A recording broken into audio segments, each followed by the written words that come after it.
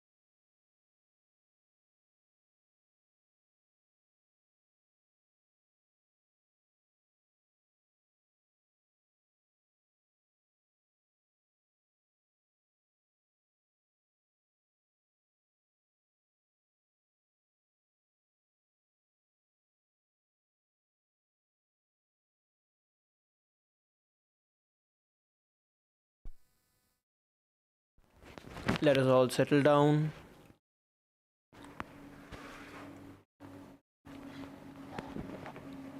Please sit with your head neck. Please sit with your head, neck and spine in a straight line.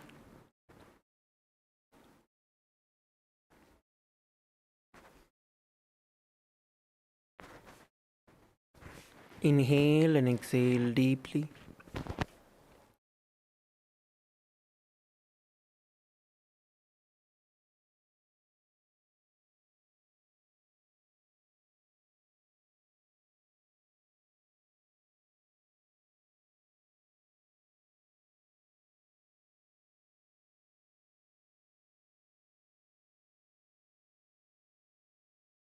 Bring your hands in front of your heart in the Anjali Mudra.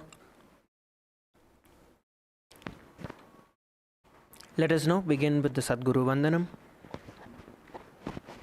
Nithyanandam Paramasukhadam Kevalam Jnanamurtim Dvandvatitam Gagana Sadrisham Tattvamasyaadhilaksham Ekam Nityam Vimalamachalam Sarvadhi Sakshibhutam Bhavatitam Trigunarahitam Sadguruntam Namami.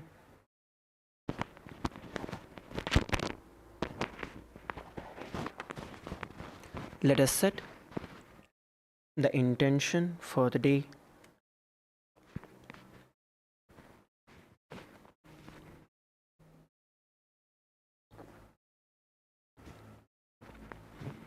Visualize how you want your entire day to be.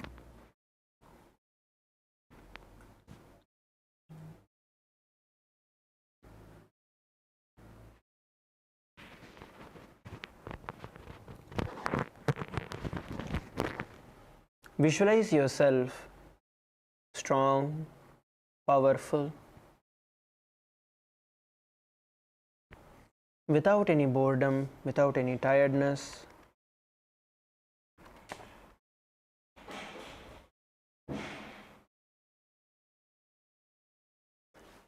Being able to manifest any reality that you want.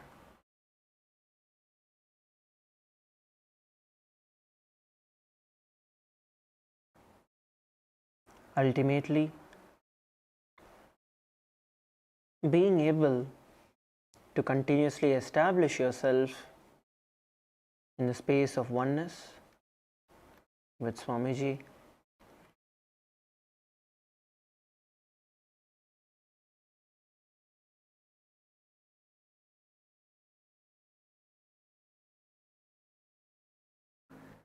From the same space, let us chant the Shivamula mantra 11 times. Om Ham Hom Shivaya Namaha. Om Ham Hom Shivaya Namaha. Om Ham Hom Shivaya Namaha. Om Ham Hom Shivaya Namaha. Om Ham Hom Shivaya Namaha. Om Ham Hom Shivaya Namaha. Om Ham Hom Shivaya Namaha. Om Ham Hom Shivaya Namaha. Om Ham Hom Shivaya Namaha.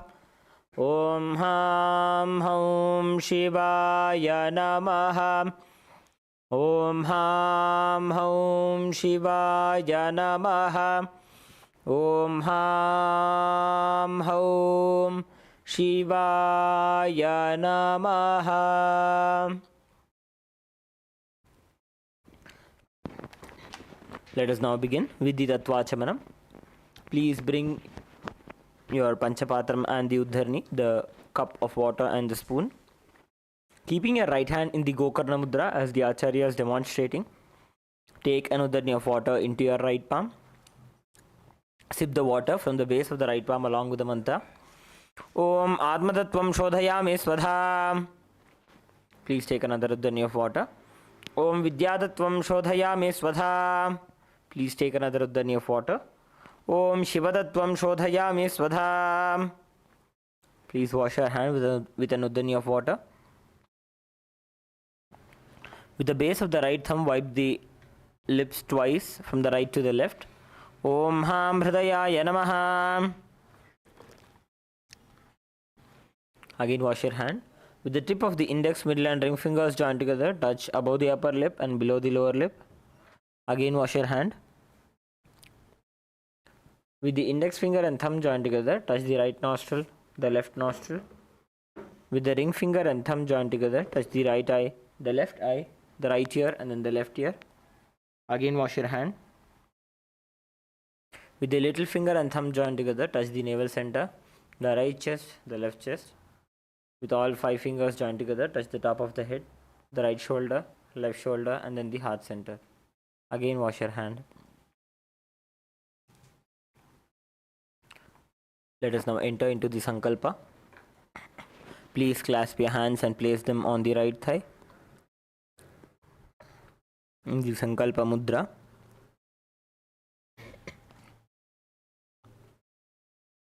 Om Mamopata Samasta Duridakshayadvara Bhagavat Sri Nithyananda Paramashiva Prityartham Sri Nithyanandeshwari Paramashiva Shakti Sameta Sri Nithyanandeshwara Paramashiva Prityartham Cha Shubhe Shobhane Muhurte Adya Brahmanaha Dvitiya Parardhe Sri Shvetavaraha Kalpe Vaivasvatamanvantare Ashtavimshatitame Nitya Yuge Prathame Pade Jambudvipe Bharatavarshhe Bharatakhande Meroho Dakshine Parshve Shakabdhe अस्मिन् वर्तमाने व्यवहारिके प्रभवादीनां षष्ट्याः संवत्सराणां मध्ये विश्वावसुनाम संवत्सरे दक्षिणायने लक्ष्मीवेङ्कटेश्वर ऋतु कटकमासे कृष्णपक्षे अष्टम्यां शुभतिथौ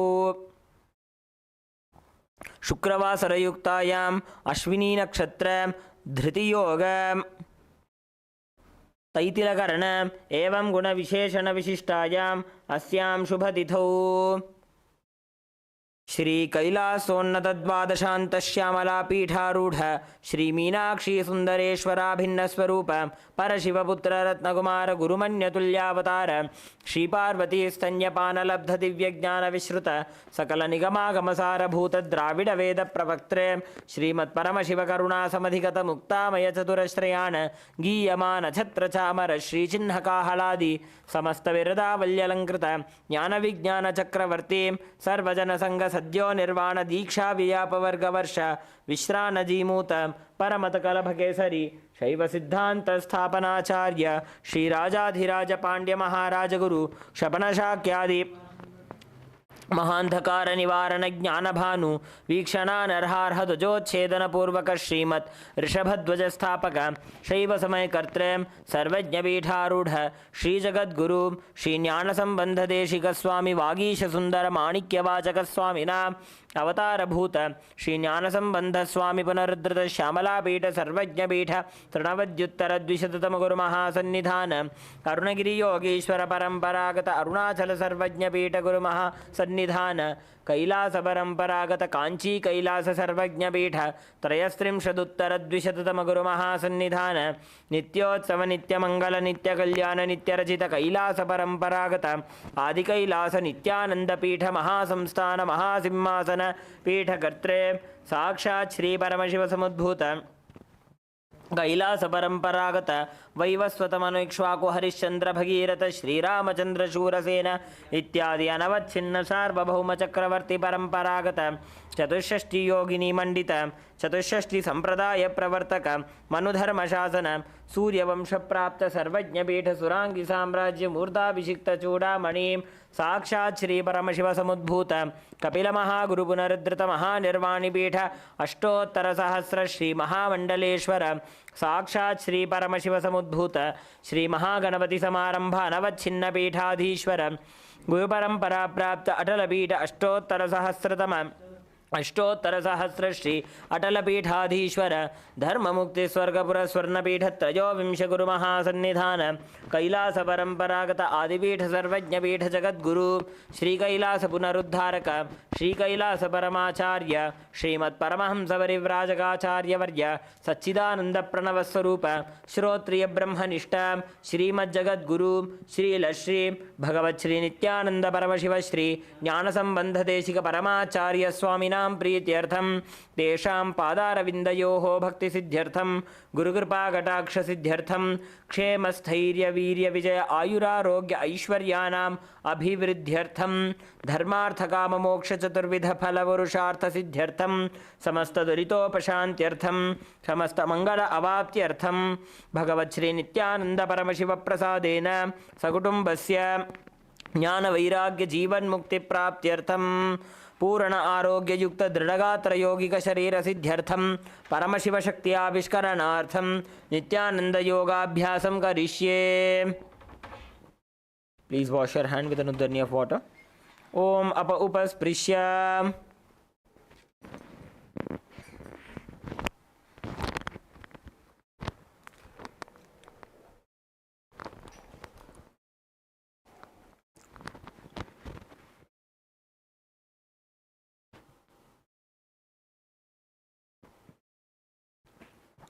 Now, please place your Panchapatram and Uddarni aside. Let us enter into the yoga. Please stand up.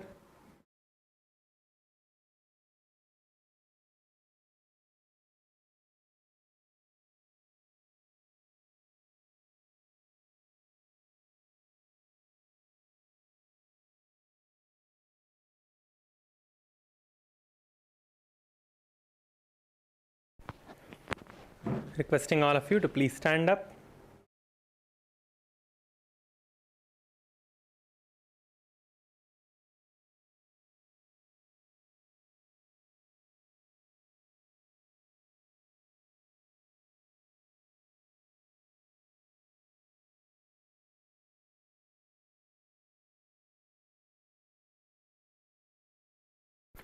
Now let us start rotating our heads. Rotate your head in the clockwise direction.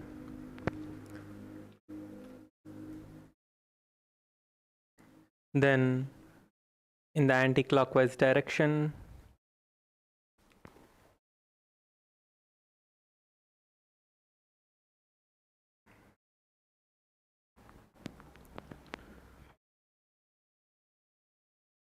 Now move your head from side to side. Left side and then the right side. Now front and back, just move your head front. Slightly press using the support from your hands. Then do the same thing towards the back as well. Slightly move your head towards the back. And then again repeat it on the front and then the back.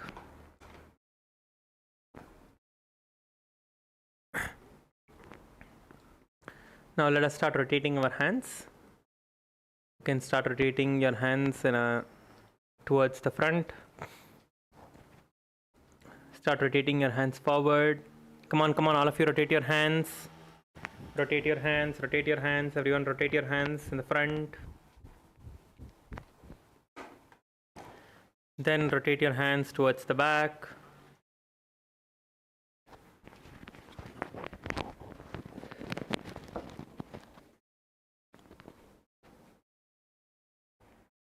You can stop now. You can bend your hands, touch your elbows and rotate your shoulders.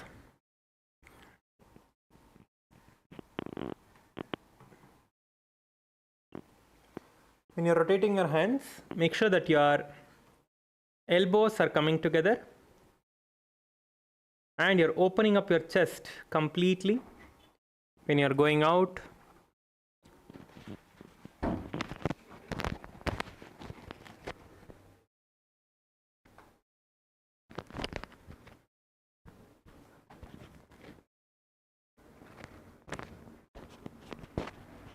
Now you can relax your hand, Let us start swinging from side to side now. Start shifting your hands and swinging from side to side. Nicely swing.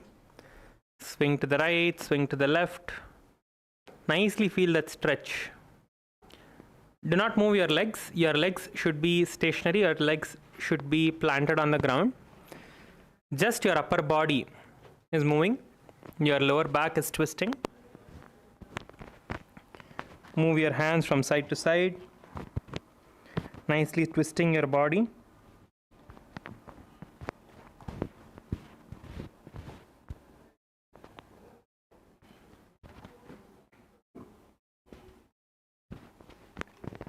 Yes, now you can relax. Now you can bend forward and down. Try to touch the ground behind you. If you can't touch the ground, you can try to go behind you. If you cannot, you can try to just get your fingers to the ground. Just try to get your fingers to the ground. If you're not able to touch the ground yet, you can just bounce up and down. Just try to bring your hands towards the ground. Try to touch the ground with your fingers. Try to touch the ground with your fingers and bounce up and down. Yes, you can come up now. Now you can hold on to your hips and bend backwards. Just slightly bend backwards. Drop your head back and nicely bend backwards, pushing your hips forward with your hands. Nicely bend backwards as much as you can. Yes, you can stand up now. Now interlock your hands above your head and stretch your hands towards the sky. Stretch your hands up towards the sky as much as you can. Come on, all of you, stretch your hands up. Up, up, up. Nicely stretch your hands. Try to touch the sky. Try to reach the sky.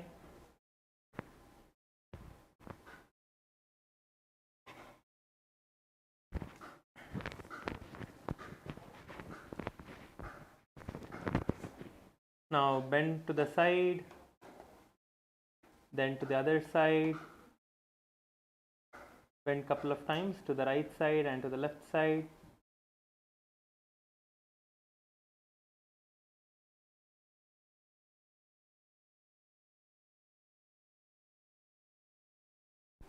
Now again bend to the other side and nicely twist your body.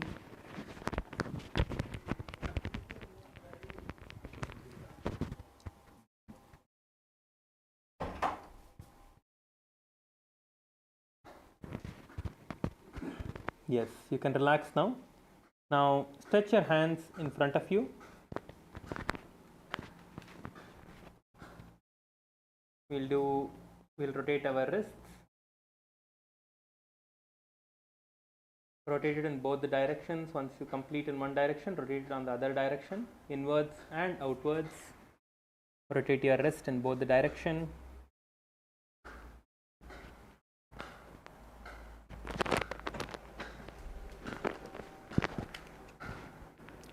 Make sure when you're rotating, you are stretching it out completely as you rotate. Now, pull your wrist towards you on either of the directions. Pull your wrist towards you and behind you. Switch hands as you're doing it.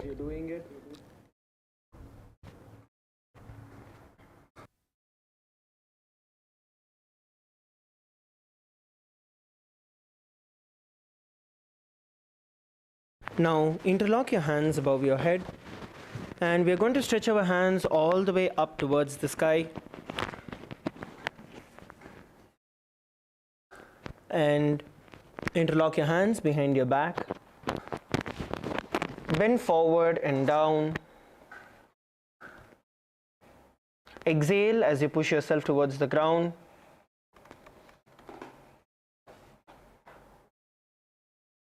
Exhale as you push yourself towards the ground.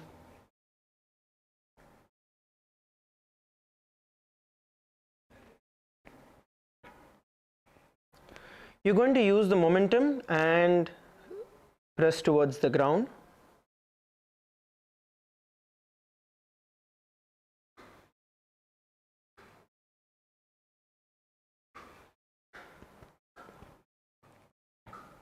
And relax. Let us move forward now. We're going to start off by rotating our hips. Start rotating your hips in the clockwise and then the anti-clockwise direction.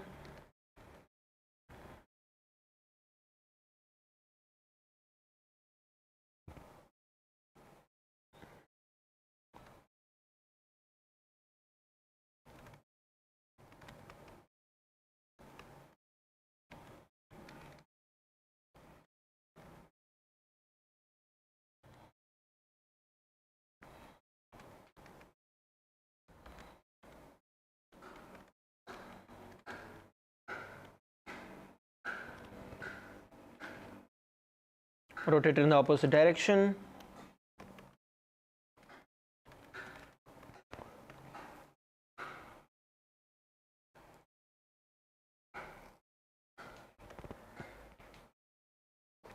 And relax. Now move forward with rotating your knees.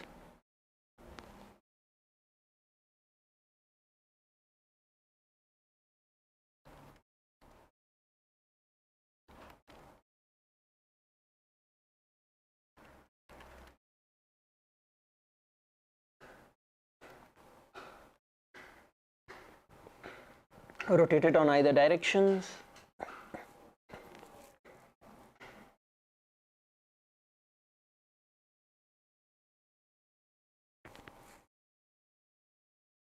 And relax. Let's move forward to rotating our feet one foot at a time. Lift one foot and start rotating it.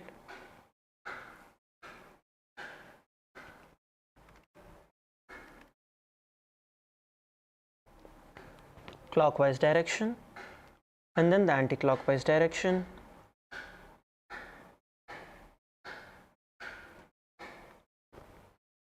And switch your feet and you're going to repeat the same.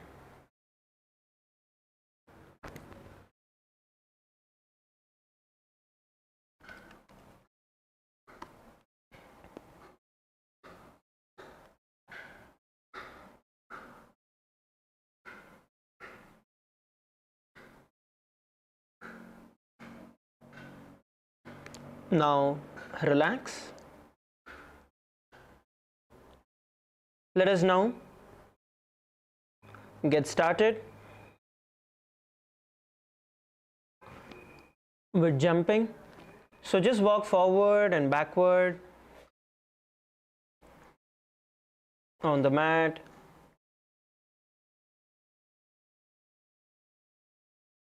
Just walk forward and backward on your mat. Shake out any joints that is still feeling tight. We're going to get into jumping.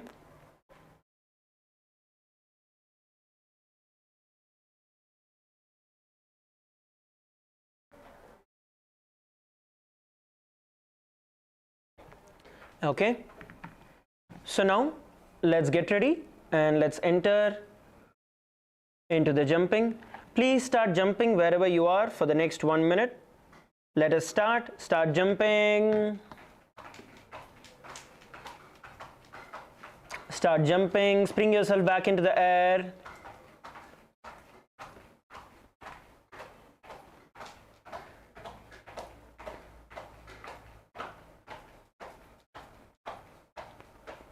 Come on, we are 20 seconds in, 40 more seconds to go.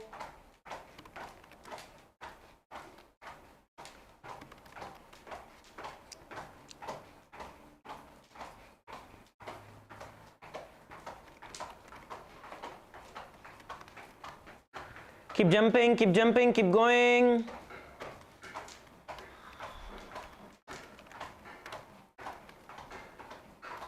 Come on, last 10 seconds.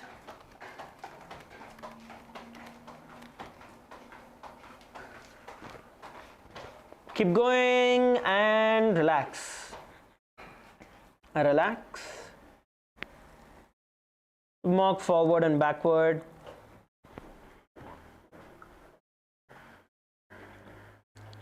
walk forward and backward. We are going to be visualizing ourselves as a skeleton in our inner space.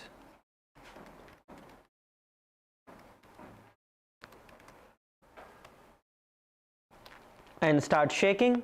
Let us enter into the skeleton dance.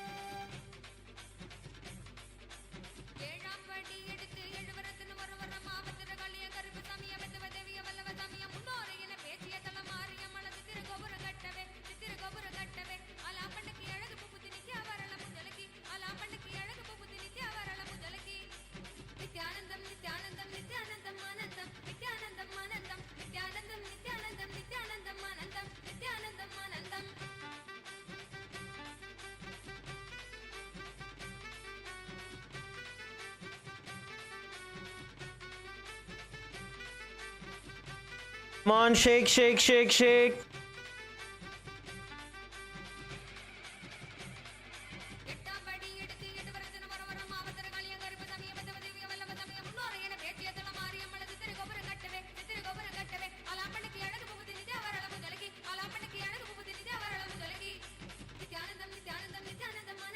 Come on, move your hands, move your legs.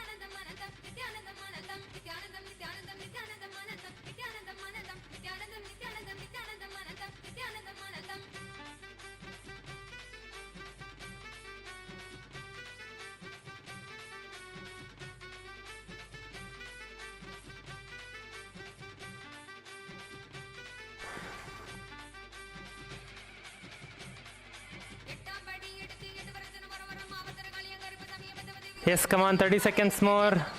Move your body, move, come on, move your hands, move your legs. Move around, be intense.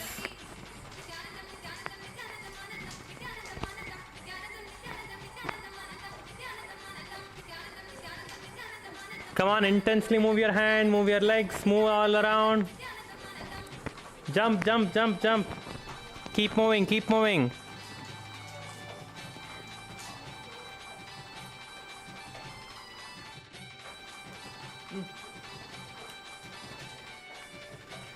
Yes, last 10 seconds. Last 10 seconds. Come on, intense, intense.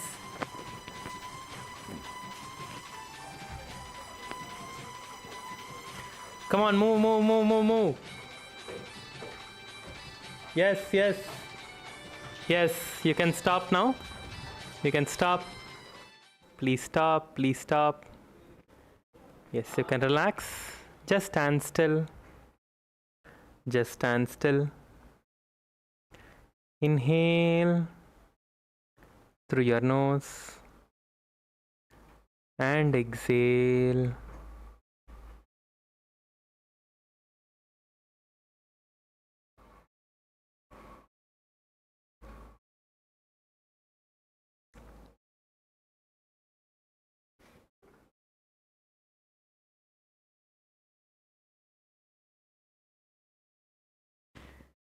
See that the breath that you're inhaling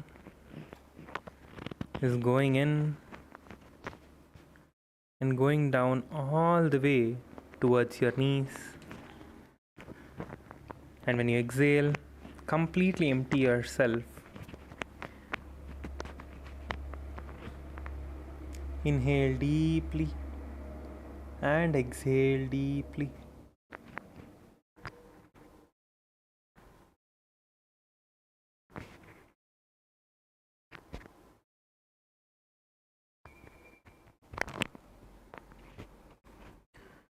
Inhale deeply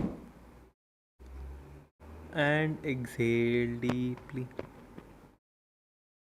Feel the energy pulsating in your fingertips and the energy coursing through your entire body. Just stand still.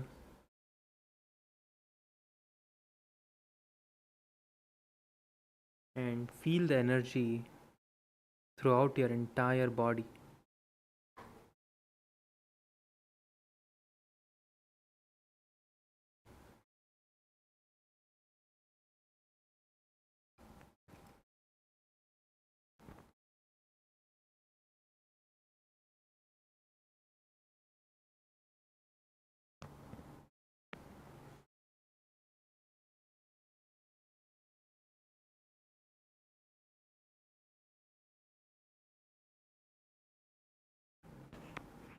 Now, please be seated.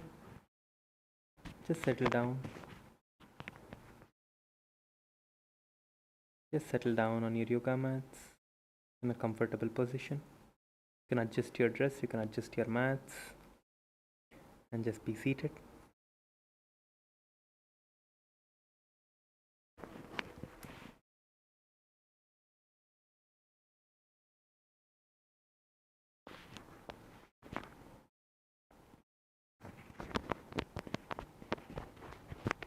Just adjust and be seated. Sit in a comfortable position for a few moments and let yourself settle down. Let that energy settle down in you.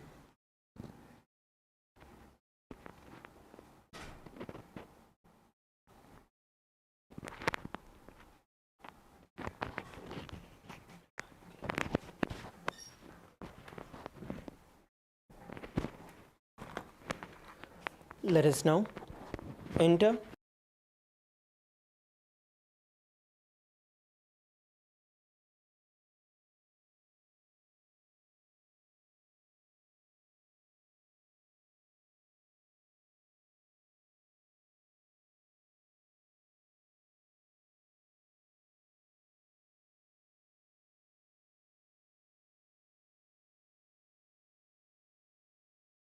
into the yoga, continuing the Tritiya Vinyasa Krama from where we stopped. We are going to be performing the Jnanasana. So for you to enter into the Jnanasana, this time place the sole of your right foot at your groin center and place your left foot, bend it backwards, bringing your feet towards the side of your hip. And place your hands on your respective knees. Please place your hands on your respective knees.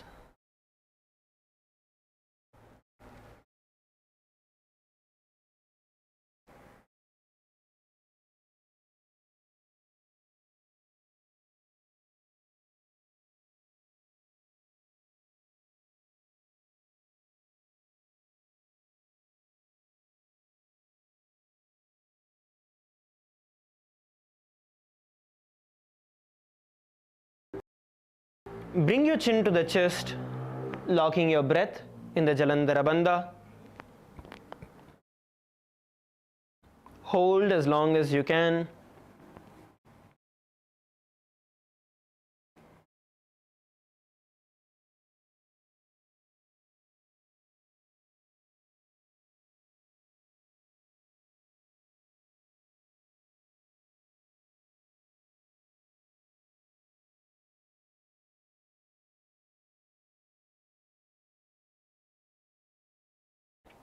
Hold as much as you can and relax. Continue to perform the Mahamudra Bandha.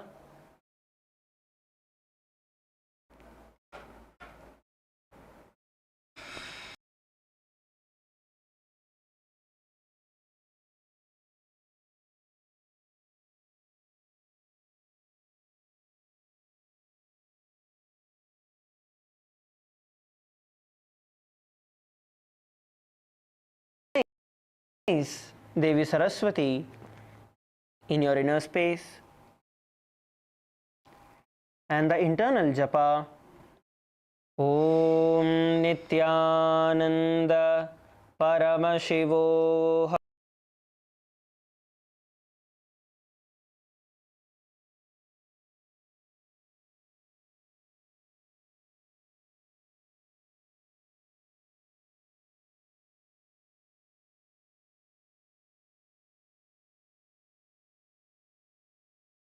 The next asana we are going to be performing is going to be Kubjikasana. You are now going to pull your right foot all the way towards your right shoulder and hold on to it with your hands.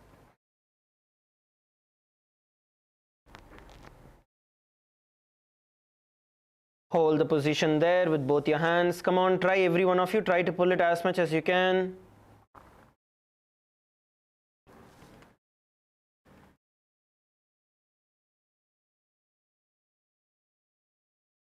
Hold the position.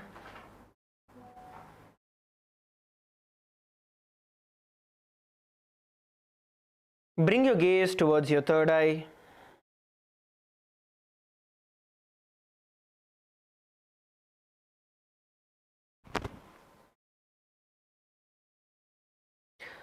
And the internal japa, Om Nithyananda Paramashivoham. अथ जठराग्निसन्दीपनं गुल्मप्लीहशूलहरकुब्जिकासनं किञ्चित्तेजशक्तिमा स्थाप्य जानुमूर्ध्वं धृत्वा. Relax. The next asana is going to be Bharadwajasana. You are now going to pull your left foot on top of your right thigh. Pull your right foot on top of your left thigh. And from here, raise your left hand and twist it all the way, holding on to your right knee. And hold on to your right leg with your right hand, twisting from behind the back.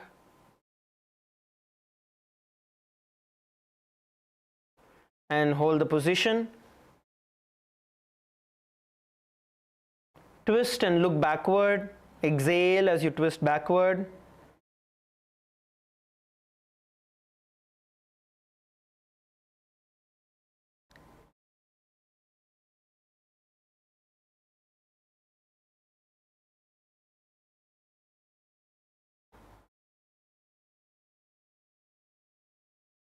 Now, visualize Lord Kartikeya in your inner space and the internal japa, Om Nithyananda Paramashivoham.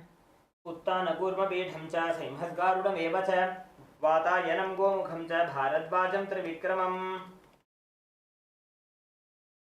Relax.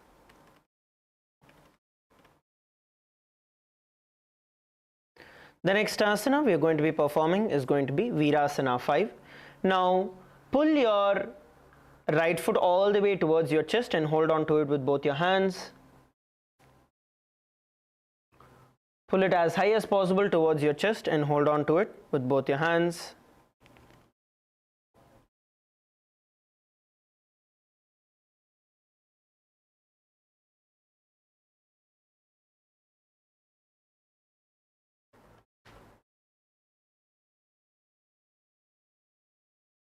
Now continue to perform the Samakumbhaka. Inhale and exhale.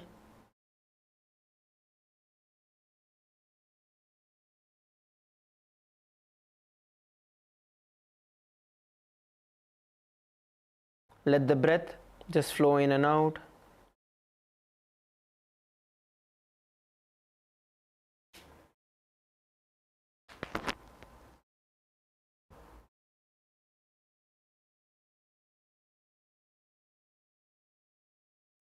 Now visualize Swamiji in your inner space and embody the state and space of bravery in your inner space and the internal japa, Om Nithyananda Paramashivoham.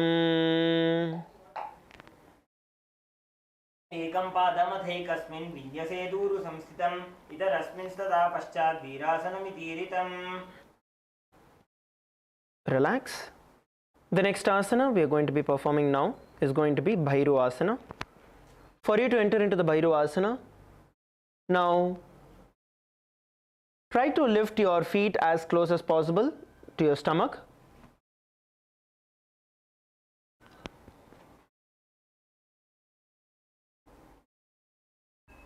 And once you place it as high as possible, then raise both your hands and interlock your fingers above your head.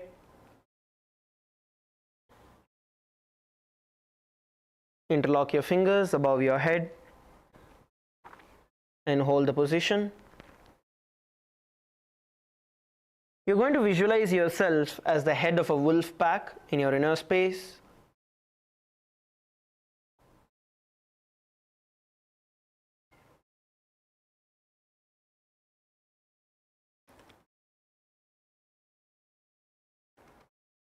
And the internal japa, Om Nithyananda Paramashivoham. मूलद्वार tick basic धरे वाम पाद गुद औंधो करे AD अग्र गुदा तरि धरे ऊर्ध्व चिति अंगुष्ठ धरि करे. Relax. The next asana we are going to be now performing is going to be Baddha Matsyendrasana. Now, for you to enter into the Baddha Matsyendrasana, put your left foot onto the ground, raising your left knee, and place your right foot on top of your left thigh.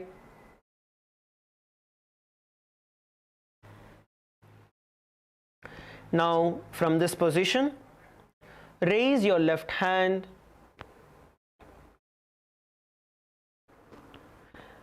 and take it backwards. You're going to twist it backward.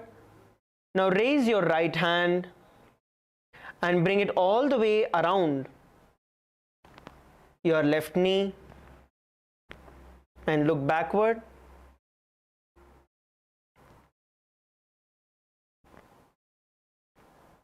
Hold the position.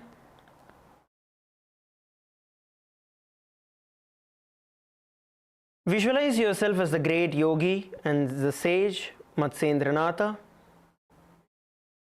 and the internal japa, Om Nithyananda Paramashivoham. मत्स्येन्द्रपीठं जठर प्रदीप्तिं प्रचण्ड रुक्मण्डल खण्डनास्त्रम् अभ्यासतः कुण्डलिनी प्रबोधं दण्डस्थिरत्वं हितदादिपुंसां पार्श्वाभ्यां धृत्यते यास्तु पार्श्वमत्स्येन्द्रमुत्तमं करेण बन्धयेत् तत्तु बद्धमत्स्येन्द्रमासनम्. Relax. The next asana we are going to be performing is going to be Baddha Konasana. Now bring both your soles of your feet together and bring it close to your perineum.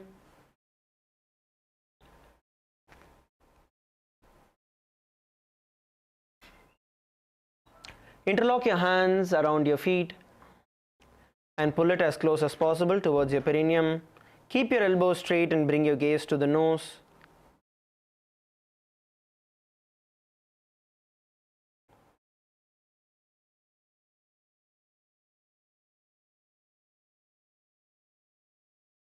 Bring your gaze to the nose.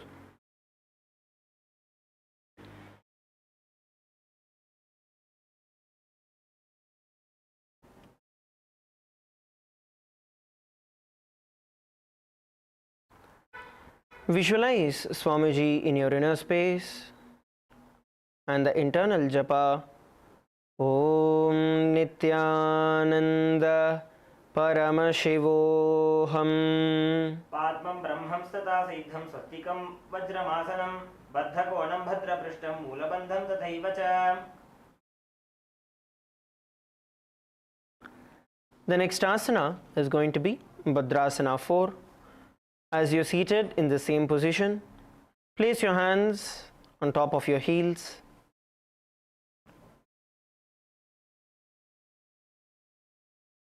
Your right hand on top of your left hand and place it on top of your heels.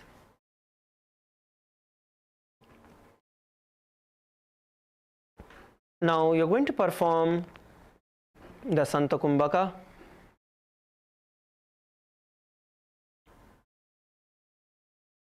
Inhale and hold the breath inside you, engulfing your entire body, and then slowly exhale. Continue to perform the Santa Kumbhaka.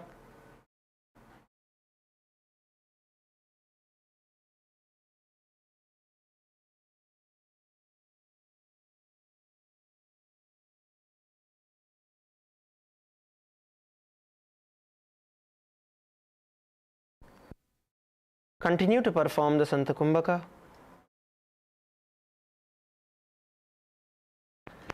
Visualize yourself as Lord Veerabhadra in your inner space, and the internal japa Om Nithyananda Paramashivoham.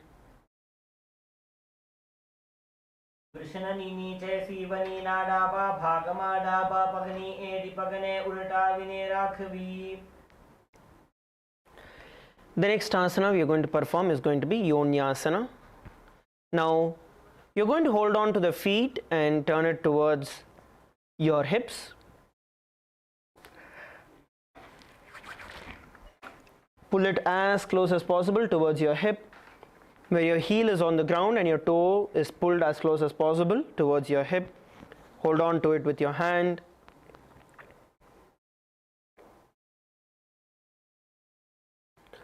Hold the position.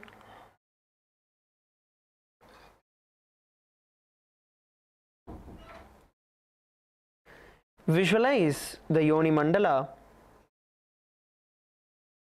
in your inner space, and the internal japa Om Nithyananda Paramashivoham. पादौ सम्मील्य पादाग्रे अधरे पार्श्वलिङ्गादतः आनीय पादतलयोः संविशेत् योन्यासनं भवति. Relax. The next asana we are going to perform is going to be Bhadra Gorakasana, Gorakshasana Bhadrasana. Continue to be seated in the same position and perform the Mahamudra Bandha. You're going to inhale, hold the breath in Jalandhara Bandha, and then exhale, pulling your stomach in and up into the Uddiyana Bandha. Please continue to perform the Santakumbhaka with the Mahamudra Bandha.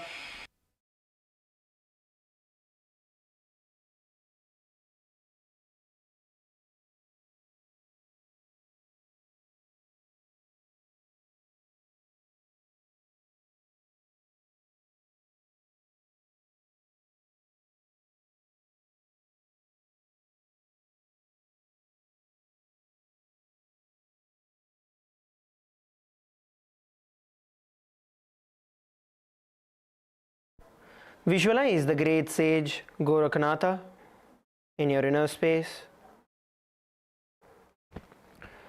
and the internal japa Om Nithyananda Paramashivoham.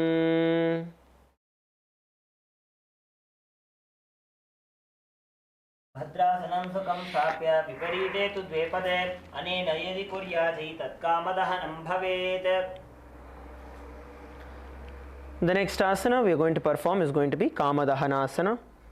Now sit on your knees and bring your feet behind you.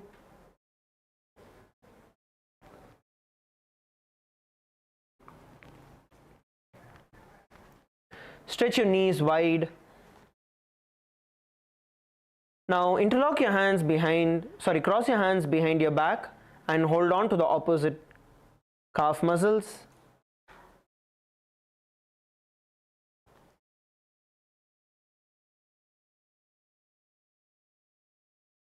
Cross your hands behind your back.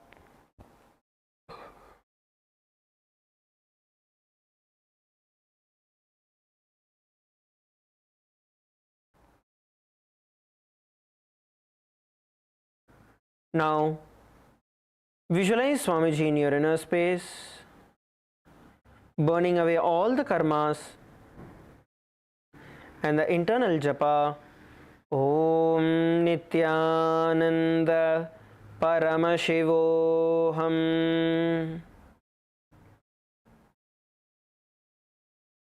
भद्रासनं सुखं स्थाप्य विपरीते तु द्वेपदे अनेन यदि कुर्यात् तत्कामदहनं भवेत्.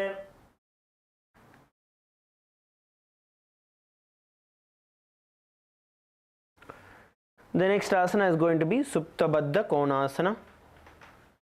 Now you're going to be pulling your feet into the Bhadrasana position, which is bringing your feet close to your perineum in front of you. And from there, pull your feet closer to your stomach, as close as possible towards your stomach.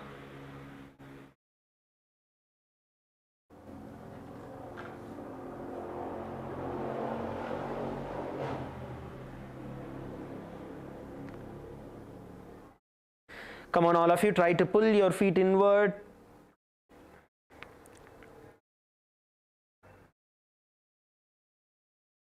Try to pull it inward, placing it on your stomach.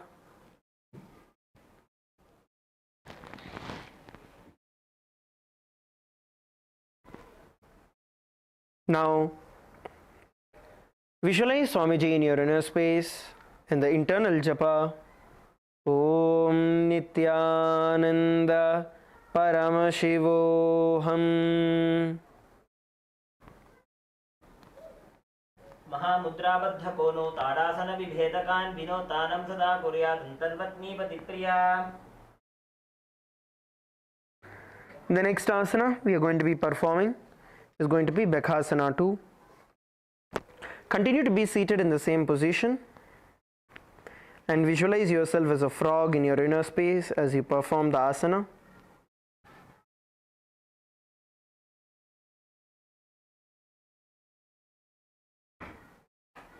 And hold the position.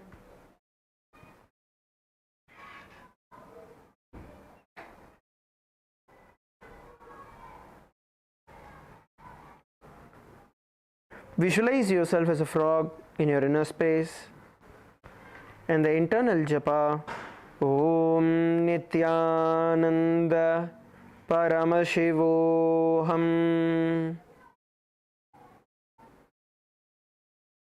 ध्यायेद्धिचित्पदं भ्रान्तमासनस्थसुखाय च इति सर्वाङ्गमुत्तोल्य गगने खेचरासनं महाभेकासनं प्रोक्तं सर्वसिद्धिप्रदायकं महाविद्यां महामन्त्रं प्राप्नोति जपतीयः.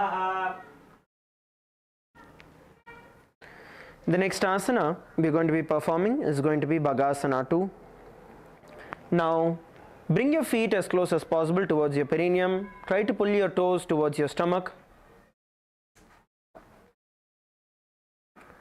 Hold on to it with one hand and place the other hand on your knee and sit straight.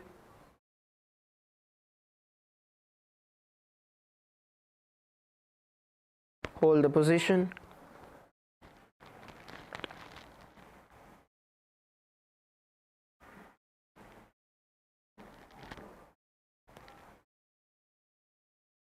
Visualize Swamiji in your inner space and the internal japa.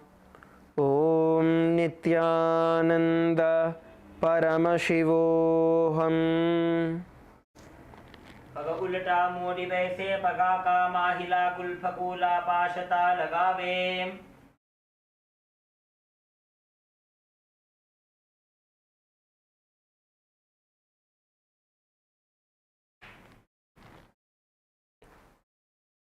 Now,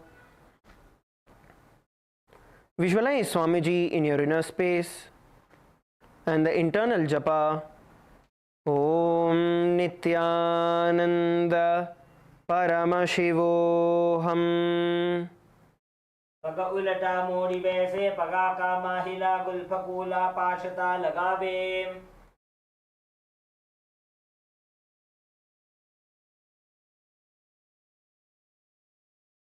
Relax.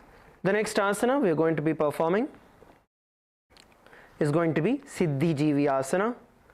Now, place both your hands on both your knees, on your respective knees, and perform the Mahamudra Bandha. Inhale through your nose. Bring your chin to the chest.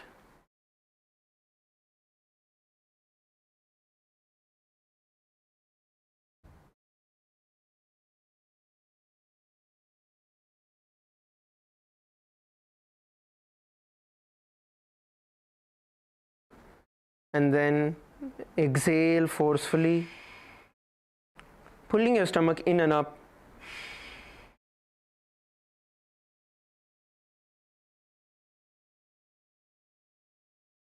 And then relax and repeat.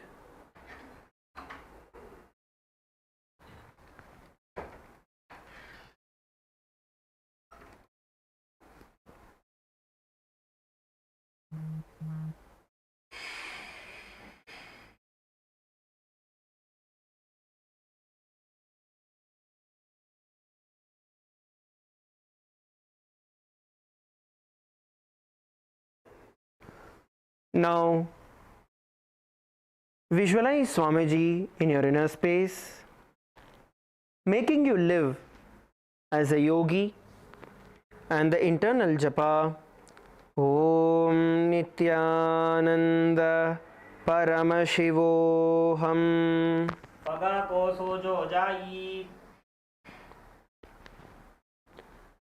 The next asana we are going to be performing is going to be Panipatrasana. Let's enter into the Panipatrasana. Now bring the outsides of your feet together as close as possible towards your navel center.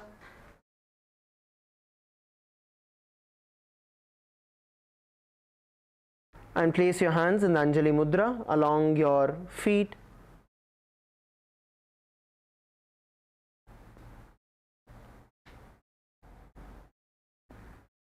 And hold the position.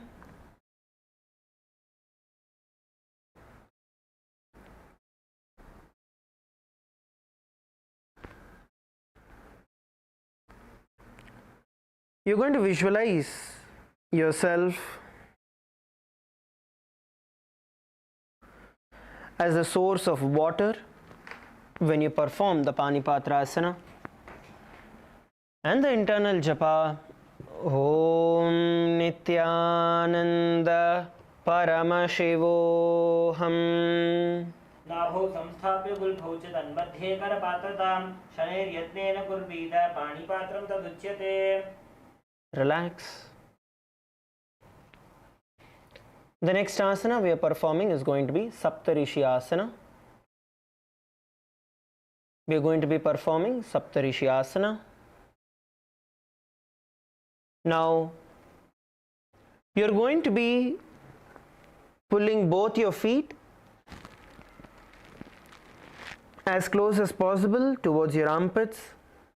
So, try to lift one foot at a time to place them under your armpit.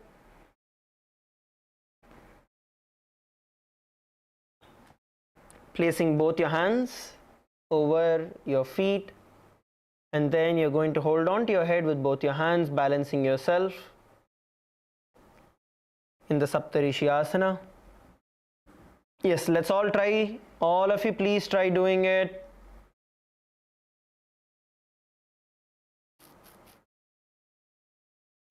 All of you try to do the asana. Try to pull one foot at a time.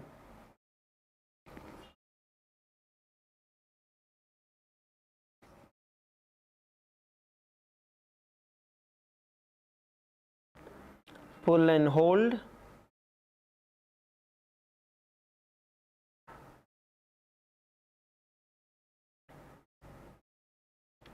Pull and hold it.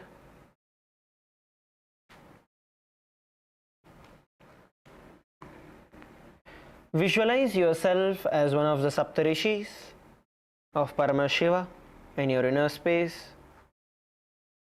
and the internal japa Om Nithyananda Paramashivoham.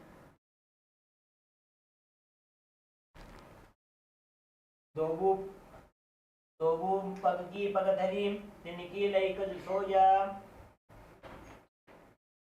Relax. The next asana we are going to be entering into is the Suptyasana.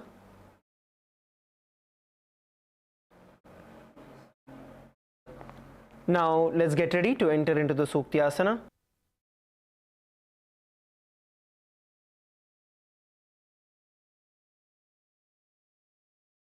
So you're going to be coming on top of your knees and then try to get your feet into Padmasana.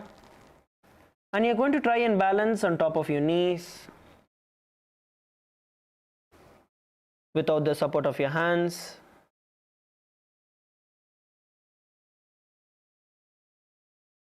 Let's all try and perform the Suptyasana.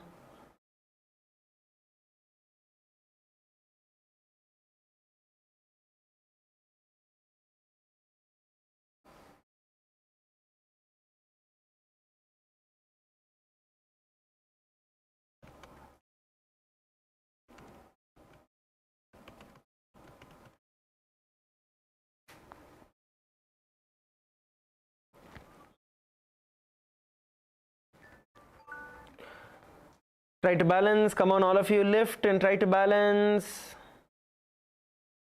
Try to balance yourself.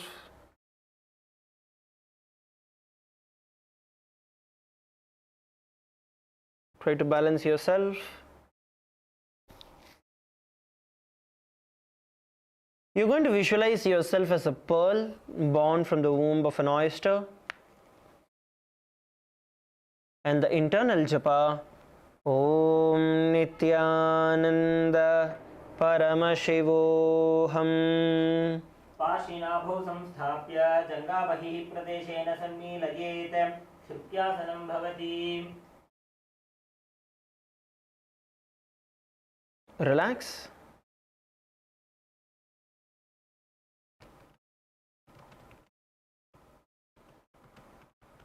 Relax. The next asana we are going to perform is going to be Sthitarasana. Now place your feet in Padmasana position. Please bring your feet into Padmasana position.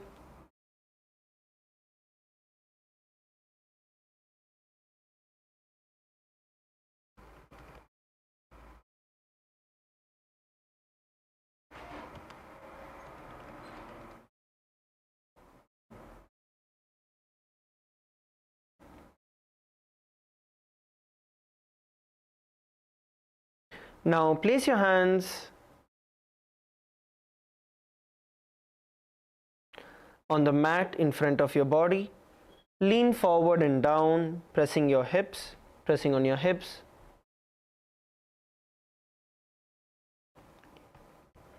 Now lift the head up, stick the tongue out and gaze at your third eye.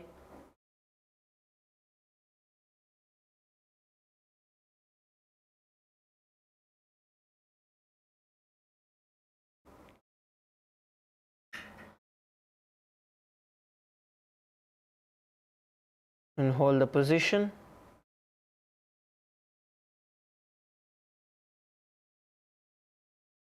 Hold the position.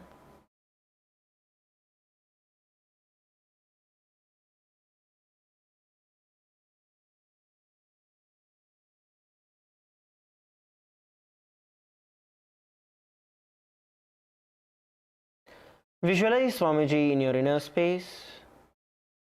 And the internal japa, Om Nithyananda Paramashivoham. अर्थातपलोढिवादिने बेसमूते शिष्टासनकहेवा यथे. The next asana we are going to be performing is going to be Ambujasana. Sit in Padmasana. Bring your hands on your knees. Now let's perform the Kakachanchukumbhaka along with the Uddiyana Bandha. Bring your mouth in the shape of a crow's beak. Inhale through your mouth and exhale through your nose. And pull your stomach in and up into the Uddiyana Bandha.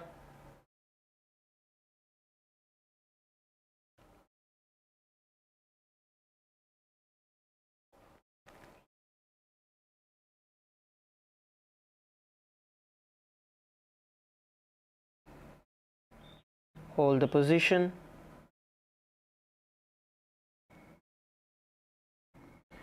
Continue to perform the Kakachanchukumbhaka along with the Uddiyana Bandha.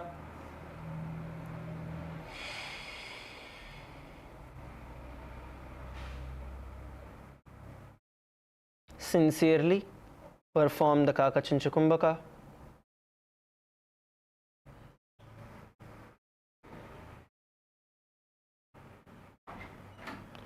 And the internal japa, Om Nithyananda Paramashivoham.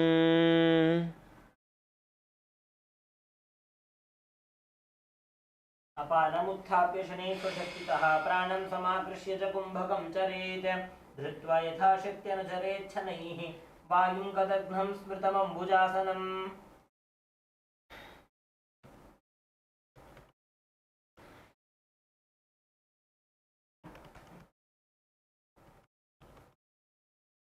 The next asana we are going to perform is going to be Kamalasana. You are now going to hold on to your opposite knees, cross your arms and hold on to your opposite knees.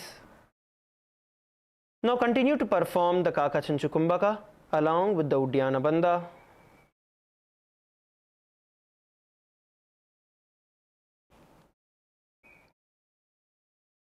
Perform the Kakachanchu Kumbhaka along with the Uddiyana Bandha.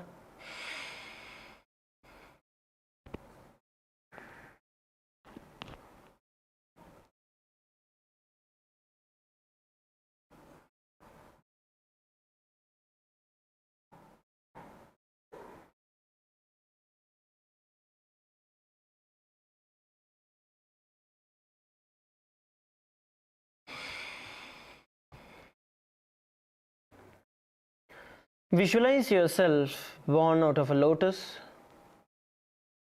and the internal japa Om Nithyananda Paramashivoham.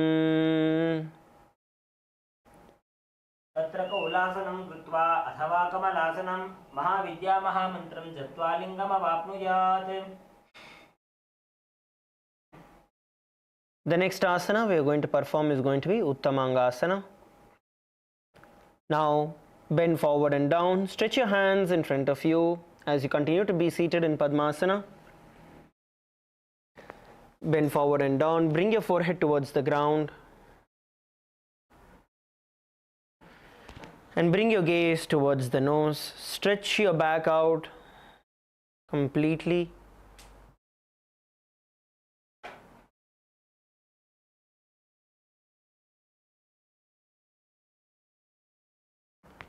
Stretch your back out completely.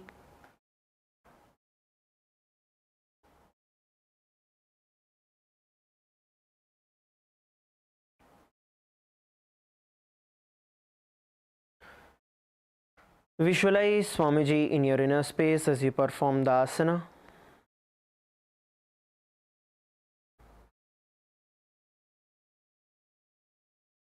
And the internal japa Om Nithyananda Paramashivoham. चित्वै तदासने मन्त्रे अधश्चेष्टः करोति चेत् उत्तमाङ्गासनं ज्ञेयं योगीनामतिदुर्लभम्. Relax, slowly come back to a seating position. Place your hands on top of your head and look towards the right side. As you perform the Padmasana 5, gaze towards the right.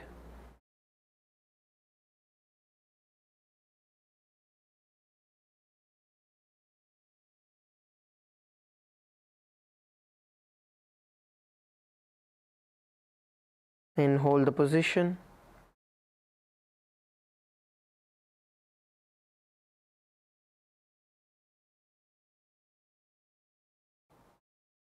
Now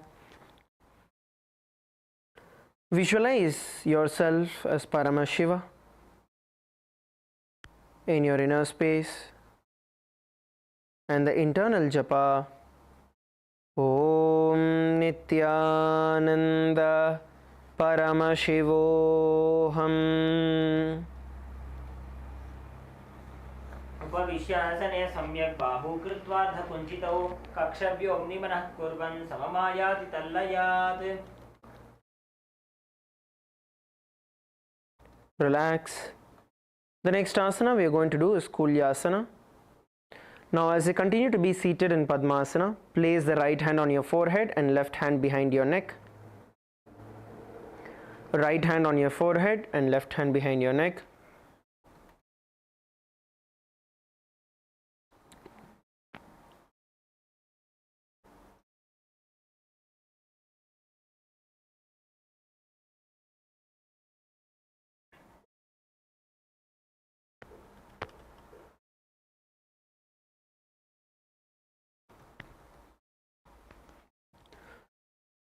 Visualize a river of Shakti, energy flowing into you through your Sahasrara chakra as you perform the Kulyasana.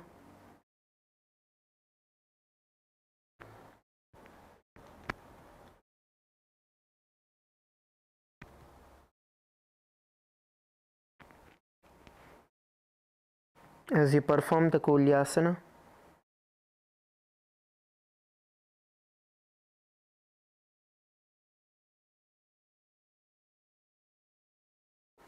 Have the internal japa. Om Nithyananda Paramashivoham. अथ कुल्यासनं वक्षे यत्कृत्वा कौलिको भवेत् एकहस्तं मस्तकस्थोऽधशीर्षभिन्नगेकरम्.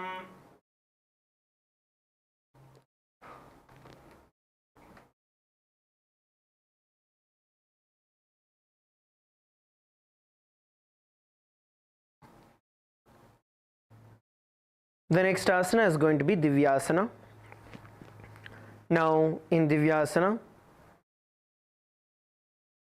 wrap your hands behind your back as you continue to be seated. You're going to hold on to your opposite elbows behind your back.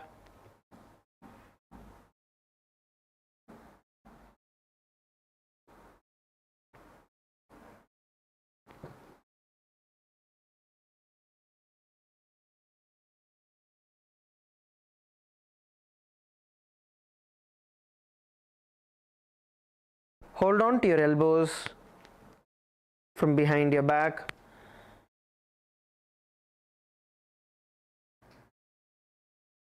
Now from here, bend forward and down, bringing your forehead towards the ground.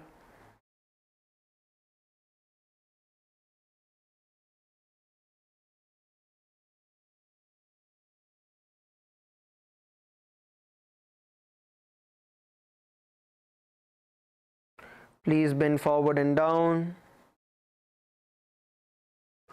Bring your forehead to the ground.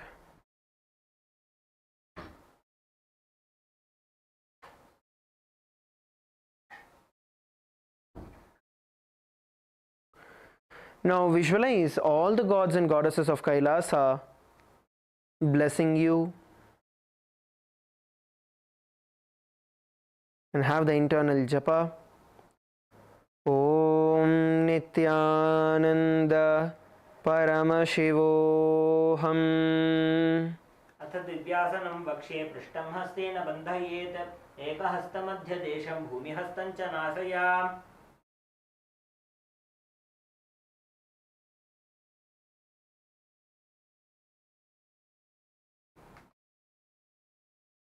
The next asana we are going to perform is going to be Padmasana 5 on the other side. As you continue to be seated in Padmasana, place your hands above your head and look at your left side. Turn towards the left.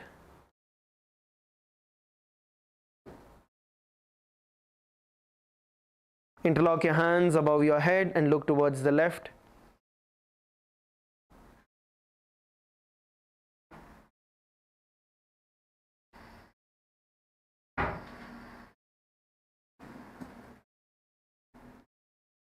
Hold the position.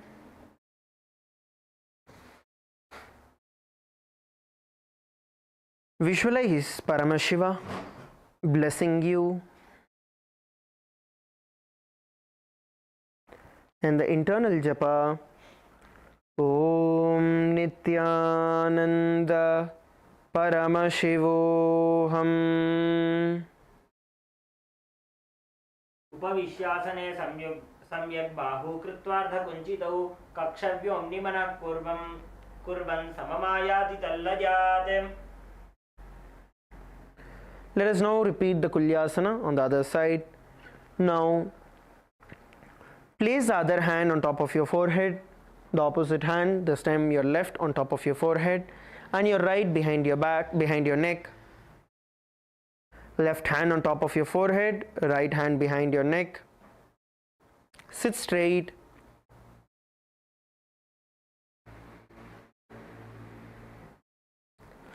Visualize a river of Shakti, energy, flowing in through your Sahasrara chakra.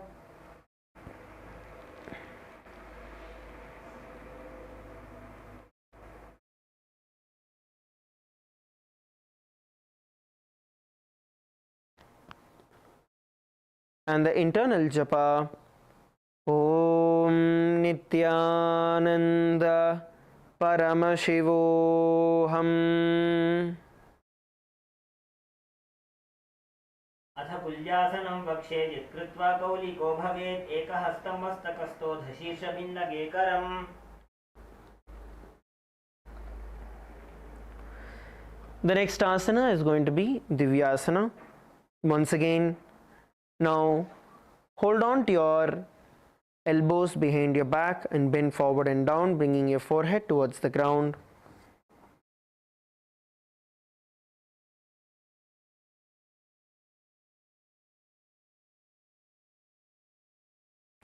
Hold on to your opposite elbows behind your back and bend forward and down.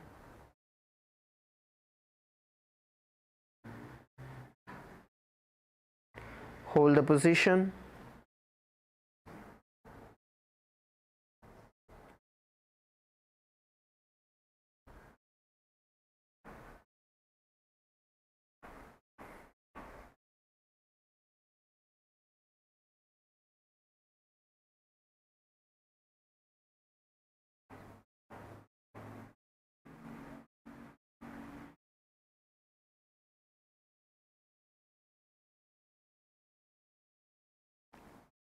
Now, visualize all the gods and goddesses of Kailasa blessing you, and the internal japa Om Nithyananda Paramashivoham.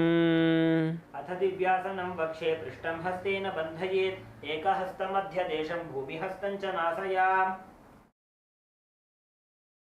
Relax. Slowly come back to a seated position. We are now performing the Pavanasana. As you continue to be seated in Padmasana position, place your hands on top of your navel center, one on top of the other, and gaze upwards, raise your head towards the top.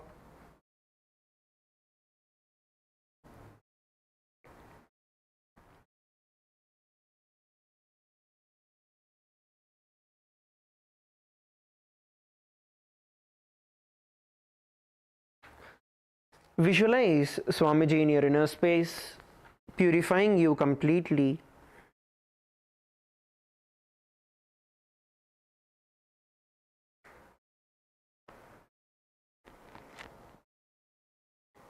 And the internal japa Om Nithyananda Paramashivoham. अथान्यदासनं वक्षे साधकानां हिताय वै पवनासनरूपो खेचरो योगिराट् भवेत्. The next asana is Valgulyasana. You are now going to be inserting your hands in the gap between your thigh and your calf muscles, and place your feet in Padmasana.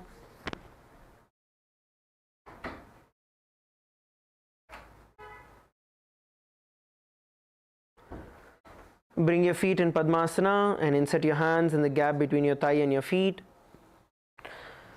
Now from here you are going to bring your thighs, your calf muscles as close as possible towards your elbows, and then bend your elbows, bringing your hand as close as possible towards your neck.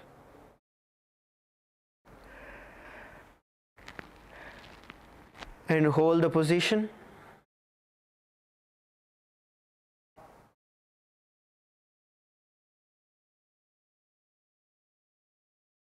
Hold the position.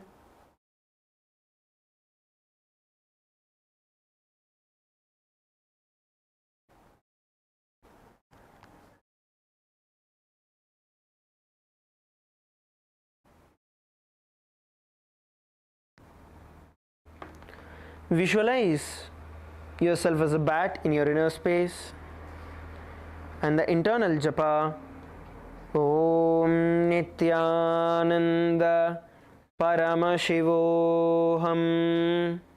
अथ भूरिभुक्तस्य पाचनं सज्जो जरामशूलादौ वल्गुल्यासनम्.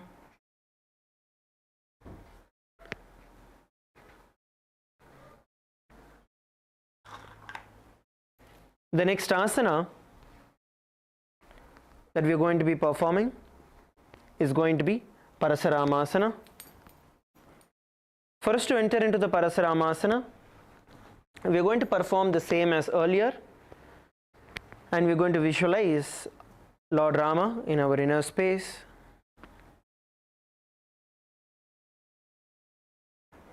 As we perform the Parasharamasana. If you're not able to place your legs in Padmasana, you can just cross your ankles and repeat the same. Just cross your ankles and repeat the same.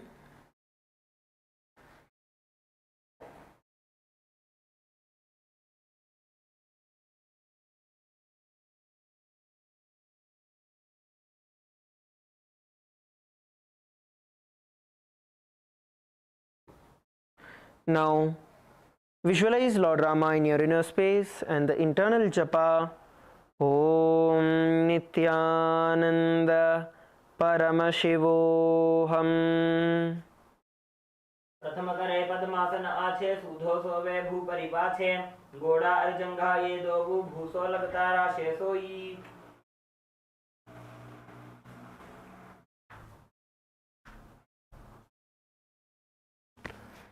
The next asana we are going to perform is going to be Garbha Pindasana. Now continue to get back and be seated in the same position. We are now going to perform the Ujjayi Pranayama, which means you're going to inhale through your nose and your mouth together. As you visualize Swamiji in your inner space. So once again, insert your hands in the gap between your thighs and your calf muscles.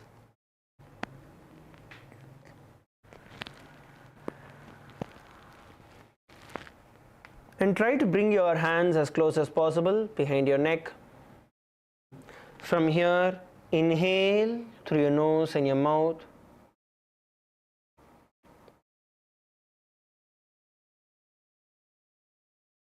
And then exhale through your nose.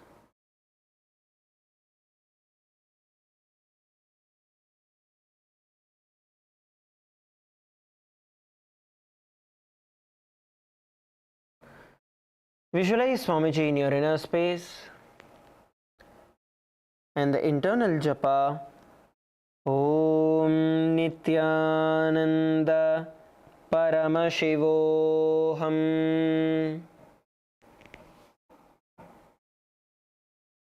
मायूरं पिञ्छमायूरं पद्मपीठसमन्वितं औकुटं गर्भपिण्डं च कौर्मं यौवनसंहकम्.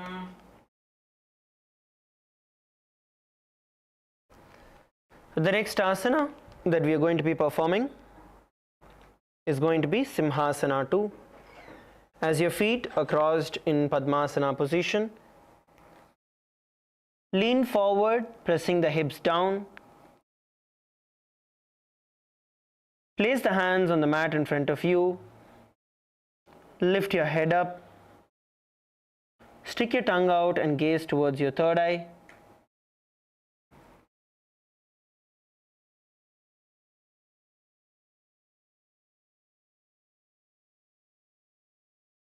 Hold the position.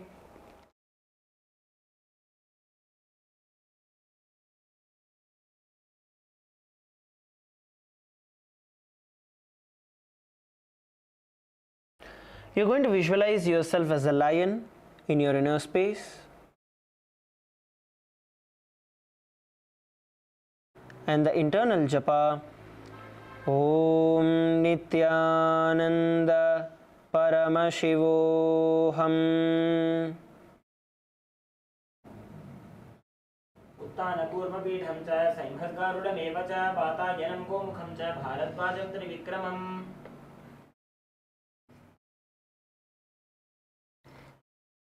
The next asana we are going to be performing is going to be Urdhva Kukutasana. Now, for you to enter into the Urdhva Kukutasana, from the Padmasana position, you are going to be placing your hands on the mat in front of you, and then you are going to slowly try to slide and lift one foot at a time on top of your hands.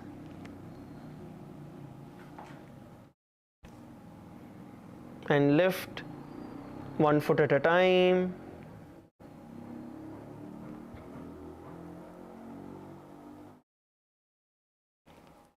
Try and hold it.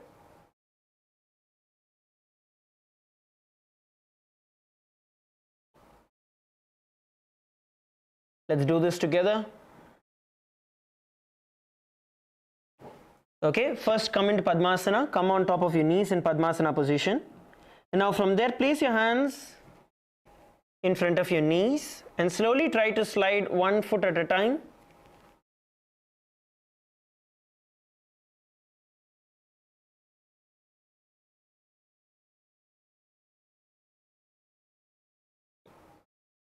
Try to lift and hold.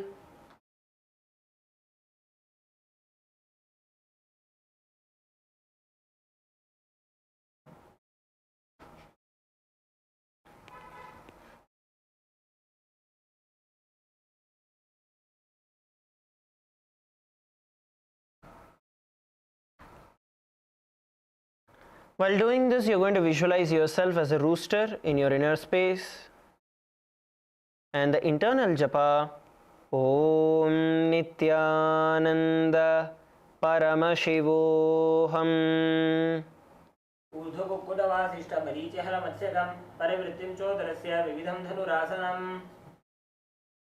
Relax.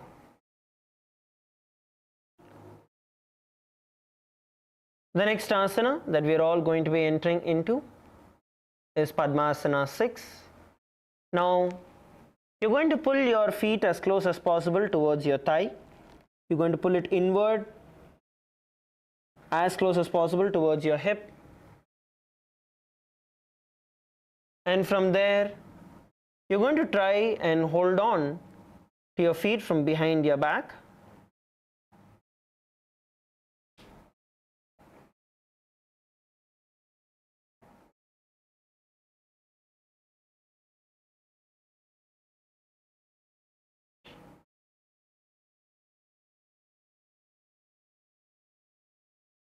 Try to hold on. Try 1 foot at a time. Try to hold 1 foot at a time.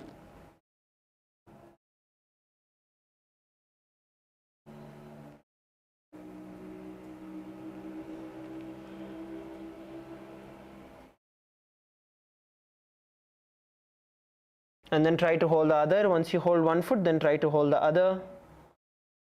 Come on, all of you, try to pull your feet as close as possible towards your hip.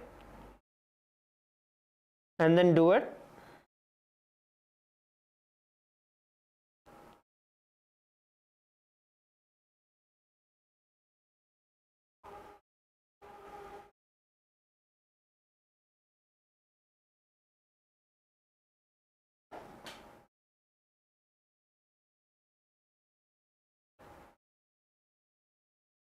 Hold the position.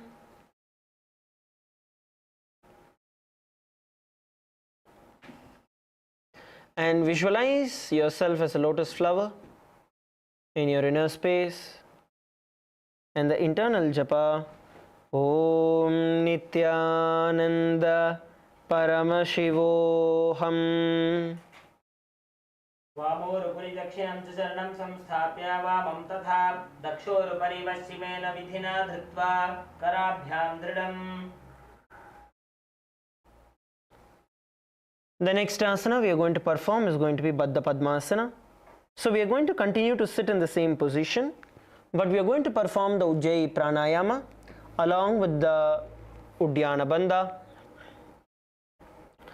So try to hold on to your ankles from behind your back. And from there, inhale through your nose and your mouth.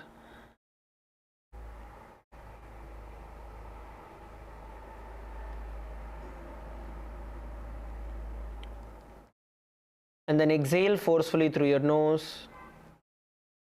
Pull your stomach in and up.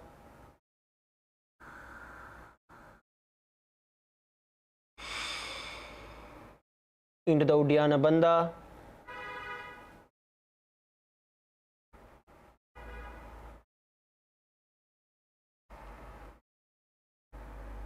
And then slowly repeat it. Visualize yourself as a lotus flower in your inner space. And the internal japa, Om Nithyananda Paramashivoham. पद्मासनं तु संस्थाप्य तदङ्गुष्ठद्वयं पुनः व्युत्क्रमेणैव हस्ताभ्यां बद्धपद्मासनं भवेत्. Relax. Now slowly lay down on your mat.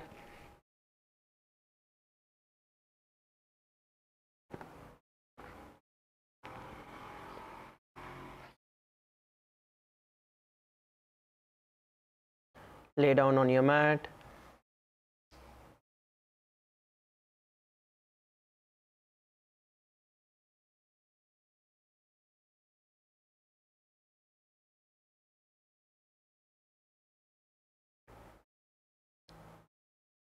Just relax.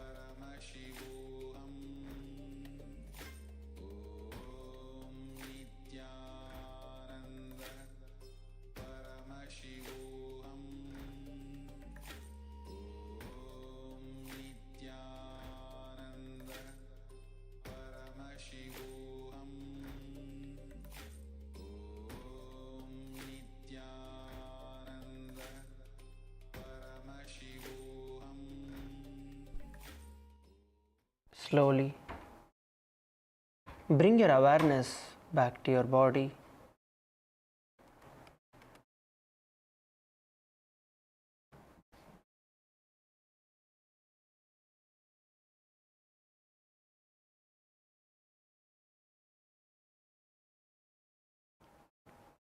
Move your hands, move your legs.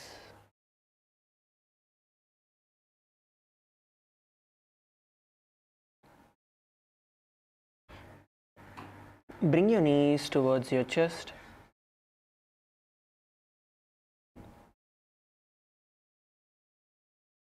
And come to a seated position.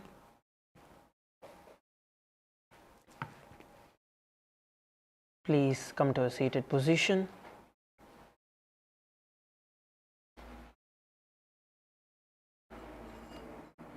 Now bring your hands in front of your heart in the Anjali Mudra. Let us end with the Purna Mantra. Om Purnamadav Purnamidam Purnat Purnamudachyate Purnasya Purnamadaya Purnamevavashishyate. Om Shanti Shanti Shanti. Harihi Om Tat Sat Sarvam Bhagavat Sri Nithyananda Paramashivapadakarpanamastu. Om Nithyanandam. Thank you everybody. Nithyanandam. Let's gather back for puja by 10 a.m. Eastern Time. Nithyanandam.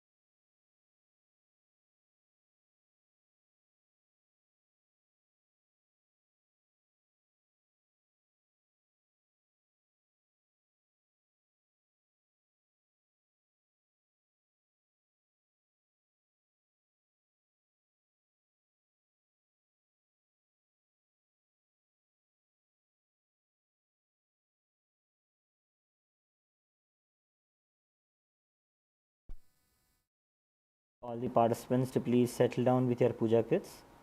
We will begin with the Guru Puja and the Paramashiva Puja in a short while. Today we will be performing the Guru Puja, the Dashopachara Puja.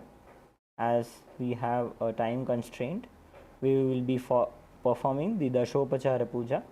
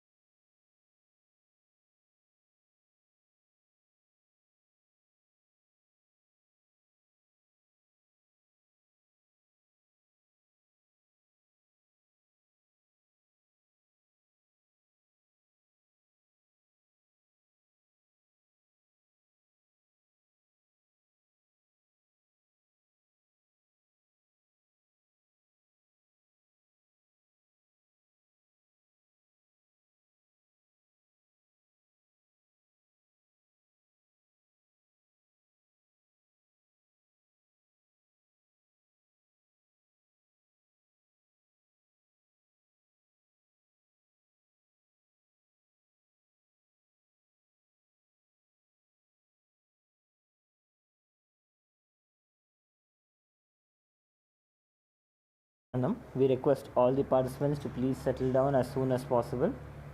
Due to time constraint, we will be offering the Dashopachara Puja only today. Please settle down.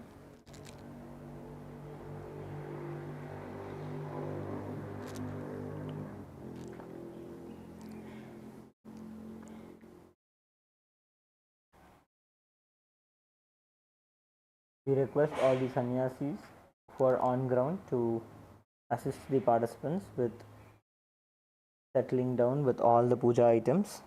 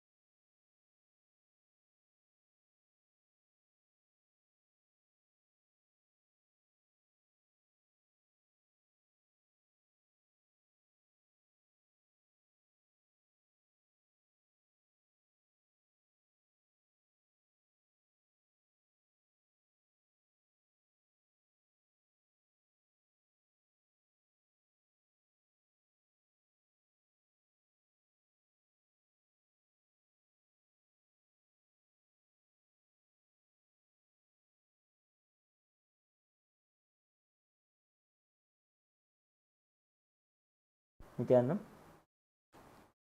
We request all the participants to please settle down as soon as possible. We will be starting the Guru Puja and the Paramashiva Puja now.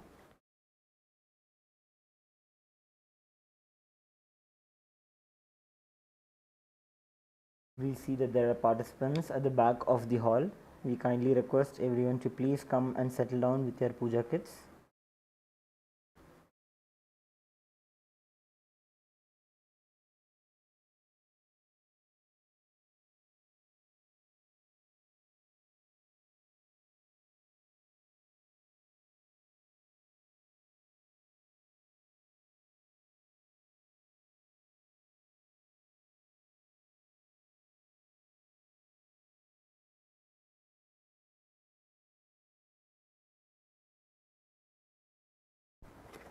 Please settle down in the space of deep restful awareness in your Ananda Gandha.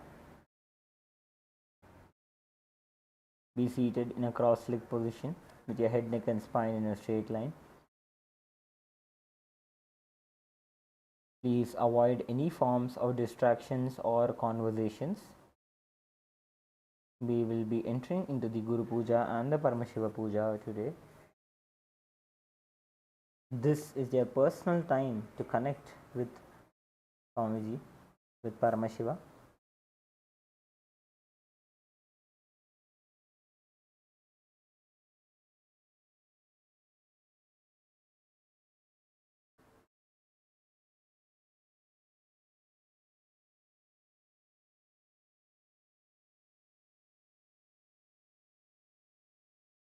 Inhale deeply and exhale slowly. Avoid any forms of distractions or conversations.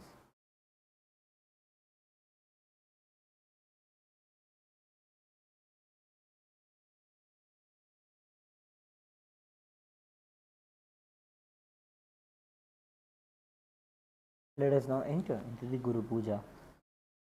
Before we begin the Guru Puja and the Paramashiva Puja today, we request all the participants to declare the following with integrity and authenticity. If you agree to the following declarations, please say yes loudly. I authentically cognize, which is internally process, understand and declare the truth that the cosmic energy exists. Yes. I authentically cognize, which is internally process, understand and declare the truth that Swamiji, Nithyanandeshwara Paramashiva, Nithyanandeshwari Paramashiva Shakti, the Guru Padukas and the Atmalinga are the Chinmaya Vigrahas, the embodiment and representation of that very cosmic energy. Yes. I authentically cognize, which is internally process, understand and declare the truth that whatever I offer to Swamiji during the Guru Puja and to Sri Nithyanandeshwara Paramashiva and Nithyanandeshwari Paramashiva Shakti during the Paramashiva Puja will reach the cosmic source of energy directly. Yes. I authentically cognize, which is internally process, understand and declare the truth of Sohamasmi, that even when I worship, I am Him. Yes. Let us enter into the Guru Puja. Please take a few flowers in your hands, hold your hands in the Anjali Mudra and offer the flowers at Swamiji's feet by the end of the mantra. Nithyanandam Paramasukhadam Kevalam Jnanamurtim Dvandvatitam Gaganasatrisam Tattvamasyavilaksyam Ekam Nityam Vimalamachalam Sarvadhi Sakshi Bhutam Bhavatitam Trigunarahitam Sadgurum Tam Namami Nithyanandeshwara Paramashiva Samarambham Nithyanandeshwari Paramashiva Shakti Madhyamam Nithyananda Paryantam Vande Guru Paramparam Lalate Tripundri Nitilakೃತ Kasturi Tilakaha Spuranmaladhara Spuritakatikaupi Navasanaha Dadhano Dustaram Shirasi Panirajam Shashikalam Pradeepas Sarvesham Arunagiri Yogi Vijayate. Now we'll be entering into the Manasa Puja. Please take a flower in your hands, hold your hands in the Kurva Mudra. Remember the presence of Swamiji in your inner space. Offer all the various upacharas, the various offerings to Swamiji within your own inner space.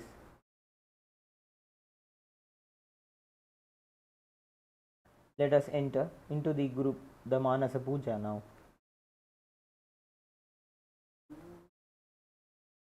ॐ हृत्पद्ममासनं दद्यात् सहस्रारच्युतामृतैः पाद्यं चरणयोर्दद्यात् मनस्तु अर्घ्यं निवेदयेत् तेनामृतेन आचमनीयं स्नानीयं तेन च स्मृतम् आकाशतत्त्वं वस्त्रं स्यात् गन्धः स्यात् गन्धतत्त्वगम् दं प्रकल्पयेत् पुष्पं धूपं प्राणान् प्रकल्पयेत् तेजस्तत्त्वं च दीपार्थं नैवेद्यं स्यात् सुधाम्बुधिः अनाहतध्वनिर्घण्टा वायुतत्त्वं च चामरं सहस्रारं भवेत् छत्रं शब्दतत्त्वं च गीतकं धृत्तमिन्द्रियकर्माणि चाञ्चल्यं मनसस्तथा सुमेखलां पद्ममालां पुष्पं नानाविधं तथा अमायाद्यैर्भावपुष्पैः अर्चयेद्भावगोचरम् अमायं मनहङ्कारम् अरागं ममदं तथा अमोहकमदम्भं च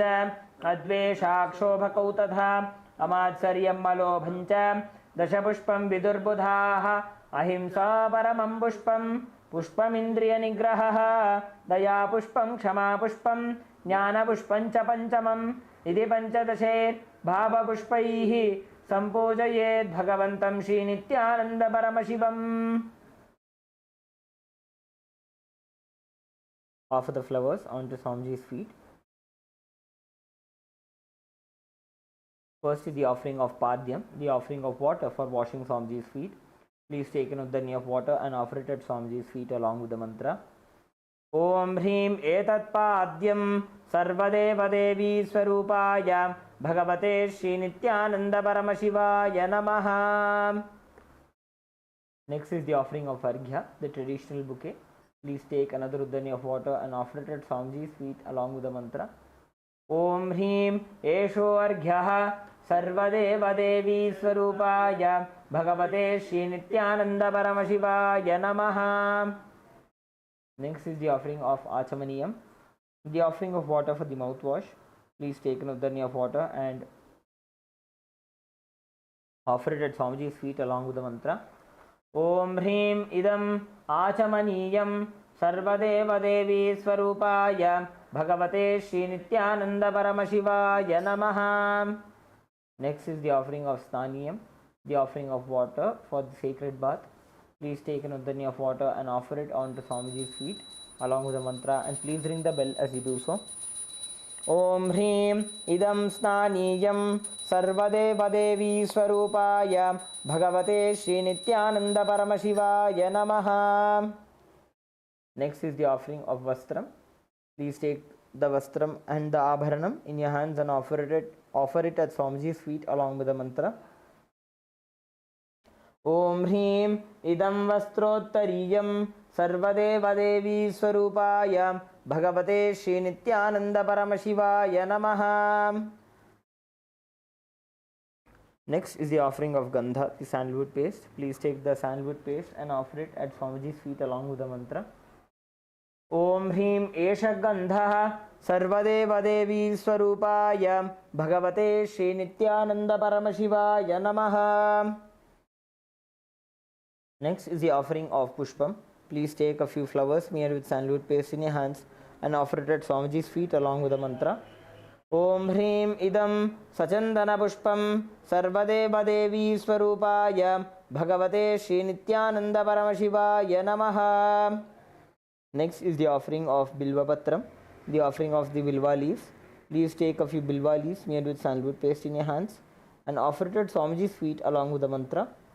Om Hrim Idam Sachandana Bilva Patram Sarvadeva Devi Swarupaya Bhagavate Shri Nityananda Paramashivaya Namaha. Next is the offering of Dhupa.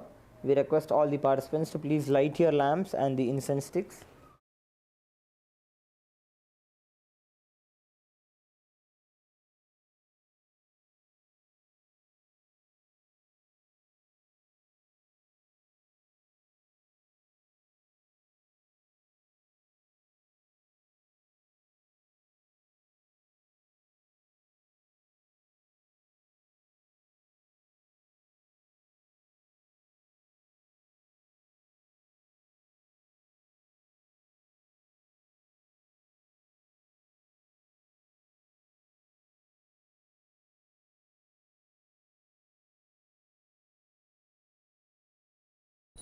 Now please take the lit incense in your hands and slowly wave it around Swamiji along with the mantra, and please ring the bell as you do so.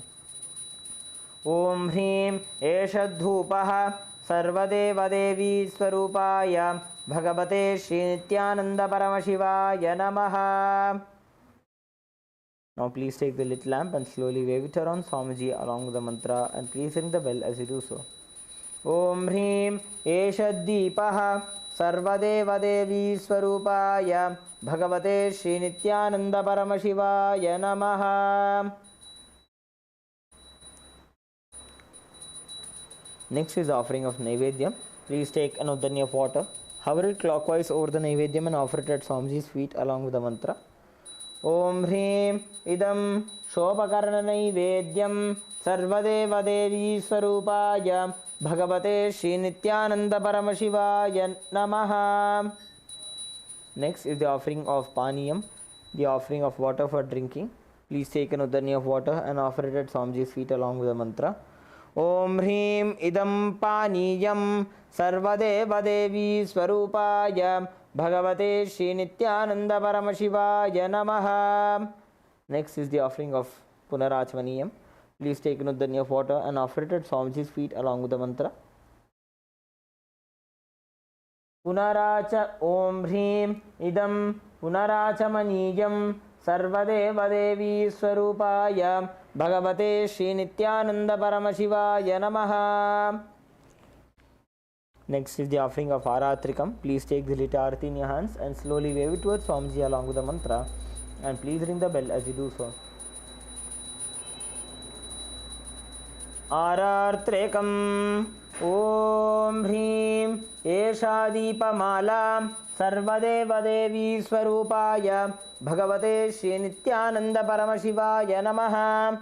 Om Sangrahanyeshtya Yajate Imam Janatagum Sangranhaniti Dwadasharatnirasana Bhavati Dwadashamasa Samvatsaraha Samvatsarameva Varundhe Maunji Bhavati Urgvai Munjaaha Urjameva Varundhe Chitra Nakshatram Bhavati Chitram Va Etat Karma Karpuragauram Karunavataram Samsarasaram Bhujagendraharam Sada Vasantam Hridayaravinде Bhavam Bhavani Sahitam Namami Bhavam Bhavani Sahitam Namami Bhavam Bhavani Sahitam Namami.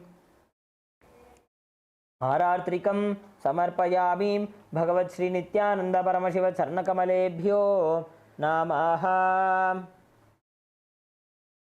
Next is the offering of Pushpanjali. Please take a few flowers in your hands and offer them at Swamiji's feet along with the mantra. Pushpanjalihi Gurur Brahma Gurur Vishnu Gurur Devo Maheshwaraha Guru Sakshat Param Brahma Tasmai Shri Gurave Namaha. Akhanda Mandala Akaram Vyaptam Yena Characharam Tatpadam Darshitam Yena Tasmai Shri Gurave Namaha. Ajnanatimirandasya Jnananjana Shalakaya Chakshurunmilitam Yena Tasmai Shri Gurave Namaha. Aneka Janma Samprapta Karma Bandha Vidahine Atmanyana Pradhanena Tasmai Shri Gurave Namaha. Mannatha Shri Jagannatho Madguru Shri Jagadguruhu Mamatma Sarvabhutatma Tasmai Shri Gurave Namaha. Ishvaro Gururatmeti Murti Bheda Vibhagine Vyomavadvyapta Dehaya Dakshinamurtaye Namaha. Nithyanandam Paramasukhadam Kevalam Jnanamurtim Dvandvatitam Gagana Sadrisham Tattvamasya Adilaksham Ekam Nityam Vimalamachalam Sarvadhi Sakshi Bhutam Bhavatitam Trigunarahitam Sadgurum Tam Namami. Pushpanjalim Samarpayami Bhagavat Shri Nithyananda Paramashiva Charnakamalebhyo Namaha. Om Nithyanandam. Let us enter into the Paramashiva Puja now. Please perform the Tattvachamana. Om ॐ आत्मतत्त्वं शोधयामि स्वधाम् ॐ विद्यातत्त्वं शोधयामि स्वधाम् ॐ शिवतत्त्वं शोधयामि स्वधाम् ॐ महामृतयाय नमः।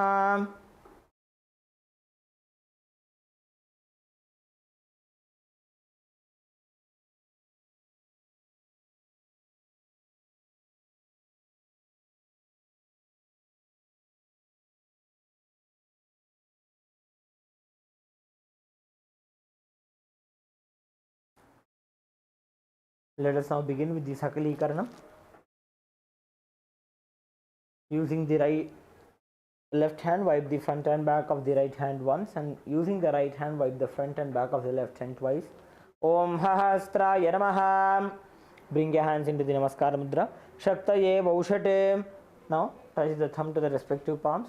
Om Ham Shivasanaya Namaha. Om Ham Shivamurtaye Namaha. Touch the thumb to the tip of the little finger and slowly move your thumb down. Om Ham Sadyo Jatamurtaye Namaha. Touch the tip of the ring finger and slowly move the thumb down. Om Him Vamadeva Gukhyaya Namaha. Touch the tip of the middle finger and slowly move the thumb down. Om Hum Aghora Hridayaya Namaha. Touch the tip of the index finger and slowly move the thumb down. Om Hem Tatpurusha Bhaktraya Namaha. Touch the tip of the thumb and slowly move the index finger down. Om Hom Ishana Murthaya Namaha. Touch the thumb to the center of the respective palm. Om Ham Hom Vidya Dehaya Namaha. Touch the index, middle and ring fingers to the center of the palm. Om Hom Netrebhyo Namaha. Touch the thumb to the center of the respective palm. Om Ham Hom Shivaya Namaha. Touch the little finger and slowly move the thumb down. Om Ham Hridayaya Namaha. Touch the ring finger and slowly move the thumb down. Om Him Shirase Namaha. Touch the tip of the middle finger and slowly move the thumb down. Om Hum Shikhayi Namaha. Touch the tip of the index finger and slowly move the thumb down. Om Haim Kavachaya Namaha. Touch the tip of the thumb and slowly move the index finger down. Om Ha Astraya Namaha. Bring the hands into the Mushti Mudra and rotate them around each other once. Om Haim Kavachaya Hum. Bring your hands into the Namaskar Mudra. Om Ham Shivaya Vaushate. Touch the thumb to the center of the respective palm. Om Ham Hom Shivaya Namaha. With the right hand, ring finger and thumb joined together, touch the Ananda Gandha. Om Ham Shivasanaya Namaha. Om Ham Shivamurtaye Namaha. With the thumb and the little finger joined together, touch the respective knees. Om Ham Sadyo Jadamurtaye Namaha. With the ring finger and thumb joined together, touch the navel center. Om Him Vamadeva Gukhyaya Namaha. With the middle finger and thumb joined together, touch the heart center. Om Hum Aghora Hridayaya Namaha. With the index finger and thumb joined together, touch the upper lip. Om Hem Tatpurusha Bhaktraya Namaha. Touch the tip of the thumb to the top of the head. Om Hum Ishana Murdhaya Namaha. With the ring finger and thumb joined together, touch the heart center. Om Ham Hom Vidya Dehaya Namaha. With the index, middle and ring fingers joined together, touch the three eyes. Om Hom Netrebhyo Namaha. The ring finger and thumb joined together, touch the Ananda Gandha. Om Ham Hom Shivaya Namaha. With the little finger and thumb joined together, touch the heart center. Om Ham Hridayaya Namaha. With the ring finger and thumb joined together, touch the top of the head. Om Him Shirase Swaha. The middle finger and thumb joined together, touch the back of the head. Om Hum Shikhaji Vashate. Now cross your hands over each other. Cross your arms over each other. And as we uncross our arms, move your hands around the head. Om Haim Kavachaya Hum. Strike the right thumb onto the left palm and left thumb onto the right palm. Om Hahastraya Phate. The index and the middle finger joined together. Strike the left palm 3 times. Om Hahastraya Hum Phate. With the index finger and thumb joined together, snap around yourself in all the 10 directions. Om Hahastraya Phate. Move the hands from the head to the feet, touching the sides of the body. Om Ham Shivaya Vaushate. Now mix the chandan, akshata and flowers into the water inside the panchapatram and cover the mouth of the panchapatram with your right palm. chant Om 7 times internally. Om, Om, Om, Om, Om, Om, Om. Perform the Digvandhanam. Om Hahastraya Phate. Perform the Avagunthanam. Om Haim Kavachaya Hum. Show the Dhenu Mudra. Om Ham Shivaya Vaushate. We'll enter into the Avahana now. Please offer some Akshata onto your Atmalinga. Om Ham Shivasanaya Namaha. Please take a few flowers in your hands. Hold your hands in the Anjali Mudra and meditate on the form of Paramashiva in your inner space. Lalate Tripundri Nitilakata Kasturi Tilakaha Spuranmala Dhara Spurita Katikopi Navasanaha Tadhano Dustaram Shirasibhani Rajam Shishikalam Pradipa Sarvesham Arunagiri Yogi Vijayate Indunibha Panchamukhahastadashayuktam Shulamrgatankam Sivajram Bhayam Syat Pashavaradankushamanijwala Navame Shvetakamalāsana Sadashiva Swarupam. Om Ham Shivamurtaye Namaha. Om Ham Hom Shivaya Namaha. Shri Nithyanandeshwari Paramashiva Shakti Sameta Shri Nithyanandeshwara Paramashivaya Namaha. Asan Dhyayami Avahayami. Show the Avahani Mudra. Om Ham Shivaya Namaha. Ityavahana Mudram Pradarshya. Show the Sthapani Mudra. Sthapana. Show the Sannidhana Mudra. Sannidhana. Show the Nishthura Mudra. Nishthura Mudram Pradarshya.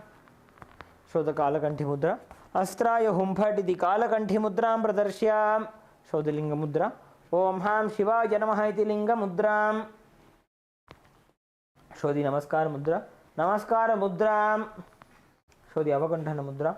Om Haim Kavachaya Hum Ityavagunthana Mudram cha Pradarshya. First is the offering of Asanam. Please offer some Akshata onto the Atmalinga.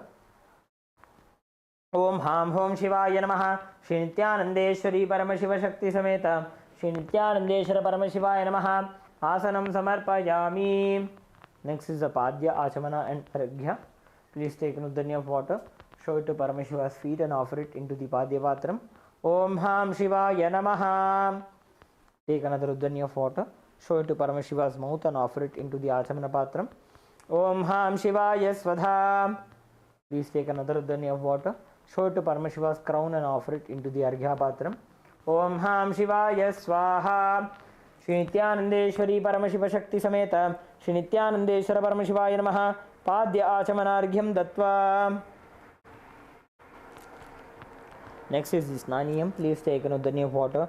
Offer it onto the Atmalinga along with the mantra and please ring the bell as you do so. Om Ham Hom Shivaya Namaha. Shri Nithyanandeshwari Paramashiva Shakti Sameta Shri Nithyanandeshwara Paramashivaya Namaha. Snanam Samarpayami. Please take an Udanya of water. Show it to Paramashiva's mouth and offer it into the Achamana Patram. Om Ham Shivaya Svadha.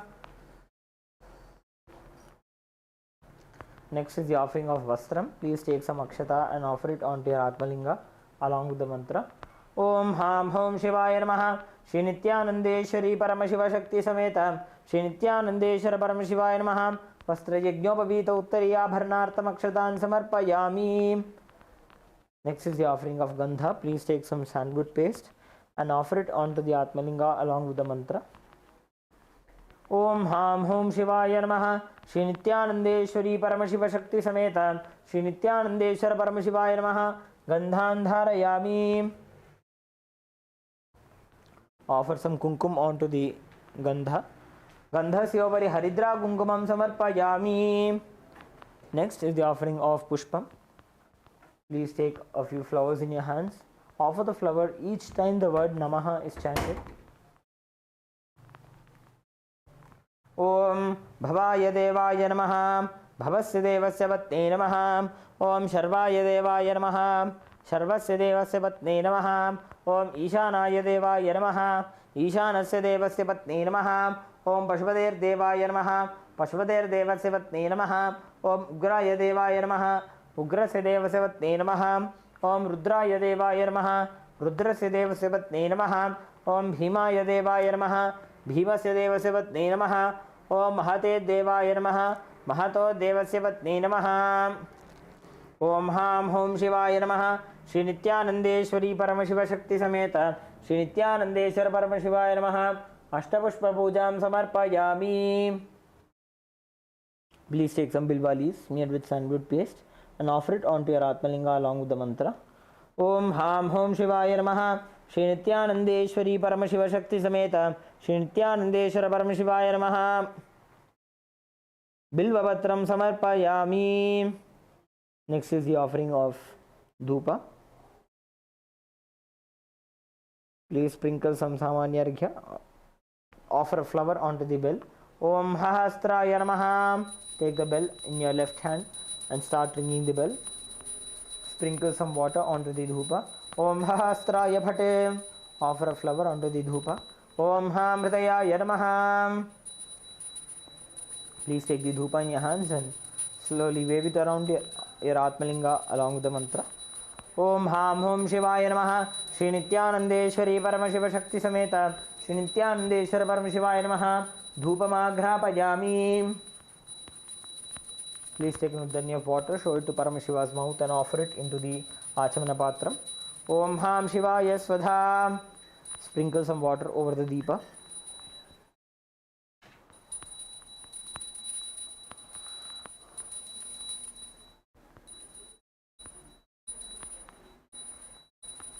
Om Hastraya Bhate. Offer a flower. Om Hamritaya Namaha. Please take the Deepa and wave it around the Atmalinga along with the mantra. Om Ham Hom Shivaya Namaha. Shri Nithyanandeshwari Paramashiva Shakti Sameta Shri Nithyanandeshwara Paramashivaya Namaha. Deepam Sandarshayami.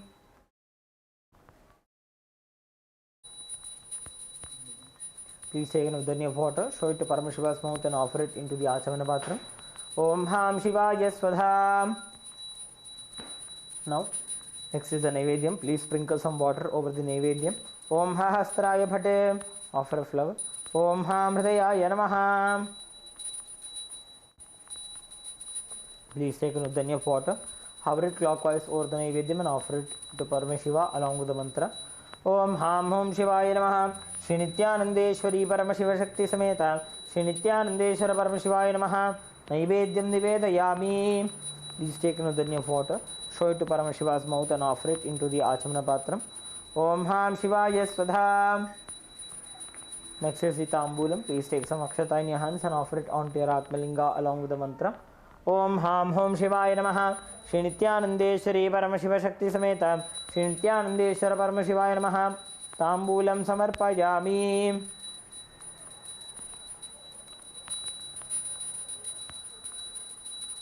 Next is the offering of Aratrikam. Please sprinkle some water over the Arati. Om Hahastraya Bhate. Offer a flower. Om Hamritaya Namaha. Please take the Arati in your hands and slowly wave it towards your Atmalinga along with the mantra. Om Ham Hom Shivaya Namaha. Shri Nithyanandeshwari Paramashiva Shakti Sameta Shri Nithyanandeshwara Paramashivaya Namaha. Karpura Nirajanam Sandarshayami.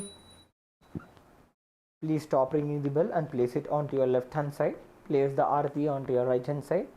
Take a flower in your hand, hover it clockwise over the flame of the Arati and offer it onto the Atmalinga.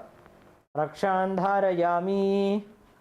Please take a few flowers in your hands and offer them onto the Atmalinga by the end of the mantra. Om Ham Hom Shivaya Namaha. Shri Nithyanandeshwari Paramashiva Shakti Sameta Shri Nithyanandeshwara Paramashivaya Namaha. Pushpanjalim Samarpayami. Now, please hold the Yajnopavita with your right thumb and perform the Gayatri Mantra Japa 11 times internally.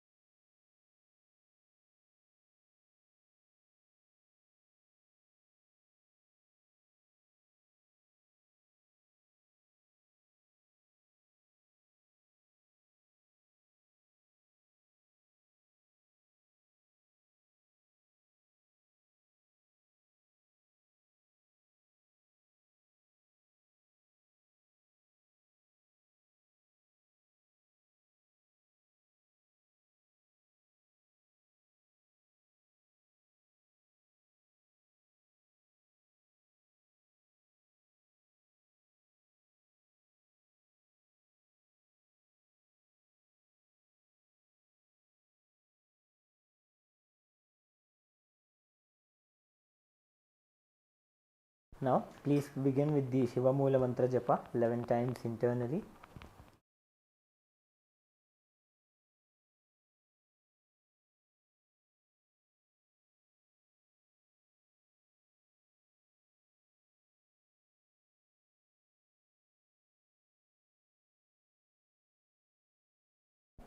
Please take some flowers, akshata and durva grass into your right hand. Om Ham Hridayaya Namaha. Om Haim Kavachaya Hum. Om Ham Shivaya Vaushat. Please take some water into your right hand, keeping your right hand in the Udbhava Mudra.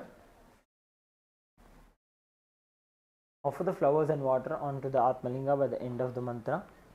Om Yat Kinchit Karma Devesha Sada Sukrita Dushkritam Tanme Shiva Padastasya Bhungshakshapaya Shankara Shivo Data Shivo Bhokta Shiva Sarvamidam Jagadam Shivo Yajati Sarvatra Yashiva Sohamevatu. Om Ham Hom Shivaya Namaha. Please perform the Tattvachamana. Om Atmatattvam Shodhayami Svadha. Om Vidyatattvam Shodhayami Svadha. Om Shivatattvam Shodhayami Svadha.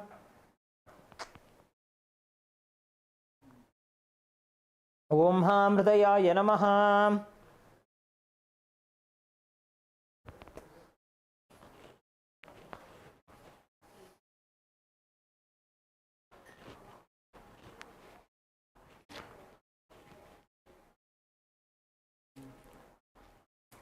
Please bring your hands into the Namaskara Mudra. Let us now conclude with the Purna Mantra. Om Purnamadah Purnamidam Purnat Purnamudachyate Purnasya Purnamadaya Purnamevavashishyate. Om Shanti Shanti Shanti Harihi Om Tatsat Sarvam Bhagavat Sri Nityananda Paramashiva Padukarpanamastu. Om Nithyanandam.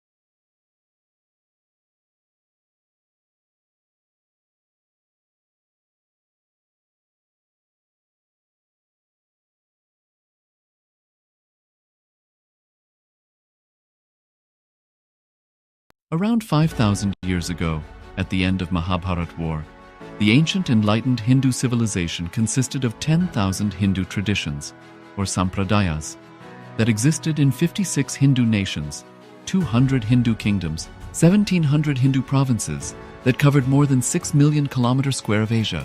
The Supreme Pontiff of Hinduism, SPH, Bhagavan Sri Nithyānanda Paramashivāṁ, is the reviver of KAILASA, this ancient enlightened Hindu civilizational nation.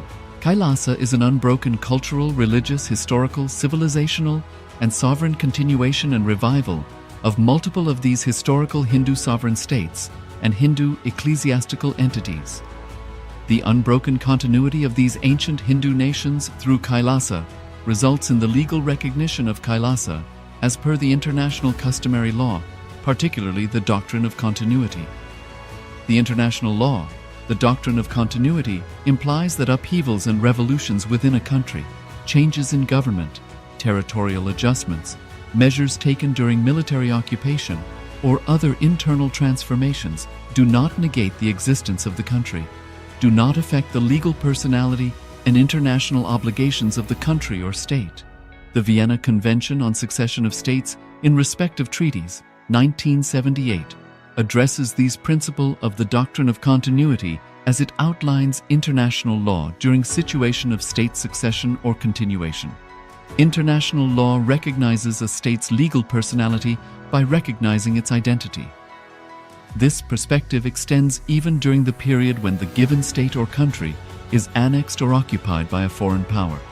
Even in such cases, the legal personality of the state is considered to persist, enabling its subsequent re-establishment. Historical examples dating back to the 18th century include cases like Portugal and Genoa that were re-established after the Vienna Congress of 1815. More recent examples include countries such as Poland, Ethiopia, Czechoslovakia, Albania, and Austria that were re-established after World War II. Even when a nation is deprived of its territory, the nation continues to exist. Its sovereignty and international legal personality continues to persist. The Dalai Lama, as the spiritual and temporal leader of Tibet, exemplifies this principle. In 1959, the Dalai Lama was exiled and forced to flee. Despite the challenges faced, the Dalai Lama continues to advocate for the preservation of Tibetan culture and garners worldwide support for Tibetan autonomy on the global stage. Similarly, from 1309 to 1376, the Pope of Catholicism had been in exile in Avignon. Despite this, he was recognized as the head of state as well as head of the church and given full privileges of the position after their return to Rome. Even in 1861, much of the papal territories had been lost, leaving the Pope with no sovereign territory other than the papal residence and related buildings. Yet his temporal powers were still acknowledged. He was recognized as a head of state, and later, the Lateran Treaty of 1929 formally re-established papal sovereignty over the Vatican City. The Sovereign Order of Malta further exemplifies this principle, retaining international recognition as a sovereign entity despite the permanent loss of their territory upon Napoleon's invasion in June 1798.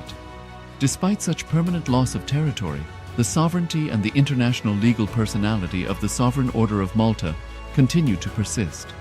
Much later in 1894, the order settled in Rome and acquired two properties, the Magistral Palace and the Magistral Villa that received extraterritorial status. Today, the order maintains diplomatic relations with 112 countries, issues its own diplomatic passports, currency stamps, and vehicle registration plates, and has been granted observer status in the United Nations. All these examples of state re-establishment illustrate the principle of continuity of states, as per international law, that a state's legal personality persists over time. A nation continues to exist even after a complete loss of territory. A far more striking example is of the oceanic countries, which are under the threat of their entire nation being drowned and submerged due to rising sea levels owing to global warming. In response to such existential threat of climate change, Pacific Island nations, including Tuvalu, have enacted constitutional amendments and made international declarations affirming that their nation and their sovereign rights will continue to persist, despite their entire territory being lost to the sea. This proactive stance is highlighted in the Constitution of Tuvalu Act 2023 and the Pacific Islands Forum Declaration of 2021. The Supreme Pontiff of Hinduism, BHAGAVAN SRI NITHYANANDA PARAMASHIVAM, through the line of succession is the present 203rd Emperor of the Hindu Sovereign Kingdom of Surangi Samrajya. He was crowned on the 31st of December 2004 at the age of 26. Thus, by very same principles of the doctrine of continuity, through which the international legal personality of Portugal, Genoa, Poland, Ethiopia, Czechoslovakia, Albania, Austria, Vatican, Tibet, Sovereign Order of Malta, and several other nations has been recognized despite having undergone a period of exile, annexation, occupation by a foreign power, or despite loss of territory. The SPH Nithyananda Paramashivam, through well-established legal and historical facts about the Hindu sovereign state of the Surangi Samrajyam, derives all sovereign rights and powers of the royal lineage of the Surangi Samrajyam. as its 203rd sovereign emperor, from his inheritance and continuation of the unbroken succession of the kingdom of Surya Vamsa Surangi Samrajyam Sarvanapitha. Surya Vamsa Surangi Samrajyam, through unification with 20 other sovereign Hindu states and sovereign ecclesiastical, historical entities, became part of the United States of Kailasa, which thus became a sovereign, independent juridical state, with the SPH Nithyananda Paramashivham as the sovereign. Just as how the oceanic nations like Tuvalu have safeguarded their sovereignty from the existential threat of total submersion by amending their constitution and asserting that their sovereignty will persist regardless of the loss of their territory, KAILASA, which is a sovereign continuation of 21 sovereign Hindu states and sovereign ecclesiastical historical entities, is also reviving and continuing the Kumari Kandam Hindu nations that got submerged. As per the doctrine of continuity, these facts imply that the Kailasa's statehood is recognized by international law and manifests as a natural outcome of well-established historical legal facts. Share your time, talent, and treasure. Become part of Kailasa. Sign up as an eCitizen https://kailasa.ecitizen.info.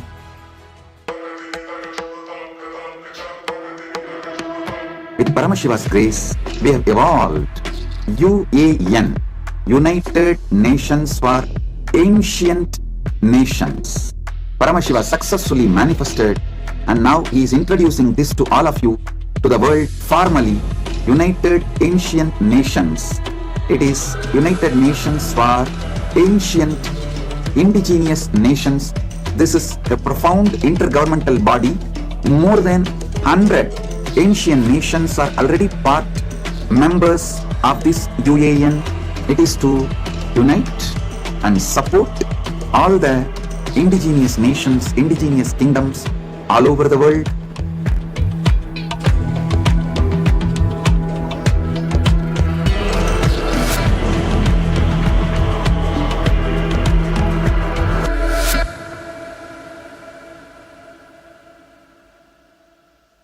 Around 5,000 years ago, at the end of Mahabharat War, the ancient enlightened Hindu civilization consisted of 10,000 Hindu traditions, or sampradayas, that existed in 56 Hindu nations, 200 Hindu kingdoms, 1,700 Hindu provinces that covered more than 6 million kilometers square of Asia. The Supreme Pontiff of Hinduism, SPH, BHAGAVAN SRI NITHYANANدا PARAMASHIVAM, is the reviver of Kailasa, this ancient enlightened Hindu civilizational nation. Kailasa is an unbroken cultural, religious, historical, civilizational, and sovereign continuation and revival of multiple of these historical Hindu sovereign states and Hindu ecclesiastical entities. The unbroken continuity of these ancient Hindu nations through Kailasa results in the legal recognition of Kailasa as per the international customary law, particularly the doctrine of continuity. The international law, the doctrine of continuity, implies that upheavals and revolutions within a country, changes in government, territorial adjustments, measures taken during military occupation, or other internal transformations do not negate the existence of the country, do not affect the legal personality and international obligations of the country or state. The Vienna Convention on Succession of States in Respect of Treaties, 1978, addresses these principles of the doctrine of continuity as it outlines international law during situation of state succession or continuation. International law recognizes a state's legal personality by recognizing its identity. This perspective extends even during the period when the given state or country is annexed or occupied by a foreign power. Even in such cases, the legal personality of the state is considered to persist, enabling its subsequent re-establishment. Historical examples dating back to the 18th century include cases like Portugal and Genoa that were re-established after the Vienna Congress of 1815. More recent examples include countries such as Poland, Ethiopia, Czechoslovakia, Albania, and Austria that were re-established after World War II. Even when a nation is deprived of its territory, the nation continues to exist. Its sovereignty and international legal personality continues to persist. The Dalai Lama, as the spiritual and temporal leader of Tibet, exemplifies this principle.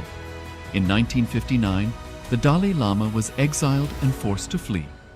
Despite the challenges faced, the Dalai Lama continues to advocate for the preservation of Tibetan culture and garners worldwide support for Tibetan autonomy on the global stage.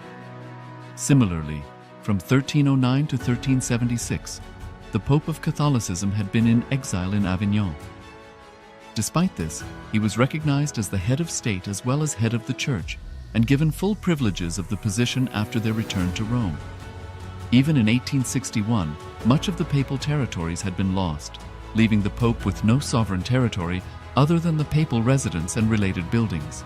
Yet his temporal powers were still acknowledged.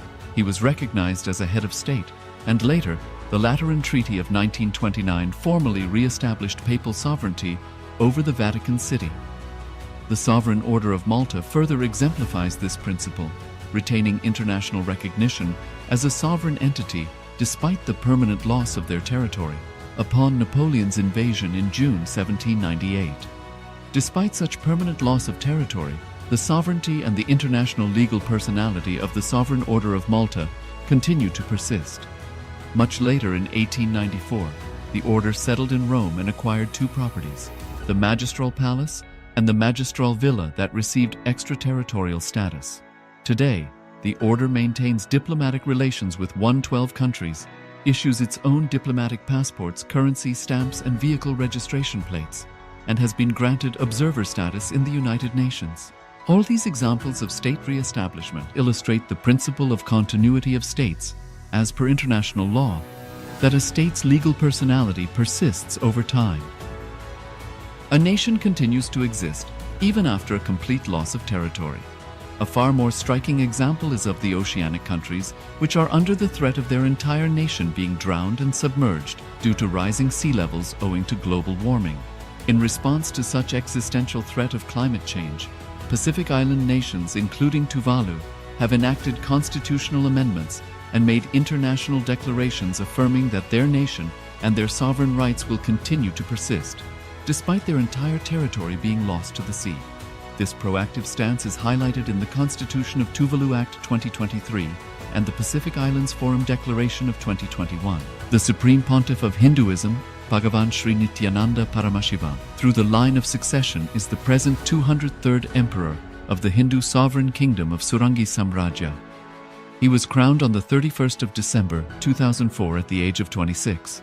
Thus, by very same principles of the doctrine of continuity, through which the international legal personality of Portugal, Genoa, Poland, Ethiopia, Czechoslovakia, Albania, Austria, Vatican, Tibet, Sovereign Order of Malta, and several other nations has been recognized despite having undergone a period of exile, annexation, occupation by a foreign power, or despite loss of territory.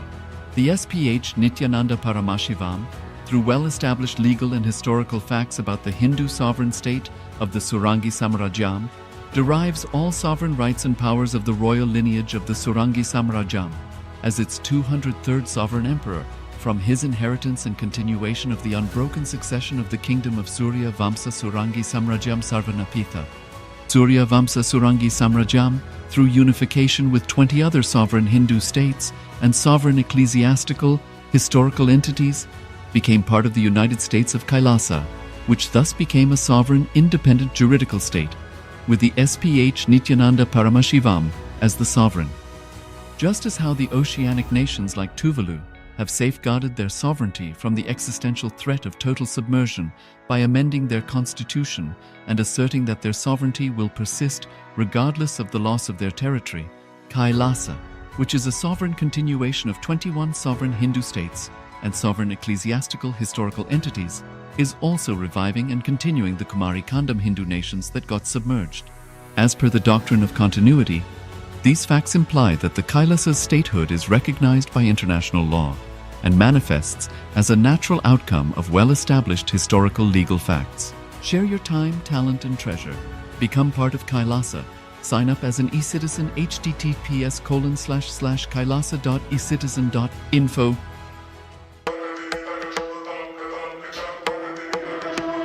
With Paramashiva's grace, we have evolved UAN, United Nations for Ancient Nations. Paramashiva successfully manifested, and now he is introducing this to all of you, to the world formally, United Ancient Nations, It is United Nations for ancient indigenous nations. This is a profound intergovernmental body. More than 100 ancient nations are already part members of this UAN. It is to unite and support all the indigenous nations, indigenous kingdoms all over the world.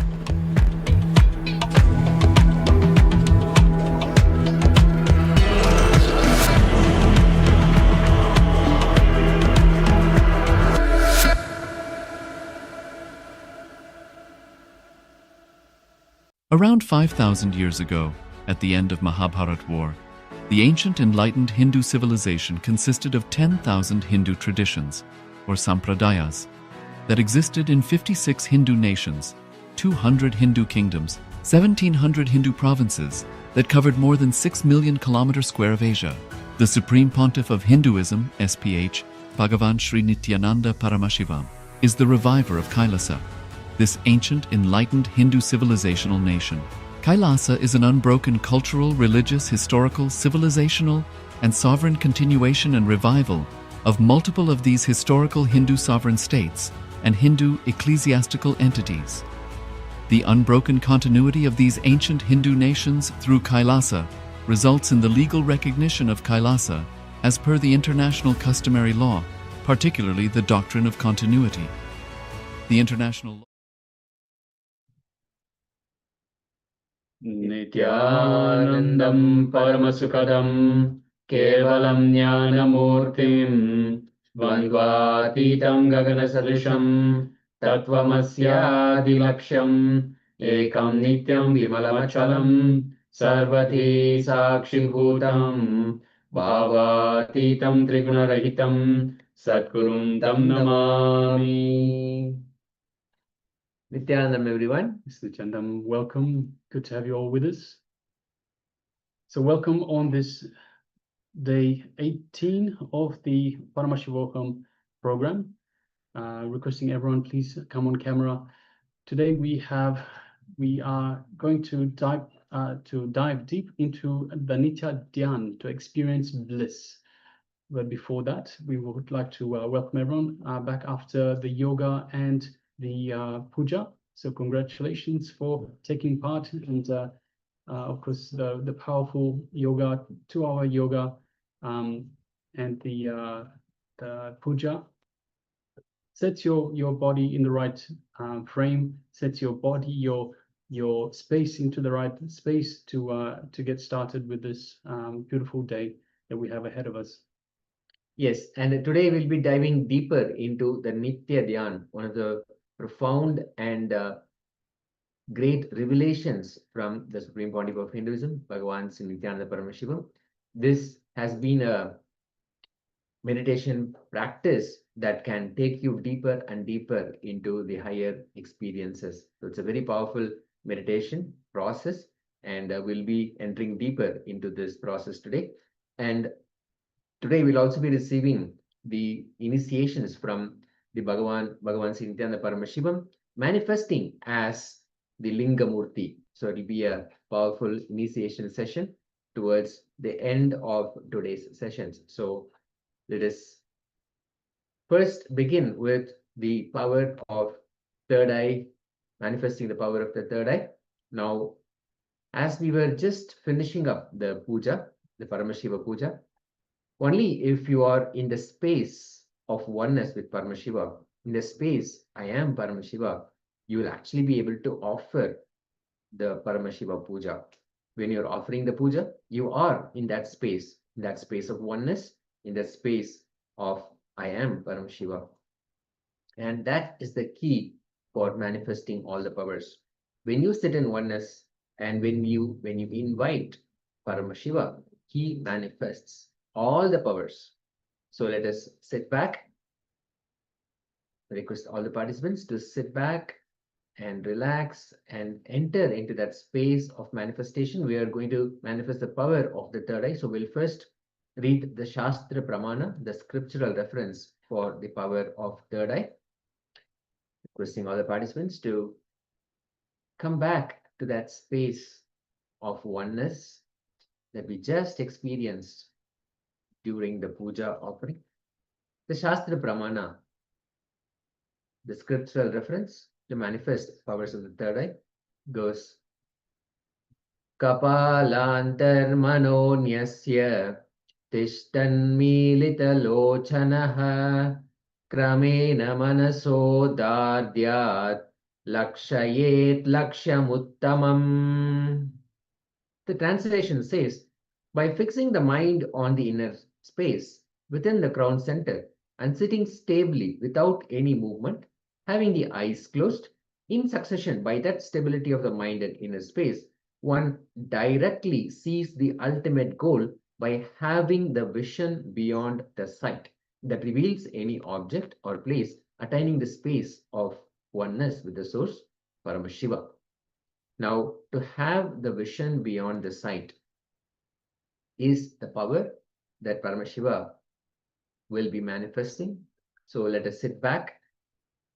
And another request for all the participants to have your cameras on so we can guide you and support you throughout the day. Ma Sharmain Muse, Ma Mahasatya and Paramasatya, Ma Zhangshi Hu, and another participant, I'm unable to read the name because then I'm not able to recognize that label. So, and Ma Judy as well. All the participants here in Zoom and so many others, please make sure that your cameras are on and we are participating. Thank you so much for turning your cameras on. And please be available on the camera so we can guide you and support you through the process. So first, let us sit in that space of oneness, closing our eyes, visualizing your moment, remembering your moment with the Supreme Pontiff of Hinduism, your intense connection, feeling connection. Connect at the feeling level, feeling his presence. Visualize Swamiji is happening in your third eye region. Visualize intensely.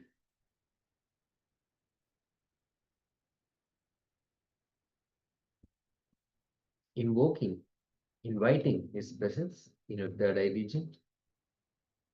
Visualize he has already manifested in your third eye, in your inner space.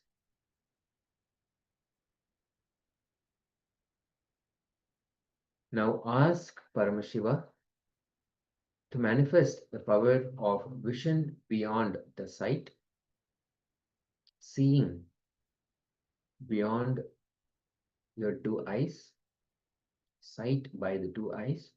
Now let us pick up an eye band or a piece of cloth and tie it around our eyes. Please make sure that the cloth is not allowing any light to get through. We'll intensely chant the Mahavakya again and again, remembering I am Paramashiva, I am Nithyananda Paramashiva. Om Nithyananda Paramashivoham. Om Nithyananda Paramashivoham. Om Nithyananda Paramashivoham. Continue to chant intensely. The image is being projected now. Ananda Paramashivoham.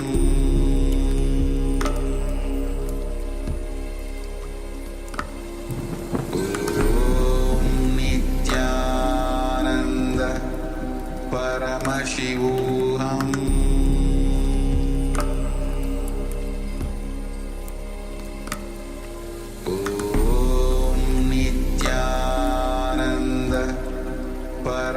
Paramashivoham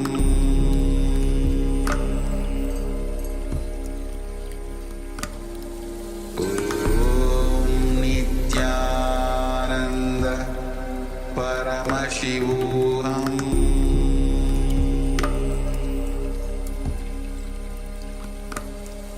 Om Nithyananda Paramashivoham Paramashivoham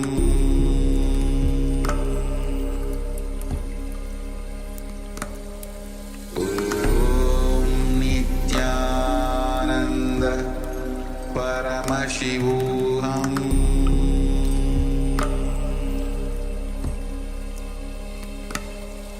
Om Nithyananda Paramashivoham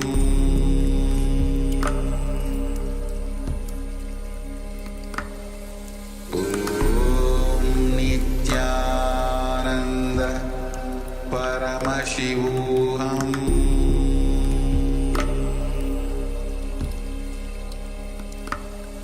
Om Nithyananda Paramashivoham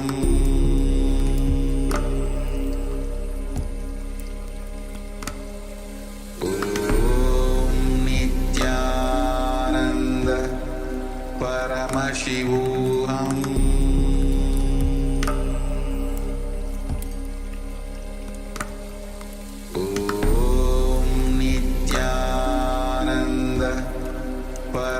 Paramashivoham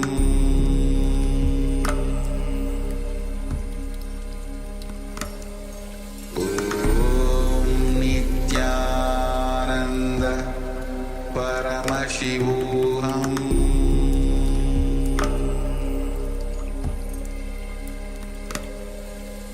Om Nithyananda Paramashivoham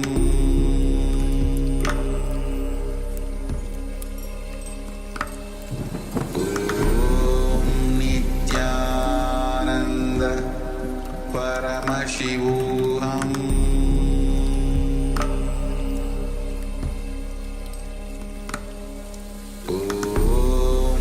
Nithyananda Paramashivoham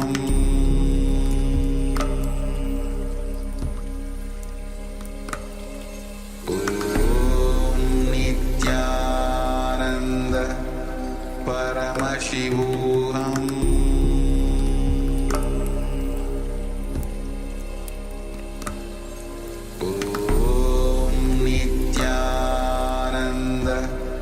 Paramashivoham Om Nithyananda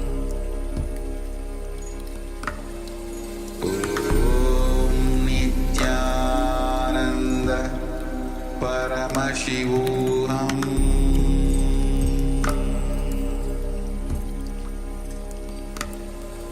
Om Nithyananda Paramashivoham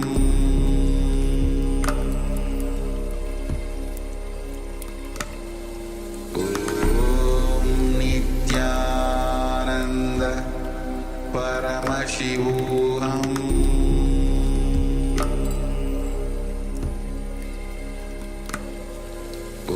Om Nithyananda Paramashivoham Om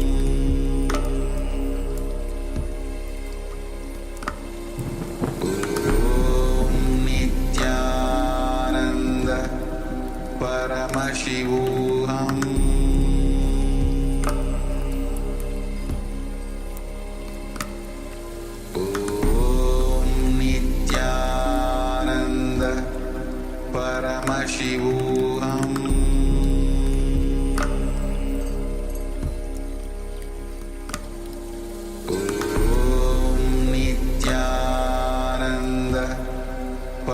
Paramashivoham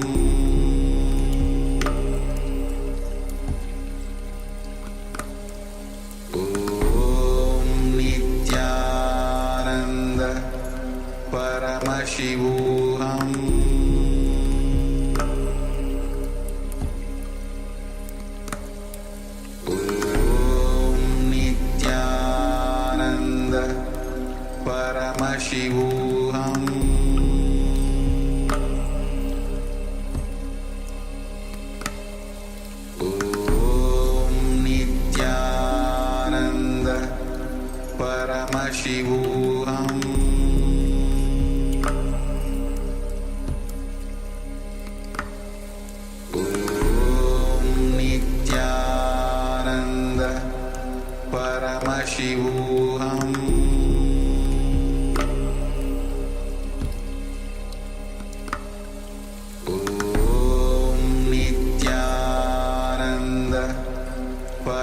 Paramashivoham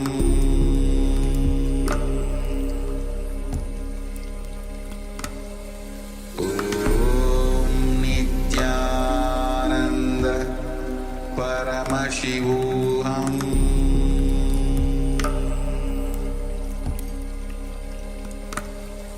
Om Nithyananda Paramashivoham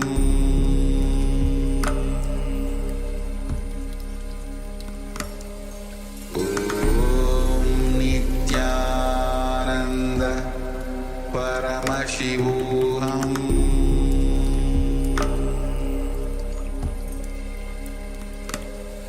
Om Nithyananda Paramashivoham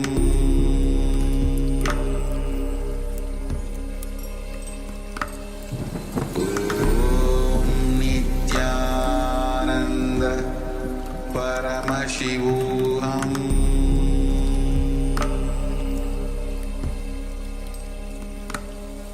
Om Nithyananda Paramashivoham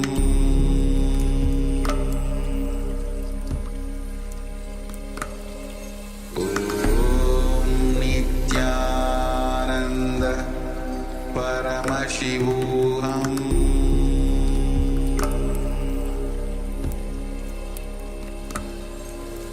Om Nithyananda Paramashivoham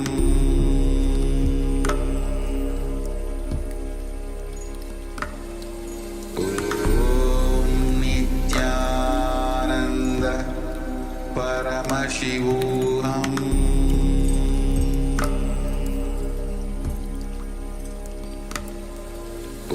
Om Nithyananda Paramashivoham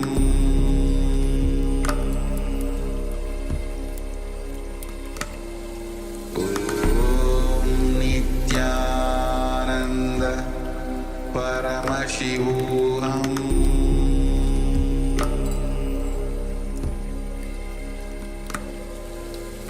Om Nithyananda Paramashivoham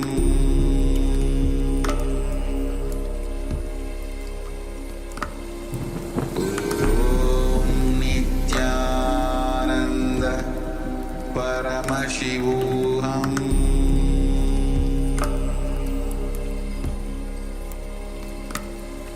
Om Nithyananda Paramashivoham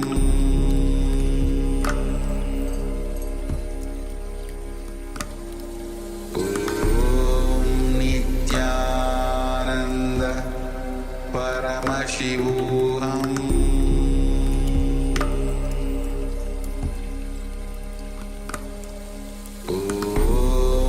Nithyananda Paramashivoham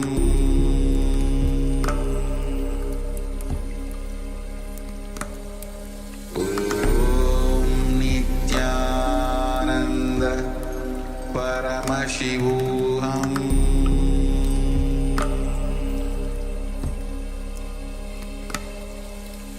Om Nithyananda Paramashivoham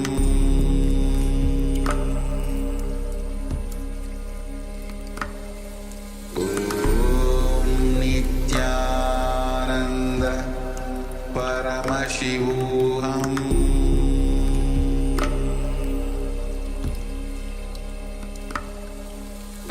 Om Nithyananda.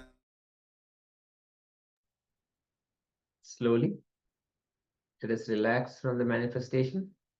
If you are chanting the Mahavakya, slowly relax from the chanting. You can remove your eye bands now. Requesting all the participants, you can remove your eye bands now. Slowly, letting light to come back to your eyes. Slowly get used to the light. Great. Now comes the interesting part where we get to share, we get to see what Paramashiva has revealed. When we sit in manifestation, when we sit with that intention, Paramashiva manifests. So no matter what happened within you, in whatever form it is, whether it is a few words or an image or a feeling or something related in any which way that it has happened, because as we have seen multiple times, we may not see the exact image, but something related to that. For example, we may have a house, but somebody may see it something related to a house, maybe like a larger building or a bridge or something similar, or so many different ways. Even something that is related to that image may be revealed to us. So do not bother if it is right or wrong or accurate or not. That does not matter. Paramashiva has manifested and he has revealed what was being projected as the image. So go ahead and share. Just take a moment to get all the sharing from all the participants. We have Ma Judy, Ma Zhangxi Hu, Ma Mahasatya and Paramasatya, and a few other participants as well who we are not able to identify the name. So please make sure you have your names on. And also people who have joined us on YouTube. Great. So let us quickly have a sharing moment. Let's see what Paramashiva has revealed to us.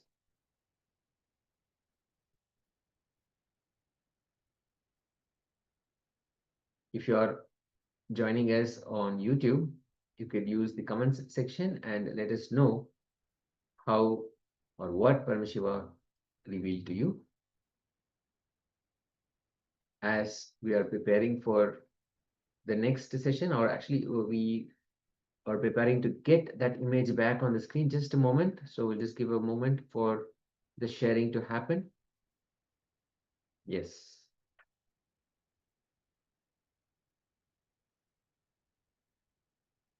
Yes. So this was the image that was being projected when we were doing the blindfolds. As you can see, it's a large dining hall or maybe a restaurant where we have bar tables and a bar stand and so many other tables set up for meals. Nice plush chairs, tables, and a beautifully set up meal waiting for probably the next meal, and the chandeliers on the ceiling or hanging from the ceiling. And we have towards what looks like some kind of a water body. Beyond this, through the window, the glass panes, we're able to see some kind of a water body, and there are a lot of trees in the background as well, and so much of green also in inside this whole dining hall. So many places where there are plants and shrubs kept, and even a vase with some flowers on the table. Fantastic. So if you have seen any of these, any of the images, any of the colors, whether it is partial or full or in any which way that Paramashiva has revealed this to you, please do share with us. It's a fantastic moment when he reveals, he manifests, more than whether this image we got accurately or not. The important thing is that Paramashiva has manifested within us. So that's always cause for celebration. So let us get back into that space again and again as much as possible. Every moment, every day is a possibility for us to manifest Paramashiva. So thank you all so much for participating. And while we have a few participants here, we wait for the sharing. We also will be getting into the next segment because we have maybe a limited time around for the day. So we'll be also entering into the next segment. We actually will be starting off the day with the opening session with the Supreme Pontiff of Hinduism, Bhagavan Sri Nithyanaanda Paramashivamam. With deep gratitude, let us come back to that space of listening as he introduces the day and the Nithya Dhyaan experience. Let's start.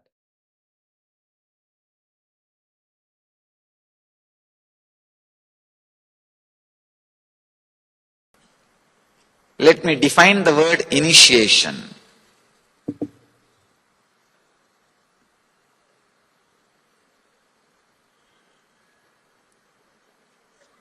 Day before yesterday, I was using a word psychological revolution. Yesterday I introduced a word Shastra Shastra. Understand? Knowledge weapon. Whenever you need to heal yourself, you need inner healing. You need to bring yourself again to the life energy. Many times you can see a simple disturbance from the outside or from the memory inside. Either from experience or from memory can drain your energy. Or even taking too many decisions drains your energy. Anytime you can see in your life, morning if you go and sit in your office, you don't have to do any work. Just take some 5-6 major decisions. You are already tired. You say, I am done. That's all. Either the incidents from outside or memory from inside or just simple decision makings makes you tired, dead. The truths, ideas, words, which brings you out of the tiredness, which brings you out of that low mood, which brings you out of that depression, gives you the energy, confidence, life. Those truths only I call as Shastra Shastras, knowledge weapons.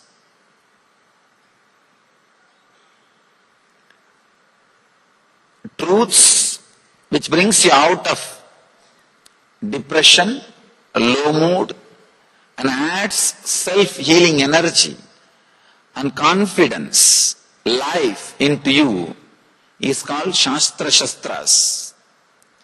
The truths which not only brings you out of the depression, destroys the source of depression once for all, is called mantra. Understand? The mantra word has two meanings. Mantrayate idi mantraha. The words which shows path for human beings is mantra. The truths not only brings you out of depression, once for all breaks the source of depression in you, is called mantra. Any mantra, if it comes from the enlightened, experienced inner space, you do not know why, how, what. Suddenly you see it is true. It clicks. Even though one part of your logic continues to fight, because if you accept the truth and start expressing in your life, many of the things, your vested interests, many things which you thought as life is at stake.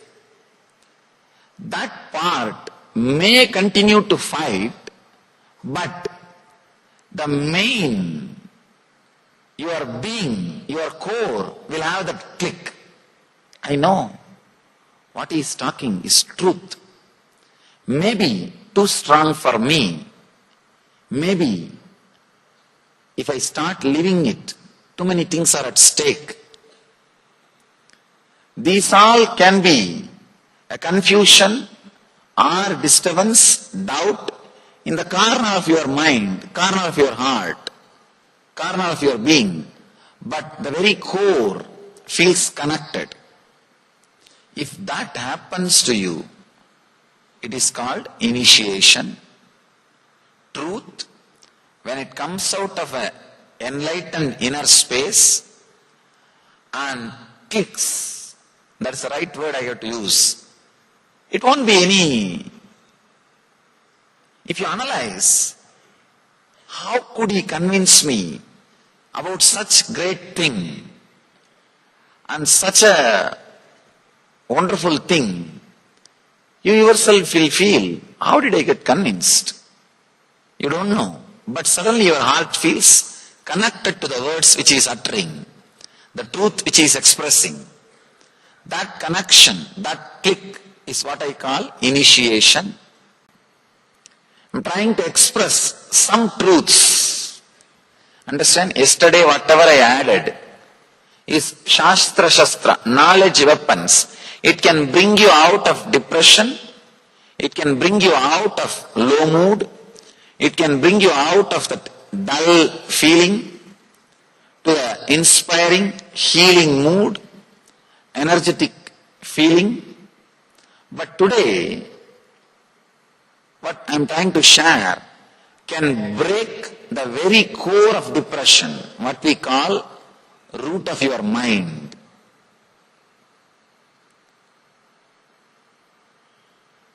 There is every possibility. Just be available, receptive, and ready to let this Satya, truth work on you. Suddenly you will see that click, that initiation happens in you. Just a simple example here. See, if your life was filled with different kinds of incidents, joy, suffering, guilt, joy, pain, depression, sad, different quality of incidents. You do not look at the life as it is. Usually what we do,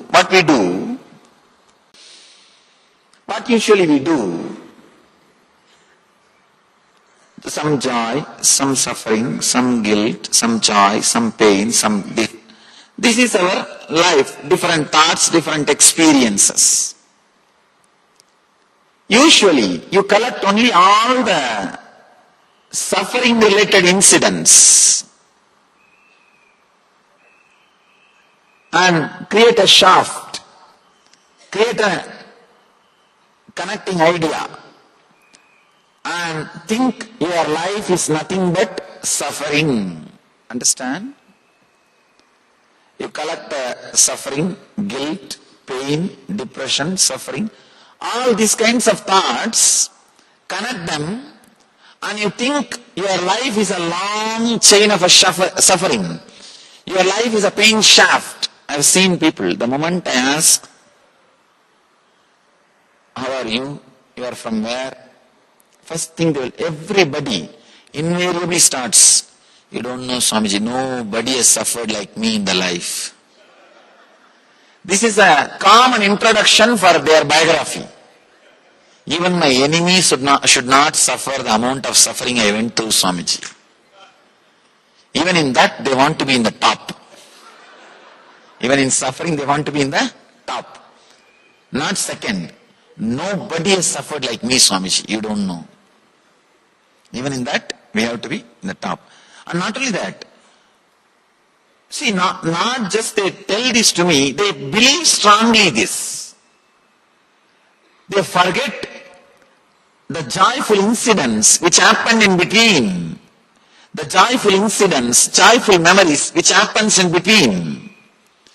They collect only the negative things, connect them and create a shaft. I call this as pain shaft.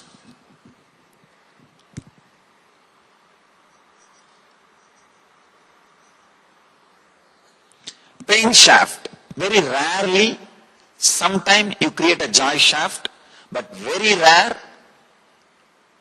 Not only number, even the quality will be very rare. You collect the joyful incidents and create a joy shaft. Means you feel life is joy. But most of the time, you collect all the painful memories and incidents and create an idea, life is pain. Understand? If you create the shaft, life is pain, the problem will be, you will be just waiting for more and more painful incidents to be added. Anything you believe, you start believing, you will collect more and more experience and argument to strengthen that belief. Once you believe your life is a long pain shaft, that's enough. You will be just waiting to pick up only the painful incidents and elongate that shaft. You will be just waiting. You will never be able to remember or respect the joyful things happening in your life. You will continuously wait. Next, when is pain, when is pain, when is pain, and you will add. You will be waiting, meditating for pain. You will be meditating for pain. I have seen people just waiting to add that, elongate the pain shaft. Just waiting to add how the pain shaft can be elongated. One important thing we need to understand, believing that life is a pain shaft or believing the life is a joy shaft, the continuous incidents of joyful things, life is continuous happenings of painful things. The moment you believe life is a continuous happening of painful things, unconsciously you will try to strengthen the belief, but consciously you will try to break the pain shaft. Understand? Unconsciously what you will be doing? You will be continuously collecting more and more painful memories and incidents to strengthen your belief, strengthen the idea. But consciously you will be trying to break. Big problem is, neither you can break the pain shaft, nor you can add to the joy shaft, because both shaft does not exist. It is just your memory.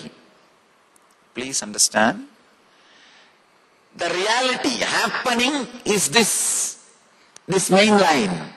Different memories, incidents continuously flowing, and that is also not connected logically. That is why I have given gap between every thought. Different shape, different size, it just comes and disappears, it's happening. If you think your life is big pain shaft, a chain of painful incidents, then you will pick up only the painful things and add. I have seen people carrying the memory, a very huge memory. The other day, one guy came to me and said, Swamiji, I'm going to divorce, please bless me. I said, usually we bless only for marriage, not for divorce. Can you tell me the reason? Let me analyze. The other day I was reading an article, I don't know how much it is true. 33% is divorce rate in Bangalore. I don't know how much it is true. I pray that it should not be true.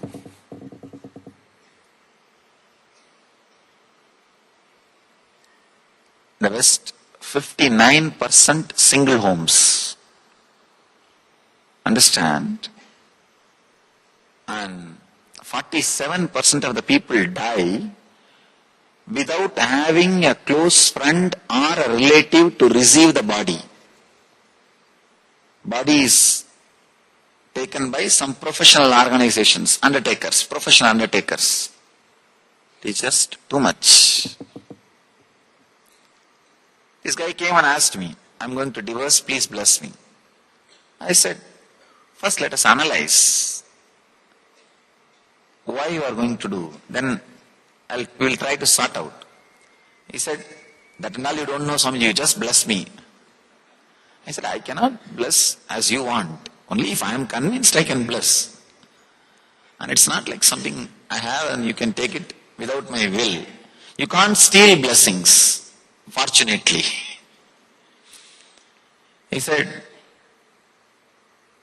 the actual reason, the immediate cause was, she brought coffee and it spilled on the cloth, that's all. I asked, don't you see clearly it is not enough reason for divorce? Why don't you realize? Why don't you understand? He said, you don't know, Swami. Today she'll pour coffee, tomorrow she'll pour acid, you don't know. No, he said he actually told me, you don't know, today she'll pour coffee, tomorrow she'll pour acid. I said, why don't you be little logical? Why don't you be little truthful?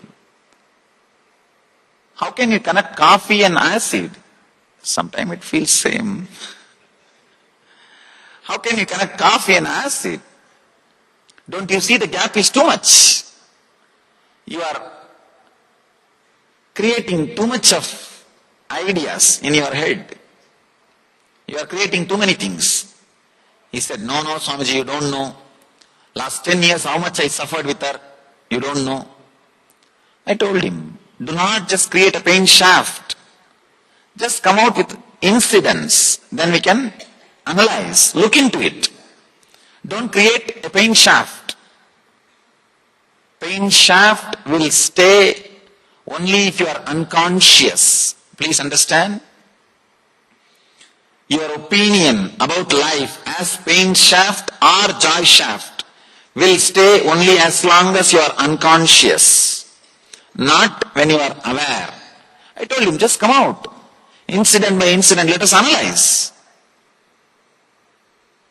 He started telling me, in South India, there is a habit, during marriage, in a small pot they will put a ring, and the bride and bridegroom, both of them are supposed to try to pick up that ring. Whoever gets it, it's theirs. It's a small game.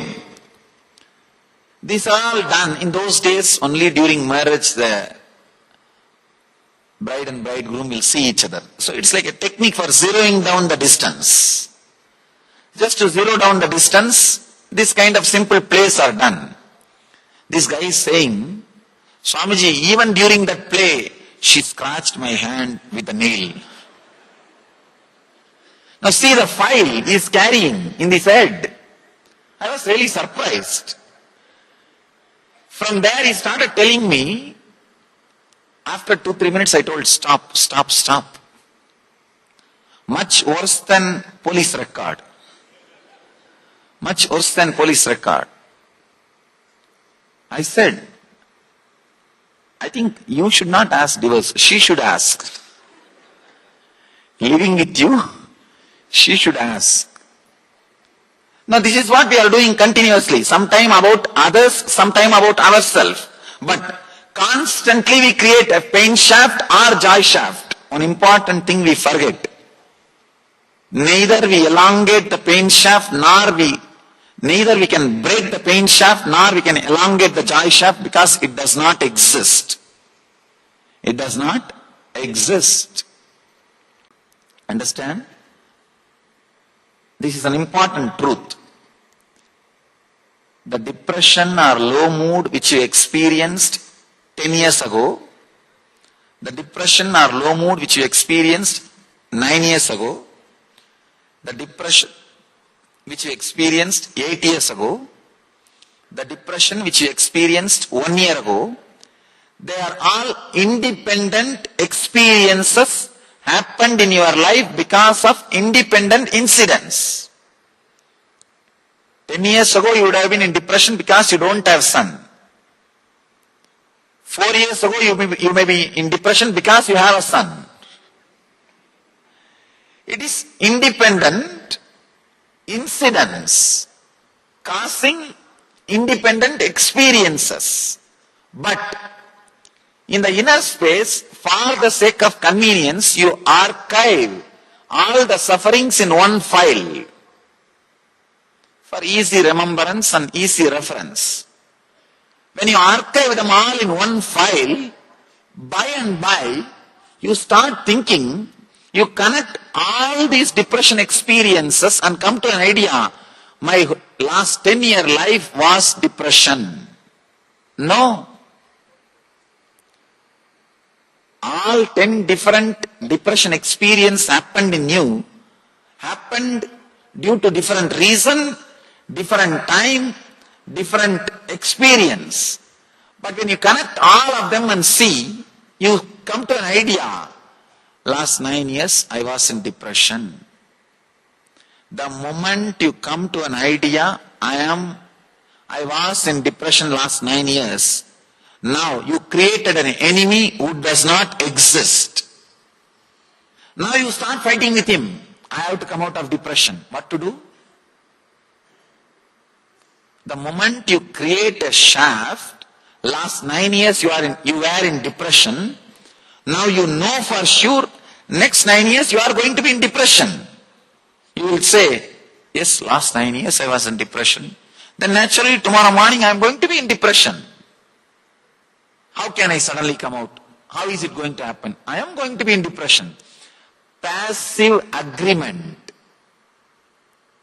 with your enemy. Understand? First thing, you create an enemy who does not exist. Second thing, you already made a passive agreement with your enemy. You won the game. Then how do you think you will not attract depression? You created an enemy who does not exist and already created a passive agreement with him that you won the game.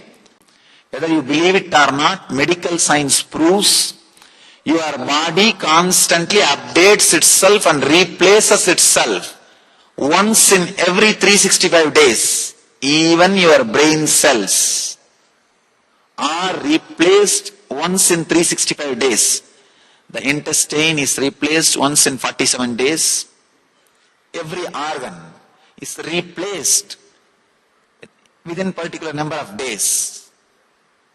If you are carrying a particular disease for quite a long time, it means you have a strong belief it is a continuous shaft. It is a continuous experience. Your unconscious belief something is a continuous experience forces your mind to bring the same pain and disease back. For example, once in 47 days, your intestine gets replaced completely. Understand? I am not saying, Ayurveda is not telling. If Ayurveda says, you won't believe. Medical science is telling. The logical, allopathy medical science is saying, once in 47 days, your intestine cells are completely replaced.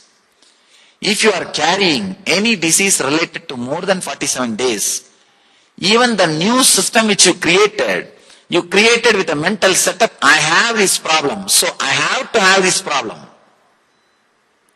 Strong belief, you have this problem, naturally you will say, if new intestine is given to you, no, this is not mine, bring mines. This is not mine, bring mine. Your mental setup is such. We strongly believe the depression or disease is a shaft happening inside us. It is not. It is not. The depression you experienced 10 years ago, the depression you experienced 9 years ago, the depression you experienced 8 years ago are independent, unconnected incidents, experiences. When you connect all of them and see, you created a pain shaft, depression shaft. Oh, my life is depression. Now, you are ready to get defeated by the unknown enemy. An important thing, this is a very basic truth. Neither you can break the shaft, nor you can elongate the shaft, because the shaft does not exist. All you can do is just be aware that it does not exist. You created it. Understand? For the sake of convenience and easy reference, you put all the depression incidents in one file and kept. By and by you started believing all of them are existentially connected. No.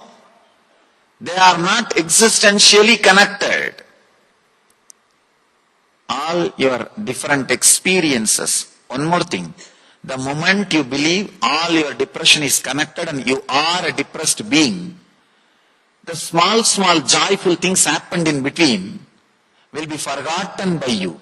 You will not even remember them. Understand? You will not even remember them. That is what I am saying. Not having clear picture about past.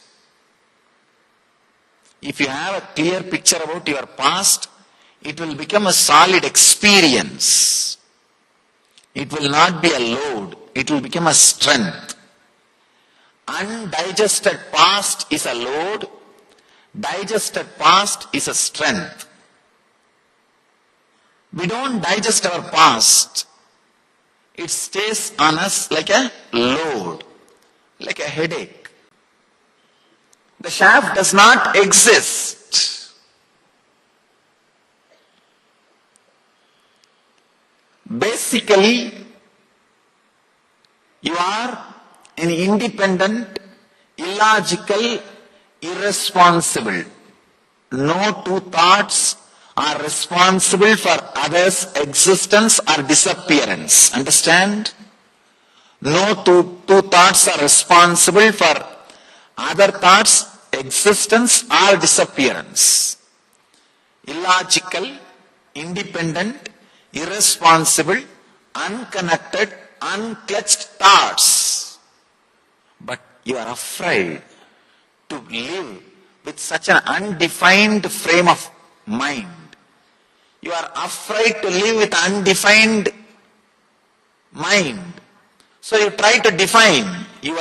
Trying to define is the first problem. When you try to define, you have to create some shaft, either as pain or as joy. Understand? Even with your spouse, you live maximum 6 months. Maximum 6 months we live. Within 6 months, we create an idea about that person. After that, you live only with the idea which you have about that person, not with the spouse. Anything the other person does, you will look through that idea only. 6 months you will come to an idea, oh, this is the punishment given to me by God.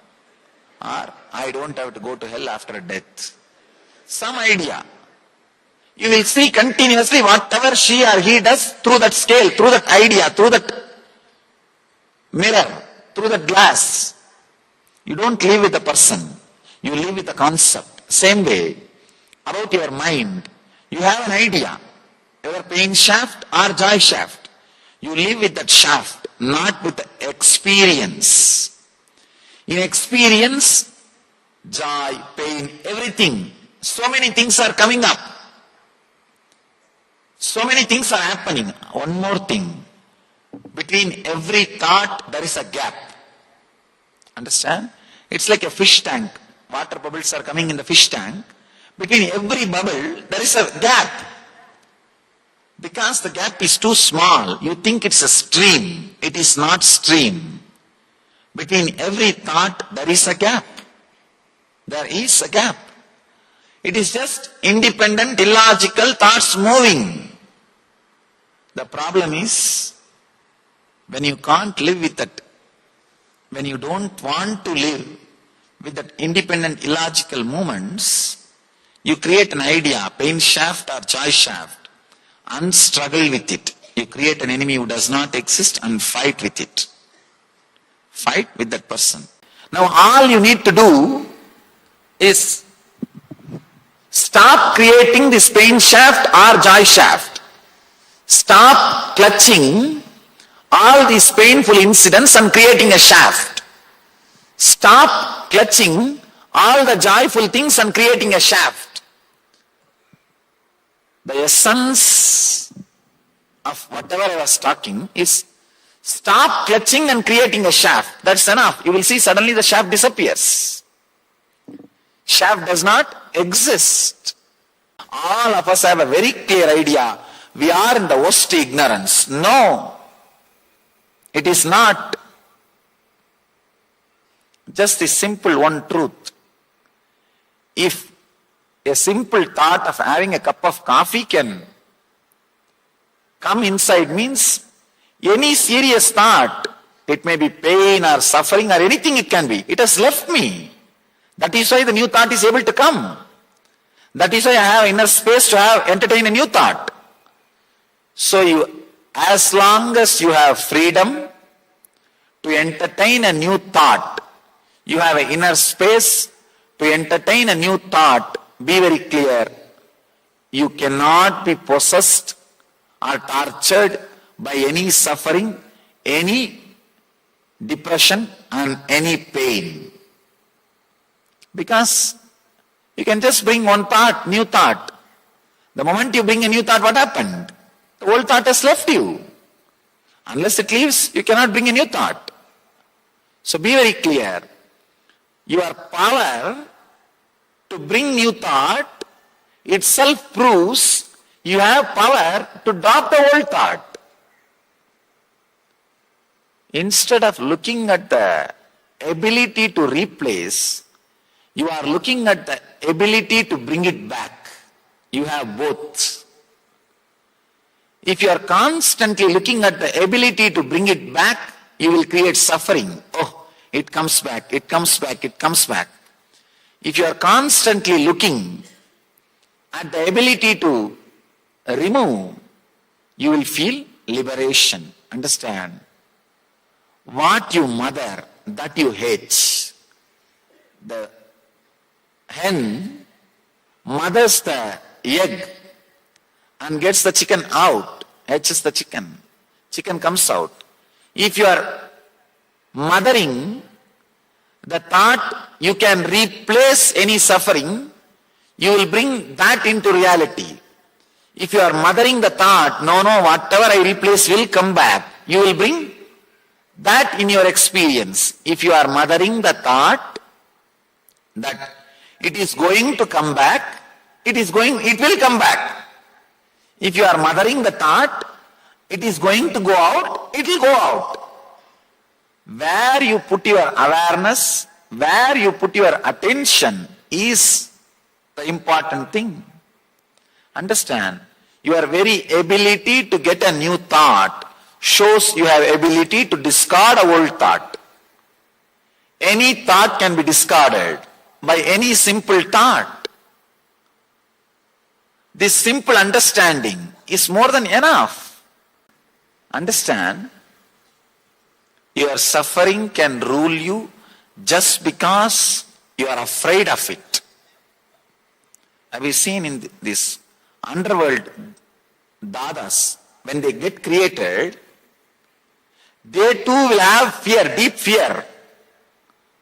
But just your fear towards them will empower them. Same way, your mind too has fear about you. But your fear about your mind, your fear towards your mind just empowers your mind. Your mind also sometimes feels, oh, what is this? But you are more afraid of your mind. Then naturally what happens? Your mind gets empowered. All you need to do, understand, this is the initiation. Anything, one more thing, even once if you can replace your depression from your inner space, have confidence. I replaced. I can do it again. That's all. If 10 times it comes back, let me do it 10 times. That's all. The very clarity I am going to do. Understand, there is a very beautiful story in Buddha's life. Buddha says, whenever I sat in meditation that I am going to get up, after a few hours, I never became enlightened. Once I decided, If I am not going to become enlightened, I am not going to get up from this seat. Idam asanam sushyate sariram. Very beautiful Sanskrit sloka. Let this body dry up in this very place. Till I become enlightened, I am not going to move. Buddha says, the moment he created this strong clarity, authentic sankalpa, will, he says, next second I become enlightened. Next second he became enlightened. All you need to do, when you replace your suffering, if you are thinking, no, 10 times today I can replace, 11th time if it comes back, tomorrow only I have to try, then nothing will happen. Decide, till it stops coming, I am going to replace. That's what I call courage, dhira.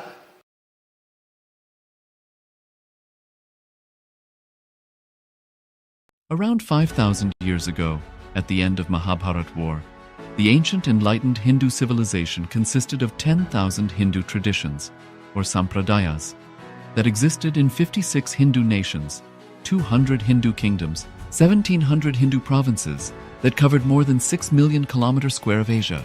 The Supreme Pontiff of Hinduism, SPH, Bhagavan Sri Nithyananda Paramashivam, is the reviver of KAILASA, this ancient enlightened Hindu civilization.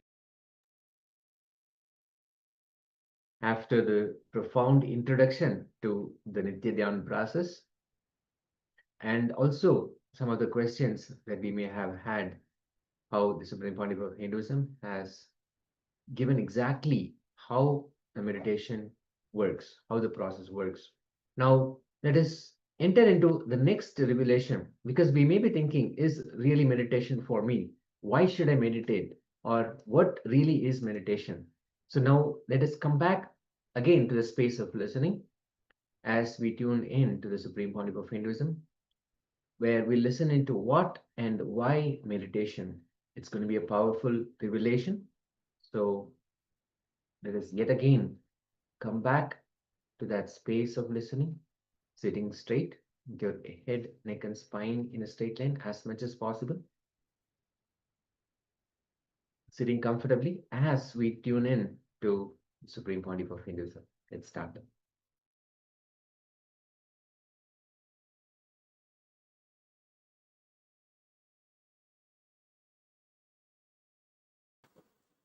Wow. Here is a very beautiful question. Somebody is asking, Swamiji, you say there is no scale to find out whether the state in which we are there is reality or not. This person is asking, every day when I come back to waking state, I see same house, same world. But every day when I go back to dream, I don't see the same world. I don't see same world. So can this be used as a scale? With this, we can say that this world is reality. This world is real. Very intelligent question. Maybe I can give you a simple sketch of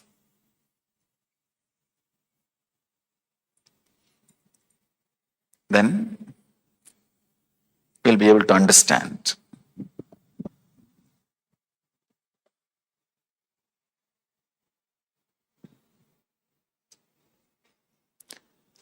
Let us analyze one night dream. For example,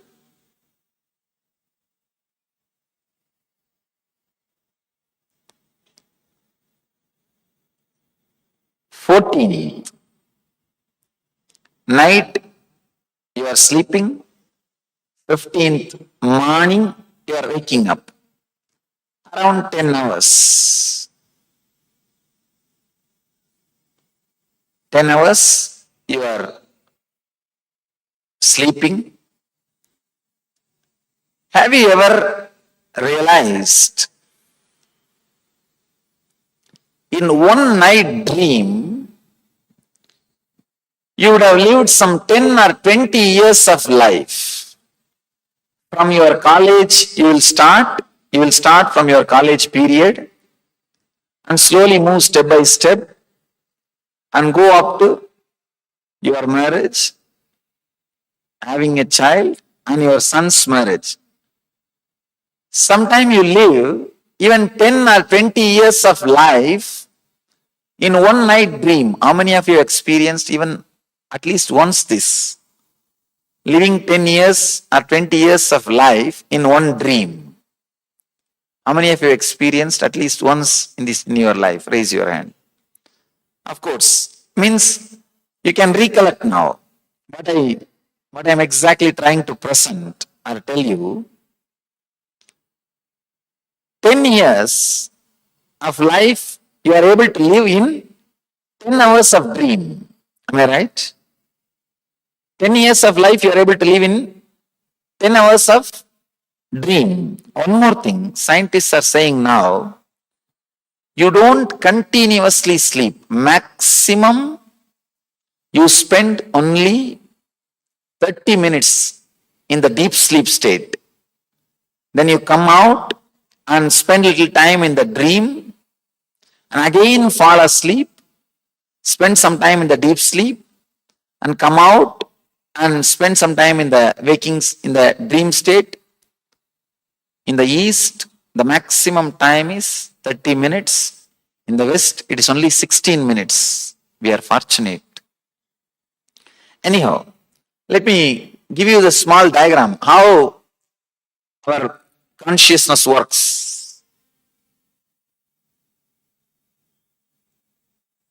Maybe I can call this as dream state. This is deep sleep state.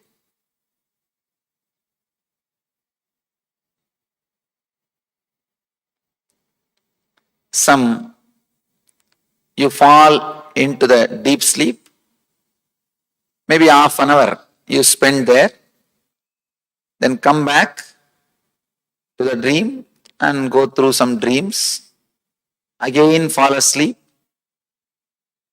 spend some half an hour, come back, again go through some dreams, again fall asleep, come back, go through some dreams, again fall asleep. This is the way you are moving. This is the way you move between dream state and deep sleep state. Understand, in one night, 10 hours, you dream as if you lived 10 years of your life. Means in the first episode, you see you are in college. The second episode, when you come back, you see you are getting married. In the third episode, you see you have a son. Maybe in the fourth episode, when you come back, you see your son getting married. An important thing you need to understand, when you fall asleep and come back, in these different episodes, you do see the same world even in the dream state. Am I right? You do see the same world in the dream state. Understand, it's a very subtle point, very subtle understanding. If you can catch, it will really lead to a very big clarity, which can really revolutionize the way in which you think about your life, the way in which you try to solve the problems of your life. There is a beautiful story. One person was dreaming. In the dream, he saw a tiger chasing him and shouting, "Oh, tiger is chasing me, save me, save me." There was another guy sleeping next to him. He got up and he saw that his friend is shouting, tiger is chasing me, save me, save me. What he is supposed to do? He is supposed to just tell him, hey, get up. Instead of that, if he tries to supply some weapon, you don't know what will happen. He may injure, he may kill himself or he may kill you. You do not know how to decide. If you understand these basic things, suddenly you will see the decision making will be revolutionized. The cognitive shift will happen in you.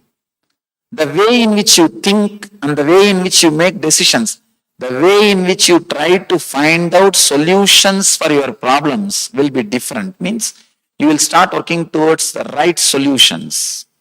The right solution at that moment for that person is just asking him, wake up. That's the right solution. Instead, if you are trying to find out any other solution, it will only lead to more and more problems, more and more difficulties. Here, all I want to tell you is, in 10-hour dream, 10 hours of deep sleep, you live 10 years of dream. Means, many times you fall asleep and come back. When you come back, naturally in all these 4 episodes, even though there was a break, you saw the same world. After break, seeing the same world cannot be the quality to define. It is reality. That is what I mean. Please understand. After a break, if you see the same world, that cannot be the scale to define or say this is reality. Because this happens even in the deep sleep, even in the dream state, this happens. Even in the dream state, after a break, when you come back, you see the same world. So just because when you come back from the deep sleep, you see the same world, cannot be the reason to say this is a reality. How? Only when you wake up from the whole night sleep, you realize you dreamt 10 years of your life just in 10 hours. Same way, only when you wake up from this dream, suddenly you may realize you dreamt 90 years of your life, maybe in few hours. Who knows? Who knows? This whole thing can be a one more long dream. Realizing, understanding, there is a possibility this can be one more long dream will turn much of your attention and awareness to the center, to the consciousness. I can say that is the first step in spirituality. That's the first step for psychological revolution. Again and again, our sufferings are giving a clear statement. We are holding on to emptiness. Our suffering is nothing but a clear statement from the reality. You are not living with the reality. But somehow we know how to cover.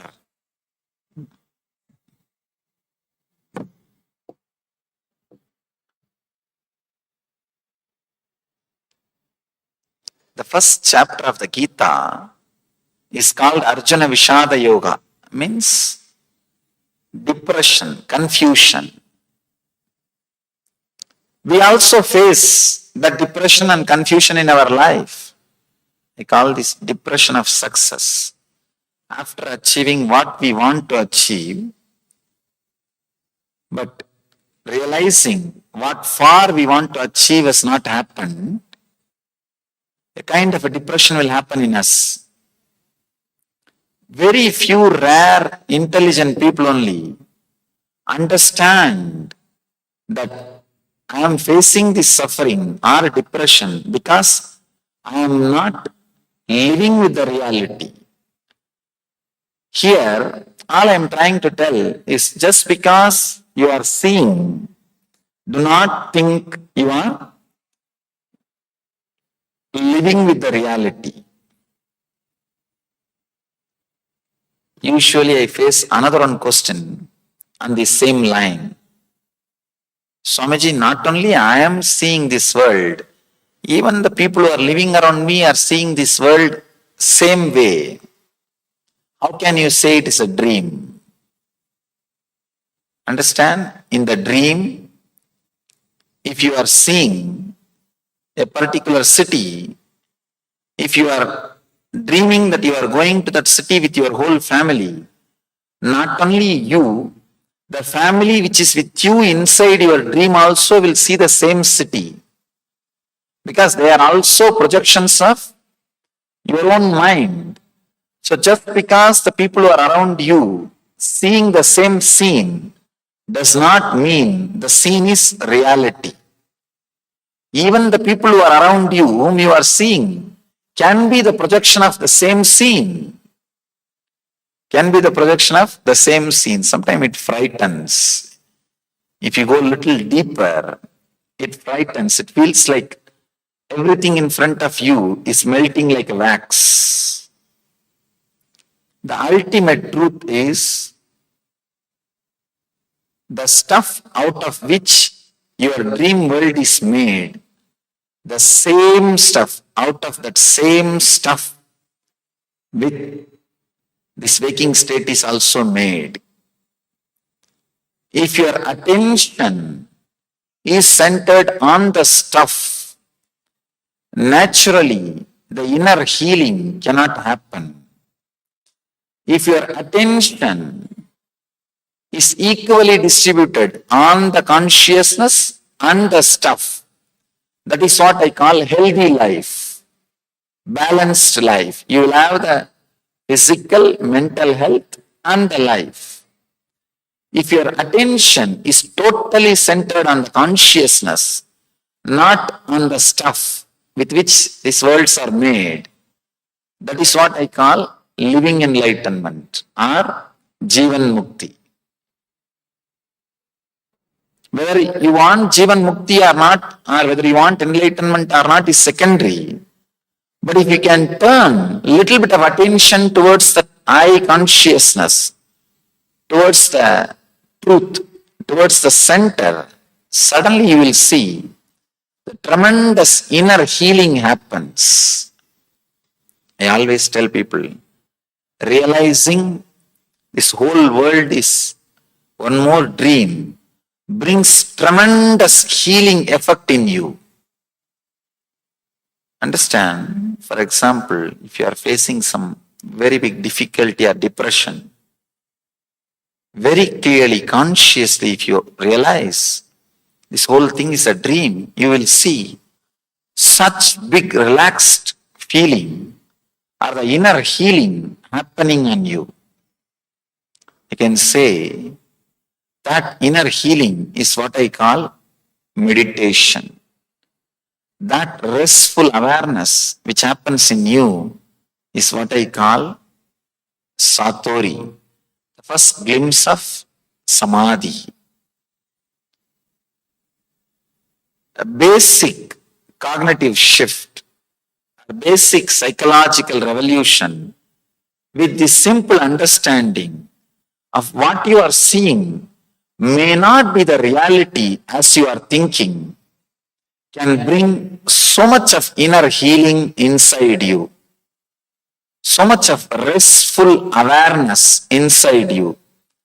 More and more restful awareness being added to you is what I call inner healing or health or raising the quality of consciousness. Instead of dream state penetrating your waking state while you are driving, blissful state can penetrate your waking state while you are driving.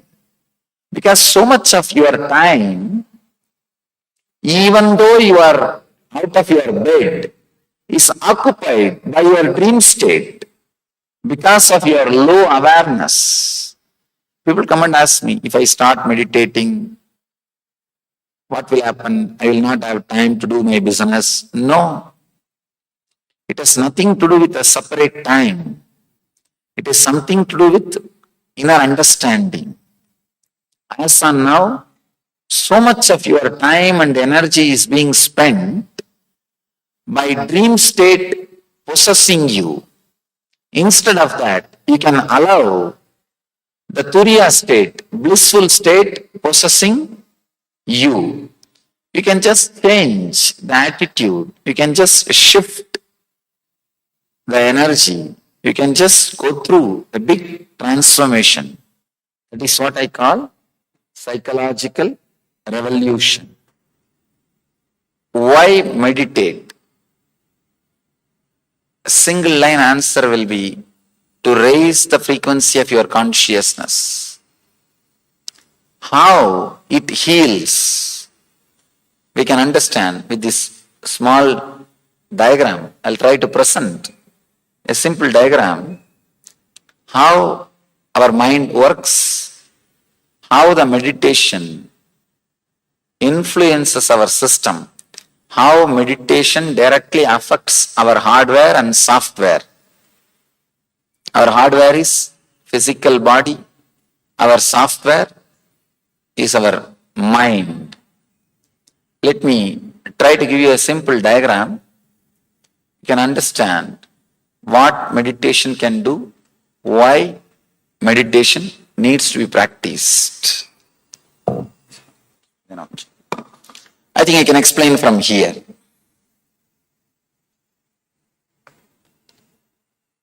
We have two states of mind. You can say two states of mind you experience in your day-to-day life. One with thoughts, another one without thoughts. Now, you know you have thoughts. In the deep sleep, do you have thoughts? No. So with thoughts, without thoughts, these are the two states of mind. Two states of being means the deeper level. Your being also experiences two states. One with the clear identity, I. Now, all of you have that identity with the I consciousness, with that identity I. In the deep sleep state, you don't experience the I state, the I consciousness. In the deep sleep, you don't experience the feeling I. Understand? In the mind, you experience two states. One with thoughts, without thoughts. Same way in the being, you experience two states. With I, with identity, strong identity, and without identity, without feeling or remembering your identity.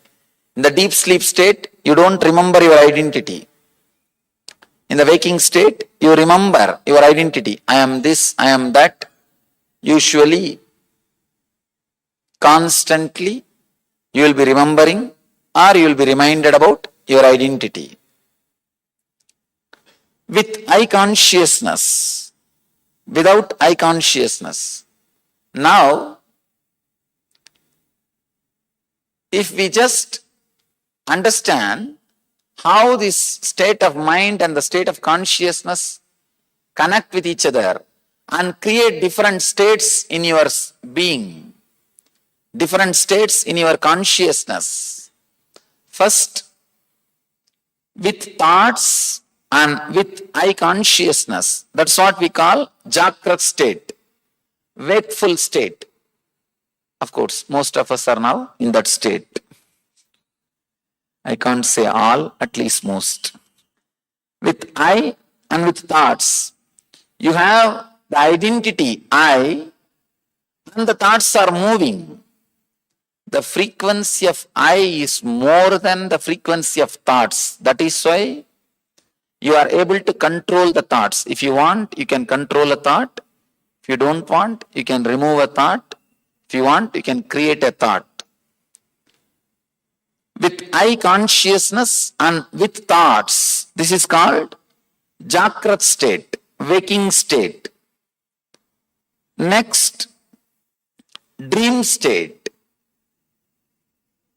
You have thoughts, with thoughts, but there is no consciousness, there is no identity. That is why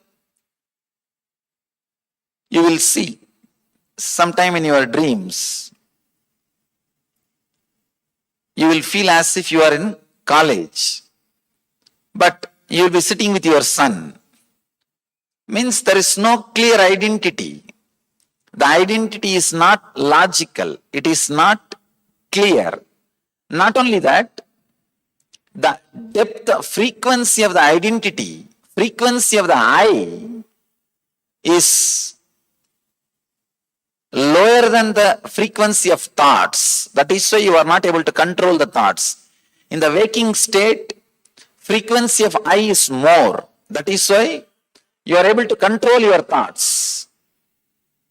In the dream state, the frequency of I is lower than the frequency of thoughts. That is why you cannot control the thoughts in the dream. If at all we have a freedom to dream what we want, we know what all we will be dreaming.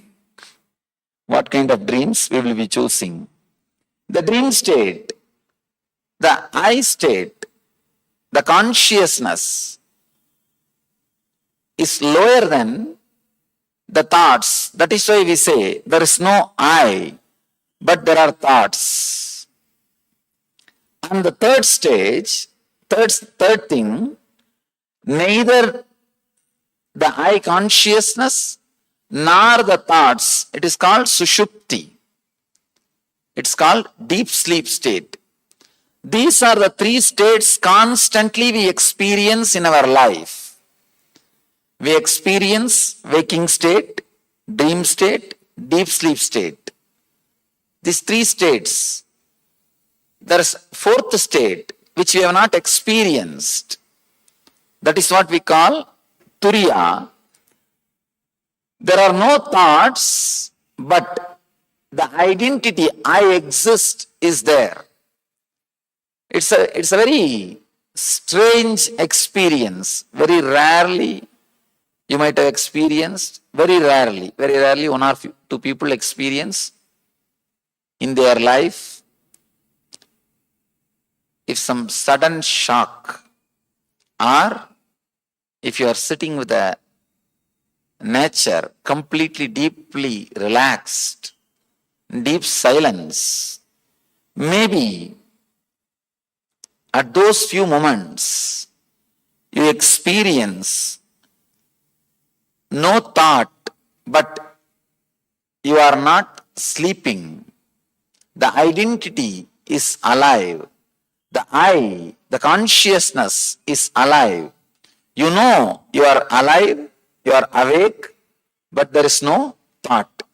This is the fourth state.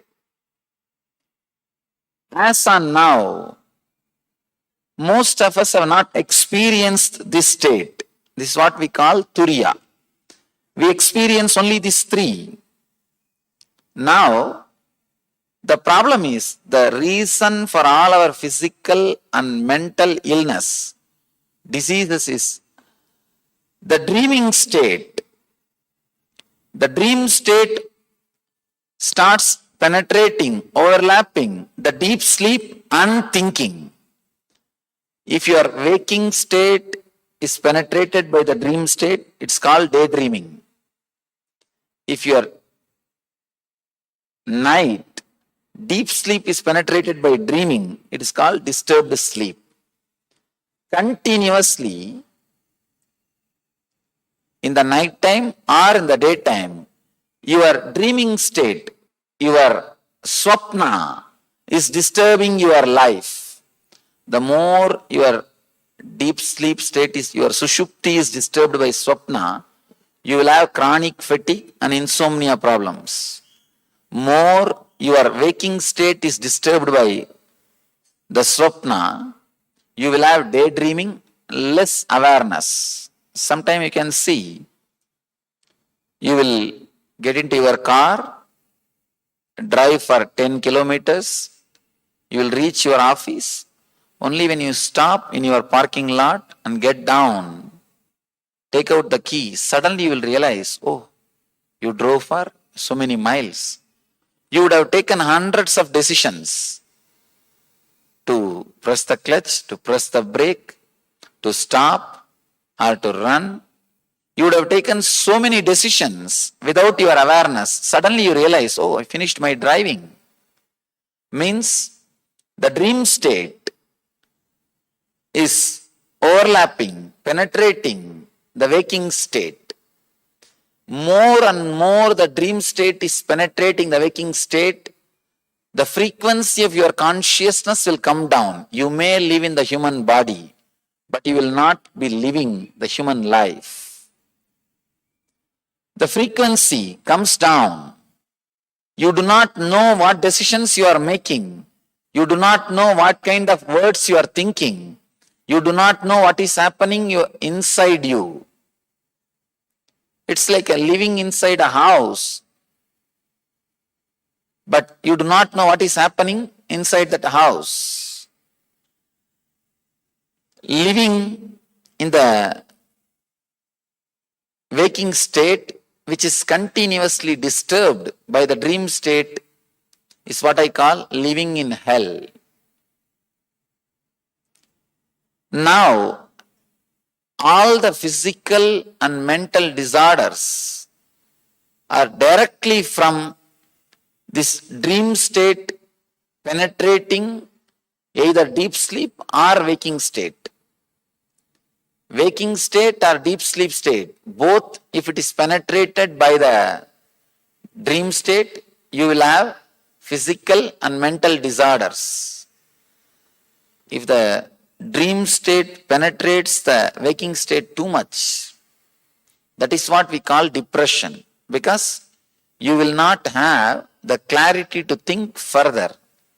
You will not have clarity to move further. You will not have freedom or energy to move further. That is what we call depression. You will feel like all doors are closed. All possibilities are over. Why meditate? Let me come back to the question. Why meditate? Meditation is needed to create more and more influence, awareness over your thinking state and unconscious state. Instead of dream state penetrating thinking and instead of dream state penetrating waking state and deep sleep, your turiya, the fourth state, the blissful state is supposed to penetrate the waking state and deep sleep state. The more and more you meditate, raise your awareness, raise your consciousness, the fourth state, turiya means fourth. You can't name this state. Or you can give any name. Samadhi, enlightenment, Atmajnana, Brahmajnana, Nirvana. Any name you can give, different names, but same state. This state, if it starts penetrating, overlapping the waking state and deep sleep state, you will see health in the body and in the mind. You will see health in your being. The purpose of meditation is to experience this state at least once, the fourth state at least once, and bring more and more influence of the fourth state on your waking and deep sleep state. If your waking state and deep sleep state is totally influenced by the fourth state, the turiya, that is what we call Jivan Mukti, living enlightenment. Meditation is a method, technique to bring more and more fourth state in your day-to-day life. If you experience the fourth state in your waking state and the deep sleep state, you are meditating. The purpose of meditation is to bring the fourth state into your waking state and deep sleep state. Maybe the physical health and mental health, everything is byproduct. Of course, it happens, but it's a byproduct. The purpose, main purpose is to experience the higher states of consciousness.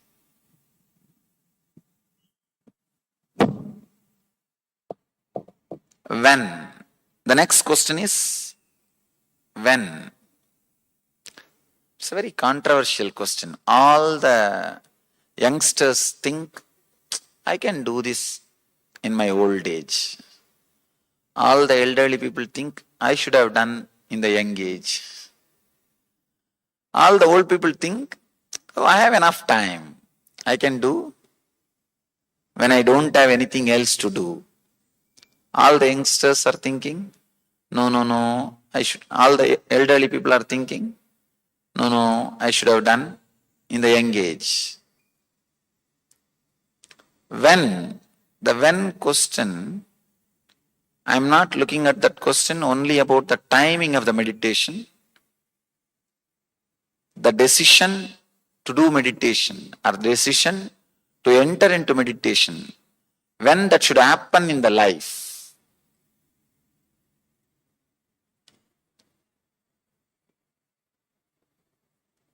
Meditation is just like reading owner's manual before you start driving the car. The person who does not read the owner's manual before driving the car will naturally end up in accidents. Same way, the person who has not started the meditation before entering into the life will naturally end up in suffering and depression. Basic things for the life is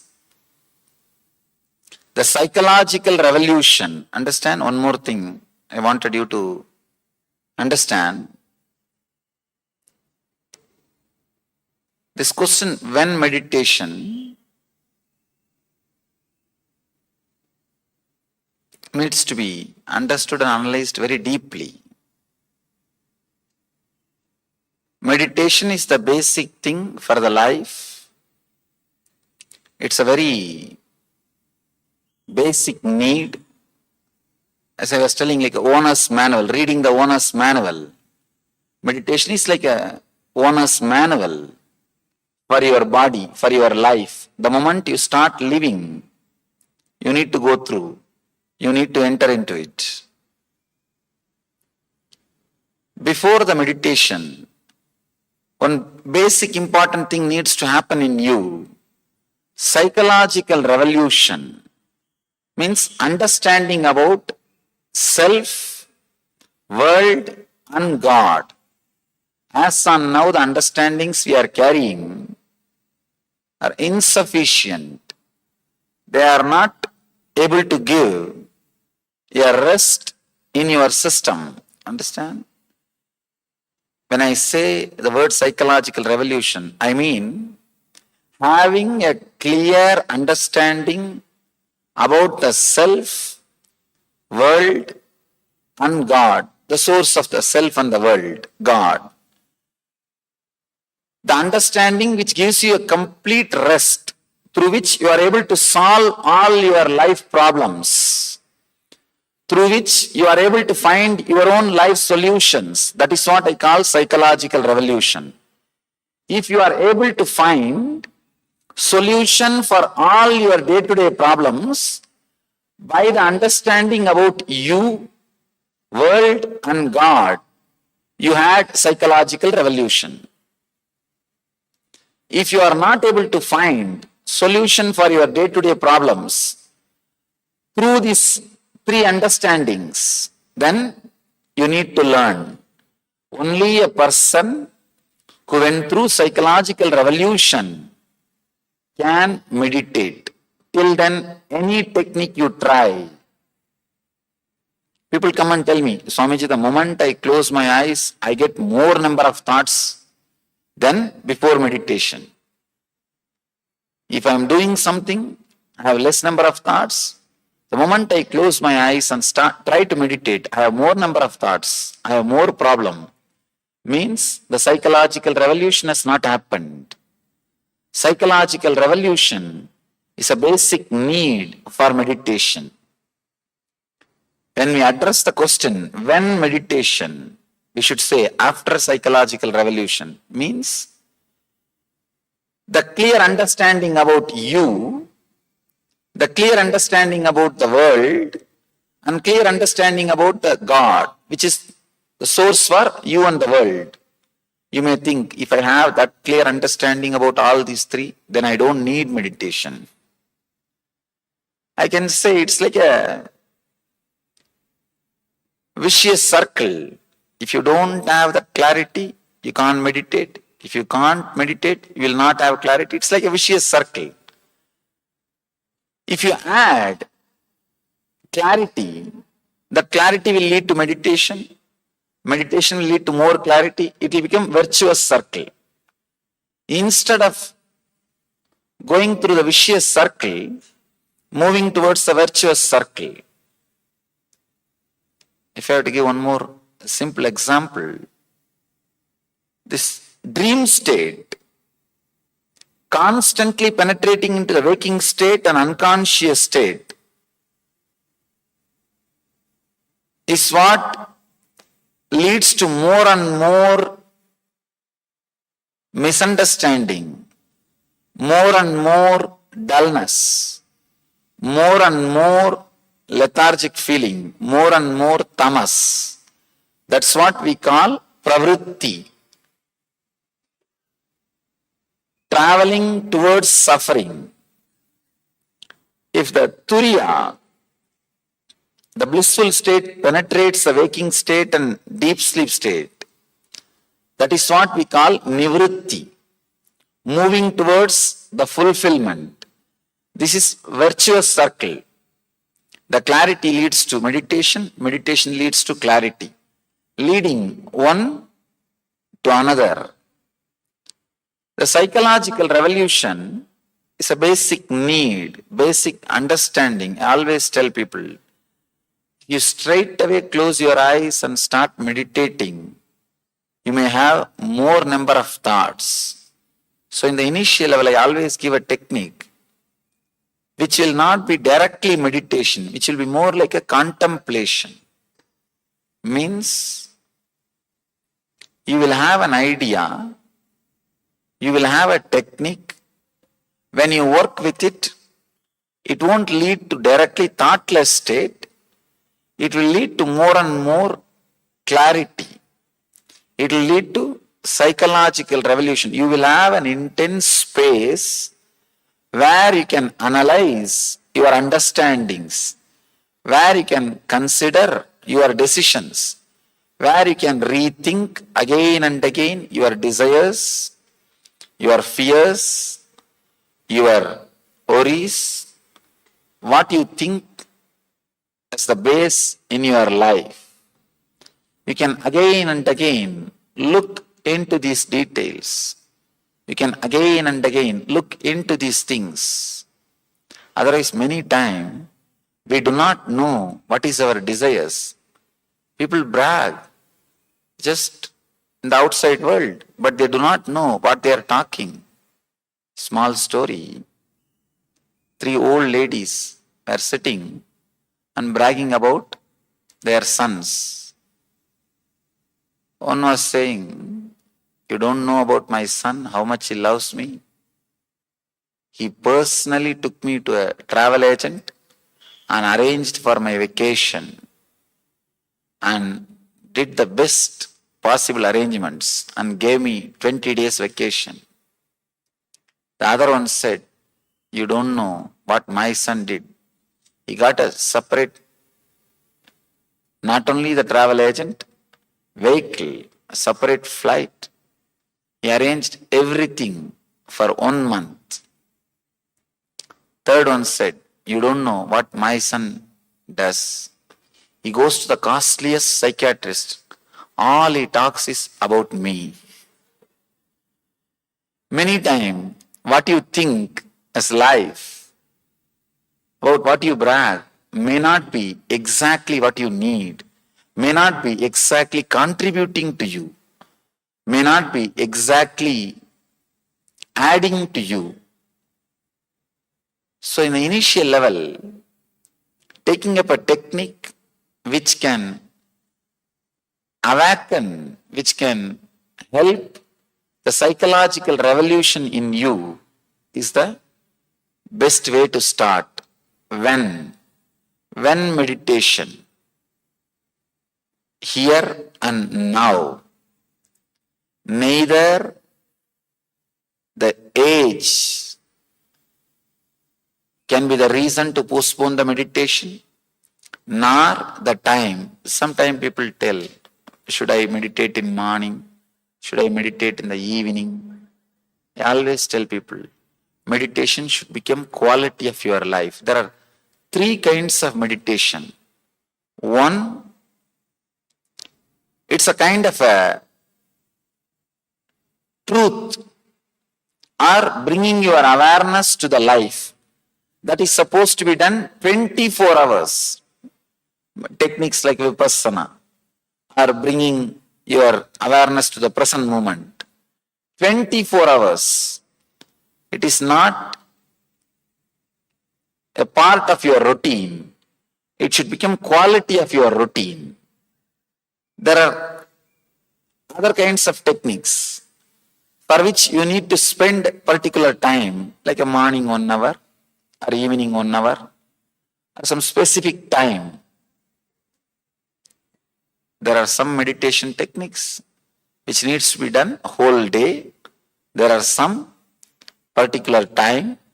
There are some other techniques. You neither need to do whole day nor need to spend separate time. Just very remembrance is enough. There are some great truths. When you are really in that matured state, you don't need a separate technique. You don't need to practice whole day or in particular time. Just very remembrance, you will be in that state. You will be in that state. You will be experiencing the truth.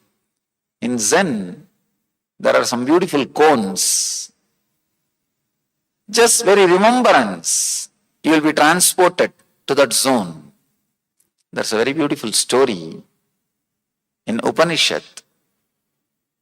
Disciple comes to the master and asks for technique or a method for enlightenment.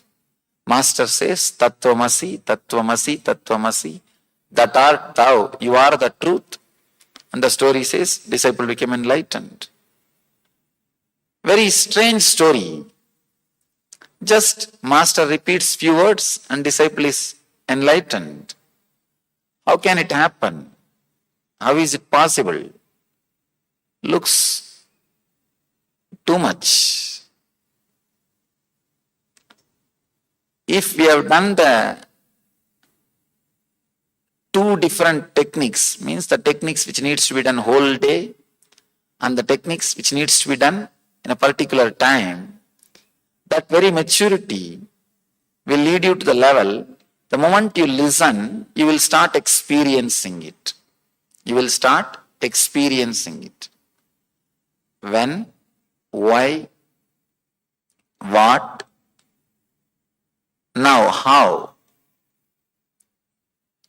There are so many different techniques. Somebody asked me the other day, why you have so many gods, so many methods, so many techniques? I told them, In the West, why do you have so many cars? They asked me this question in the West. I told them, why you have so many cars? Because you spent so much of energy in doing research and development in the comfort level, about the luxury. So much of time and energy has been spent to develop the comfort and luxury. That is the reason you have so many luxurious things, so many cars. Same way, in the East, we spent so much of time in thinking and doing research and development how to raise the consciousness. Because we have done so much of research and development, we have so many methods, so many techniques, so many gods, so many paths. All those things are available to us because we have done so much of research and development. We have hundreds and thousands of techniques in front of us, so many methods.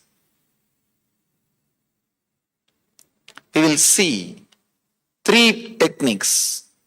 Each day we will do one technique. Today we will do one technique. Working on our mind, inner chattering.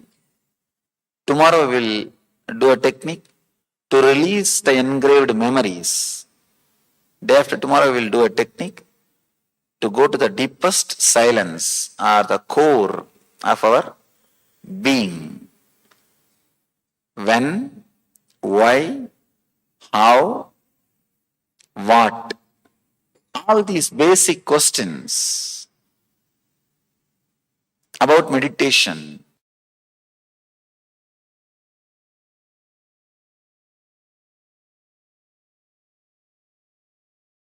Around 5,000 years ago, at the end of Mahabharat War, the ancient enlightened Hindu civilization consisted of 10,000 Hindu traditions, or sampradayas, that existed in 56 Hindu nations, 200 Hindu kingdoms, 1,700 Hindu provinces that covered more than 6 million kilometers square of Asia. The Supreme Pontiff of Hinduism, SPH, BHAGAVAN SRI NITHYANANDA PARAMASHIVAM, is the reviver of KAILASA, this ancient enlightened Hindu civilizational nation.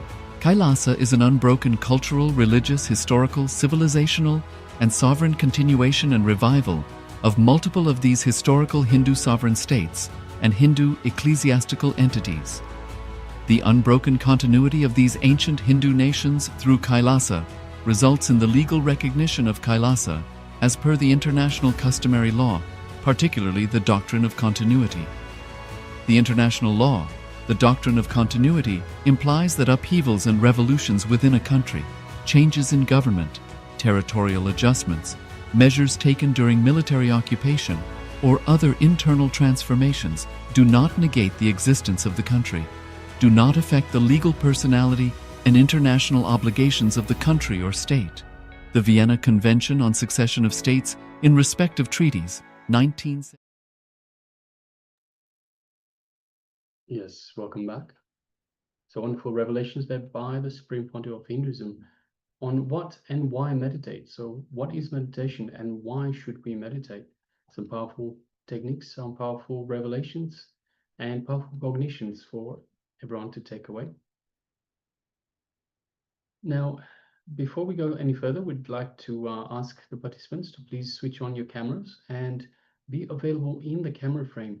So we have Ma Shangzi Ho, Maha Satya, and Paramasatya. We also have Charmaine Muse and some other participants that have, yes, we cannot read the label.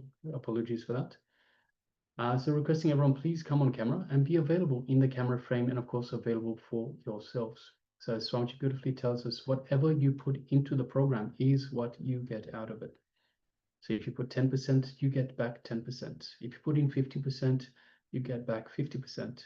Only when you put in 100% can you expect to get back 100%. So it is all up to you. All right, so let us get ready. We are now going to move into an internalization exercise, a technique from Tibetan Buddhism. But let's have a look at what is the real aim of life. Why are we here? Why are we living this life? Is it because we want to earn more? Is it to stay forever young, healthy, beautiful, Is it to have better, longer lasting relationships? What is the aim? Is it to improve your personality? The list can be endless. So for each individual, there will be a specific goal, or perhaps even many goals that they wish to, they have aims in their life. Yes, so this is a very powerful meditation from the Tibetan Buddhism that Swamiji has revealed to us. Let us now enter into this technique. Relax, sitting as comfortably as possible. First, we'll be sitting in Vajra Asana, sitting on your knees, meaning the knees are folded in and you're just sitting on them. If you're not able to sit on your knees, then you can sit comfortably in the chair. So the first step is your head, neck, and back. The spine should be in a straight line as much as possible. Just sitting in Vajrasana, sitting straight comfortably, sitting straight as much as possible. Let us first comfortably sit in this posture. Swamiji will be taking us step by step into this meditation. Once we are seated comfortably in Vajrasana, sitting straight as much as possible, we can move to the next step. Close your eyes, not just the eyelids. After closing your eyes, stop allowing eye movements or visions in our mind. The inside television should also be switched off. What happens normally is if we close our eyes, even though we have our eyelids closed, there will be so many images running through as if in a television. But if you close your eyes, you'll see television. That's what usually happens. The whole thing will keep on going again and again and again. So decide to stop seeing what is going on inside as well. That is the second step. Not only closing our eyes, but also deciding that you will stop the constant flow of imagery that happens, the scenery that happens within, even when we close our eyes. There is a small technique for this. Just if you give a little pressure on the eyeballs through the mind, not through the hands or using any external pressure, just with your own mind, just apply a little pressure, just make those eyeballs a little like stone, like rocky. What happens is if the eyeballs don't move, then the imagery also does not move. They also stop. So simply sit comfortably in Vajrasana, eyes are closed, and make your eyeballs a little solid, a little more solid, like rock, like a stone. Then the third step, once we are ready, sitting comfortably in Vajrasana and sitting with our eyes closed and our eyeballs are steady, intense humming from our navel center,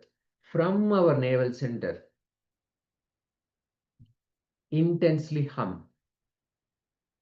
Just produce the humming sound, but the sound should not just come from the throat center, it actually has to come from the navel center. Intensely humming. Become the humming. Completely let your whole body, let your whole mind only focus on the humming sound intensely, as loud as possible, as long as possible, as deep from the navel center as possible. Intensely hum. If you have any heart related issues, or if you are carrying or nursing, please receive guidance from your physician before you get this started. But otherwise, if you are able, intensely perform the humming as much as possible, as deep as possible, as long as possible, as loud as possible. Let's do the humming.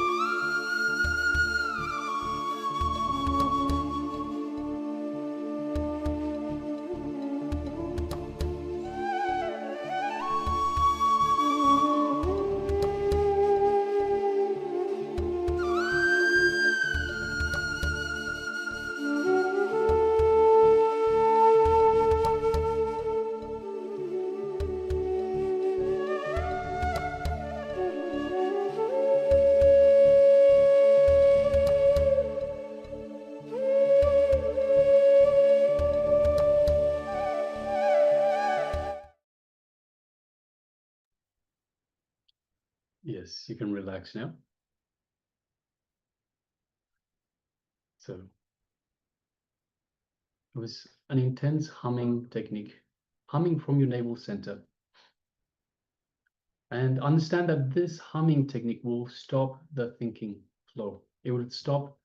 You cannot have the humming and thinking at the same time. So it is a very good technique to remove your inner chatter, to stop your inner chatter. So practice this again and again. Every day will reduce drastically the inner chatter that you have in your mind.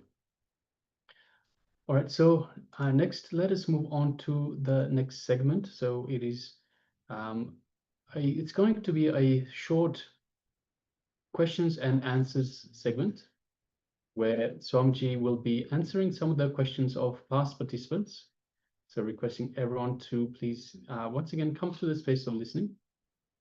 Yes, and even these questions will be relevant. The question and answer sessions are always in such a way that they will answer our questions and also question our answers, getting our experience even more deeper. So let us come back to the space of listening and sit in, and as we listen in to the Supreme Pontiff of Hinduism.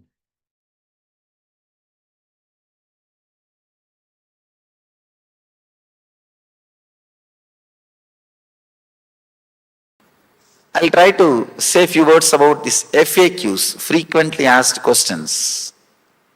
The usual doubts, the usual difficulties people face when they enter into meditation, when they even hear about meditation. Many people think meditation is something like leaving the whole thing. People are afraid. They come and tell me, I'm afraid that I may get too much attached into meditation. The meditation itself is nothing but removing your attachment. You can't get too much attached to meditation. They are afraid that their desires, their fears, their whatever they think as life will be taken away from them. I can say that is true. Whatever you think as your life will not be anymore part of your life. Many times you are trying to protect yourself from the unnecessary fears. The basic truth is you don't need to protect yourself from your fears because they do not have a base. The concept or the idea, you are a solid being and you have so many fears, will be shaken by meditation. What you think as your desires will be shaken. So naturally, what you think as your fears will also be shaken. The fear and desire and worry, whatever you think as your own, everything will start going through a big change. There will be big psychological revolution. There will be practically a new birth. Your software will have new quality. I can say it's like a changing the software, changing the inner software. Your hardware may be the same, but your inner software will go through a big change. It will be completely changed. Meditation is all about changing the inner software. Your body may be same, your hardware may be same, the things with which you are living may be same, the persons with which you are living may be same, but the being with which you are living will be totally different. The being will have a different quality. The inner software will be new. This simple understanding, I can say, this simple understanding of these four states of consciousness can initiate the psychological revolution in you. This is like a master key. If you apply every moment in your life, if you are aware of these four states constantly, you will see before every decision, the mechanism or the way in which your thought process goes towards the decision will be changed. This is what I call cognitive shift. Receiving information, processing, and deciding. That will become totally different. If you understand this four state, when you come out of deep sleep state to the dreaming, you understand deep sleep was lower than dreaming. When you come out of dreaming to waking, you understand the dream state was illusory. It was not real. Same way, when you move from waking state to the fourth state, Turiya, you will realize this state is not the reality. This is not as you think. Every time when you face the depression or low mood, this understanding starts rising from you within. But we manage such a way that psychological revolution does not happen inside us because too much is at stake. Too much is at stake. If that psychological revolution starts happening, you are afraid, you don't know what will happen, you don't know what you will decide about. Your cherished desires, cherished goals, cherished ideals, cherished ideas. You are afraid, you may have to let go. When I started the session, I used the word atato brahma jignasat. In that commentary, one great Acharya says, let us inquire into the reality means the guru and disciple, both of them are deciding, let's have courage to follow where the reality leads us. Not just inquiring, let's have courage to go where this research leads us, where this understanding leads us, where we are moving.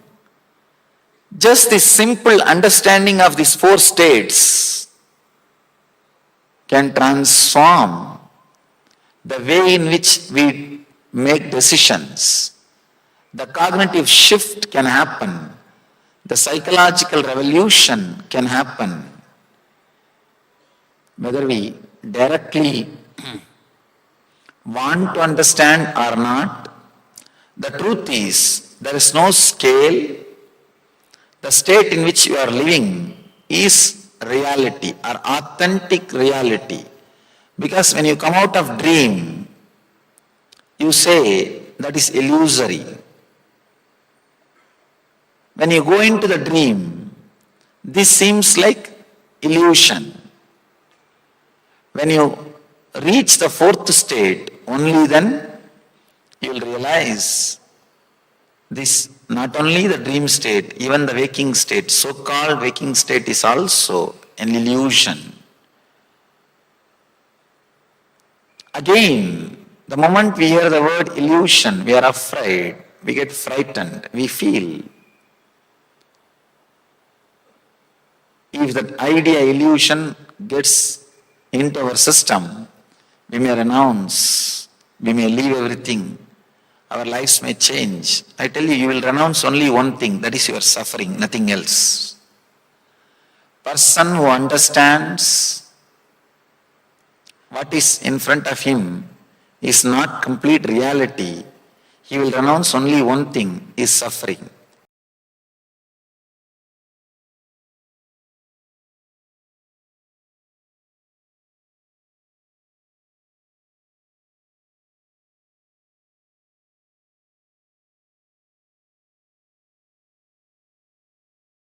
Around 5,000 years ago, at the end of Mahabharat War, the ancient enlightened Hindu civilization consisted of 10,000 Hindu traditions, or sampradayas, that existed in 56 Hindu nations, 200 Hindu kingdoms, 1,700 Hindu provinces that covered more than 6 million kilometer square of Asia.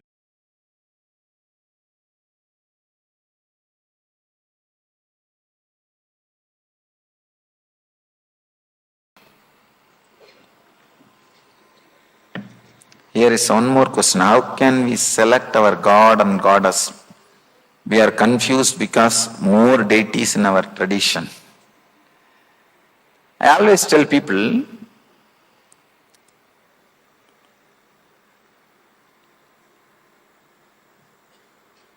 towards some path, some God, some technique, suddenly you will feel a very deep connection. That is what I call falling in tune, feeling connected. If you feel connected to some path, choose that path or that God or that deity. If you don't feel connected to any one thing particularly, do not choose anything. Continue your seeking. Continue your seeking. Let the seeking become your God. Seeking can become your God. Let the seeking become your Ishta Devata. No need for particular Devata.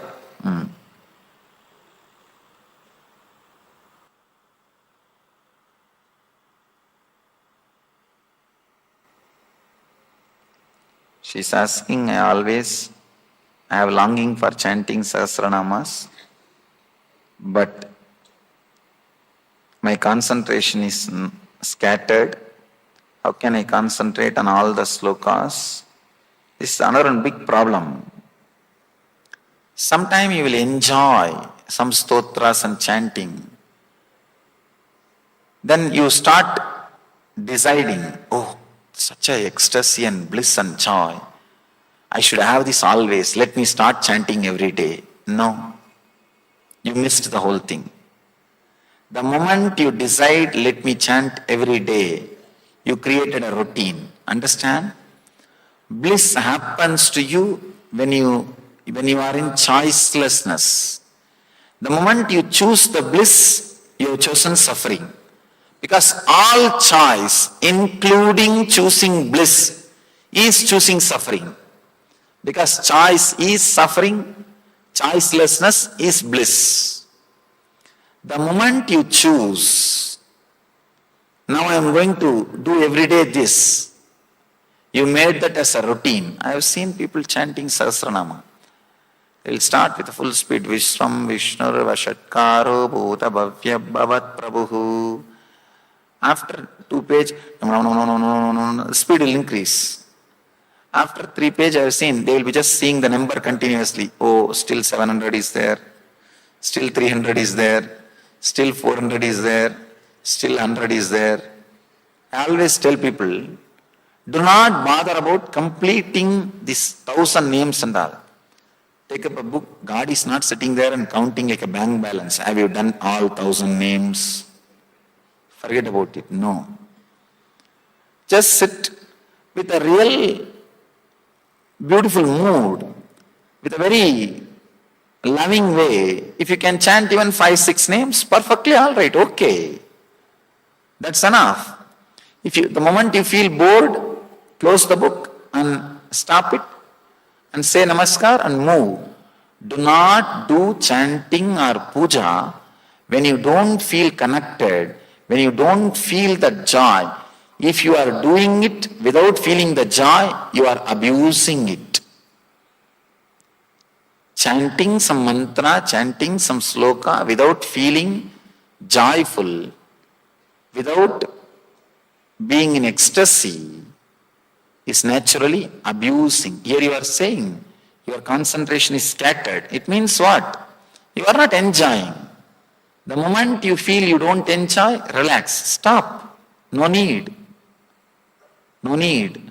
Do not do it for the sake of accounts.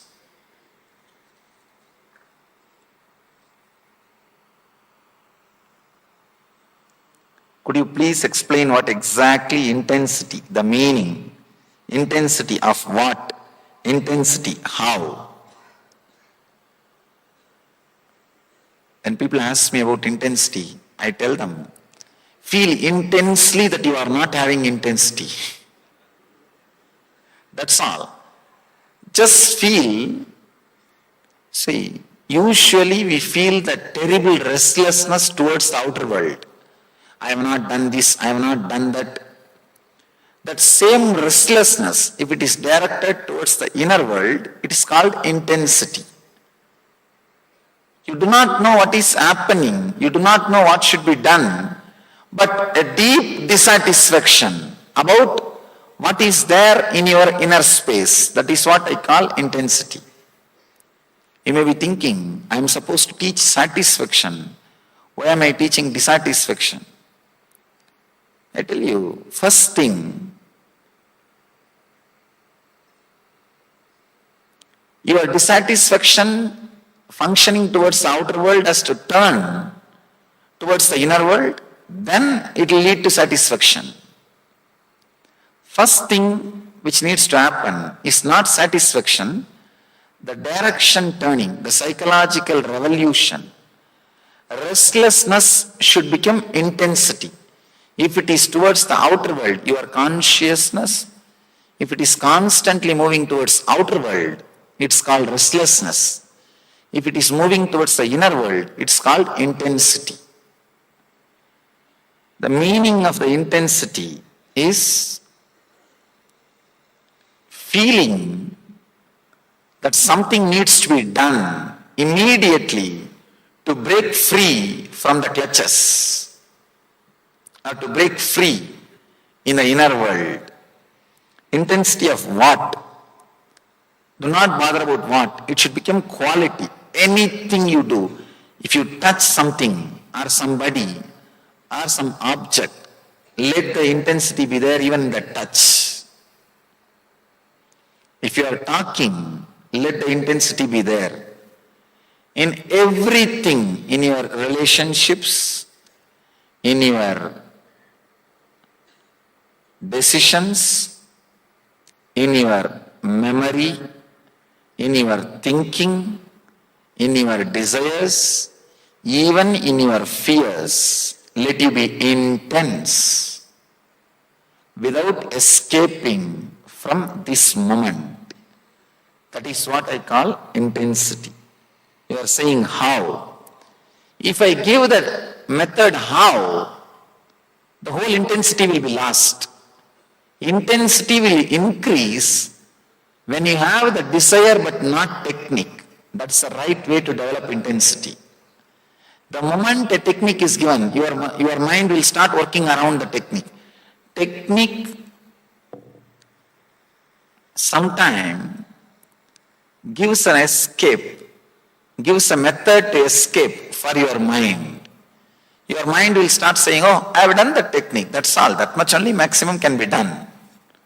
Nothing else needs to be done. That's why in Ayurveda, when we give medicines, we say this medicine is not enough. Whole day you need to work with this medicine, means whole day you need to be intense, telling your body and mind to heal itself.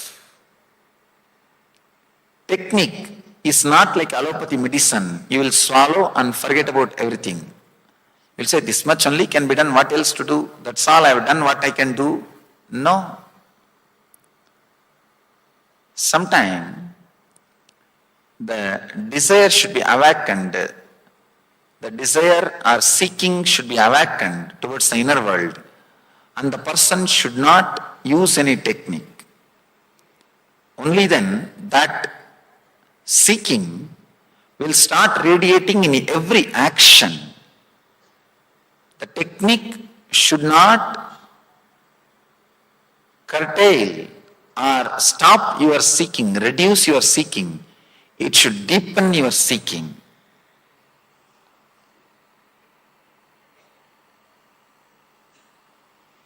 I am already doing meditation taught by some other master. Can I do the one given by you here? You are welcome. You can do. I always tell people, try to collect the best flowers from all gardens and make a beautiful bouquet for you. You do not have to think, if I learn from one source, I should not learn from the other source. No. It's not like a shop. If you come to this shop, don't go to that shop. No. Go to all possible sources and learn all the best things. Pluck all the best flowers and make a beautiful garland for you. I always tell people, your ego is such, it cannot be broken by one master.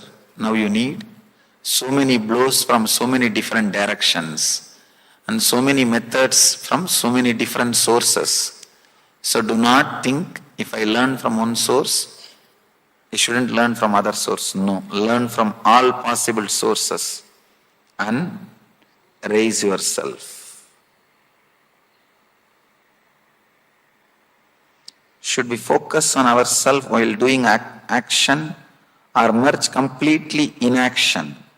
Which one leads to meditation? First thing, you cannot completely merge yourself in action, in inaction. Because once the tamas, lethargic energy in you is exhausted, you see, your body is made out of rajas, tamas and sattva. 33% peace, silence, intelligent energy. 33% restless, very aggressive energy. 33% lethargic, very sleepy, low, kind of a resting energy.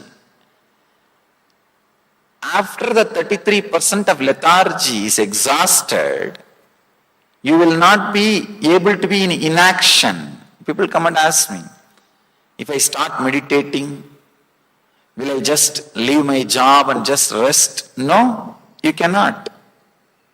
You cannot. I tell them, if you have that fear, just take vacation, lie down for 10 days, you will understand. 11th day, you will run for your job. You will run for your job. That is not going to be the end.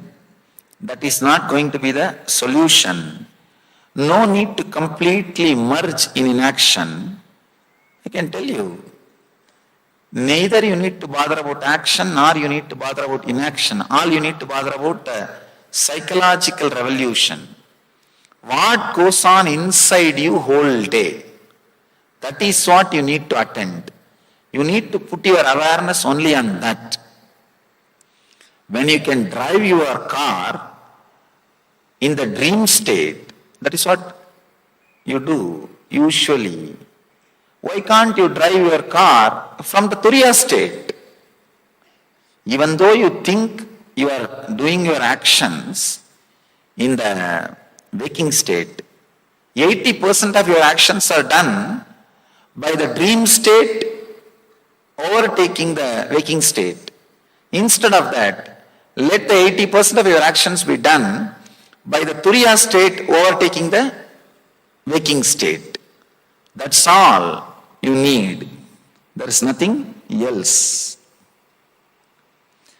These are the questions which happens before even you enter. These are questions like hypothetical questions. Somebody came and asked me, if everybody becomes Swami, how will the world run? I asked him, if everybody dies, how will the world run? He said, no, everybody won't die. He said the same thing. No, everybody won't become. That's all. Hypothetical questions cannot be answered. I told him, do not bother. God is not depending on you to run the world. He is not depending on you to create and maintain the world. Can we really experience the blissful state after learning? Then what for you think I am conducting the program?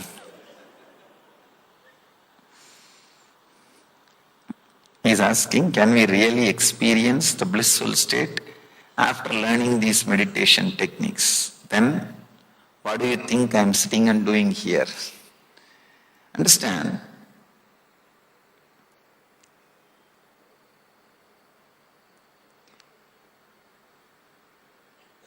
person who creates a formula to reproduce the experiences of the outer world is a scientist. Person who creates a formula to reproduce the experiences of the inner world is a mystic. He is the master. These methods, the techniques which you are going to learn these 3 days, are time-tested, foolproof, created after a great research and development by thousands of masters in thousands of years of research and development, and verified and experienced in my own personal life. So be rest assured, be intense. That's all I'm asking you.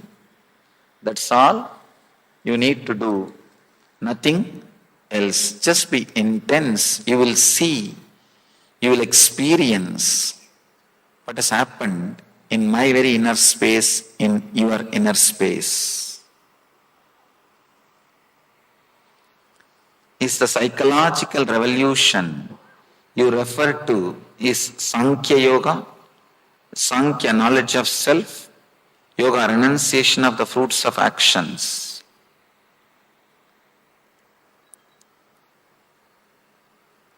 See, the word Sankhya, the word Yoga, both are like two different expressions. Maybe I can say the psychological revolution word, I mean Sankhya, Yoga and something more. And something more. When you understand these few ideas about the dream and waking state and the superconscious state, every time when low mood or depression or disturbance comes to your inner space because of the waking state, bring this understanding into you. Use this like a key and allow that psychological revolution to happen. You will see, not only you will come out of the problem, even 2-3 times if you come out of your sufferings, you will have so much of courage and energy to apply these techniques again and again, to evolve yourself again and again. Beautifully Krishna says, Uttared Atmanatmanam Atmanam Avasadayet. Let you raise yourself by yourself. If you raise yourself by yourself, you are the best friend for you. If you don't raise yourself by yourself, you are the worst enemy for you. So, I can say the word psychological revolution which I am uttering is Sankhya, Yoga and something more.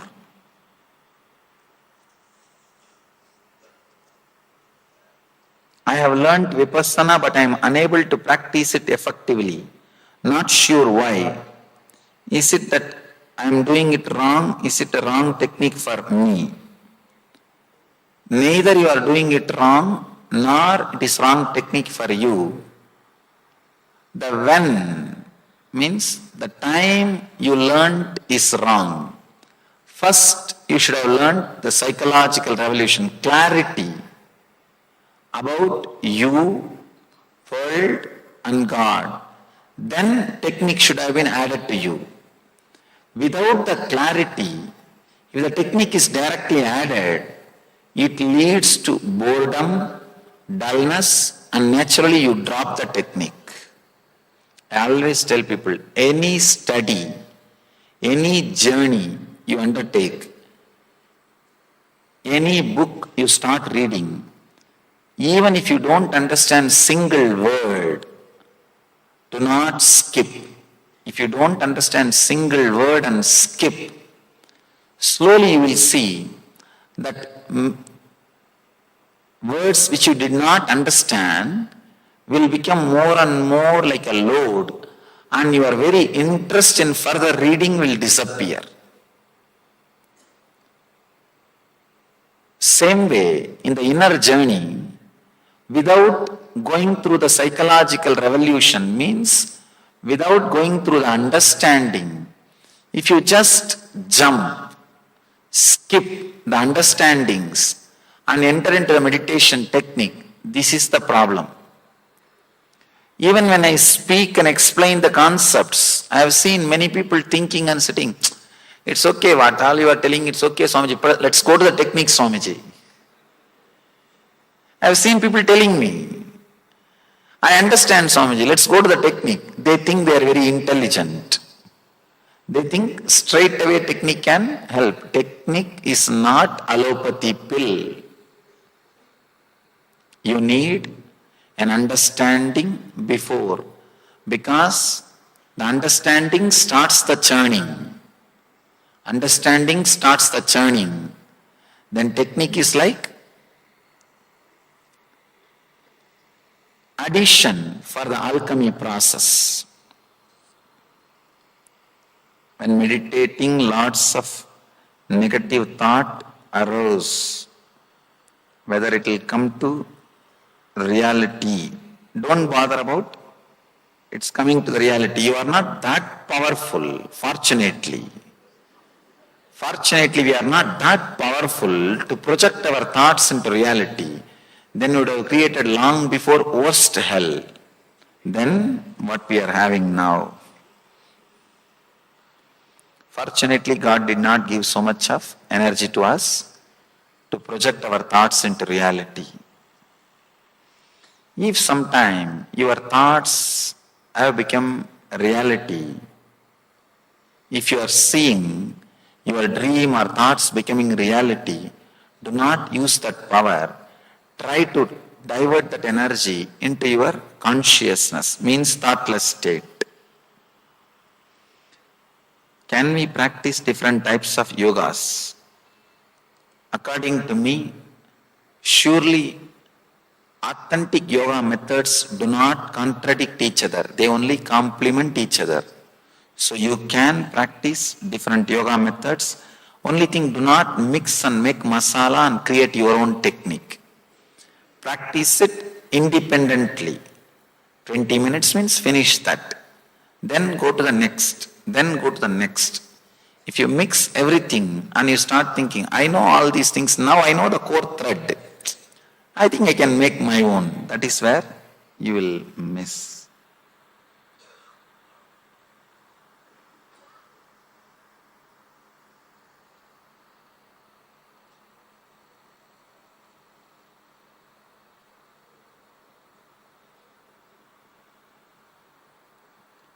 Somebody is asking a personal question about their sickness after the meditation. You can come here for the darshan. That time you can ask me. Maybe I'll be able to heal or help or answer. Whatever I can, I'll surely try to do. You said karma means unfulfillment of desires and experiences. But if we suffer from poverty, illness, our saint elders says, it is because of karma. Swamiji, please answer, will any soul or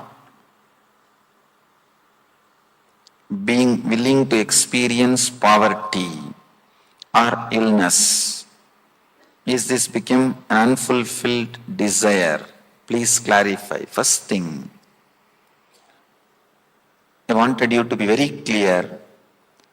If somebody is in poverty, they consciously chose it. Please understand, even if it hurts you, I have to tell the truth. That is why I am telling. Let me give you one small incident.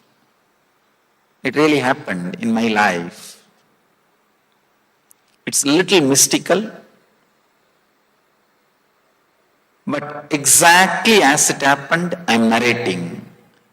I can say, I can take a oath, I am stating the simple, straight facts. You can make out what you want to make out of this incident. In USA, one child, autistic child was brought to me for healing. They are from North India, settled in USA, maybe some 7-8-year-old child. They brought the child and asked me, Swamiji, this child is autistic, please heal him. And not a single person in their family or in their surroundings knows Tamil. I put my hand on the head of the child and started healing. In a pure village Tamil, in singular, not even in plural, in singular, that boy said, remove your hand. He just said in Tamil, remove your hand.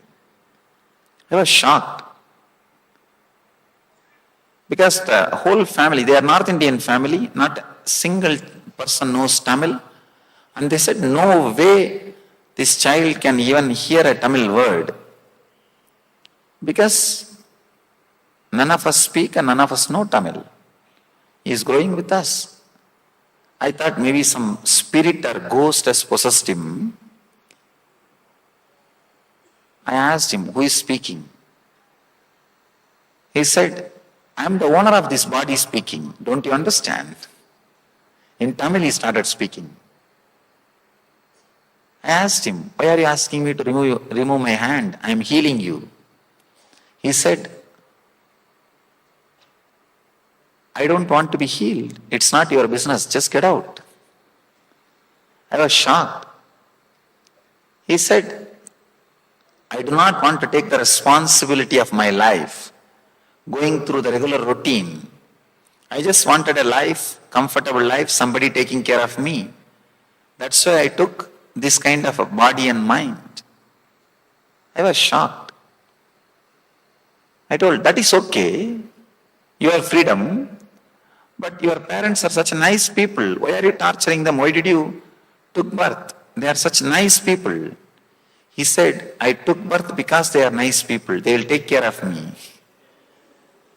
They will not put me in the hospitals or asylums or somewhere else. They will take care of me. That's why I took birth in their family. This incident gave me a very big opening or clarity. Every soul, consciously or unconsciously, knowingly or unknowingly, chooses its place, birth and the lifestyle. That is what we call prarabdha. When you come down, create the body, you design. For some people it hurts. Understand? It hurts because you are not able to tolerate that you chose what you are having now. I tell you, we choose poverty sometimes because it's a big freedom. With wealth, too much of responsibility is there. It's a big bondage. So understand, start looking into yourself, why you chose what you chose. Maybe that can help you to enjoy and celebrate what you chose. Instead of constantly turning your attention and awareness towards cursing and abusing what you chose, if you start looking why you would have chosen what you would have chosen, you will see suddenly new things revealing, and you are exactly where you wanted to be. You are exactly where you wanted to be. That is ultimate truth. Whether it hurts or heals, truth is truth. Usually with little passions it heals, it never hurts. That is why I say karma is unfulfilled desires and experiences. Your lifestyle and everything is straight away consciously chosen by you, and your present is the totality of the decisions you made in the past. Your future is going to be the totality of the decisions you are making in the present.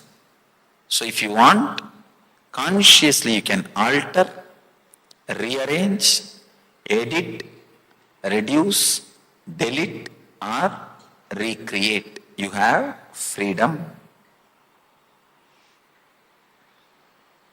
how to start meditation, at what age one should start meditation. You are in right place, you will have the answer in few minutes. We will enter into the technique. Come for tomorrow and day after tomorrow sessions too. We will be entering into the deeper and deeper levels of methods and techniques. We always dream because we are away from reality, or try to achieve dream reality. If we do not dream, then what is life? This is one of the worst lie taught to you. Because your universities and schools and societies are not able to teach you superconscious state, they taught you daydreaming state. Understand? Just because they are not able to teach, just because they compromised, let you not waste your life. Let you not miss the truth. Let you not miss the reality. Life can be lived without daydreaming, with superconscious vision. I always tell people, with daydreaming, these desires, before fulfillment, they will give you a deep restlessness. After fulfilling, suddenly you will see they are showing you emptiness. With vision, means superconscious lifestyle, thoughtless awareness lifestyle, before fulfilling, those visions will empower you, will show you the direction. After fulfilling, they will give you a deep satisfaction. There is a big difference between daydream life and superconscious life. There is only two choices. Either you will live a superconscious life or daydreaming life. If you are not living a superconscious life, be sure you are living a daydreaming life. But there is a great fear. If I stop daydreaming, how will I do next planning? How will I decide how to invest? How will I decide what my plans should be next? How will I invest? How will I decide what my life should be? If it is not there, what will you do? Sometimes, if your workers or subordinates convince you, without them your business cannot run. If you are convinced, they will start exploiting you. Same way, your mind has convinced you, without it, you cannot run your life. That conviction is what I call suffering. That is what I call the root of suffering. I tell you, when I say, I really mean, you can live without your daydreaming. You may ask, then how will I plan for my tomorrow? Usually, you are not planning, you are worrying. You are not planning, you are worrying. And even by your planning, you are only reproducing your past into the future. You are limiting your growth by planning. Because you do not have courage to live with the spontaneity, to live with your spontaneous visions happening, to live with the spontaneous revelations happening. Constantly, you are struggling with your day-to-day planning and your life. People who had courage to trust their vision, their spontaneity, only they became genius. Only they became genius. Please understand, a little courage to enter into the life without daydreaming can just revolutionize. I can say this is what I call psychological revolution. Just try for 10 days. In 10 days, I don't think your whole life will be taken away from you. In 10 days, if it can be taken away, then it is not worth having. Let it be taken away. So just try for 10 days, life without daydreaming. Suddenly you will see the quality of spontaneity, and every one of you are visionaries. Because of your planning and daydreaming, the quality of having visions is suppressed. If you just remove the daydreaming, if you just remove the daydreaming and have little courage towards that quality of creating visions in you, quality of living with the spontaneity, you will see suddenly the visionary in you is awakened.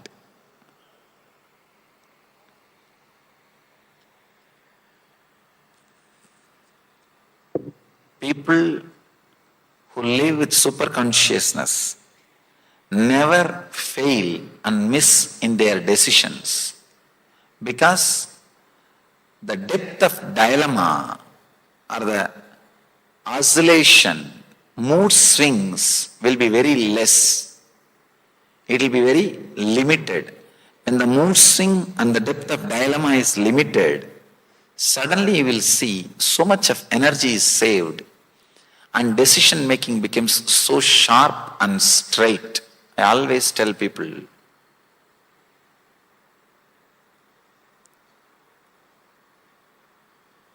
having freedom without intelligence is the worst suffering.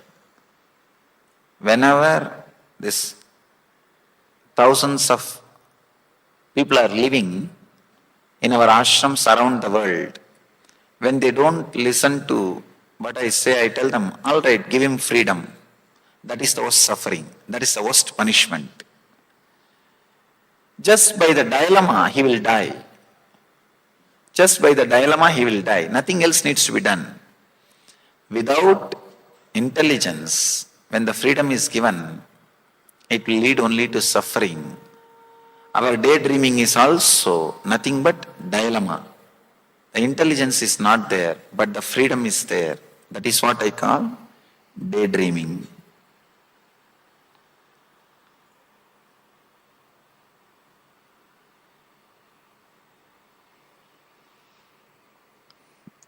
Somebody is asking, is a blissful state in one in which breathing pattern changes, it's deep and slow, and I can feel a wave of energy on the face. Is this a blissful state? I can say this is one of the symptoms of the blissful state. In the blissful state, actually the breathing pattern changes and the whole body feels the wave. This is one of the symptoms of the blissful state. This question I answered. We always dream because we are away from reality, or try to achieve dream reality. If we do not dream, then what is life? So, only kids need to dream to cope up with the reality. Even after growing, if you have to dream to cope up with the reality, we are mentally retarded. We have not grown.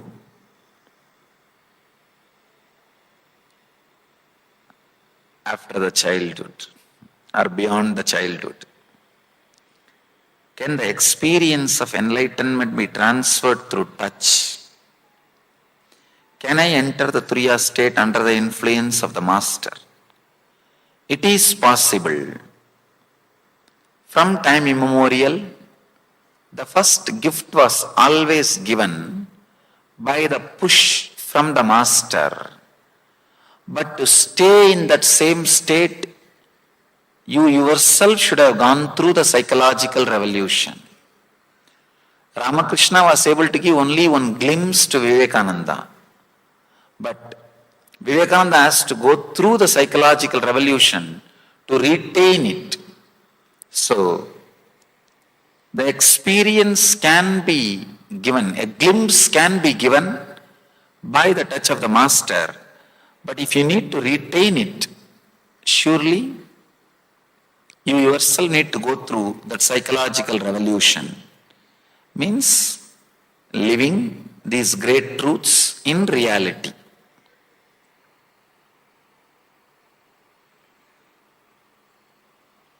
If a person focuses on his work with intensity, does that person need meditation? This is again a hypothetical question. If a person focuses his work, nobody can focus without meditation. So if you think, if a person focuses, actually the question with if cannot be answered. The question with if cannot be answered. It is like a hiding. It is like if it is, if it is. The if it is cannot be added. If it is cannot be answered. Will meditation in the beginning produce any bad side effects? No. No side effect except bliss and health. Is there any meaning in the dream I am seeing? There is no meaning even in the world which you are seeing. What about the dream? Even the world which you are seeing has no meaning. So forget about the meaning of the dreams which you are seeing. People come and ask me, Swamiji, I saw this dream, I saw such and such a dream, please give me the meaning about it, explain. I tell them, the world which you are seeing is itself is useless. So why waste time in interpreting the dreams? There is something called placebo effect. Understand? If patient and doctor, both of them does not know, the medicine is given, if some color water is given instead of medicine, and not only the patient should not know it is just water, even doctor should not know it is just water. Both of them should be thinking it is a medicine, but the person gets healed. He gets the same effect of medication. This is called placebo effect. The same placebo effect, the reverse placebo effect, there is a theory, reverse placebo effect. What you know, in the West, this calamity happens. In the East also it has started. Continuously advertising about some symptoms of disease.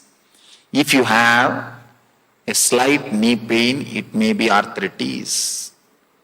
Some 5-6 symptoms, a very broad symptoms if you give, and ask if you have any one of these symptoms, you have this mental disorder.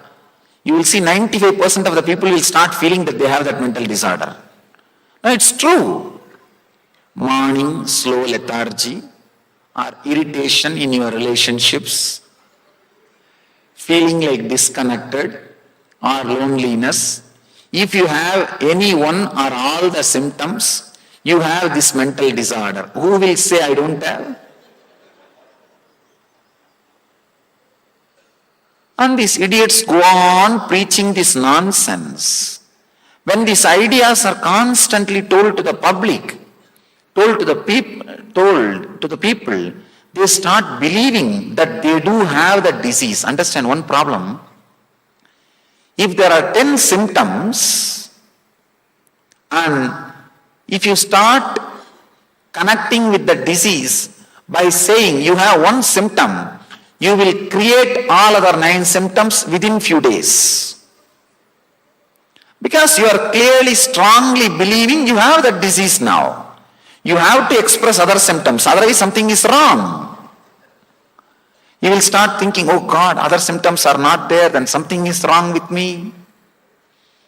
So giving these broad symptoms and asking you to choose, if you have any one or all the symptoms, you have this disease, is the worst calamity. Actually, this is what I call reverse placebo effect.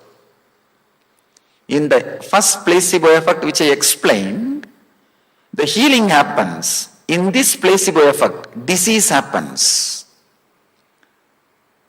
In the West, oh God, of course, the East also, of course, the Indian cities are no more Bharat. Unfortunately, we have to tell the truth. Geographically, maybe Bharat, but the great value, the great lifestyle is slowly anyhow. But at least if you have intelligence, stop allowing these thoughts getting into your system. Stop allowing, especially the symptoms related to mental disorder. See, every season, once in 3 months, in the West you will see one new diagnosis.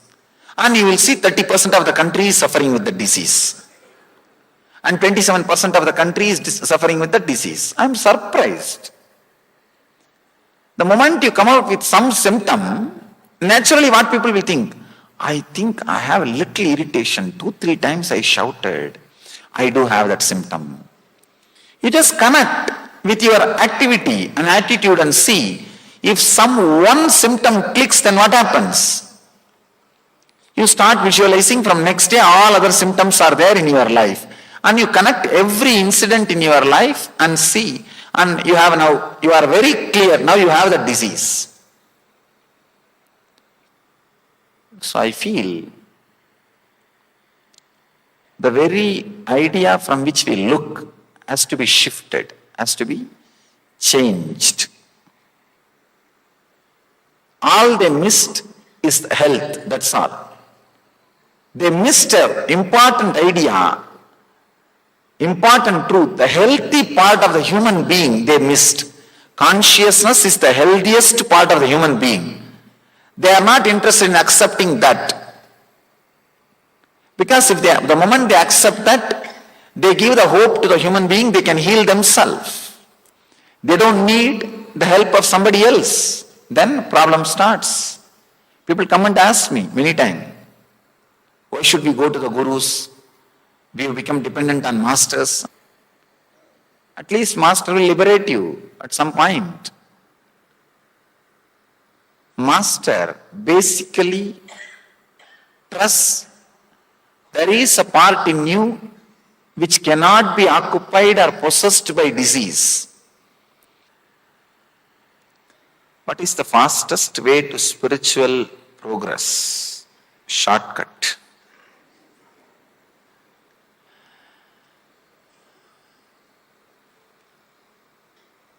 If you want an honest answer, I should say, I don't know. I don't know is the honest answer. Because, according to me, the spiritual life itself is the simple, straight path. See, shortest distance between 2 points is a straight line. So there is no more, there cannot be any other shortcut. Shortest distance between 2 points is straight line. So I can say, spiritual life is straight line. That is the straightest line. That is only shortest route.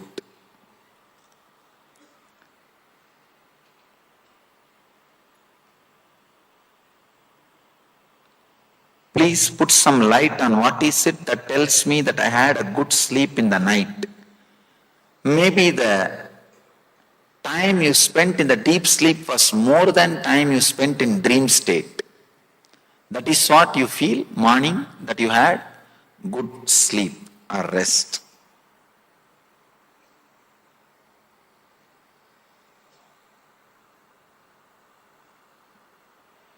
Swamiji clarified that there are so many methods of meditation, which is the excellent method. I can say I have chosen 3 methods, 3 techniques. These 3 days you will be learning. Today it will be like a preparation, introduction, entering into meditation. Tomorrow it will be deeper, cleansing. And day after tomorrow, deepest level, unclutching, means experiencing the true self. So, we'll enter into the meditation. Just these few questions I'll attend, then we'll enter into the meditation.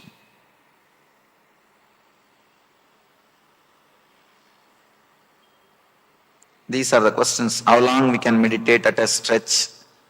How how to come out from the thought flow. All these questions will be answered now in the meditation when I explain the technique.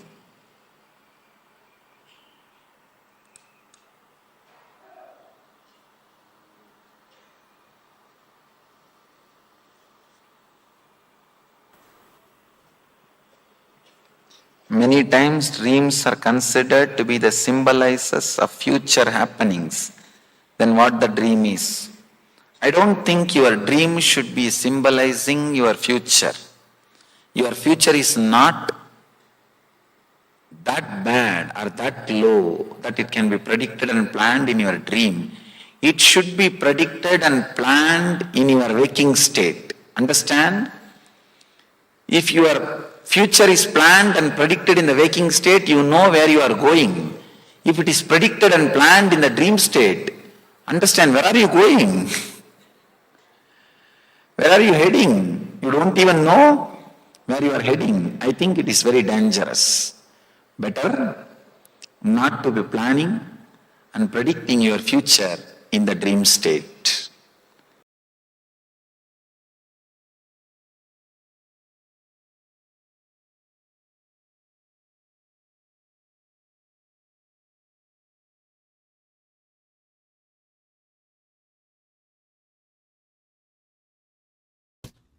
We have lot of mechanisms inside our body. We have many systems inside our body.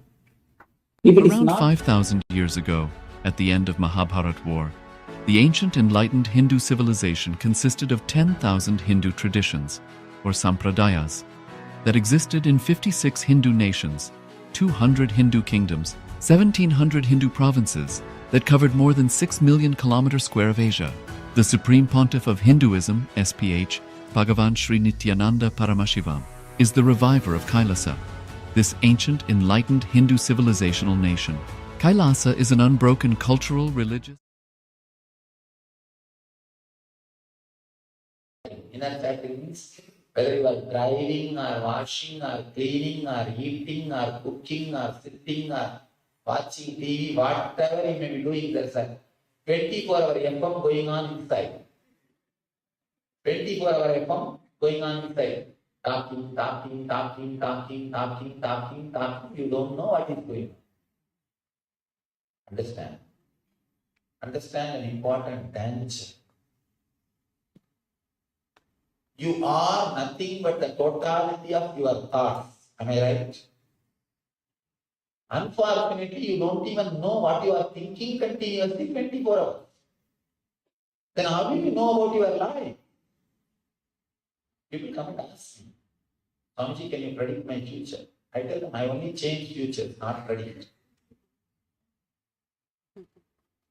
If I have to predict your future, what kind of a life you are living? What ugly kind of life you are living? People come with a small paper to do this matchmaking. This marriage ceremony, matchmaking, they come and they give a paper. Swamiji just see this, whether the male and female, this guy can marry. I tell them, oh God, if such a big decision can be taken with this small paper, your whole future is nothing more than this too small paper. We live in such an unconscious state. That is why you are afraid of future. That is why you are afraid of future. 24 hours you don't know what is going on inside you. That is why whenever things happen in your life which you really wanted always, you think it is an accident. Because you were not even aware what you wanted. You work for, you invite somebody through phone, email, fax, telegram, and then send somebody and bring that guy. The moment he enters your house, you say, no, not this guy, I wanted another person.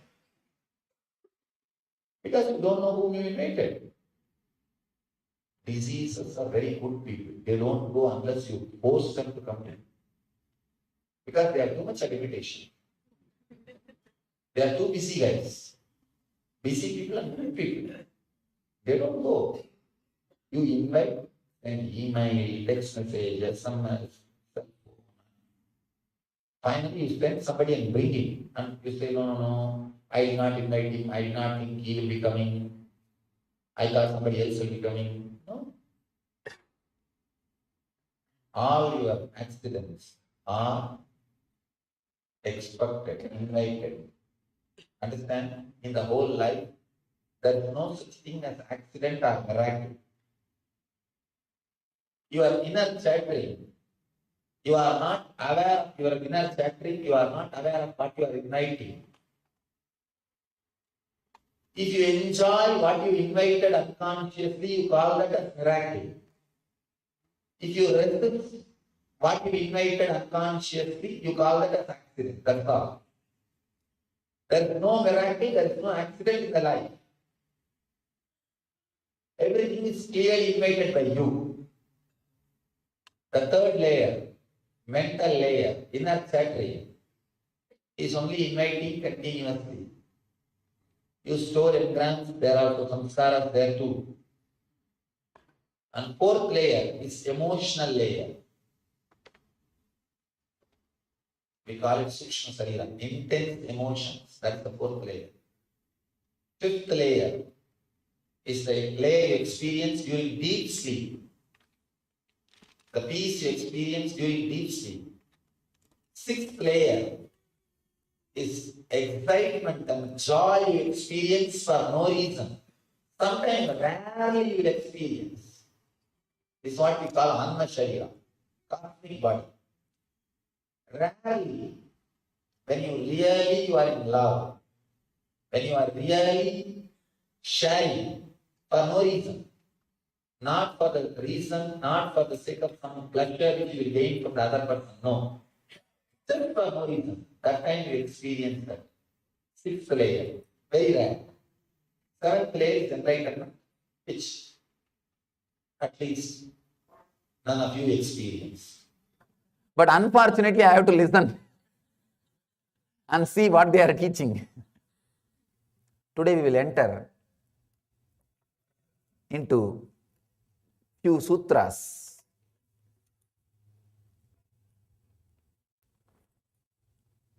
Let me read the sutra, then we will try to understand.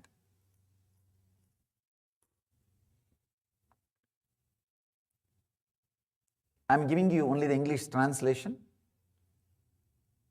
Blessed one, as senses are absorbed in the heart, reach the center of the lotus.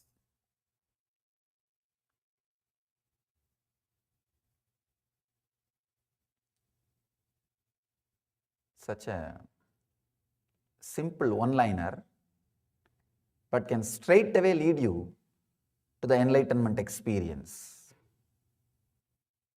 Let me describe what is exactly I mean by the word enlightenment.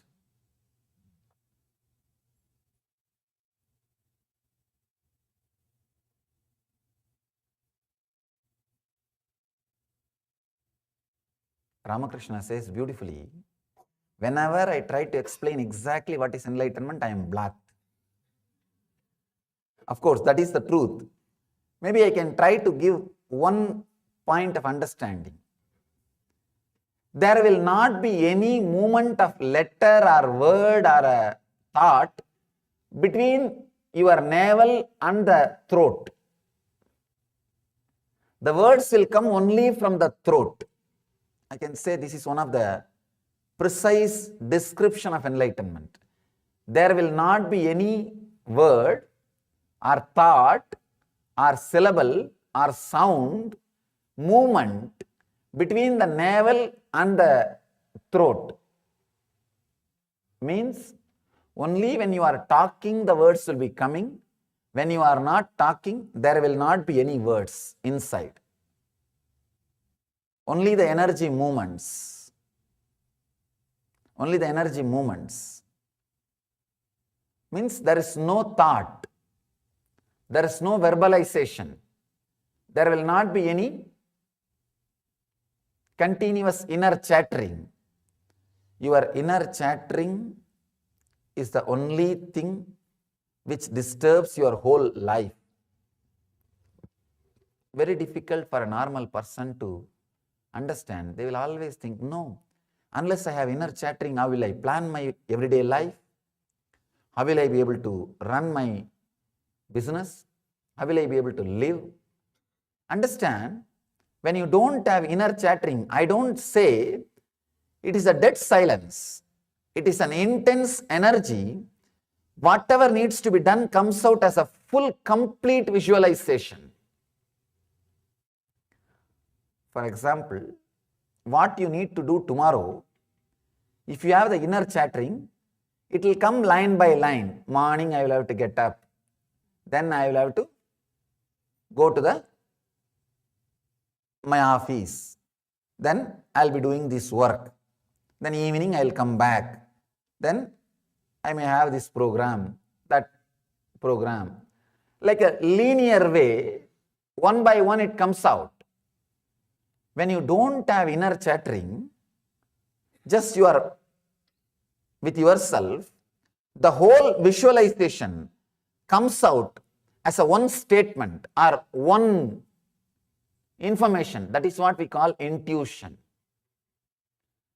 When you go through the logical process, it is called inner chattering. It is intellect. But when you don't have that inner chattering, things starts expressing in you intuitively. Straight away you know. If you have to, the tomorrow routine, if it gets downloaded into your system, you know clearly. First, next, third, fourth, fifth, sixth, everything will be presented to you straight away. I don't know whether I conveyed it completely. I am trying. You can try to understand how without verbalization enlightened beings are working. If you had the fortune of living around some enlightened being, of course, very difficult.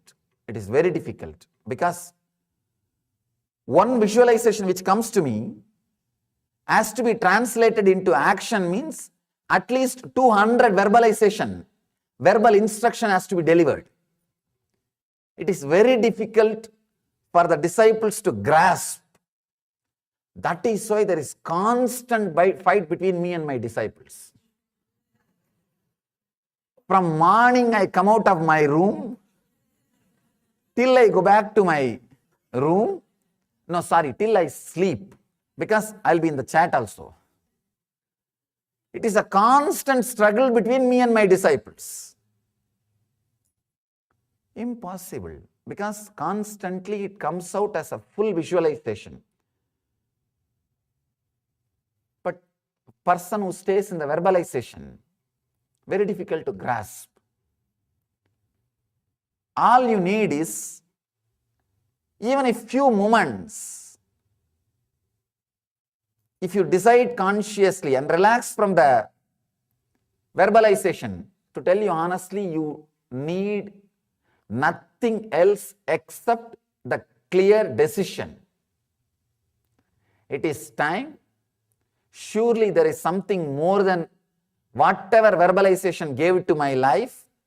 See, your property, your name and fame, your position, everything was gift to you by your verbalization. The thinking which you had, that only gifted everything to you. So you have a deep gratitude for verbalization. Apart from gratitude, the utility value, you know this is paying and going to pay. Continuously it is going to add more and more. The utility value is there. All you need is a clarity. Really, there is something beyond verbalization and I want it. This clarity is more than enough. This conscious decision is more than enough. One more thing. I am not asking you to drop the verbalization whole day. The moment I say that, you will be frightened. Then I have to add Kshatriya part. Kshatriya part to the scriptures. No.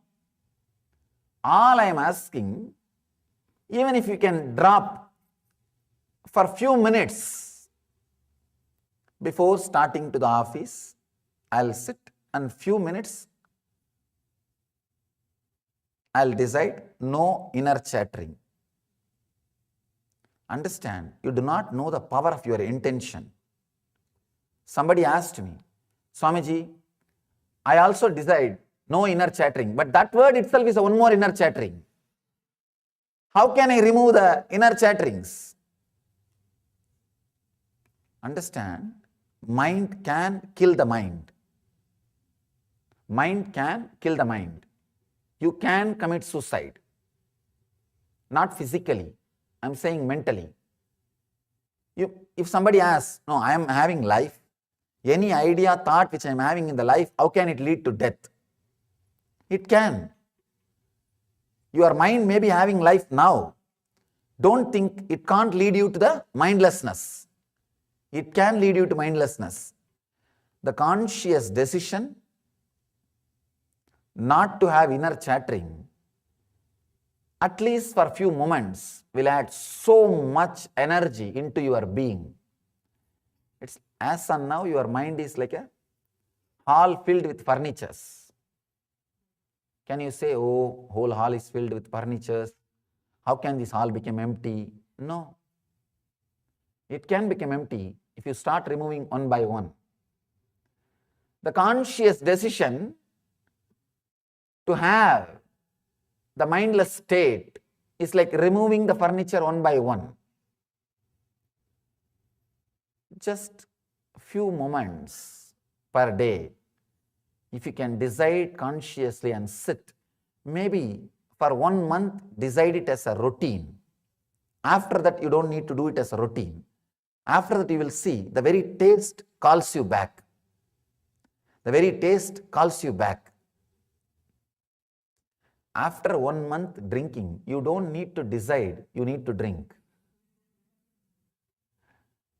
The very taste will call you back.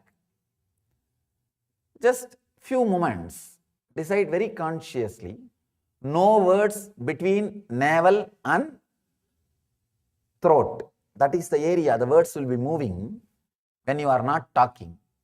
From Manipuraga chakra to Vishuddhi chakra, that is the area the words will be constantly moving, even when it is not needed. Things which you are doing when it is not needed tires you, and you will not have energy to do things which is needed to do, which you need to do, which is needed. The constant inner chattering will tire you. Do not ever think or believe because of your inner chattering only you are able to do your business, run life, live your life with the luxury and comfort. No. In spite of your inner chattering, you are living comfortably. Not because of your inner chattering.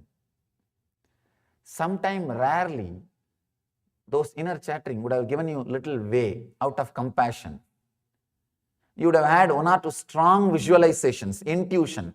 Only those decisions which you made out of intuitions will be responsible now for your wealth, for your comfort, for your luxury, for your happiness in the life. You can just look back and see the major successful decisions. When those things happened in you, you might have been in a high mood, or the mood in which there was no thoughts. Only those decisions bring joy, peace, and bliss. Understand, enlightenment means not having any letter, word, sound, vibration between navel and Vishuddhi. That's all. Here Mahadeva is giving a straight technique to achieve this state. There is so many other descriptions about enlightenment. Here I am giving you the description or understanding through which directly you can enter into this technique.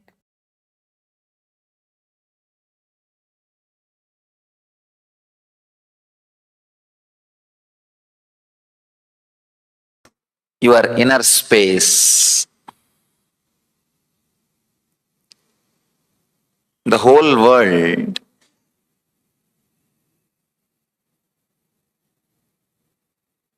unused natural resource, I can say, misused powerful natural resource is your inner space. Naturally available to us, just because we don't know how to use, it constantly gets abused. And we do not know the power of it.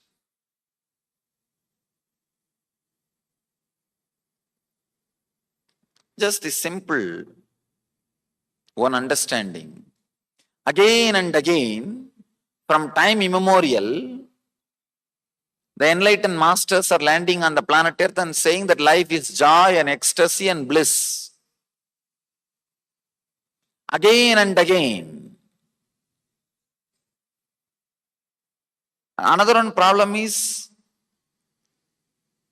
we are not able to just throw them out, saying that they may be liars, or one bolt has gone. We are not able to push them aside just because of their authenticity, just because of their very presence. Truth adds value to your presence. When Vivekananda addressed the Parliament of Religions, he started, "Dear brothers and sisters of America." The reminiscences, people who witnessed the scene, they say that it took at least 10 minutes for the crowd to settle down. It was such a strong experience, not just clapping, the very feeling. Somebody asked Vivekananda, how this happened? Because every day you see in the street so many people calling you sister, brother, all those things. The problem is, when they call sister or brother, you don't know what for they are calling. There is a beautiful word in Sanskrit, ojas. If the person who is speaking, if he is speaking from authentic experience, the person who is listening has to listen authentically. Listener cannot escape, because the depth are the words will have its own quality. Not only that, anything comes out of the pure inner space has to penetrate your inner space, has to enter into your inner space.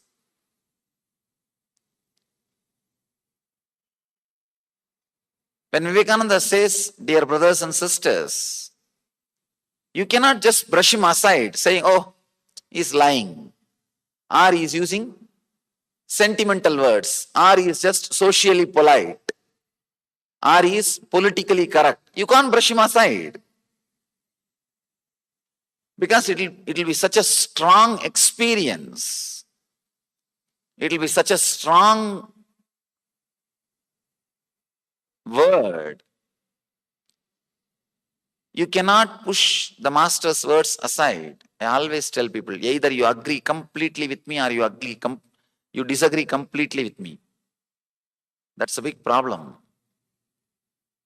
But you cannot push masters aside. Again and again they are happening, and they say that life is joy, life is ecstasy, life is bliss, life is ananda. But in our daily routine, it doesn't seem to be true. And it doesn't seem to be reality. That is why I have seen many times this happening. People who live closely with enlightened masters, living masters, they can't understand what is going on. This guy is constantly radiating so much of joy, so much of ecstasy. I always tell people, if you live with the living master, Either you should become enlightened or you will become mad. No other way. Because you are too close to truth. It's a dangerous zone. Either if you are cooperating, if you are letting that process to happen, if you are involving yourself, you will become enlightened. If you are resisting, the resistance will be too much, because every moment you have to resist, and you don't have so much of energy to resist, because his presence will be so strong. It will be penetrating. To resist an enlightened master, you need almost equal energy, which is practically impossible. That is the reason you can't push them aside. Neither we can push them aside, nor we are able to realize. Then where is the problem? Why their words doesn't seem to be reality in our system? Even people who follow many times feel the words which are coming out, why it has not become reality in my life? I can say the only one reason: unused, abused inner space. The first thing in the life, if somebody asks me, Swamiji, give me only one word advice.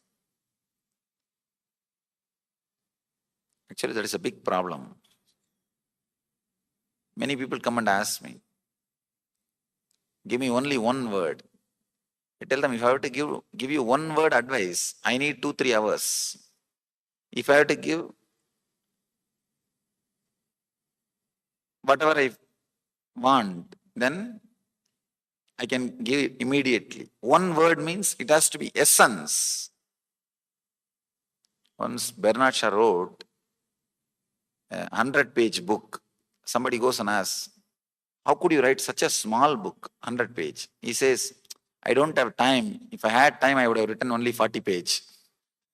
Understand? He says, I don't have time.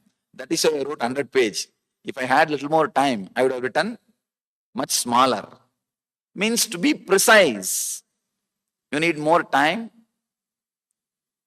If somebody asks me to be precise on only one word, advice, my advice will be, let you care about your inner space. That's all.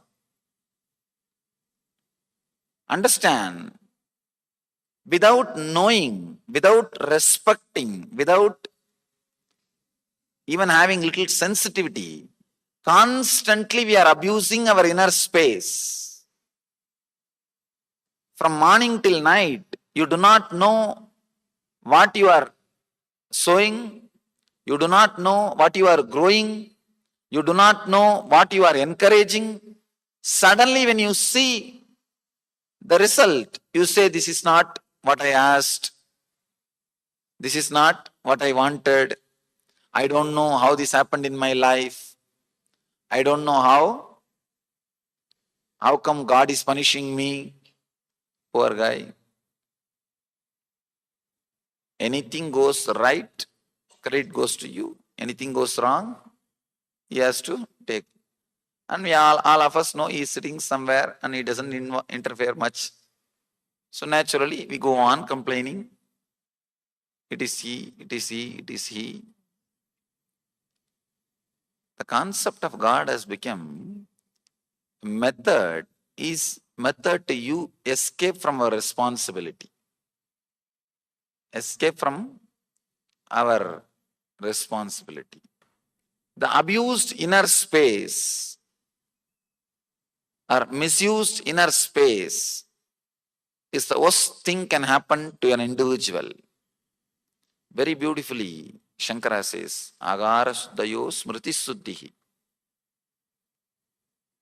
If the intake is purified, your memory, inner space will be purified. Understand, when Shankara says intake, he does not mean just the food which you take through the mouth. No.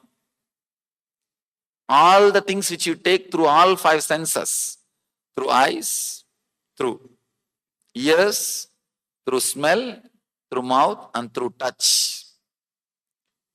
Whatever you take inside is called ahara.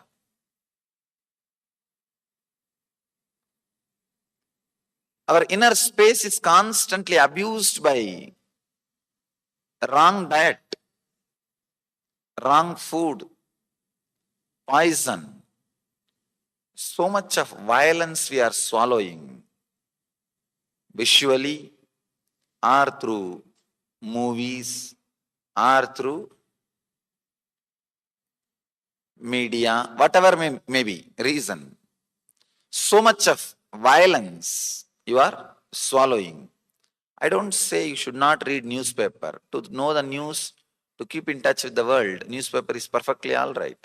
But we go on spending time and energy enjoying and cherishing the violent visualizations.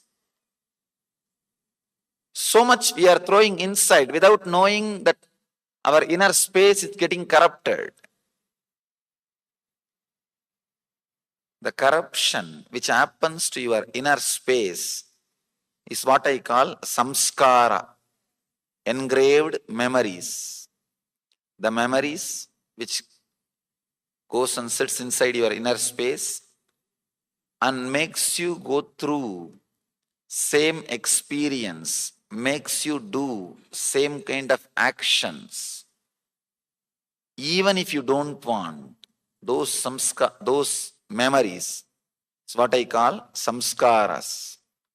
Today, the whole session today is completely dedicated to work on our inner space, to work on our samskaras.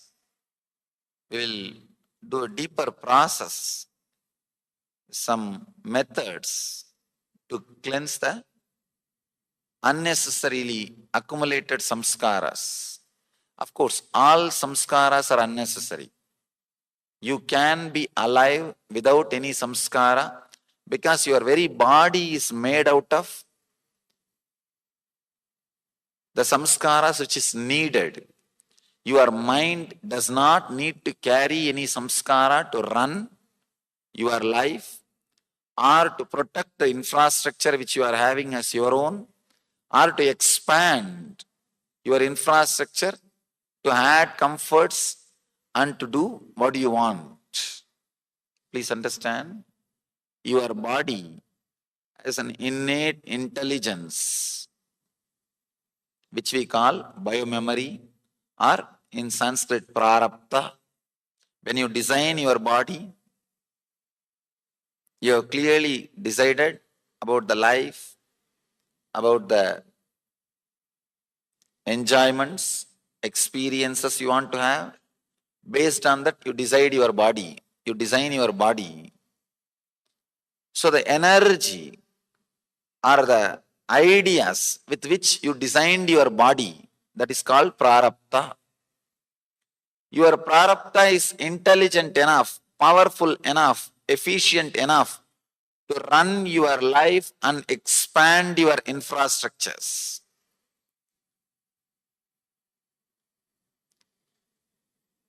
Any samskara which is operating in your conscious or unconscious layer is nothing but a hindrance for the fulfillment of your life. Any samskara, please understand, any samskara. There is no such thing as good or bad. People come and ask me, I feel like coming back to your lecture, Swamiji. Is this samskara also bad? You tell them, please be very clear. Do not try to hide. Mind sometimes hides from this corner to that corner. If you chase the mind from this corner, it goes and hides in that corner.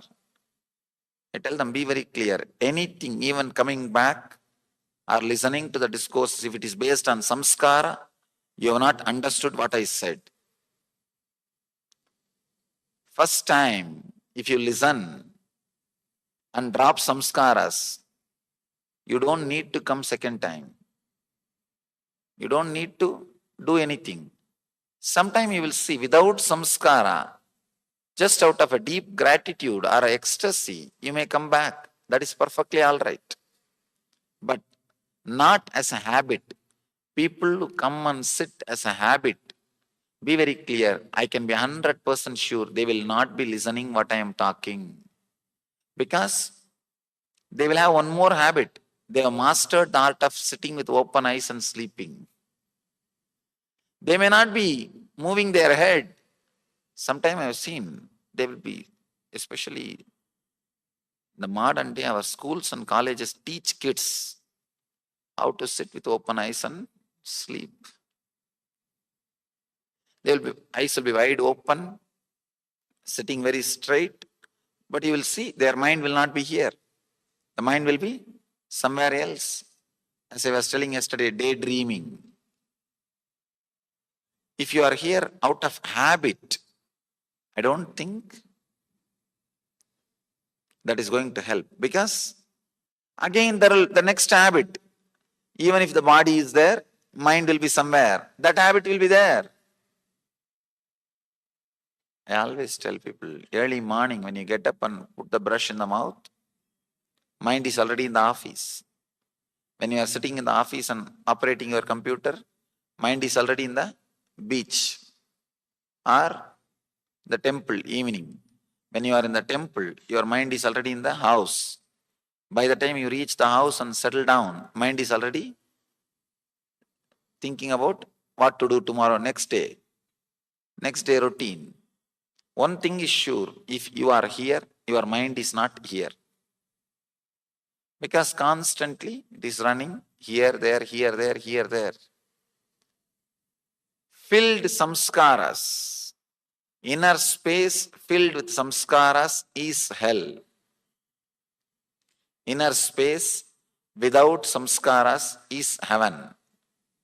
So do not try to classify good or bad. Samskara by itself, by its very nature, is negative. By its very nature is depressive.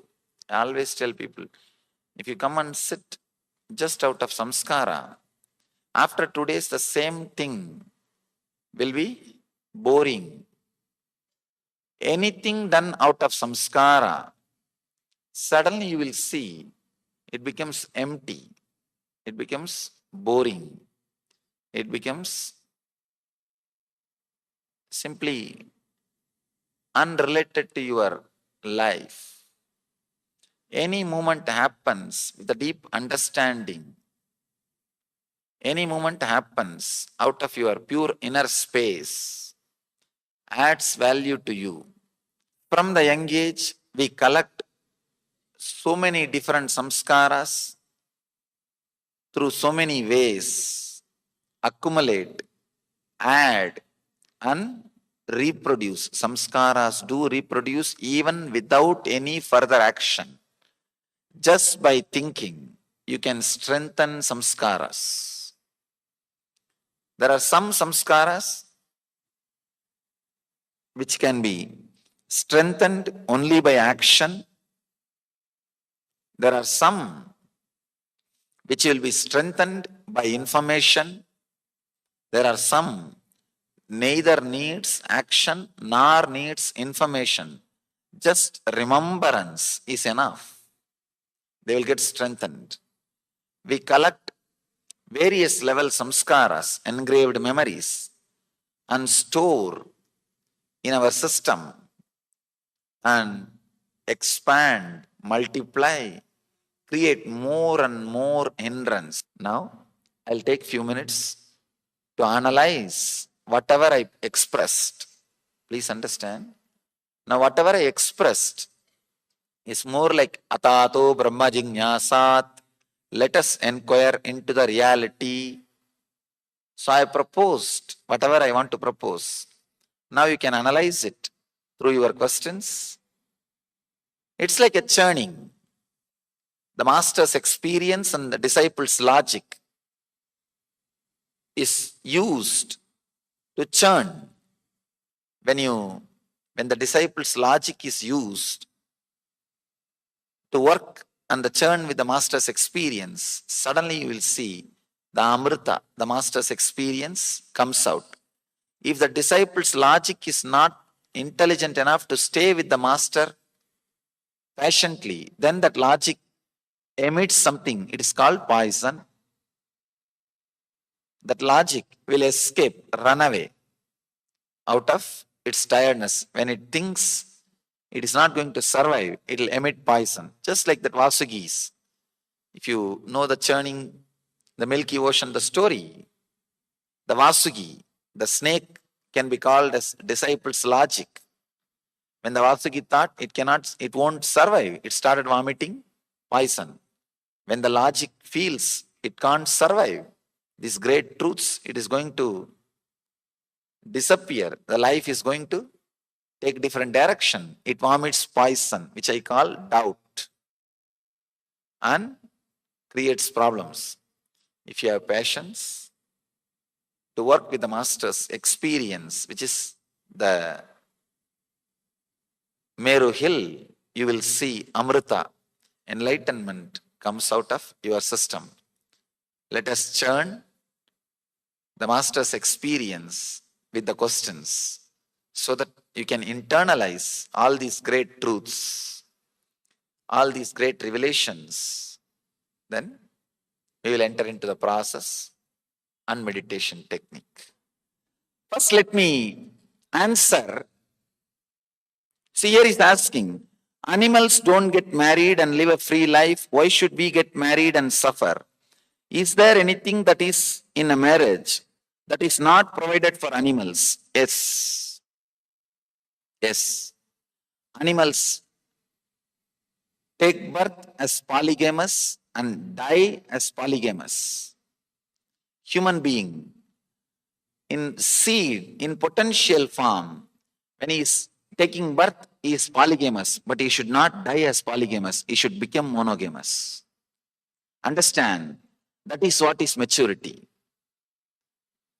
Suddenly you will see, when you start growing inside you, the deep friendliness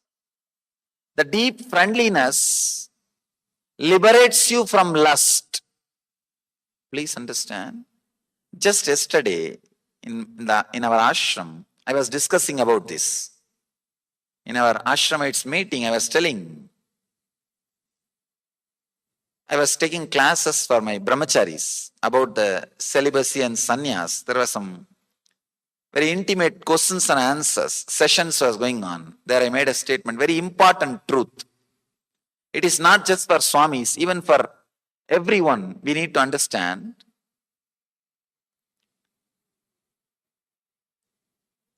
A deep friendliness will completely replace the need for lust.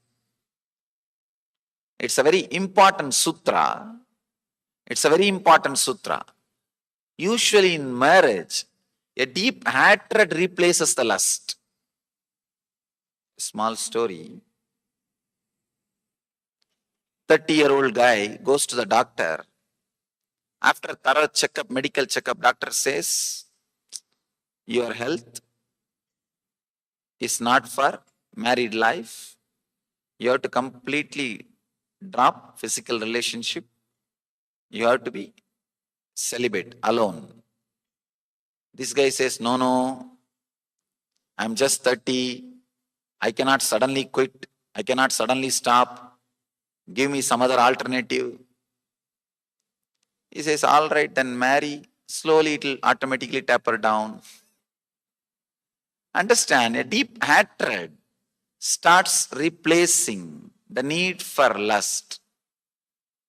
But the truth is, a deep friendliness can replace the need for physical relationship. If the deep friendliness replaces the need for physical relationship, that is what we call vanaprastha. In the Vedic tradition, a ripened married life. When the married life gets ripened, it's called vanaprastha.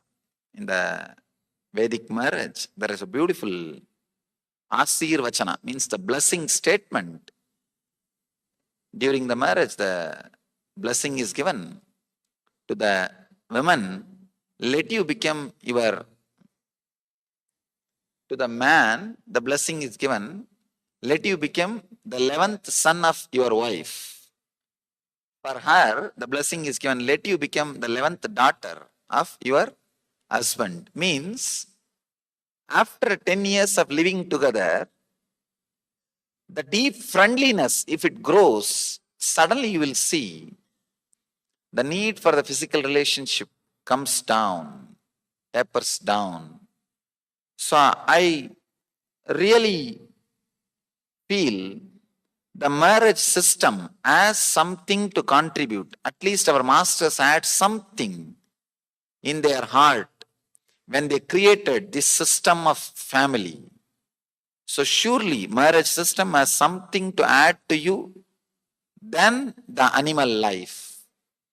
I can say deep friendliness. I can say it's like the physical relationship is more like confirming whether the other person is still in need of me, or still the other person wants me, or still the other person loves me or not.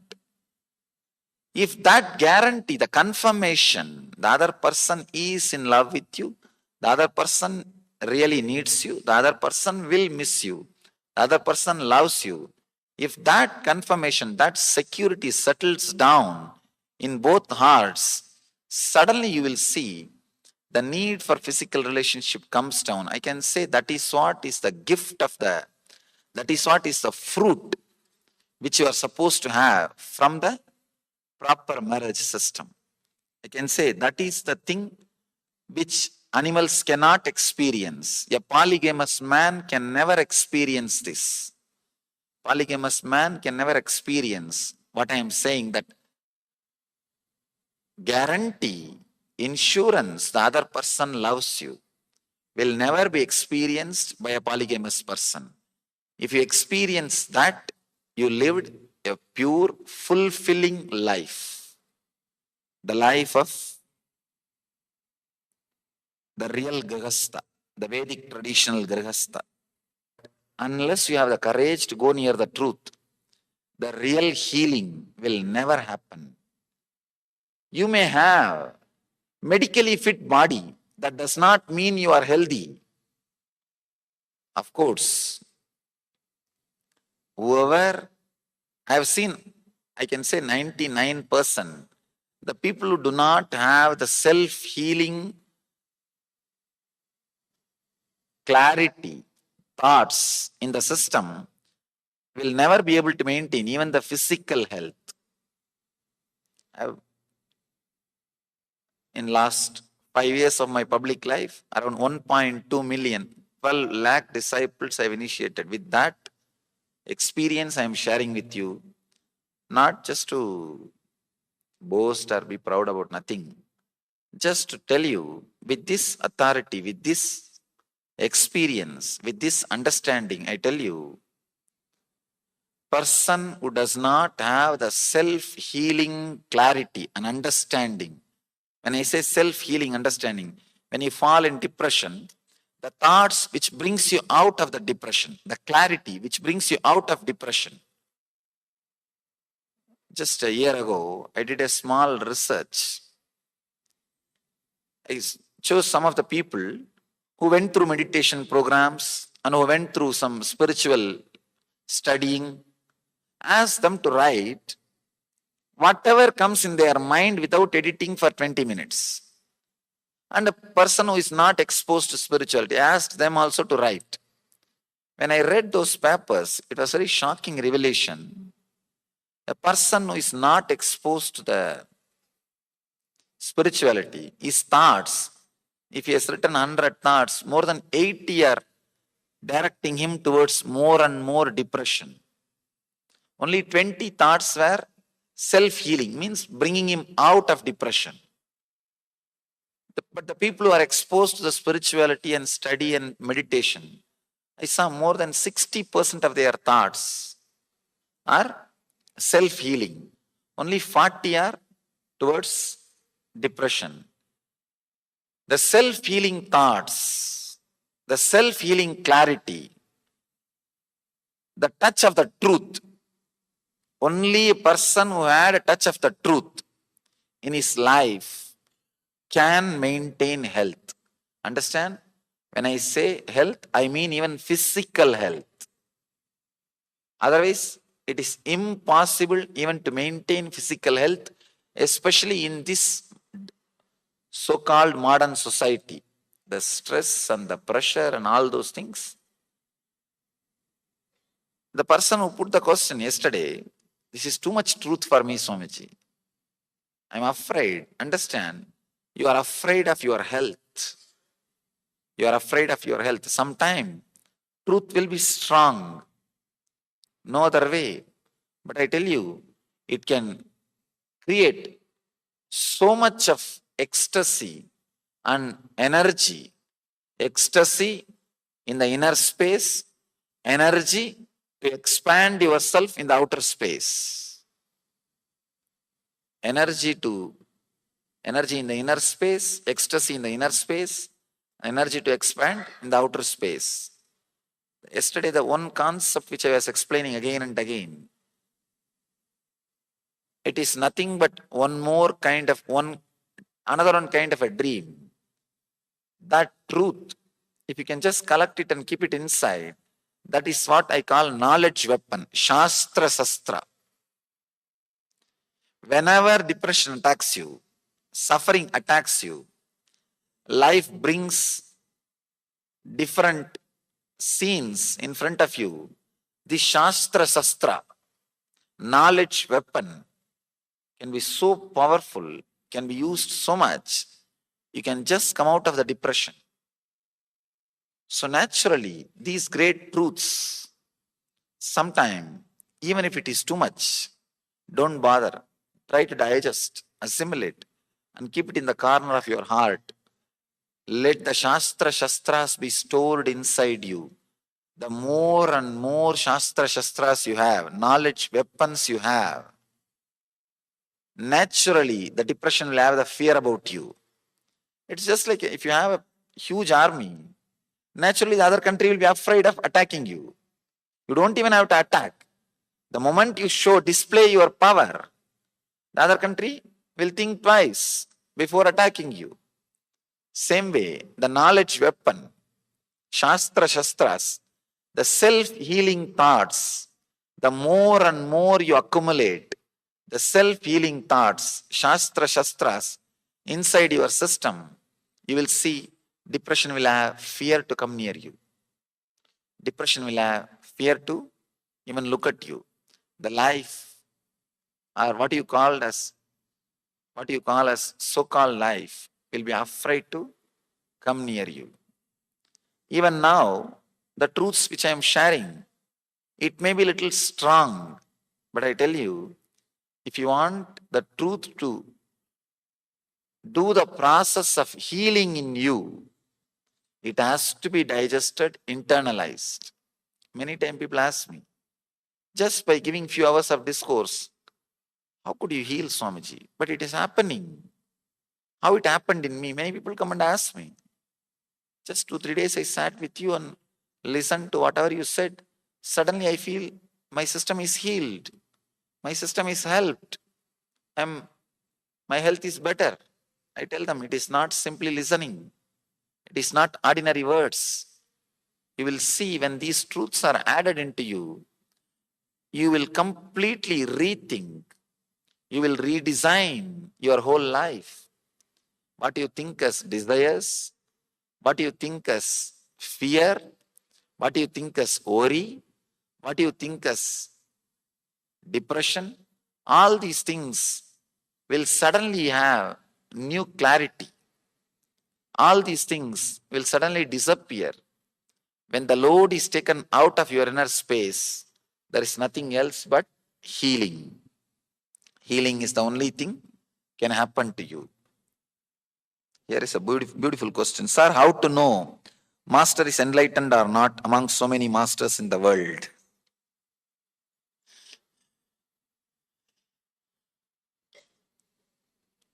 I tell you, even if the master is not enlightened, if your heart feels connected, just go behind him. Even if he is not enlightened, you will become enlightened.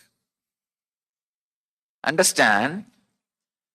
If your heart feels connected, just go behind him. Even if he is not enlightened, you will become enlightened. If your heart is not feeling connected, even if he is enlightened, he can't help you. Just forget about him. Even if he is enlightened, if your heart is not feeling connected to him, if you are not just feeling that vibration, that ecstasy, that falling in tune with him, he will not be able to help you. Just forget about it. So don't have to bother whether somebody is enlightened or not. Bother more about whether you feel connected or not. It's one of the best way to avoid spiritual growth, judging the masters. It's a very, if you want to avoid spiritual growth, best method is judging the masters. Start judging so that you don't have to judge you. Many people come and ask me. One guy the other day asked me, young guy, he said, like how Vivekananda asked Ramakrishna, have you seen God? I am asking you, have you seen God? He asked me. He says that how Vivekananda asked Ramakrishna, same way I am asking you, answer me. Have you seen God? I told him.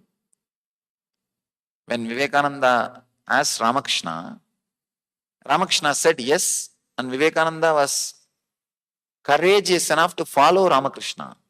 I tell you, not only I have seen, I am ready to show. Come on, that guy disappeared.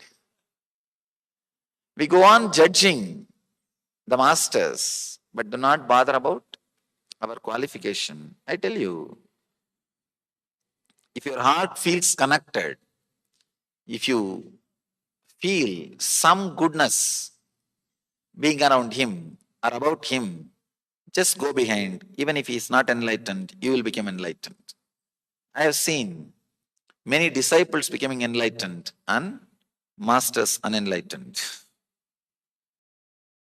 Around 5,000 years ago, at the end of Mahabharat War, the ancient enlightened Hindu civilization consisted of 10,000 Hindu traditions, or sampradayas, that existed in 56 Hindu nations, 200 Hindu kingdoms, 1,700 Hindu provinces that covered more than 6 million kilometers square of Asia. The Supreme Pontiff of Hinduism, SPH, BHAGAVAN SRI NITHYANANDA PARAMASHIVAM, is the reviver of KAILASA, this ancient enlightened Hindu civilizational nation. KAILASA is an unbroken cultural, religious, historical, civilizational, and sovereign continuation and revival of multiple of these historical Hindu sovereign states and Hindu ecclesiastical entities. The unbroken continuity of these ancient. Yes, welcome back. So wonderful revelations there from the Supreme Pontiff of Hinduism. We have heard from Swamiji, from Bhagavan, on Q&A on how on effective meditation practice, and then also we've had a look at inner chatter. So now we're going to go back and do a meditation for chaotic breathing in Vajrasana. So requesting everyone, let us get ready for this meditation. We'd like to welcome Ma Anandeshwari. Nithyananda Ma, welcome. Good to have you with us. Yes, Nithyananda Ma. And also Ma Jnana Pradayini. Nithyananda Ma, welcome. Nithyanandam. Also Ma Nistrai Gunya. Nithyananda Ma, good to have you with us. Nithyanandam. And yes, Ma, Nithyanandam. So let us get ready for this powerful meditation. It is chaotic breathing. So requesting everyone, let us get comfortable, sit comfortable. We'll be sitting in, so it is in Vajrasana. So we'll just display the slide for you shortly.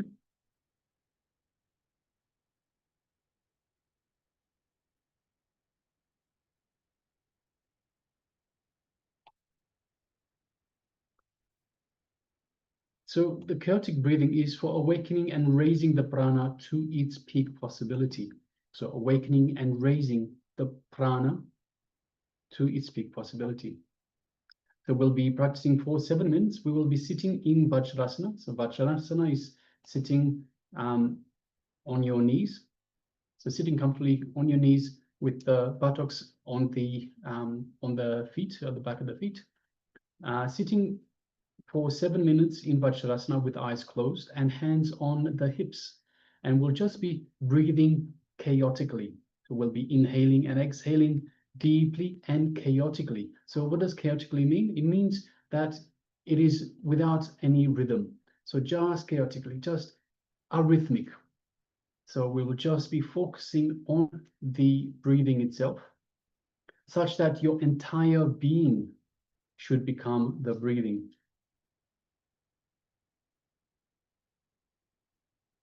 See, normally our body, the energy flows from Sahasrara chakra, which is the crown center, to the Muladhara chakra, which is the root center, this root of the spine.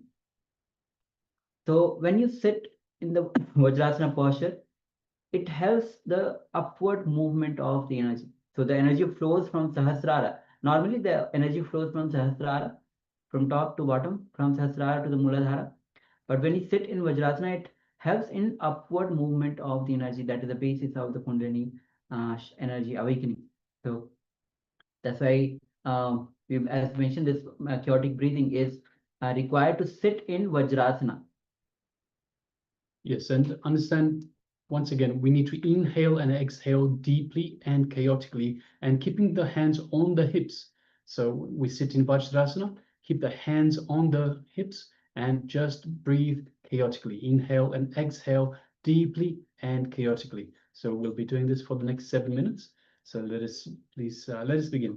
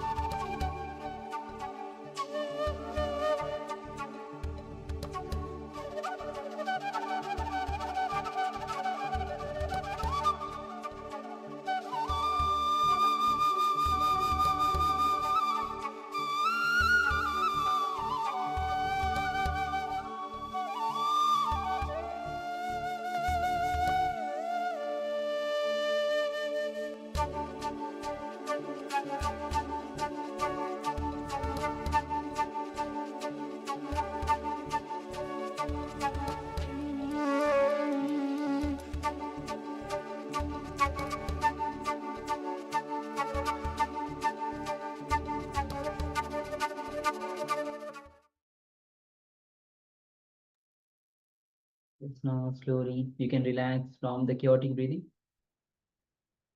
It's a very powerful way to awaken and raise the prana to its peak possibility. The chaotic breathing.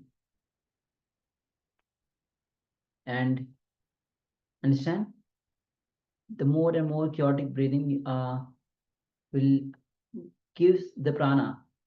Your body will be filled with the prana. That's the best or effective meditation practice. So next we'll be entering into the humming meditation to quieten the mind, to our inner chatter that which goes on and on and on, never stopping. This technique, the humming meditation, is the way to clean the inner space, inner chatter that goes on and on. So we'll be entering into this meditation. Understand, you may not be talking to anybody outside, but internally, if you just look in your own life, outside you might not be talking, but internally there is always some activity that is going on. And humming is an excellent technique to reduce this inner chatter. Yes, in this initial stage, the inner chatter is continually bothering you. And humming can be an extremely useful tool. Humming helps you silence the mind. Understand, you can only have the humming or the chatter that happens. You can't have both simultaneously. Yes. Understand, our inner chatter is created between the Manipuraka chakra and the Swadhisthana chakra. As you might be knowing, the Swadhisthana is 2 inches below the navel center, and Manipuraka chakra is at the navel center. So our inner chatter is created between these two centers, between these two chakras, which is Swadhisthana chakra and the Manipuraka chakra. And this area is also called as hara. Understand once again, the inner chatter which goes on and on is created between the Swadhisthana and the Manipuraka chakra. And this area is also called as hara. So when we do intense humming, when we hum intensely, such that we feel the vibration of humming right below our navel, we stop this process of continuous inner chatter. When you do the intense humming, you feel the vibration below our navel, which helps to stop the continuous inner chatter. It is like shaking the hara. So the humming should happen from below the navel. The inner chatter is the sole reason for the mind to survive. Understand, once again, the inner chatter is the sole reason for the mind to survive. It's the only reason that it exists. The mind is nothing but the inner chatter. So when through the intense humming, when the inner chatter reduces, automatically you start progressing towards no mind. You start experiencing a different dimension of your own being. Humming gives you an insight into the subtle vibrations of the body, and it helps you take corrective actions if necessary. And this happens automatically, and it doesn't need to be enforced. Our body and mind are always out of sync. Your mind is always hovering or elsewhere. So when your body is here, your mind is elsewhere. Understand that humming lets you feel your body as energy. So when you hum, you feel the vibration in your body, you feel the energy in your body. The moment you start humming, you start feeling light, as if you were floating. You don't feel the heaviness in the body because the humming matches the vibrations of the mind with the vibrations of the body. So understand once again, the humming matches the vibrations of the mind with the vibrations of the body. So you start feeling light. The heaviness is no longer there in your body. Body and mind becomes harmonious through the humming meditation, because humming, when you do the humming, the vibration of body and mind becomes harmonious, and you start experiencing yourself as energy. So in this step, what you will be doing is keeping your lips together and producing the sound of humming.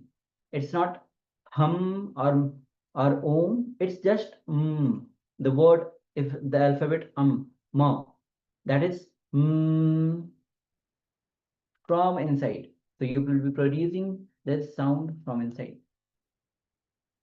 So if you were to put your face in an empty aluminium vessel and make the humming sound, the sound generator will be similar to this. So once again, it's similar to when you put your face inside an empty aluminium vessel and make a humming sound. So this is how it should be. And note, once again, it is not hum, it is not om. It is simply keeping your lips together and producing the sound. And humming should be as lengthy as possible between two breaths.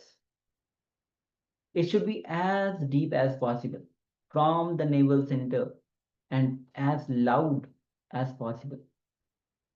Understand, there is no need to make an effort to take in deep breaths. Body itself will take breaths when needed. So once again, the humming, when you're doing the humming, you'll be taking as lengthy as possible between the two breaths, and you'll be taking as deep as possible from the navel center and as loud as possible. And it's also important that you don't become tense. Just do it in a nice, relaxed manner. Immerse your whole being and energy into creating this vibration, but don't become tense. So again, keep relaxed. Try to minimize the gap between the humming sounds. So when you hum, when you run out of breath, try to make it as quickly as possible so you continue on with the humming. After some time, you will feel that the humming just continues without your effort. So you get used to jumping straight from one hum to the next hum. And that you have become simply the listener for the humming. And it's important, when you become the listener, you detach yourself as well from the humming sound. Understand, the body and mind starts resonating with the humming vibration, because the body and the vibration of the body and the vibration of the mind both becomes harmonious.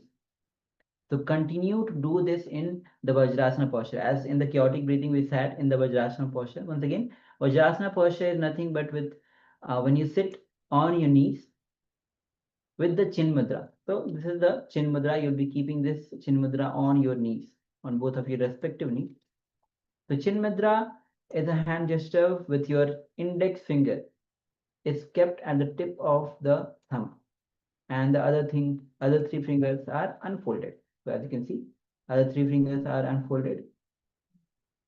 So this is the Chin Mudra.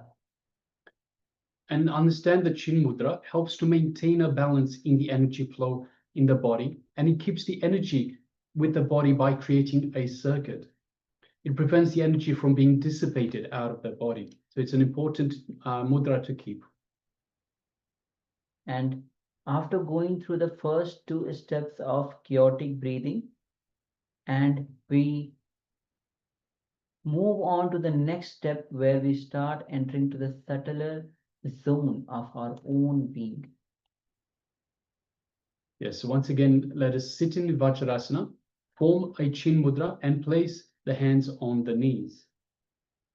In this posture, with your mouth closed and lips together, we will start producing the humming sound as intensely and as intensely as possible, and as loud as possible, and as lengthy as possible. So requesting everyone, let us get ready for this.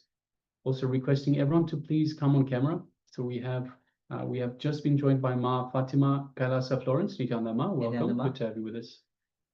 Also requesting Ma Zhang Tzi Ho, Ma Gui Tzu Jing, Ma Mahasatya and Paramasatya.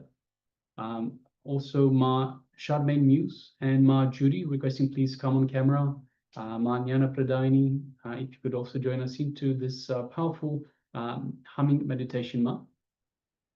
So requesting everyone to please come on camera, be available for this powerful meditation technique to clear the inner chatter.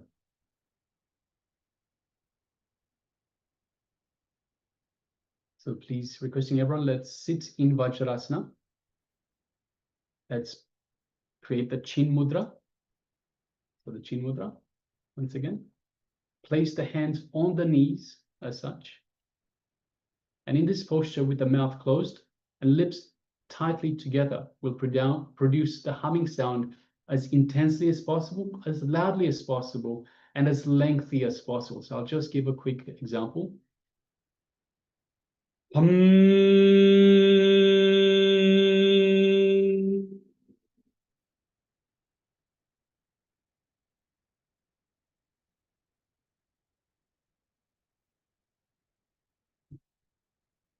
And we'll be doing it again and again and again. So let us sit comfortably.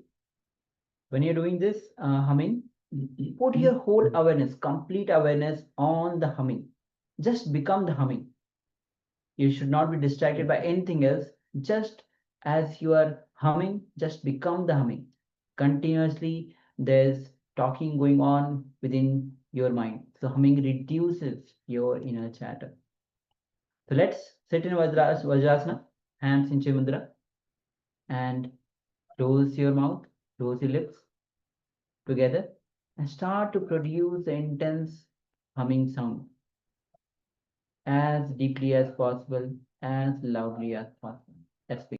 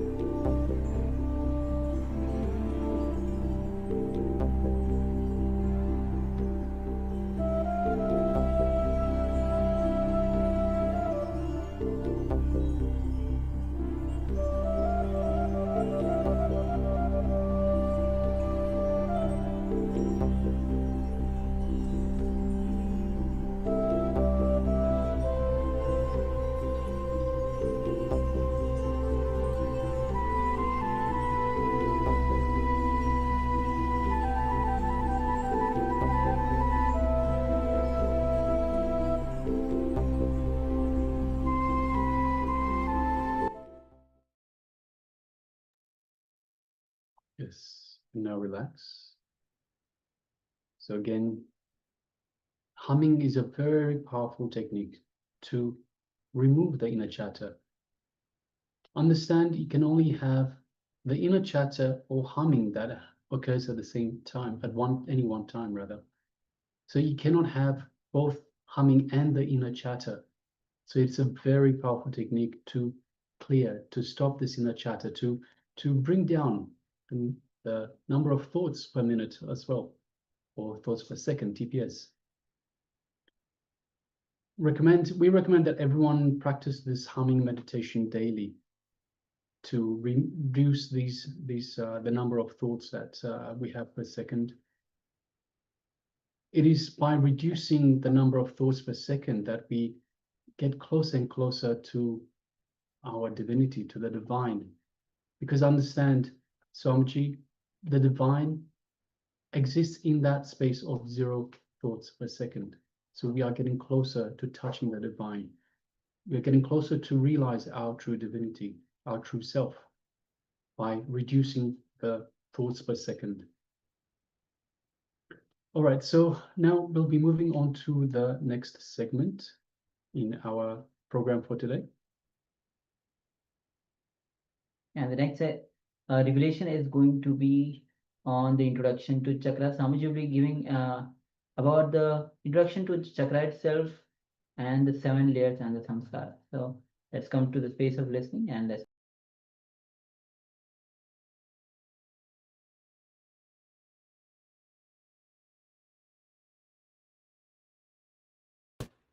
We have a lot of mechanisms inside our body. We have many systems inside our body.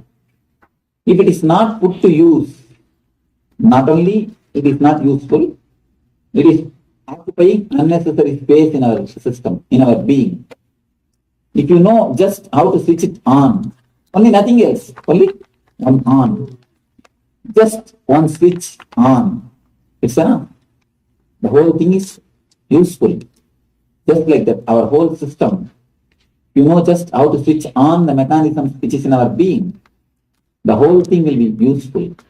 The whole thing will turn into a utility system which you can use it for your day-to-day life. When I say there are so many mechanisms which are lying down in your system, in your body, without being put into use, I mean chakras. Small introduction to the chakras will be able to explain what is chakra.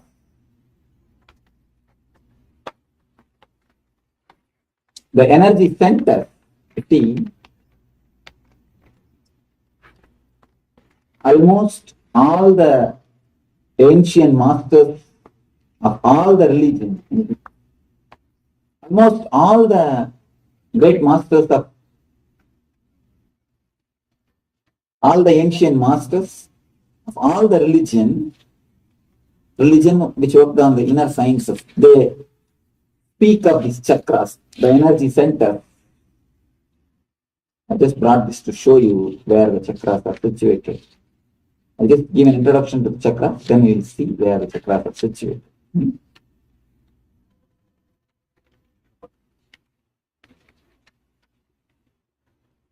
All the great masters of all the religion, they speak about the chakras.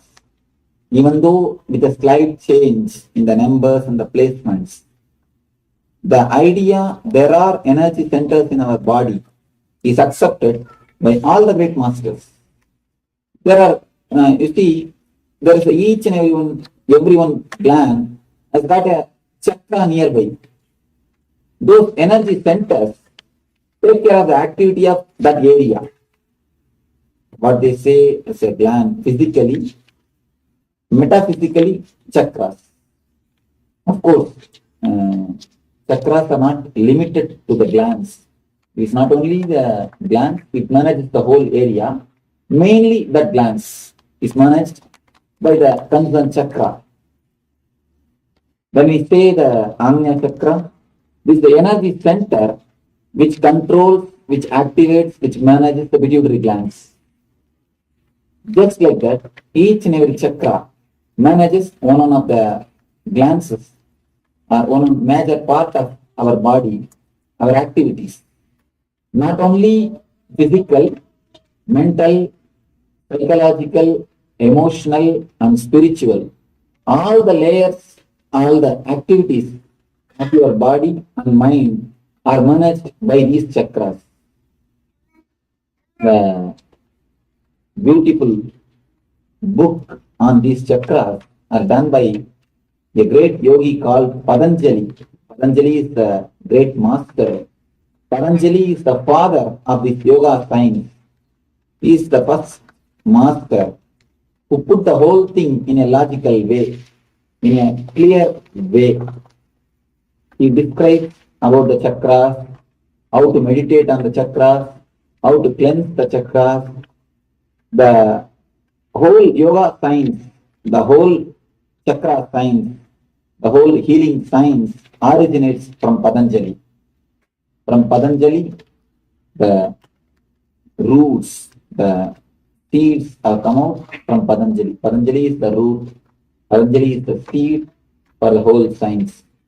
Now the way in which I am going to explain chakras to you is the way of Patanjali. Of course, each and every master, little bit they differ. One or two small things, there are little difference. In Buddhism, they speak on the chakras, one or two small difference will be there. But majority of the masters, majority of the enlightened people, they go with Patanjali because he is more scientific, more logical, more clear cut on this subject. So what I am going to give you is based on Patanjali. Patanjali is the great saint, great enlightened master who lived thousands of years ago in the place called Chidambaram. Chidambaram is the place in India where he lived and had his enlightenment. He has recorded his enlightenment in a beautiful way called Yoga Aphorisms, Yoga Sutras. That's the book which explains basically about the whole science of yoga, meditation, whatever life, how the life should be led, how you need to live the life if you want to have the longevity, health, and bliss. He is the father of all the postures, asanas, which we call asanas. Asana means, I think in West it is very famous now, bending the bodies and stretching out the bodies and breathing exercises. They are very famous in the West. All the yoga system, all the asanas are originally explained, are created by the Patanjali. He is the master who made all the description or the clear explanation. In a way, he has done the unabridged dictionary for the yoga philosophy. Unabridged dictionary, a complete collection of asanas, yoga system, mudras, meditations, chakra, about everything. And if you meditate on which chakra, in which way, what power you will get. Even to that extent, he has done a deep research and made an unabridged dictionary over this science. Let me explain about the chakras as Patanjali explains, according to the system of Patanjali, because what Patanjali says goes with my experience also. My experience also goes with what Patanjali says. So let me explain it. A small story. From that story, I will be able to tell you chakra, about the chakras. After the Second World War, a group of defense people, they were vacating their army camp. When they were vacating their army camp, they left a small open aircraft in one tribal village and went away. When they leave their army camps, they don't carry everything back. Some things they carry, some things if they can't, they leave it and go. Just like that, in one army village, in one tribal village, a small tribal village in Germany, they left one aircraft, open aircraft. Only 1 or 2 persons can sit in that sort of small helicopter.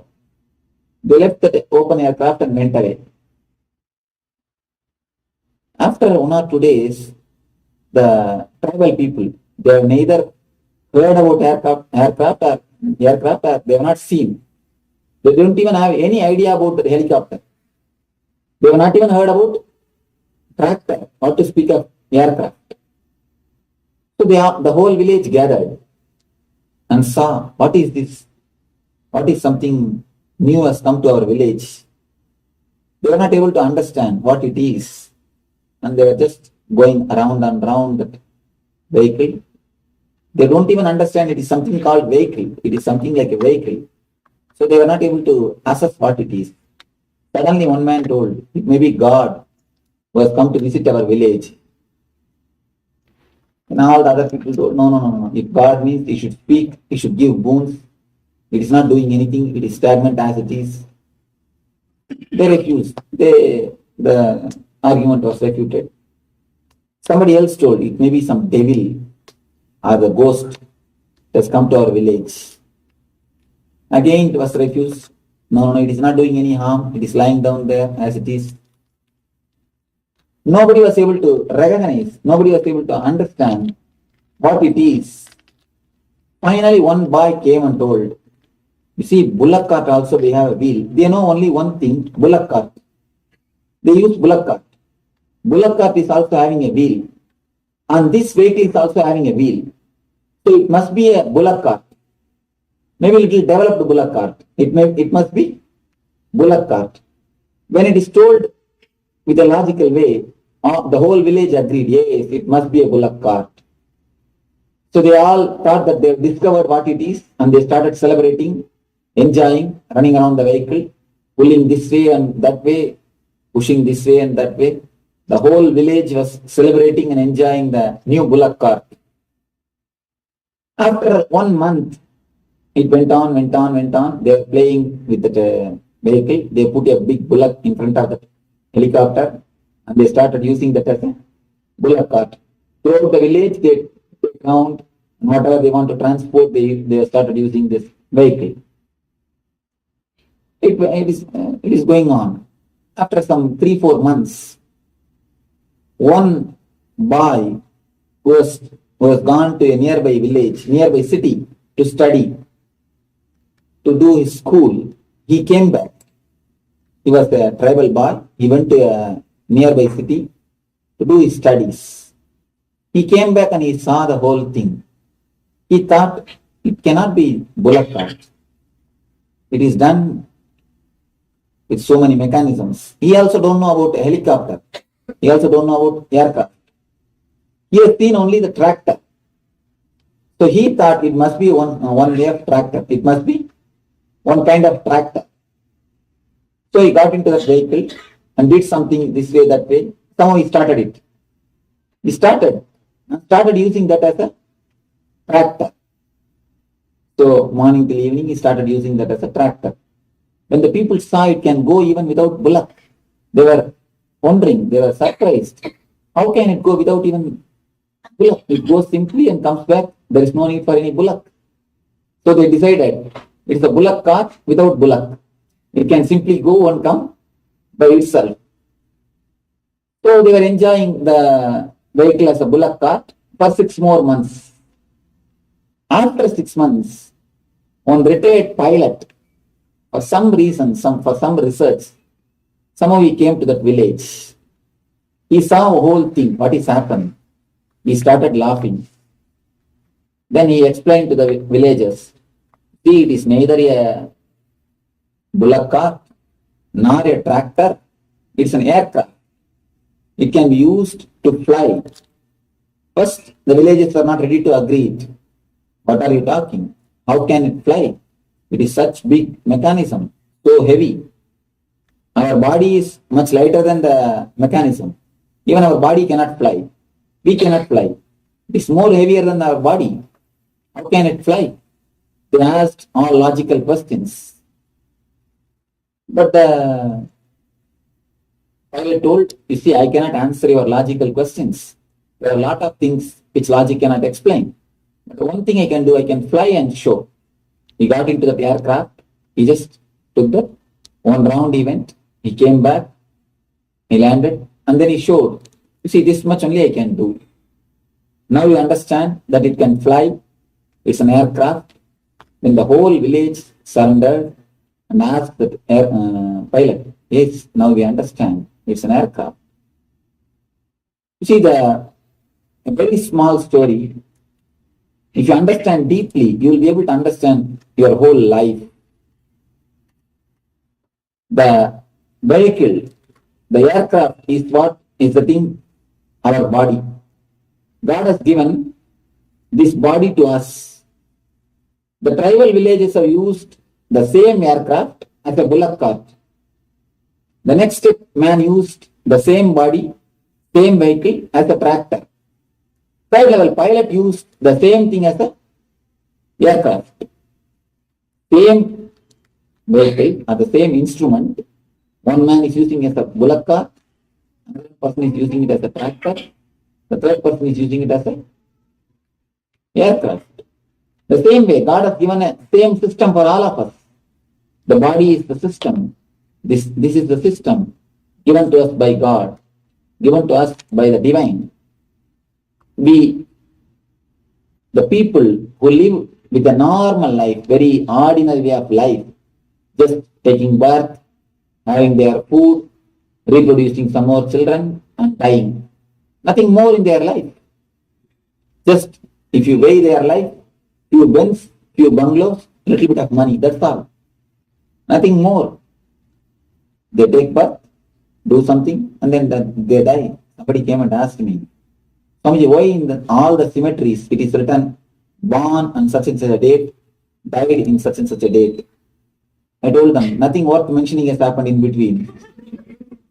Nothing worth mentioning happens in between. Only these two are worth mentioning. Born and died, over. You see, most 90% of our lives, 90% of the people live only in this state. Born and died. Nothing worth mentioning happens in our life. So it's just a dull, dead, dragging life.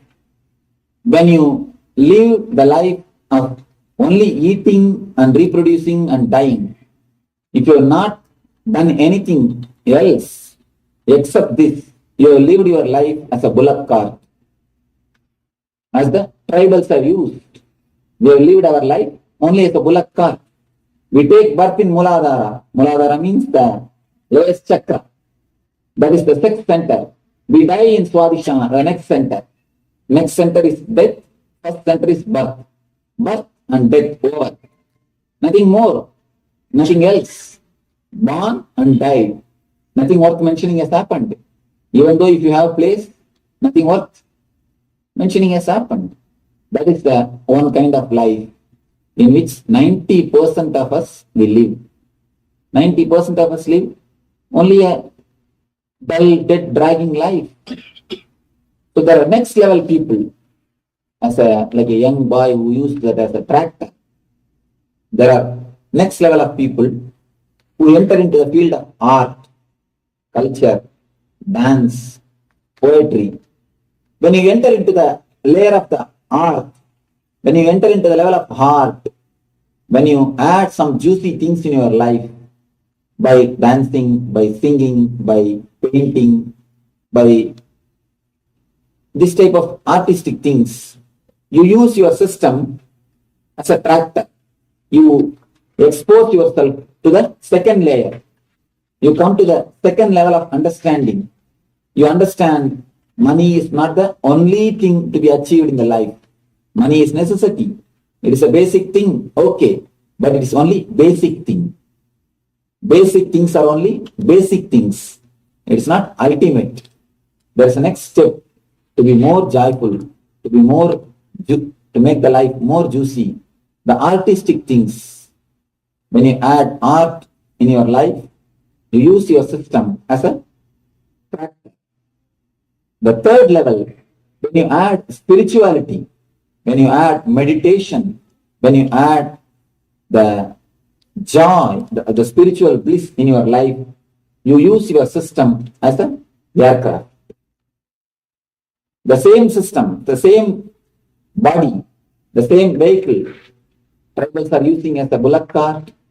The young man is using as a tractor. Pilot is using it as a aircraft. The same way, God has given the same system for all of us.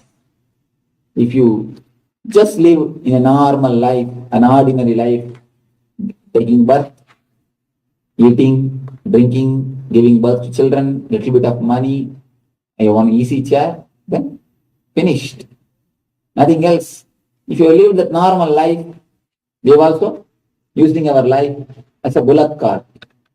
If you go to the next level, dance, culture, art, poetry, not for the sake of name and fame, just for enjoying the art, you use your system in a second dimension. You understand your second dimension. You go to the next level of being. That is artist, where the artist reach.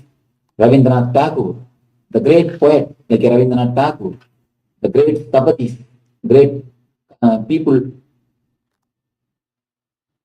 great painters, all these people, that's the second layer. They use their system as a tractor. People who have become enlightened, who have become God, who have become one with the God, who have had a spiritual joy in their life, spiritual bliss in their life.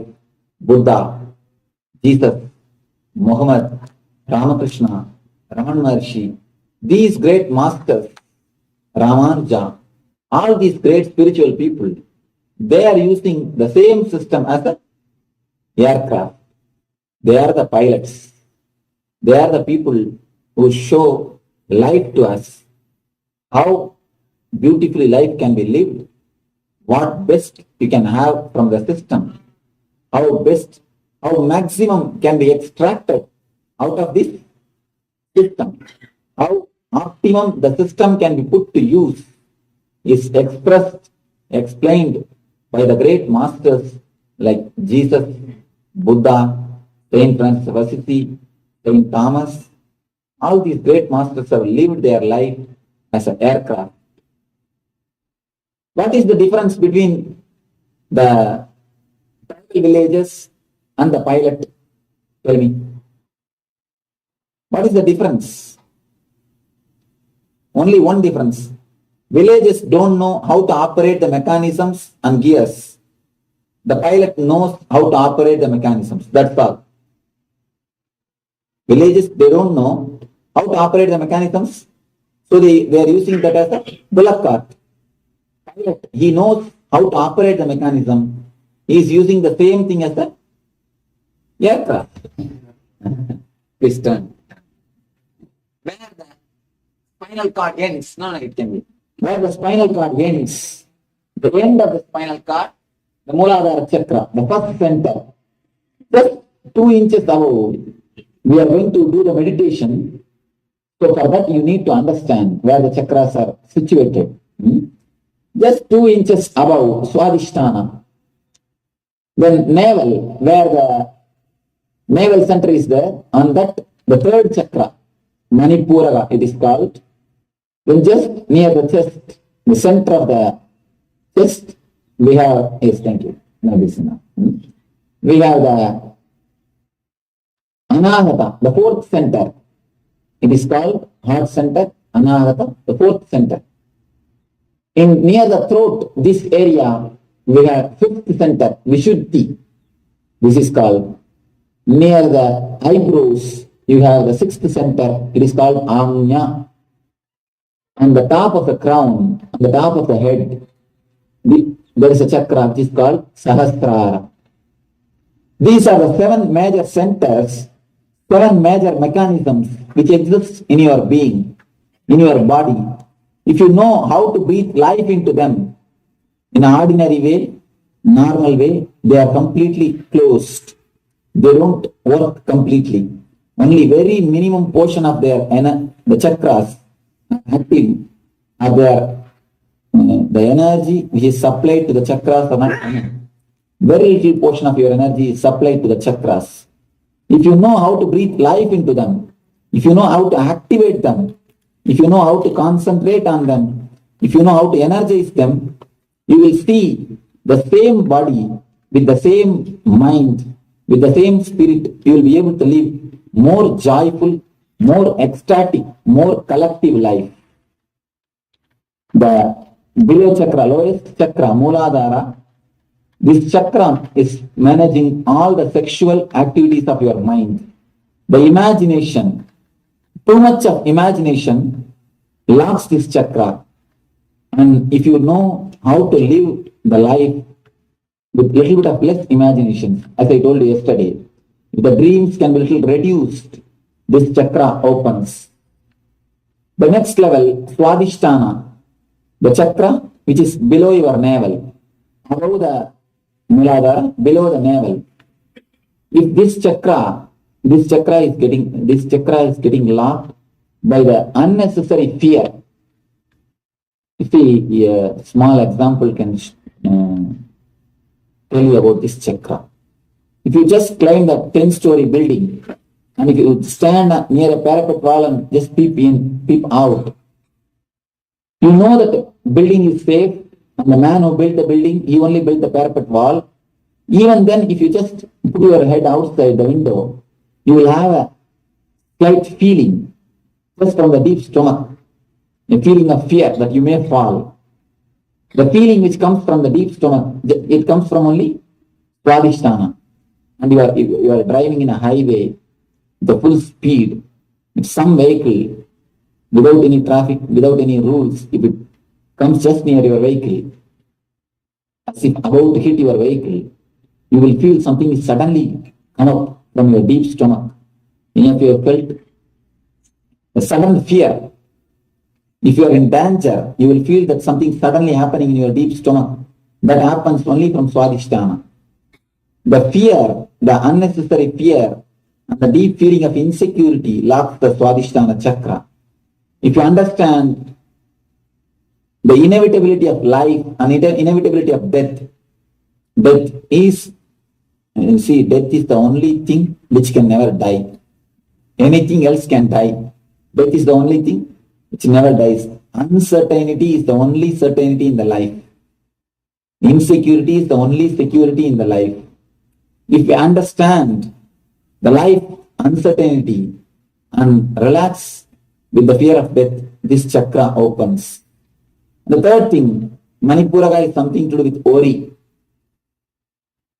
That is the navel center is something to do with Ori. That is the reason in all the language we have an expression. If you receive any news which you cannot tolerate, if a shocking news comes to you, immediately we say, I cannot digest it. I cannot stomach it. Not only in English, all the language this expression exists. Because Ori and Manipuraga is very closely related. Any news which makes you worry, you immediately say, I cannot digest it. And any news, if you hear any shocking news which shakes you, the first will be, stomach will be upset. The first thing in your system will be, stomach will be disturbed. Any disturbing news, any disturbing thing, have you observed? Anybody had this experience? Any shocking news if you receive, the first reaction in your system will be, stomach will be disturbed. Stomach will get upset, either diarrhea or indigestion. The stomach is the first portion, first part of your body, which will be disturbed if you listen any news, the incident which gives you worry. So the Manipuraga is disturbed by unnecessary worries and the unnecessary depression. If you suppress any of your emotions, Manipuraga is the first chakra which will get disturbed. And Anahata is the chakra which continuously asks for attention from others. Our life, throughout our life, we will be doing so many things just to get the attention of the others. Just to ask, just to get the certificate from others that you are a good person, you are a good wife, you are a good husband, you are a good children, you are a good son, you are a good daughter. To get that certificate, we put our whole life just for the certificates of others. When you just run behind the certificate of others, the anahata is locked. So the Vishuddhi, when you compare, feel jealous with others, when you compare your life with others and feel jealousy about it, the Vishuddhi gets locked. If you take things too seriously and if you behave too egoistically, the prejudiced life, if your life is filled with prejudices, instead of living with reality, if you have too much of past on your head, the Anya is locked. Too much of past and too much of ego. Of course, past is ego. If you have too much of past, you behave with too much of egoistic way. That is the reason elderly people, if you just go near them, they will start, oh, in my good old days. Anything, the conversation will start, in my good old days. You can, with any elderly person you can stay, you can see. If they live with a simple little bit of understanding, they won't start. Otherwise, in my good old days, things used to be like that. So the past is heavy on our life. If you have too much of past carrying in your life, it is not that just because you are 90, you need to carry the past. There is no need. There are many people who are 90, but mentally they are 19. Just because you have lived 90 years, there is no need you should carry the past. Just because you are elderly man, there is no need that you should be egoistic. But generally, we carry the past heavy on our mind. So wherever, even if it is unasked, we just go and give advice. The advice is so free of, it is free of cost. So what to do? Even if nobody wants, even if somebody doesn't listen, we just go and catch them and start giving the advice. So just catching the people and giving the advice, just having the past on your head locks the Anya chakra and continuously living a discontented life. Whatever life has given, we take the things for granted and we don't feel grateful for the life. That motion, that taking the things for granted locks the Sahasrara chakra. This is the gist of the 7 chakras. If you understand, God has given so much, divine energy has given so much. You feel grateful, the Sahasrara opens. You see, we pray to God, oh God, give me the ring, give me the diamond ring, I should wear a diamond ring. But we never feel grateful that you are given a finger. You see the truth. We pray to God, we pray to Balaji, oh Balaji, give me so much of money so that I will wear diamond ring. We never feel grateful. Oh God, you have given me the finger. That is the way of our life. Whatever God has given, whatever the divine has given, whatever the life has given, we think everything is our birthright. Till we get only, our mind keeps quiet. As soon as we get what we decide, oh, it is my birthright. Everything is mine. Then what we go for? Next. What next? What next? What next? Taking things for granted locks this chakra. If you understand how much the existence has showered on you, how much the God has showered on you, how much the divinity has given you, the Sahasrara opens. You see, if all of you are, if a God appears suddenly in front of you and says, whatever you want, please make a list and give me. Will the list end any day? The list will never end. And if the God appears in front of you and asks, whatever I have given, please give the list, we will never make the list. You see, if the God has given you enough things and God has not given you enough things, there are so many things which is not given by God and there are so many things which is given by God. This side also big list and this side also big list.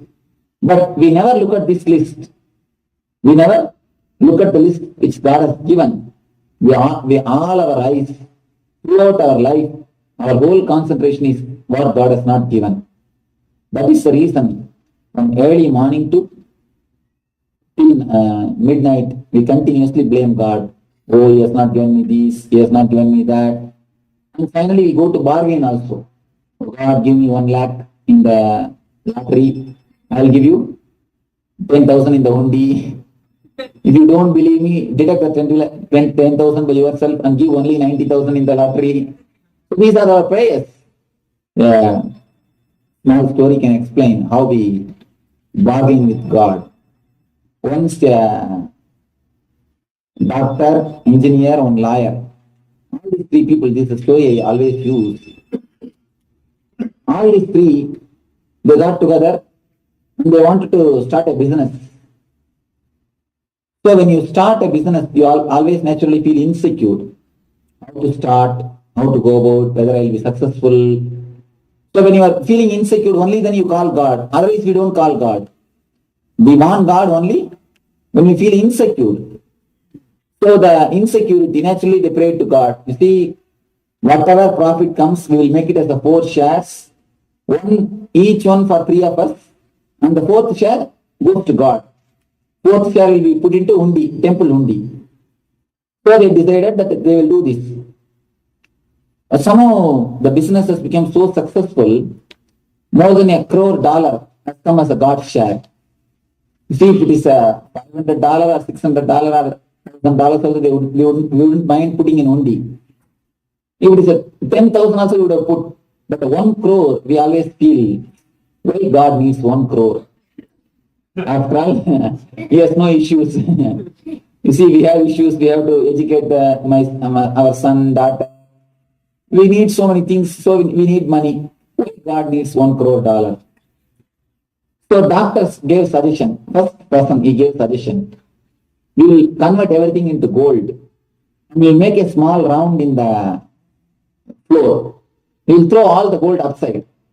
Whatever falls inside the hole, we will give it to the God. Whatever falls outside, we will take that as a prasad. That's prasadam.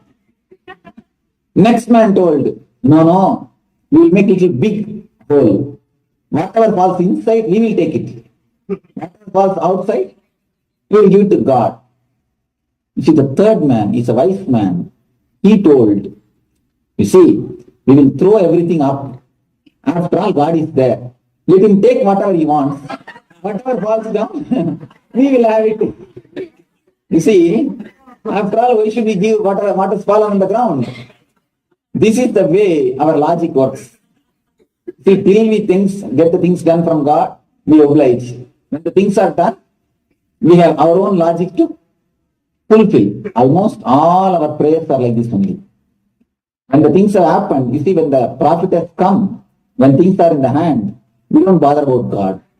Once people are going in a ship, suddenly a cyclone attacked the ship. Ship was about to collapse. One man started praying, oh God, if you save me, I will stop smoking. Then also ship was not stopped, it is again shaking. And then he started, oh God, if you save me, I will stop drinking. Then also the ship has not stopped, it is again in the danger. He shouted, oh God, if you save me, I will stop womanizing. The next man, he told, hey, don't go to that much. I think one ship is coming, we will be saved. This kind, one boat is coming, we will be saved. Don't go to that much. You see, whenever we feel that we are insecure, we want God. Otherwise, let him be in the heaven. We don't mind, we don't bother much. That is the way of our life. Whenever we feel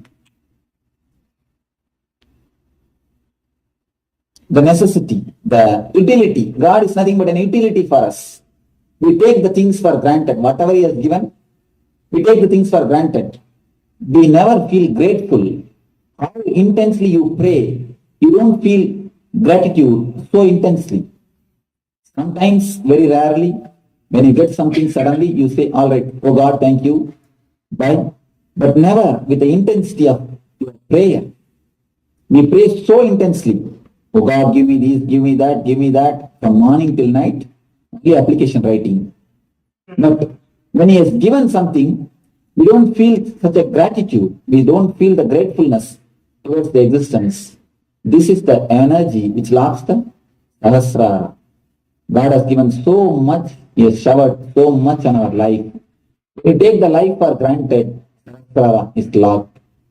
When you feel gratitude towards the life, when you feel your thankful attitude towards the energy, towards the existence, gratitude is the greatest attitude. Gratitude is the greatest attitude which you can have towards the life. Then Sahasrara opens, when the Sahasrara flowers. So these are the emotions which locks our major chakras. So if you can just understand, understanding itself solves half of the problem. You don't say, many people come and tell me, Swamiji, I understand whatever you say sounds so right, but in practice we are not able to do what to do. This is the problem. Most of us face this problem.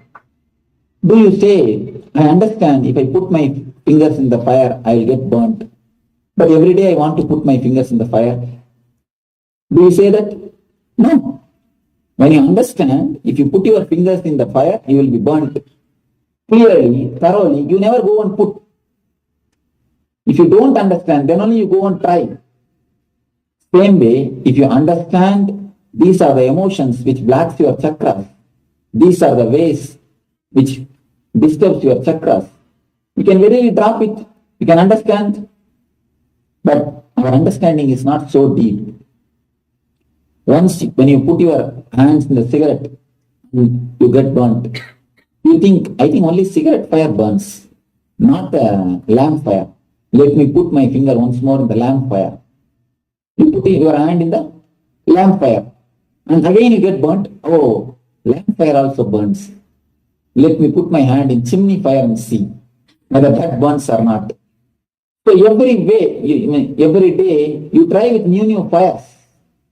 When you understand all the fire burns, the time has come for you to go to the ground, the burial ground. The time will come. You need to go to the burial ground. You need to go to the cremation ground. So if you go testing every fire, naturally you will end up in the cremation ground. Nothing else. You will never understand.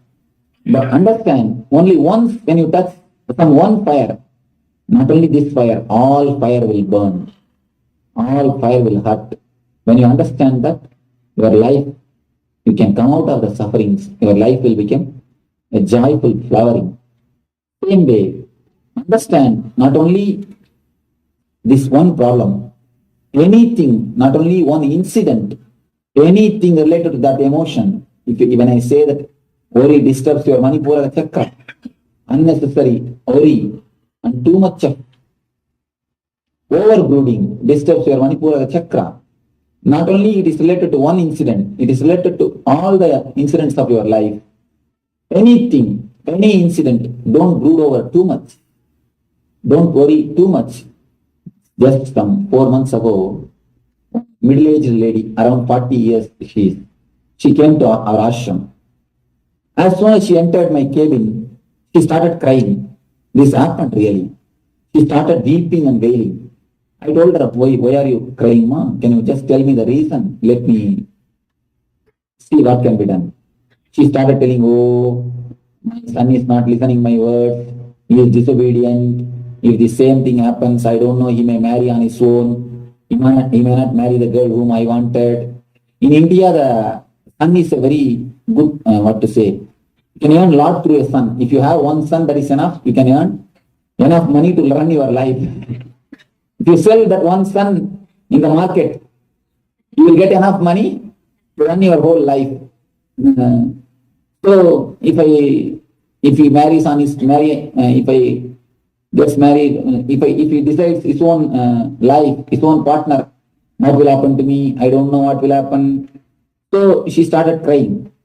I told her, you see, don't bother. Bring your son once. Let me talk to him. Let me try to help him. He suddenly told, no, Swamiji, I don't have to bring. I have already brought. She just let a 4-year-old boy.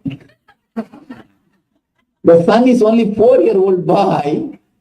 He is so much worried. He is weeping and wailing. She is telling me he may marry on his own. I don't know what will happen in future.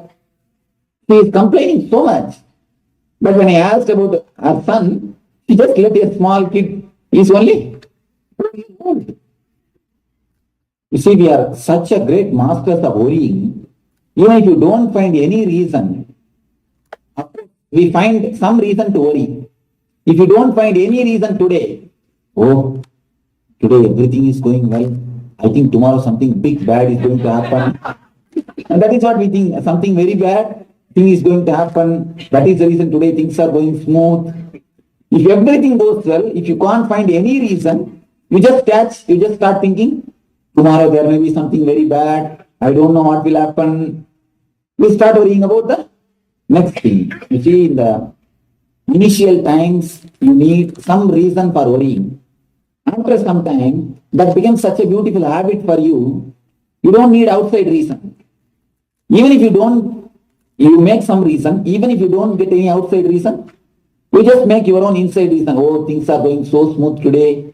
I think tomorrow something big bad is going to happen. Something very bad is going to happen. Some reason we find. When I say the worry disturbs the Manipuraka, the unnecessary worry disturbs the Manipuraka, not only in one incident, throughout your life, just look, just plan your life. See where all you unnecessarily worry, where all you invested too much of your worries. Remove that. Remove the energy, remove that zone. When you stop worrying, not only you stop worrying, your energy is diverted totally towards the living, towards the life. So you will have negative accounts will be reduced and the positive accounts will increase. Both the way it will be helpful. You see, if one man comes from the opposite side of the army, to your side, not only they are losing one man, you are gaining one person. So the result is 2. 1, here 1 plus, there 1 minus, here 1 plus. So when you analyze and understand these worries, the root cause of your problems, not only the opposite army is losing one man, you are gaining that energy. That energy turns and helps you in a positive way. So a simple understanding itself can solve more than 50% of your problems. The maturity, understanding solves 50% and the other 50% meditation. So maturity and meditation can guide and solve major problems of our life. Our life can be transformed into a real joyful ecstasy. As on now, the life is just dragging, pulling, going on. When you know how to add meditation and maturity, if you know how to activate these energy centers, the chakras, how to breathe life into it, how to breathe energy into it, how to awaken those energy centers, the same life, the same routine, the same house, the same living style will be transformed into an ecstatic lifestyle, into a Ananda Yoga, into a spiritual life. When you live ecstatically, when you live with the joy, when you live with the bliss, that is a spiritual life. Spiritual life means not going into the Himalayas, not only simply sitting there in someone forest, no. If you live your life joyfully, in a balanced way, in an ecstatic way, in a blissful way, that is what is a real spiritual life. So, let me pray and bless all of you. Let you all live and be with eternal bliss, Nithyananda. Thank you.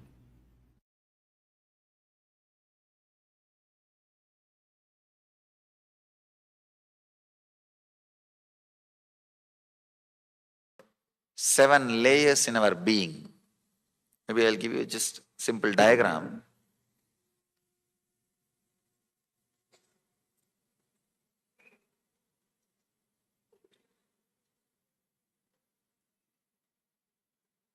Is it seen properly? No, I think.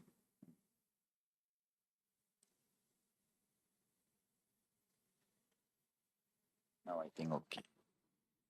Yes. Somebody asked me yesterday, there was a question. Somebody, why are you using all these modern things? I told them, what is the wrong? Perfectly all right. If Buddha has made 10,000 people enlightened without flight, car and computer, laptop, and without any infrastructure, website, internet. When we have all these things, we should make at least 200,000 people enlightened, 2 lakh people enlightened. So what is the wrong in using? So let all this infrastructure be used to transmit the true science. It doesn't have to be used to transmit only the ideas which was in the head of the people who invented. See, just because somebody has invented this, it is not that you have to accept the ideology and lifestyle of the person who was invented. That is what we are doing. Not just taking the comforts and scientific great things from the West, taking their lifestyle also, idiotic. And you don't know, 66% of the Western countries, not just America, even the other so-called developed countries, 66% are taking some form of psychiatric medicines. Now we don't understand where we are heading. 66 is not small percentage. Sometimes I really feel blessed, fortunate that I am born and brought up in Indian villages. I was born and brought up in Indian village. I never heard so many problems. Not that I heard and I did not have those problems. I never even heard of those problems. The sufferings and problems which the so-called developed country kids are facing, I never even heard about them. It is good sometimes. So nothing wrong in using all this infrastructure. Let it be used and the proper ideas be spread. Otherwise, what we will do, we will start thinking the person who created this infrastructure, these discoveries, he knows everything about life. That is the foolishness. That is the foolishness. They may know how to operate all these machineries, but that does not mean they know how to live the life. In the East, we have done more than 10,000 years of research and development in the inner science, in the inner field. And let the inner science be spread using the machineries and infrastructures of the outer science. We have 7 layers in our body. First layer, I'm just trying to give you a visual idea. Of course, surely not our bodies are like a round shape unless you are really obese. Even then it won't be exactly this circle. I'm just trying to give you a picture, an idea. First layer is the physical body which you are carrying, made out of flesh and blood. The second layer is the pranic movement, the prana movement, which is happening in your system, like inhaling, the prana which stays inside you, and the prana which spreads all over the body, and exhaling and cleaning. There are 5 pranas: prana, apana, vyana, udana, samana. The 5 pranas.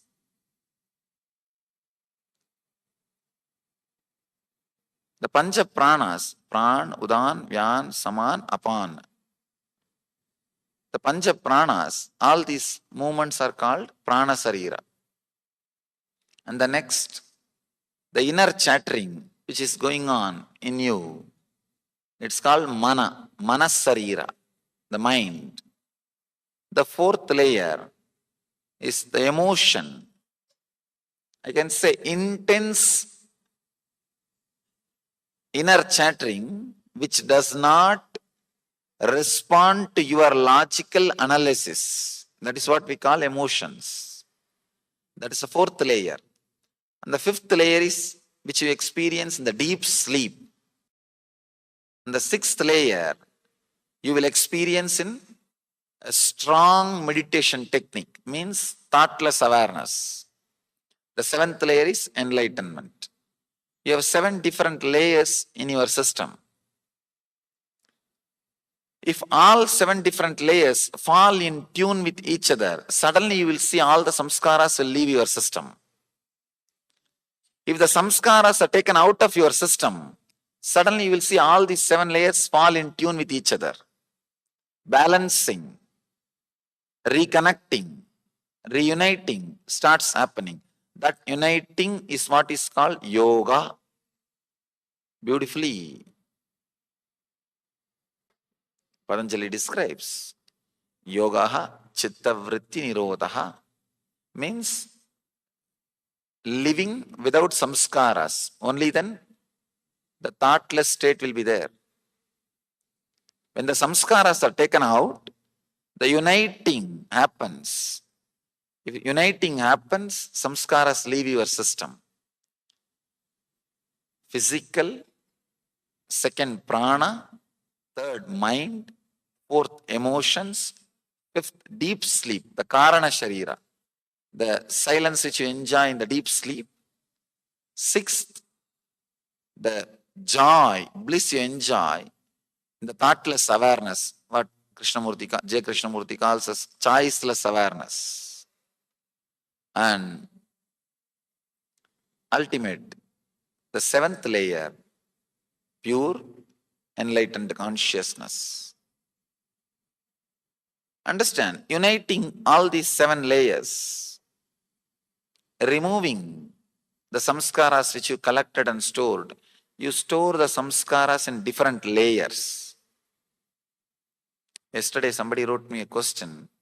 Swamiji, this stuff was too strong for me. Especially the analysis on the 4 states of consciousness. Mainly the answer for that question, that one question, when I come back, I see the same world.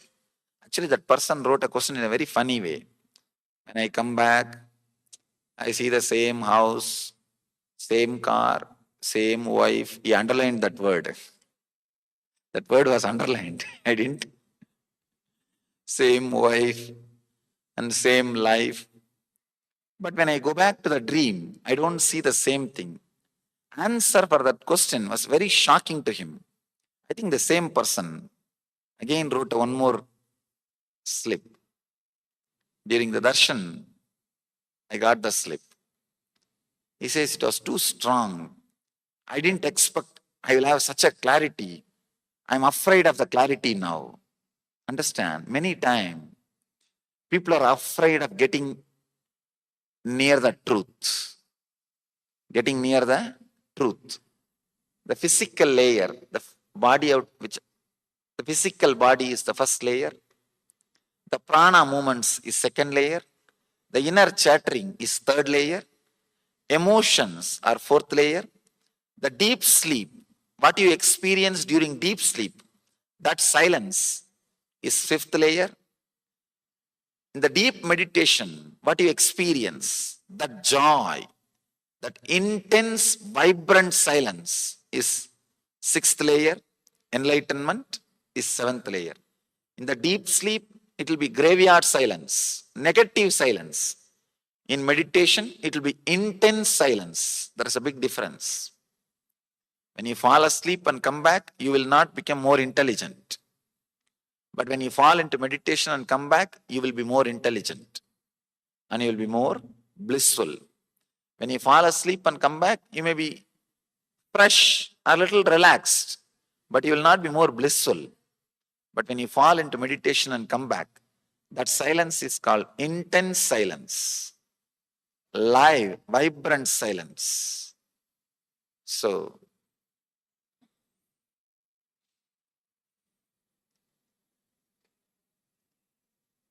the 7 layers, we store different samskaras in different layers. Usually the samskaras related to desire are stored in the prana, the breathing.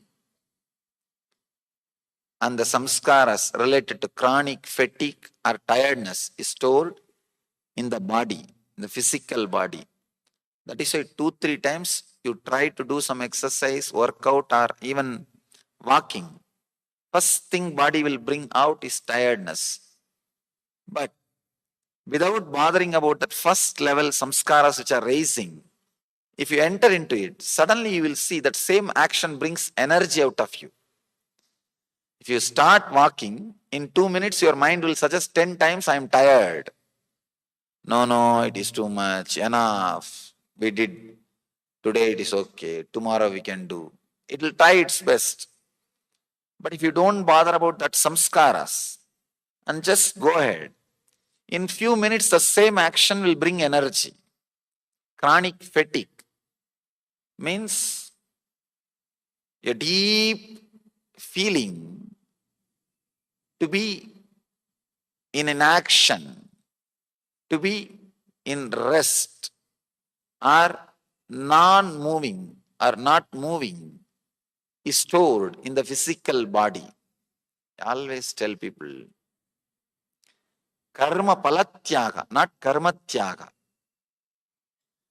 The results of the action should be surrendered, not the action itself. Karma tyaga is very easy. That is where the whole spirituality has ended.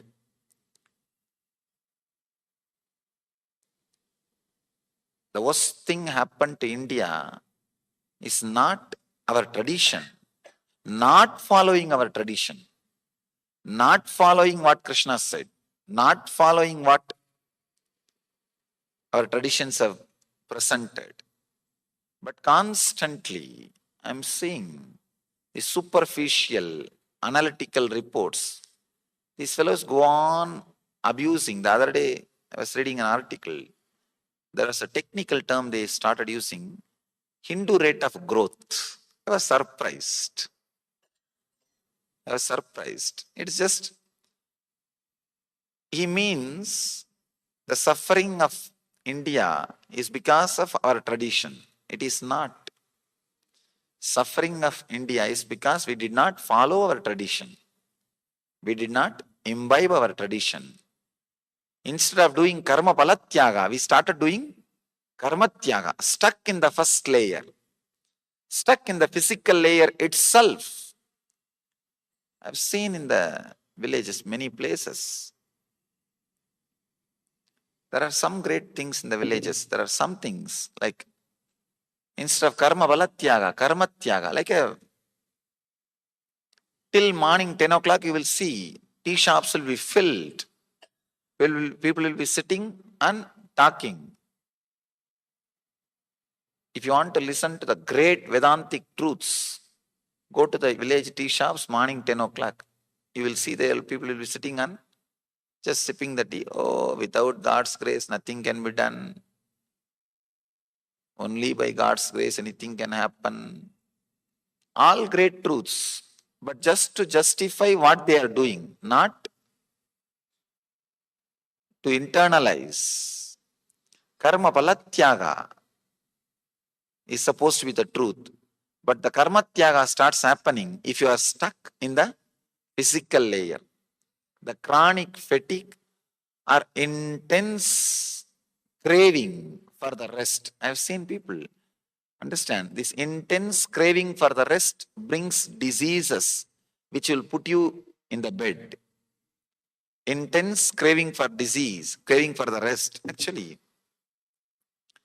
if you see any advertisement for resorts, beach resorts especially, if you see a photograph, beautiful beach, easy resting chair, and somebody resting. The moment you see that, immediately something starts happening in you. You feel you should also be lying like that, completely resting, totally in peacefulness, in the deep peace. The moment you see that, something in you is awakened. That's what I call intense craving for tamas. Understand? If you really find out the same beach, same chair and lie down, you will not have that same peace which you visualized. Till you exhaust the tamas engrams, lethargic engrams you carry in the physical layer, you cannot rest. Your desire for rest will not let you rest. Please understand.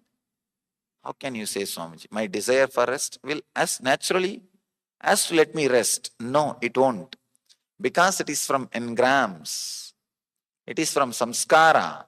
Even if you find out the same beach, same chair, same bench, same place, try to lie down. The moment you rest, the moment you started resting, in few minutes this samskara will settle down, the next layer samskara will start. Even the decision to rest, if it is based on samskara, you cannot rest. First layer samskara is intense desire for rest. Continuously you will see your mind is pulled back. There is a very beautiful story in Upanishad. Disciple goes to the master and asks, Master, give me the method for enlightenment. Master says, very wonderful story. He says, just take these 400 cows, and when they become 1000 cows, come back. The modern day disciple would have said, what, you are making 600 cows out of my enlightenment. You are trying to make more cows out of my seeking. But he is really sincere disciple. He did not bother about it. He just took the cows. And the story says, when the cows have become 1000, when he came back, Master says, not only he became enlightened, he says, now we have 1001 cows. In Vedic tradition, cows are highly respected as a sacred thing. He says, this guy is also now raised to that level, sacred, the level of sanctity. Actual thing what happened is, continuously when you work with cows, they cannot let you rest, and they don't know you are working 24 hours. They don't know there is nobody else to replace you. They don't know that today is holiday. They don't know, but one person can work only 8-hour shift. They do not have all these problems. They will constantly demand your attention. This guy, by working continuously with them, the deep desire for rest has disappeared. I can say, the deep desire for vacation or the deep desire for rest, the chronic fatigue, if it leaves your system, 90% of your spiritual journey is over. That is the first worst problem. First layer samskara. The second, in the prana sarira, in the pranic layer, you store all the desires. That is why whenever your desires are changing, suddenly you will see the breathing pattern will change. If you are caught by strong desires, like a lust or anger, even anger is a kind of a desire. Strong desires, your breathing pattern will change. It will be chaotic. The third layer, mental layer. See, the pranic layer, second layer, you store your thoughts about how your life should be. In the mental layer, you store your engrams about how your life shouldn't have been. Means guilt. If your energy moves towards the future, it is desire. If your energy moves towards the past and continuously it is rotating only about the past, it is called guilt. If it is flowing continuously towards the future, it is desire. If it is flowing continuously towards the past, it is guilt. Different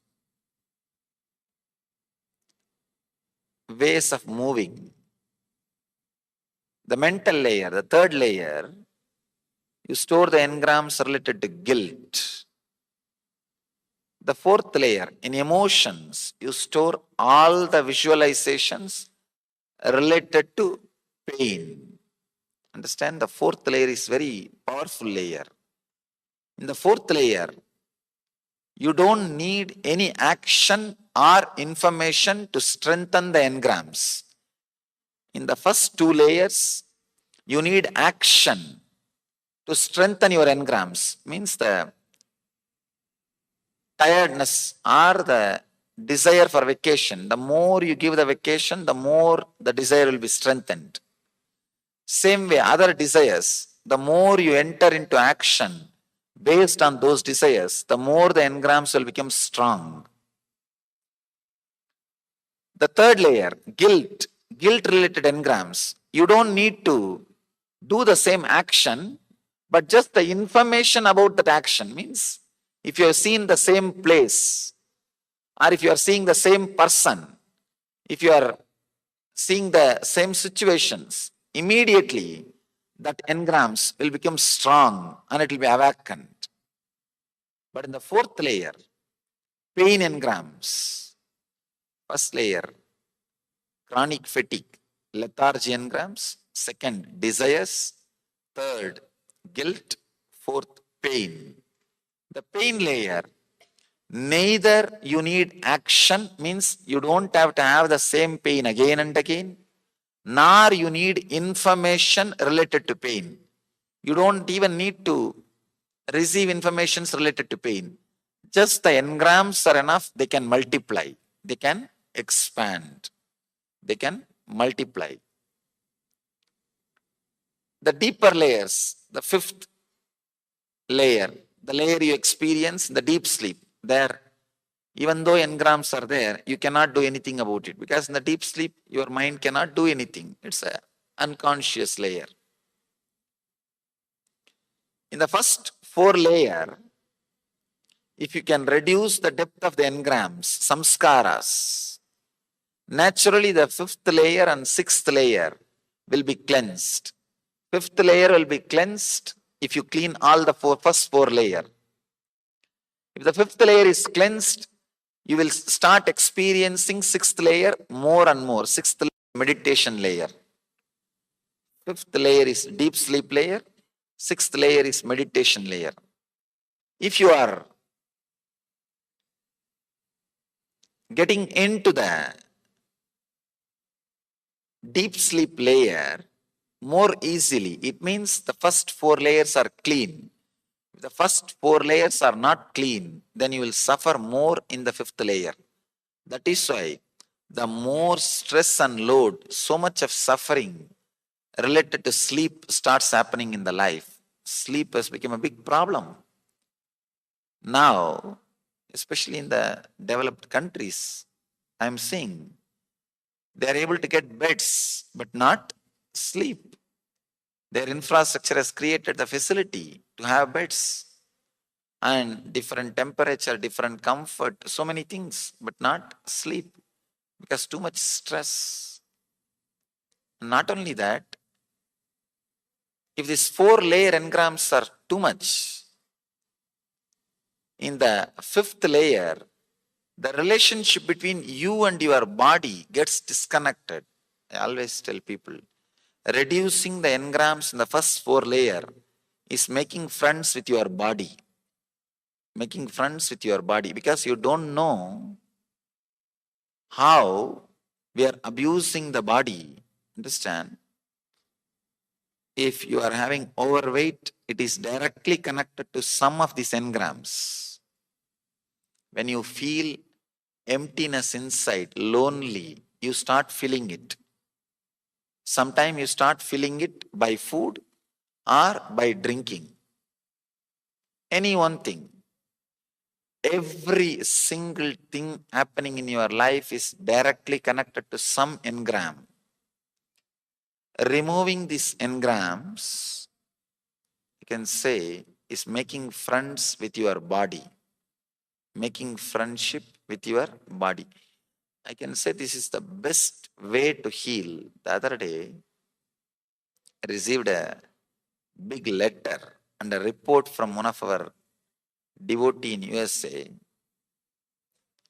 She came to our program maybe 2 years ago.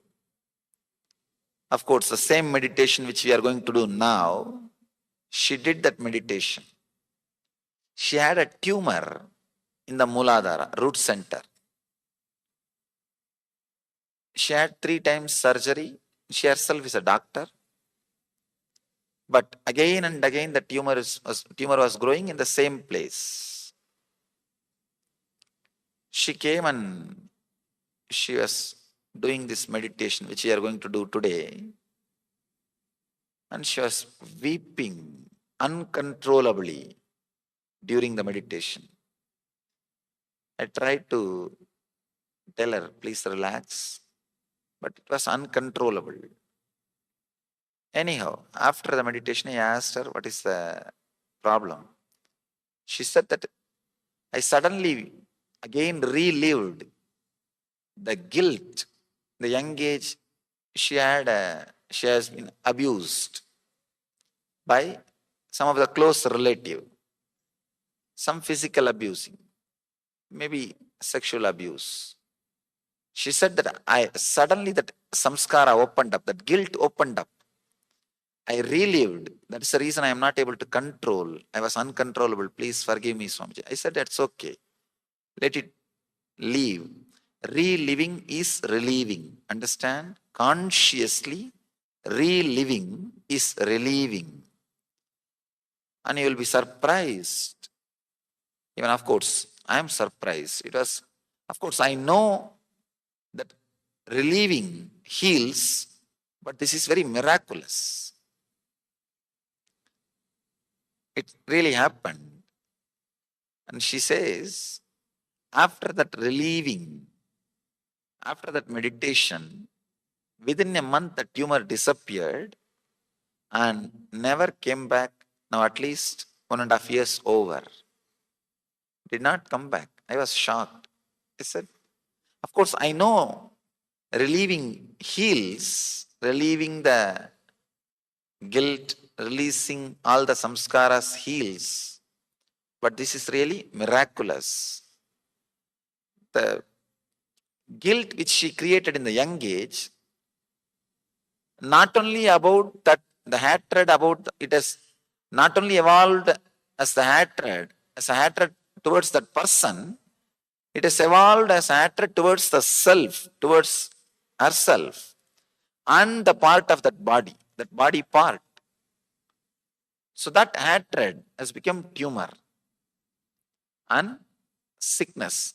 When that engram was released, when that guilt was released, when she became pure, when the guilt has left her system, suddenly she came back to health. The system came back to health. Understand? So many pains and sufferings, physical and mental illnesses, we are storing in our system in the form of some engram. Not only diseases, even disorders, weight, obesity, overweight, obesity, or many other disorders, even those disorders are directly connected to some of our engrams, working on the first 4-layer engrams and releasing them, reliving them, and relieving them will heal your system very powerfully. Understand? It is little strong method, little strong technique. But I tell you, it's at least 100 times powerful than any yoga, any kriya you can do. Because yoga or kriya heals, no doubt. It takes its own time. This is like directly attacking the root center, root cause of suffering. Yoga starts working on your physical body, exhausts all the tamasic engrams and heals you. Kriyas, the breathing techniques, they start working on your pranic layer, second layer, and releases the desire engrams, reduces the stress, and starts healing. But this method, the meditation techniques, straight away works on your 4th layer. You can work only maximum up to 4th layer. Beyond that, your logic cannot travel, your effort cannot do anything. Beyond that, only the master's presence can do any job. Anyhow, you can work up to the 4th layer. The meditation technique straight away works up to the fourth layer and heals you. That is why it will be so powerful. You need complete involvement, interest. You need to put your whole attention and awareness into the technique. If you can go into it and come out, you will see miracles happening inside you. Understand? If you don't know the science of miracle, you will be making accidents. If you know how to use your inner space, you will be making miracles. If you don't know how to use your inner space, you will be making accidents. Both are beyond your logic. Miracle and accident, both are beyond your logic. If the effect is favorable to you, desired by you, you call it miracle. If the effect is not desired by you, if it is not benefiting you, you call it as accident. In your inner space, if you know how to use, you will be constantly making miracles. Purifying the inner space is planned for miracles. If you don't know how to use, you will be constantly creating accidents because you will be attracting the same frequency incidents in your life, same frequency actions in your life. So,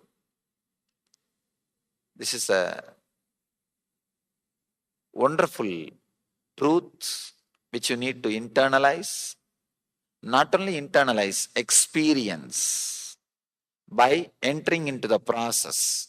By entering into the process. Understand? I don't even want to use the word meditation technique for what we are going to do today. Today we are going to do two things. One is process. Maybe the second one can be called as meditation. The first one cannot be called as meditation because it's more like reliving, going into all the things about which you are afraid, all the things which frightens you, facing them, living them, reliving them. I call this as reliving. Reliving is relieving, and we will enter into meditation technique. Very powerful technique which you can carry and practice in your home every day. The meditation process, life bliss meditation. The meditation process which creates the perpetual completion in your system. I give you a few minutes, please settle down and adjust yourself, make yourself comfortable. Then I lead you step by step.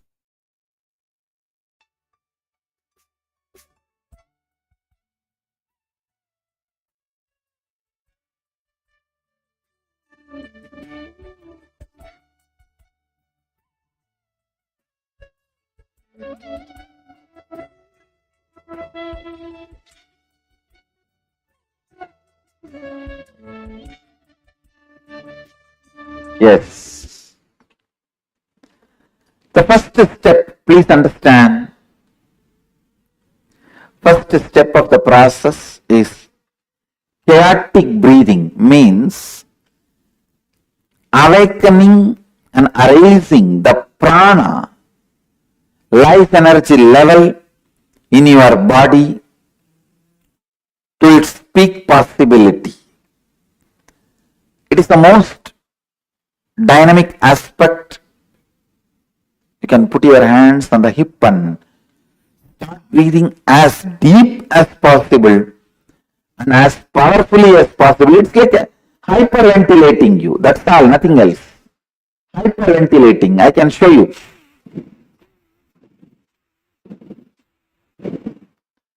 Use your whole body to breathe. The first step is 7 minutes. If you want, you can sit on your heels with knees and feet together in Vajrasana, or you can sit comfortably But use your whole body and breathe. Use your whole body and breathe. I can demonstrate by myself. See here. Use your whole body and breathe as deeply as possible and as powerfully as possible, but as comfortably as possible. Let your whole body become alive. Let the hyperventilation happen in you.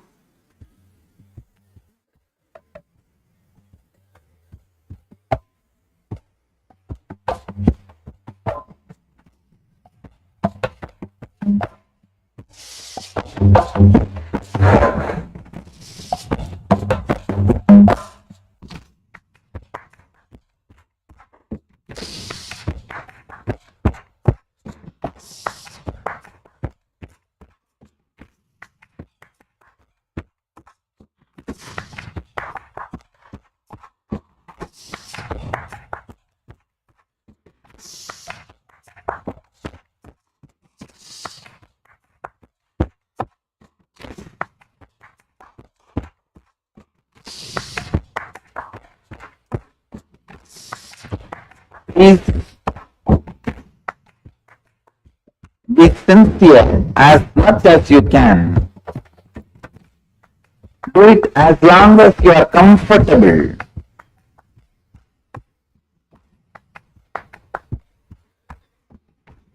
Just don't increase your high blood pressure if you are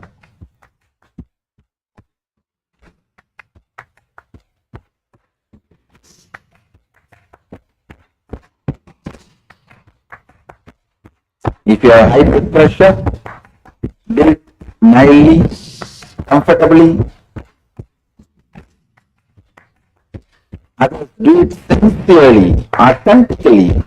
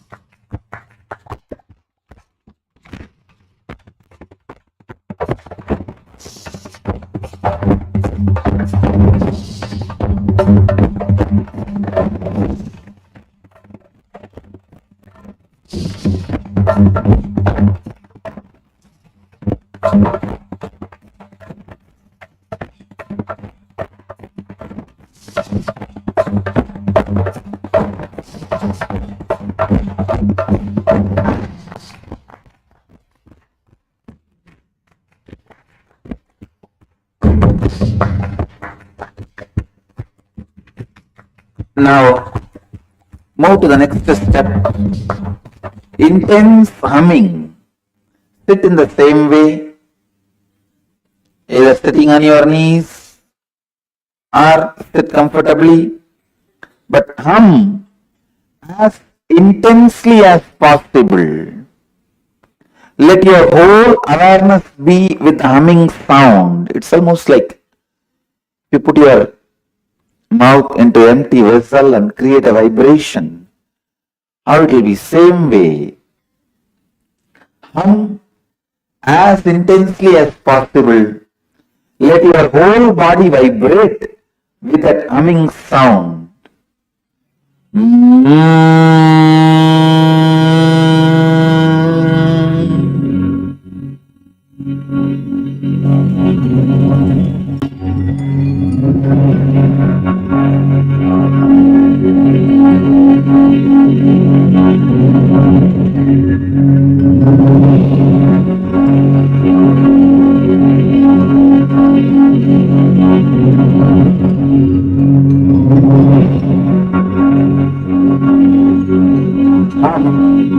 As sincerely as possible, as intensely as possible.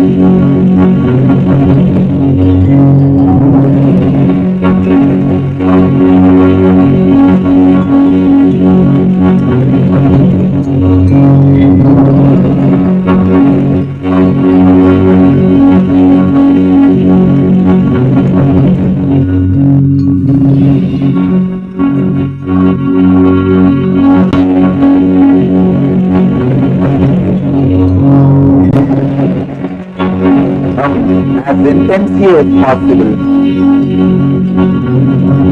Do it as sincerely as possible, as loudly as possible, as deeply as possible.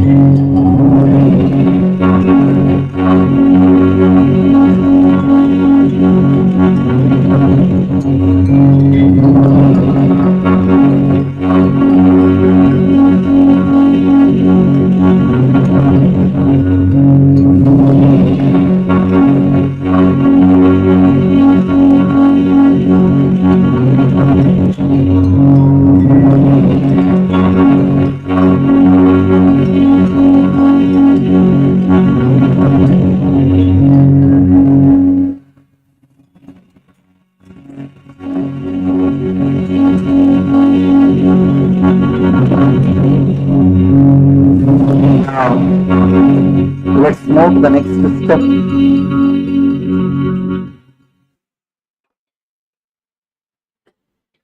Bring your awareness to the 7 energy centers in your body. I'll guide you step by step. First, the root of the spine. Visualize yourself a powerful, bright sun in your root center, the root of the spine.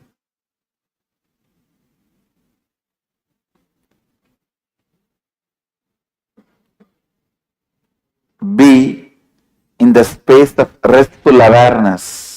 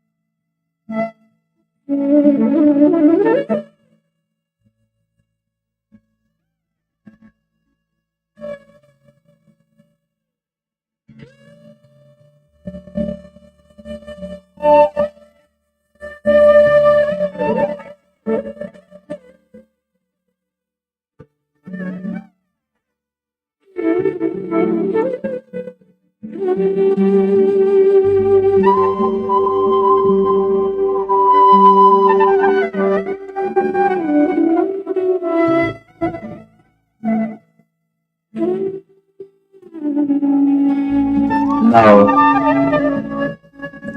bring your awareness to the spleen center, the spleen area. Visualize yourself as a powerful light, the spleen area.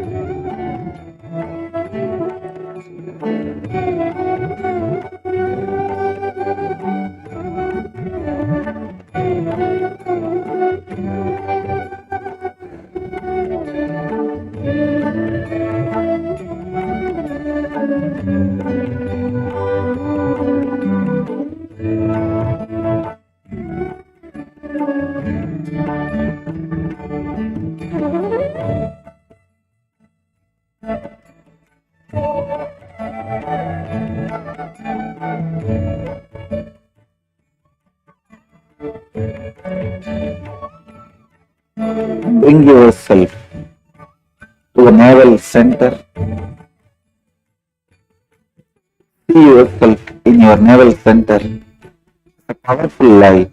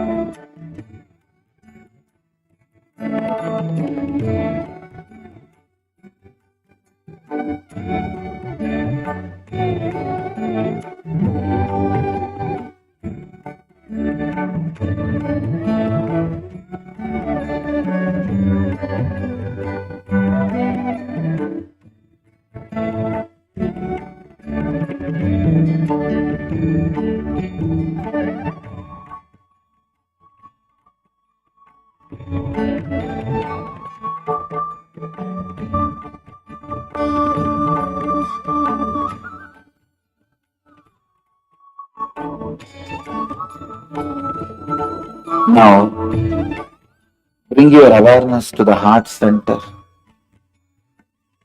center of the heart. Visualize yourself as a powerful light.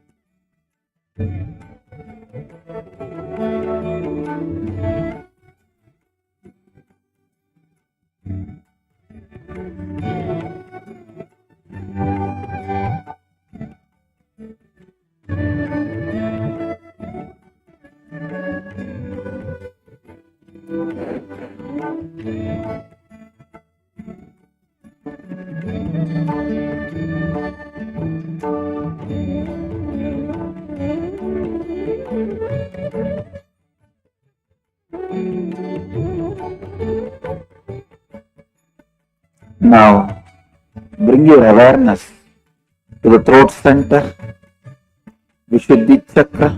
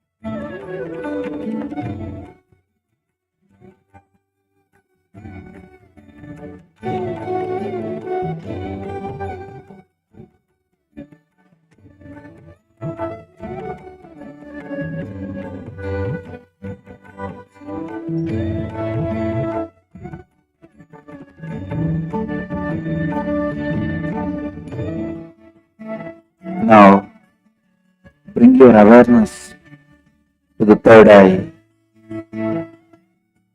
between both the eyes, Anya Chakra.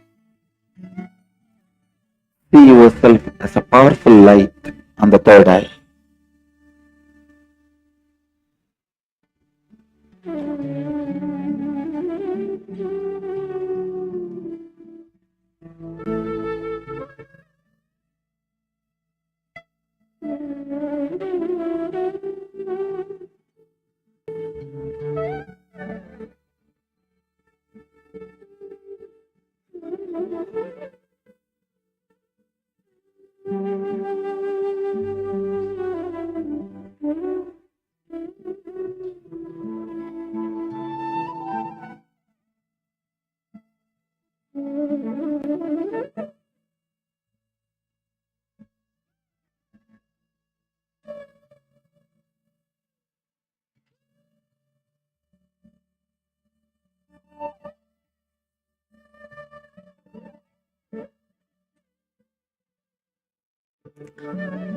Bring your awareness to the crown center.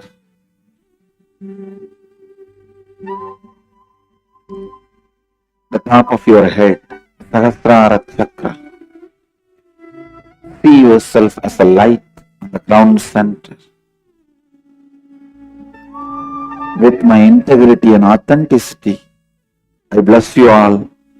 Let you all experience Kundalini awakening. Namah Shivaya.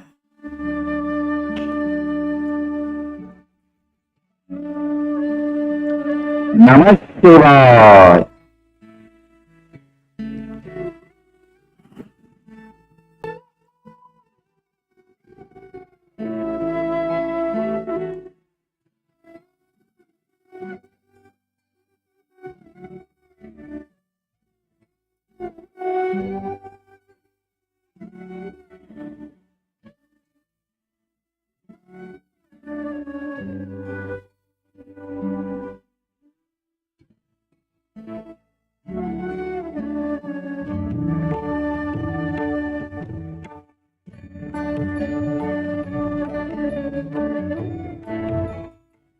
Now,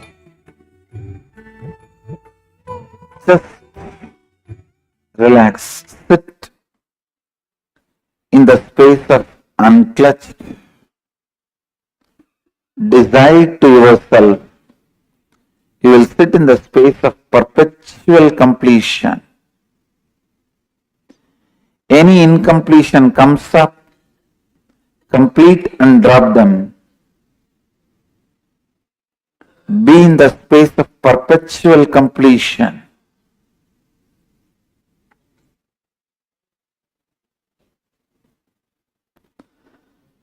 Any doubt, fear, powerlessness comes up in you. Distractions comes up in you. Complete them and drop them. Be in the space of perpetual completion, unclutched. I bless you all and initiate all of you. Let your Kundalini Shakti be intensely awakened. Let your brain mirror the neuron activities of an incarnation, the peak possibility. Namah Shivaya, Namah Shivaya, Namah Shivaya.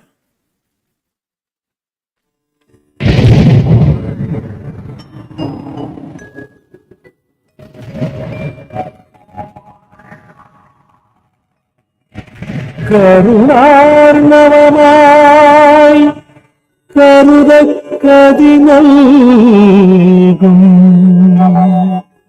Arunachal சிவமேதா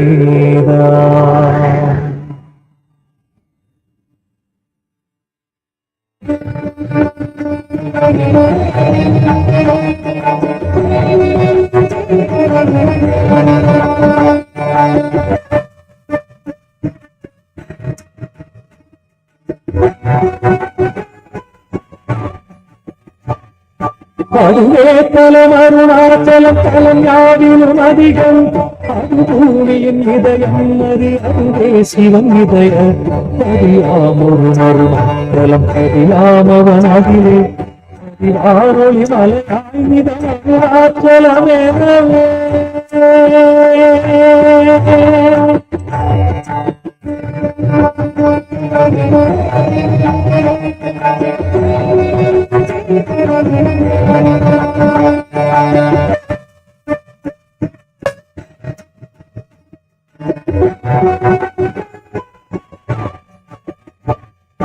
ஆதி அருணாச்சலத்தே குருக்கள் ஆதினாள் மார்கையில் ஆதிரை அஜோதியும் ஈசனினால் அமரர் ஏற்று வழிபட்ட நாள் மாசி சிவராத்திரி அம்மக்கு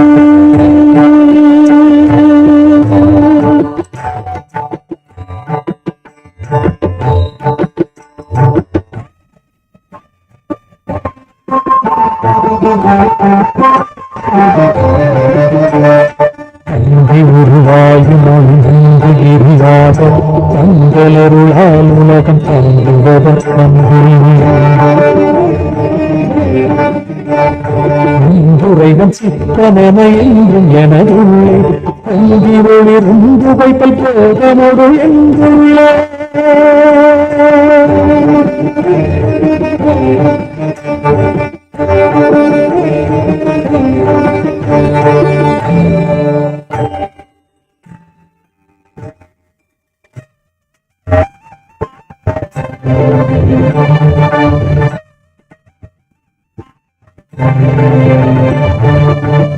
எல்லா உலகும் கதையவியலால் கொல்லாவினைகள் புகழீது இல்லாததுலாம் எது கண்ணுறலால் எல்லாருணாச்சலமாம் இதுவே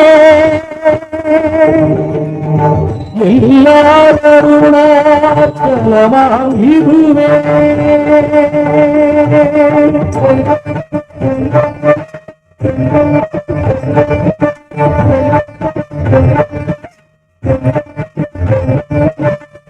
ஒரு தெரியல் இல்லை கண்ணுற்றால் கருத்தினால் ஊற கருதினால் உண்மை வருத்தமுறாது வராத வேதாந்த கருத்த விஞ்ஞானம் பார்க்குண்டாமே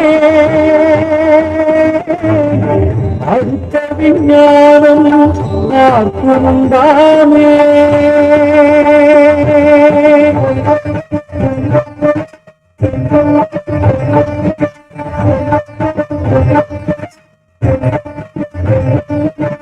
யோசனை மூன்றாம் நித்தலாசற்கு பாசருதி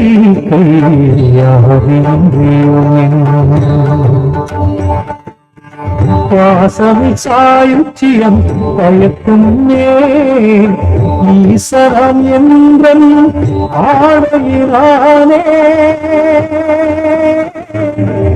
ஈசரம் என்றன் ஆடையிறானே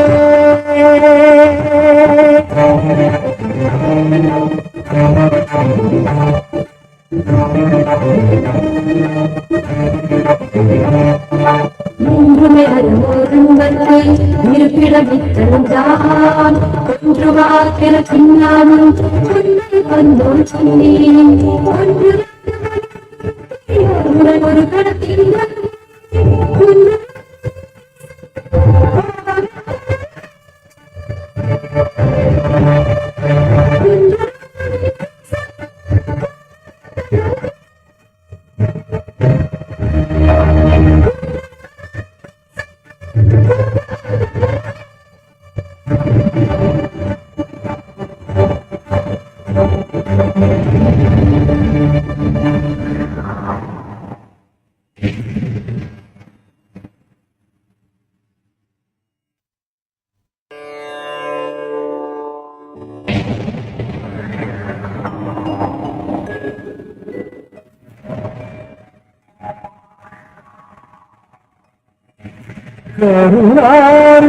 கருணார்ணவமாய் கருதக்கதி நல்கும் அருணாச்சல சிவமேரா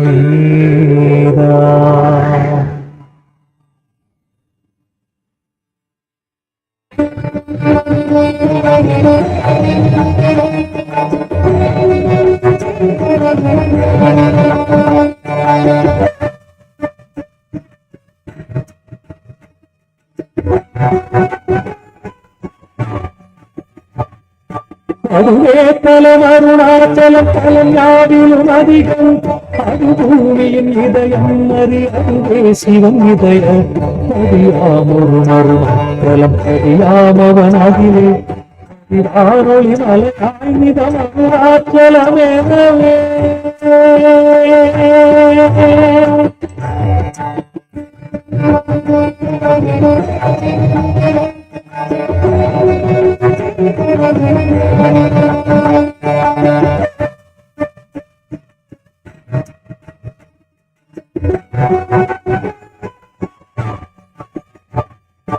ஆதி அருணாச்சலத்தே புதலிங்கத்துருக்கள் ஆதிநாள் மார்கையில் ஆதிரை அஜோதியும் ஈசனை மால்மரோர் ஏற்று வழிபட்ட நாள் மாசி சிவராத்திரி அம்மக்கு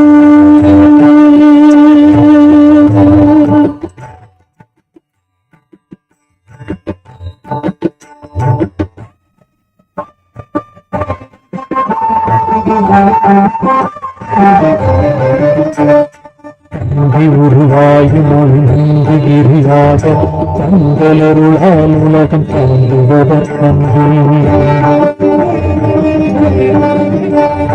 அன்புரைவன் சித்தனென என்றும் எனதுள்ளே தங்கி ஒளிருந்து வைப்பல் போதனோடு என்றுள்ளே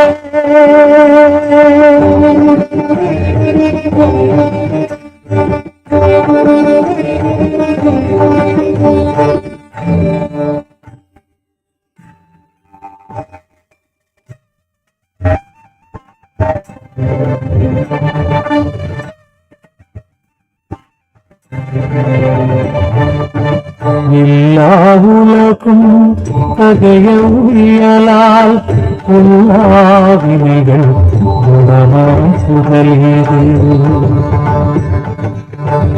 இல்லாததுலாம் எது கண்ணுறலால் இல்லாதருணாச்சலமாம் இதுவே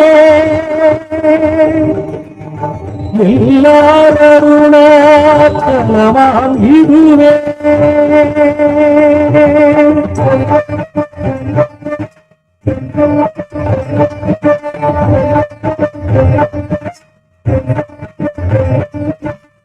ஒரு தெரியலை உப்பு கண்ணுற்றால் கருத்தினால் ஊற கருதினால் உண்மை வருத்தமுறாது வராத வேதாந்த கருத்த விஞ்ஞானம் பார்க்குந்தாமே அடுத்த விஞ்ஞானம் பார்க்குந்தாமே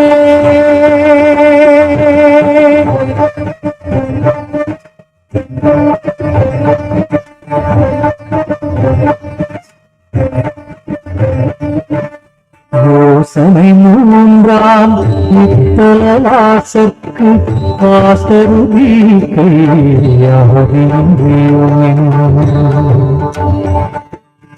பாசமி சாயுச்சியம் பயக்கும் ஈசரம் என்றன் ஆடையினானே ஈசரம் என்றன் ஆடையினானே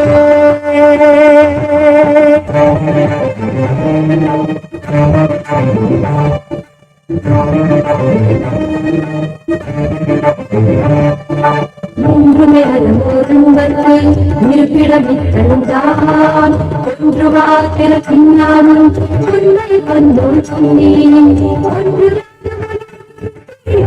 ஒரு கடத்தில்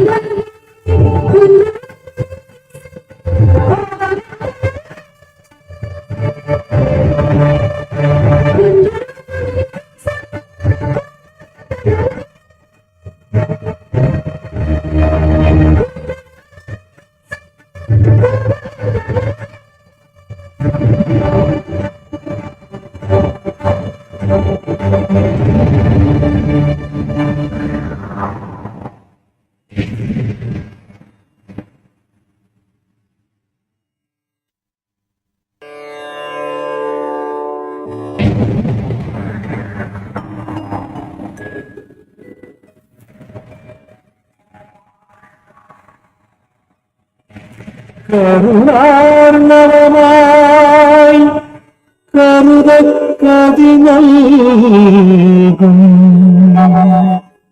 அருணாச்சல சிவமே. I bless you all.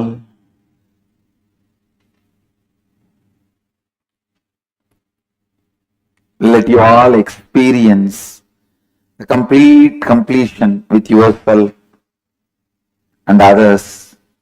Let you all be the space of perpetual completion. Let you all be the space of perpetual possibility. Let you all be the space of perpetual living enlightenment.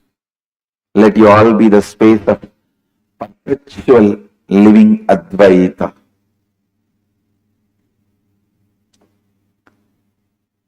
I request every one of you, please practice this life bliss meditation every day. The guiding music is available for free download in our website. You can download this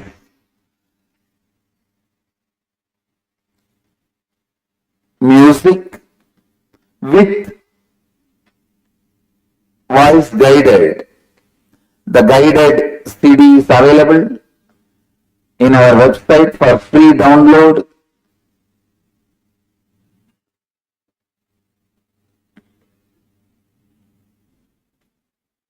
I request all of you to download this guided meditation CD from our website and practice this meditation every day and experience the happiness dose of happiness in your life. Let you all radiate with integrity, authenticity, responsibility, enriching and causing eternal bliss. Nithyananda. Thank you.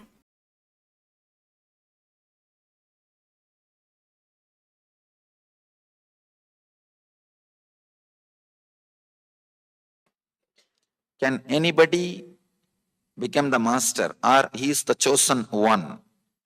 Nobody else needs to choose you. You need to choose you. That's all. Understand? Fortunately, masters are not chosen democratic way. Nobody need to vote for you. All you need to do is you need to vote for you. That's all. You need to choose you. Nobody else need to choose you.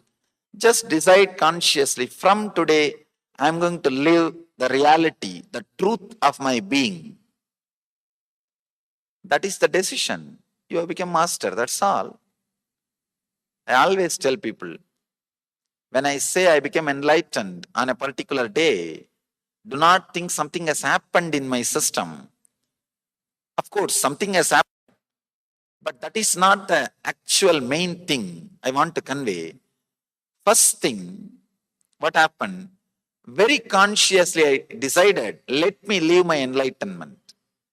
Because I decided, as a after effect, as a side effect, something has started happening in my body and mind.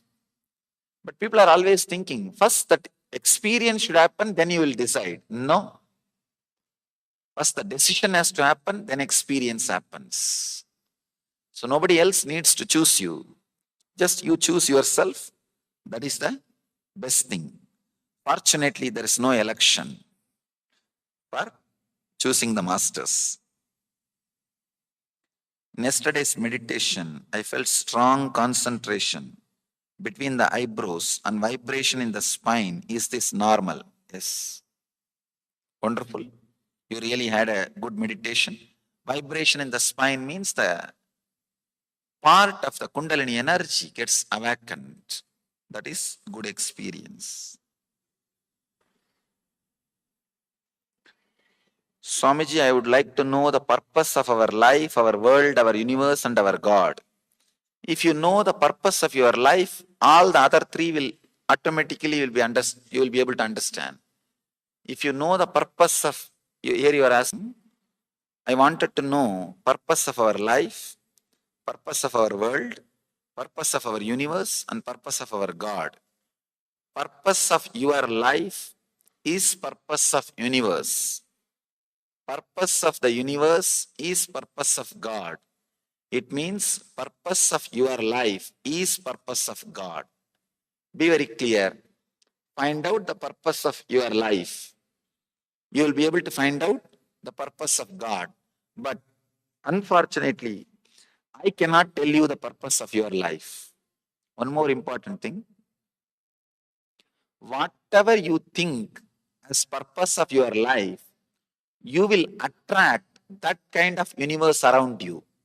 You will create that kind of world around you.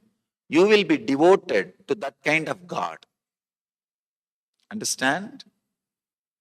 Purpose of your life decides purpose of your world, purpose of your universe, purpose of your God. You create all other three out of you. If your purpose is just money, you will create that kind of a corporate world around you. You will create that kind of a corporate universe. You will understand the whole universe as a company.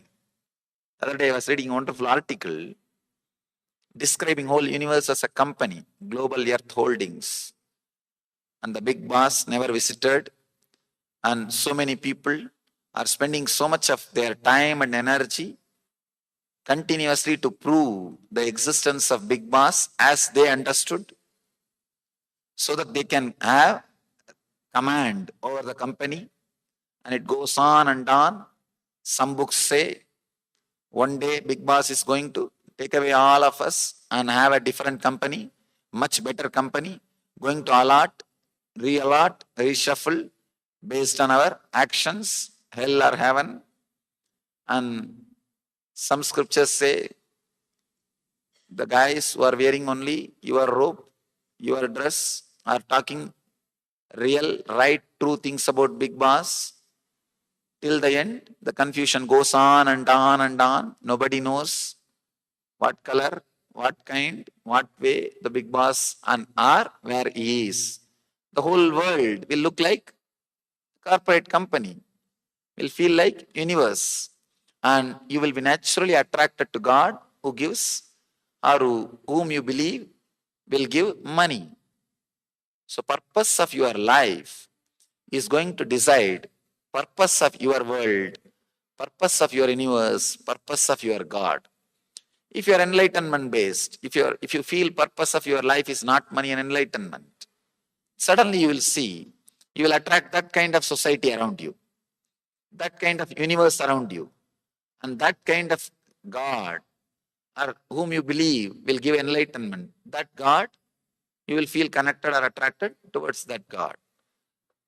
Or if you feel you want both money and enlightenment, then your universe will be that way. You will create that kind of world around you. You will feel attracted to that kind of God or divinity. So I can say purpose of your life is the main core thread. Find out that. Fortunately, I cannot teach you that. Only you have to find out. Here, first thing, my daughter aged about 26 years says she wants to become sannyasi. She is not accepting for marriage. Please kindly bless. When an individual soul wants something, we can only bless for that individual decision. See, nobody can interfere in individual freedom. If the person wants to marry, you can't make her a sannyasi. If she wants to become Swami, you can't make her get married. Whatever she wants, let that happen. Only that is the right blessing. I can give only that blessing. I think you also expect only that.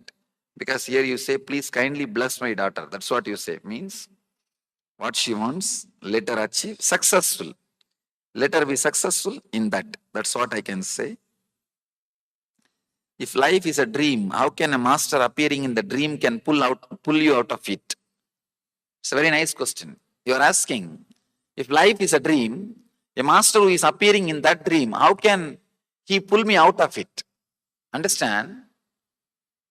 In the night, if you dream that a lion is chasing you, Simha Swapna, the lion is chasing you in the dream only. But that dream can pull you out of the dream. Simha Swapna can just make you wake up. If you see the lion in the dream, what do? You just wake up. That very fear, you come out of the fear. Just like how Simha Swapna can wake you up, master who is happening in this dream can lead you to enlightenment.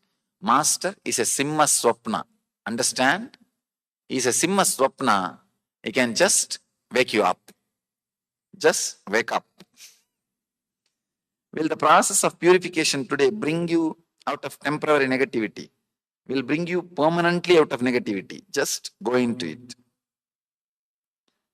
When my master cleared my samskaras and take care of me, my only duty is to do what he has told me.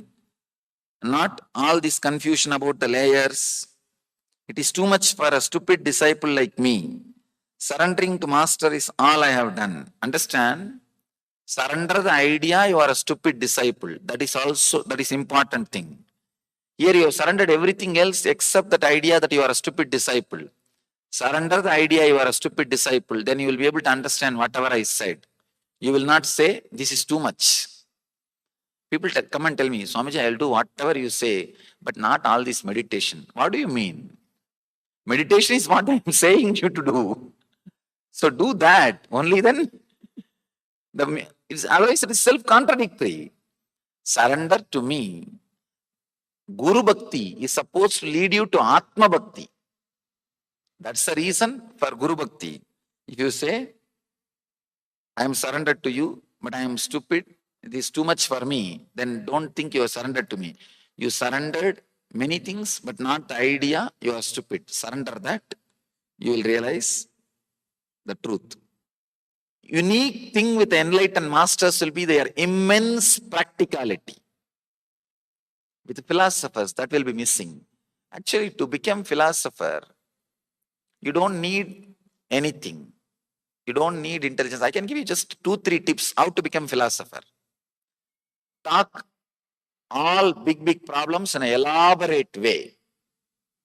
Second, try to teach or give solutions which you can never practice or you are never able to practice.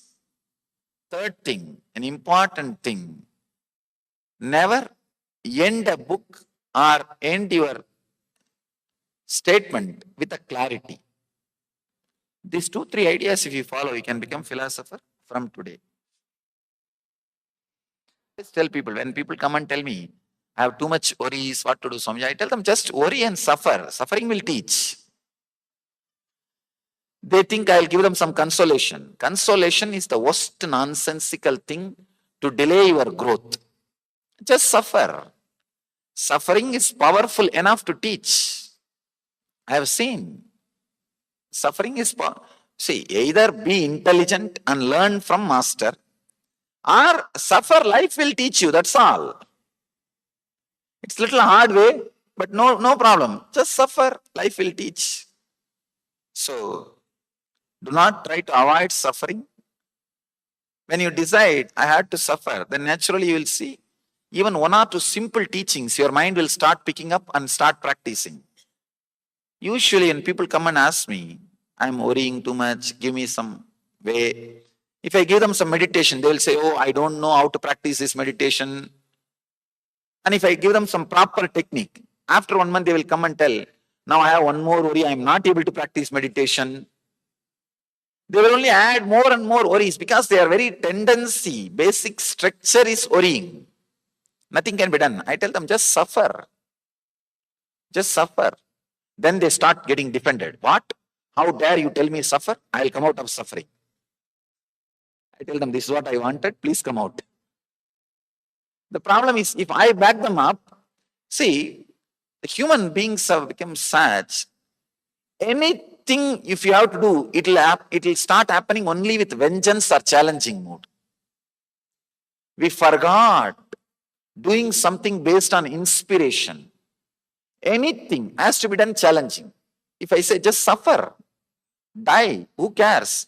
Then he says, who are you to tell me that? I'll now come out. Only with a challenging mood, violence, we even come out of violence. Even to come out of violence, we need little violence. That's why I tell people, suffer, it's okay. Sometimes I make fun of people who are suffering, then immediately they come out of suffering. They just come out because they don't want anybody to make fun of their suffering. Sometimes it is good.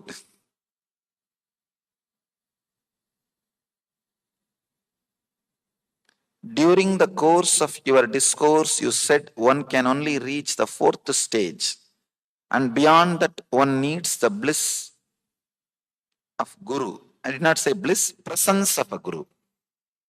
Why is it so? Whether an ordinary person like me desires to achieve to go beyond 4th stage, is it possible even with mundane attachments? What do you think you are doing? Now have you given up everything to come and sit here? No.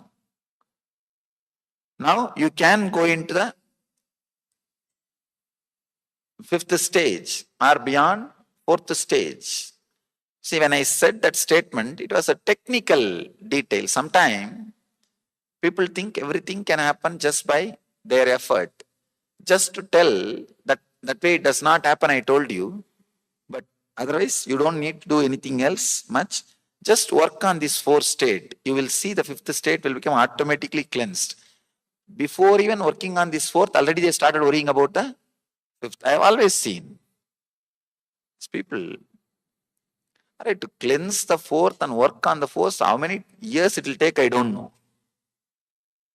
The moment there is something which I said you can't do, immediately where attention goes? It goes, no, no, no, I should do only that.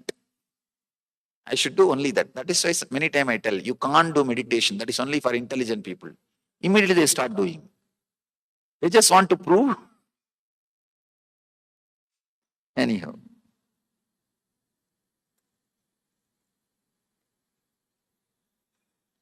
There is a question I am not even able to read. To seek, after that I am not able to read. There is a story I always tell. One guy gave an ad in the newspaper, local newspaper. We need a person as a manager for manager post who knows how to read and write French. One application came.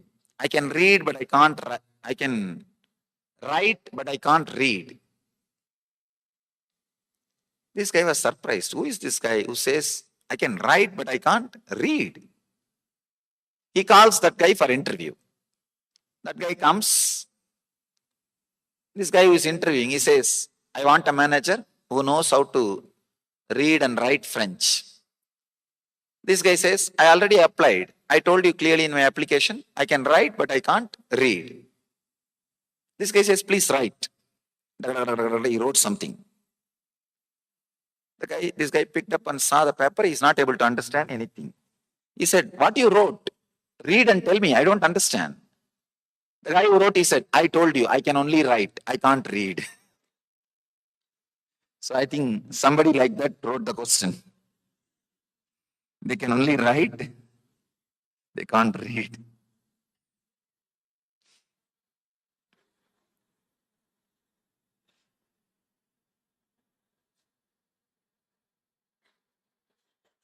I don't know what is the purpose of my life. I feel good to bring smiles on the face of needy people. But I don't know what is the purpose of my life. How to know that? I can tell you. First, bring smile on your face. That's the purpose of your life. Then let that smile overflow and bring smile on every other person's face. If you don't have smile on your face and you are trying to bring it on others' face, in the name of service, you will be expressing and you will be just putting your ego, imposing your ego on others. A small story. NCC teacher, he told all his NCC students, every day you guys should do one good activity and come back and report. One day 3 boys stood up and said, sir, today we helped an old lady to cross the road. Teacher said, for that you don't need 3 students. 3 persons are not needed to make one lady cross the road. This guy said, yes sir, it took 3 persons because she doesn't want to cross. Understand? Many times your service ends in imposing your ego. So let you bring smile on your face, a deep contentment, settlement. I always tell people, if you can solve all the problems of your life just by your knowledge weapons, shastras, inner clarity with inner healing, then start doing service. First thing you need to do is solve your life by having the clarity about Jiva, Ishvara, Jiva, Jagat and Ishvara. Jiva is self, Jagat is world, Ishvara is God, source of world and self. Then start doing service. Till then, work intensely for this. How does one identify self-healing clarity? The self-healing clarity, the inner healing is so powerful. It will release so much of peace in you, clarity in you. Suddenly you will see the problem with which you are pondering, worrying, confusing, planning disappears. And you are in that restful awareness. You are in that deep state of rest. That is the way you can identify the inner healing. When I witness no thoughts, when mind is thinking, I can't witness. Mind can do only one thing. at one time. How can I witness when thought is coming? Why are you creating problem? If you say when you witness there is no thoughts, just celebrate your in thoughtless state. Enjoy, you are in thoughtless state.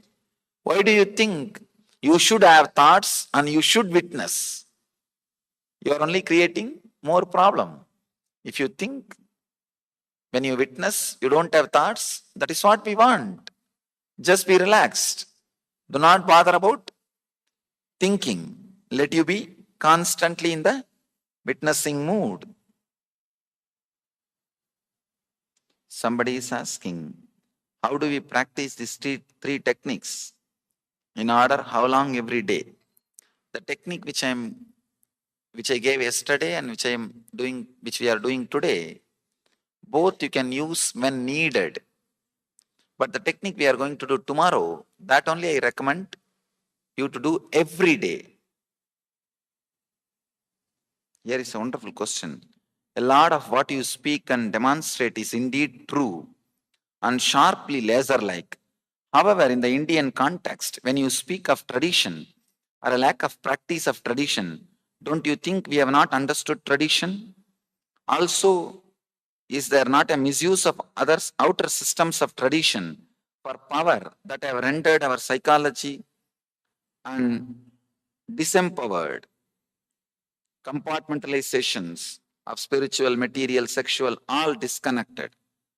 First thing, I don't think the outer systems of traditions have been used or misused for power as much as you are told. Maybe any system, when it is used by a uninspired personality, the system will be misused. Any system. So in the spirituality also, maybe one or two uninspired people entered and the system might have been misused by one or two people, but that does not mean the whole system is a failure and you have been told too many times about that one or two mistakes. See, in any system, whether it is political or social or economical, in any system, the amount of abusal, misuse happening, even if you know, you don't go for alternative. And you are told very less amount of the mistakes and abusal happens in those systems. But unfortunately, about tradition and spirituality, I think you have been given too much of information about two small things. And you start thinking of replacing or alternative. That is where the difficulty starts. I do not think so much problem has happened as you are taught or told. Your teaching focuses on the divinity inside each one of us, that each one of us connect with our consciousness. Then how is it that your followers chant your name? How does that help? You have to ask them, not me. At least I don't chant. Two things. There are so many things related to this question. First thing, I don't feel connected to this name. That's the reason I don't bother, or I don't feel pride when they chant, or I don't feel that something like fulfilling when they chant. No. Second thing, maybe my name has become now a brand name for my philosophy. Understand? It's like if you remember a particular shop's name, you remember all the products available in the shop. Same way, for my disciples, maybe my name has become a center word for all the teachings which they received from me. To remind themselves all the teachings which they received from me, maybe remembering my name will be useful sometime. That's the reason they may be using. That's all the reason I can find or I can analyze. More than that, only they can tell. If my teachings, if the repeating my name helps you to remember my teachings, then perfectly all right. Otherwise, don't do. Otherwise, better remember your name. That's good for you.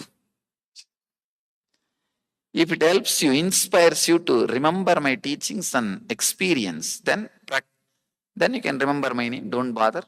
And another one thing, if you feel like remembering the name, remember, otherwise don't bother. Don't worry about why they are remembering. It is their headache. They may be feeling helped, and let them remember. Sometime, there's a beautiful incident in Ramana Maharshi's life. Every Saturday in front of his presence, in his presence, they will chant Ramana Sadguru. Ramana Maharshi's name as a song. He himself will sit and enjoy. Somebody, what kind of enlightened being you are? You are enjoying your own name being chanted. He says very beautifully, why are you reducing the great power Ramana just to the 6 feet body? Why are you reducing that great energy Ramana as just this 6 feet body? He says, it's a great power. It's a great energy. Just like you are all enjoying that name, I am also enjoying that name. So you don't have to reduce that energy just to this 6 feet form. Same way you don't have to identify. Still, I don't sign my name. If people ask autograph, you will see, I'll be only writing the mantra which I used before my enlightenment. Because I didn't feel psychologically connected to my name, the name with which you are all calling.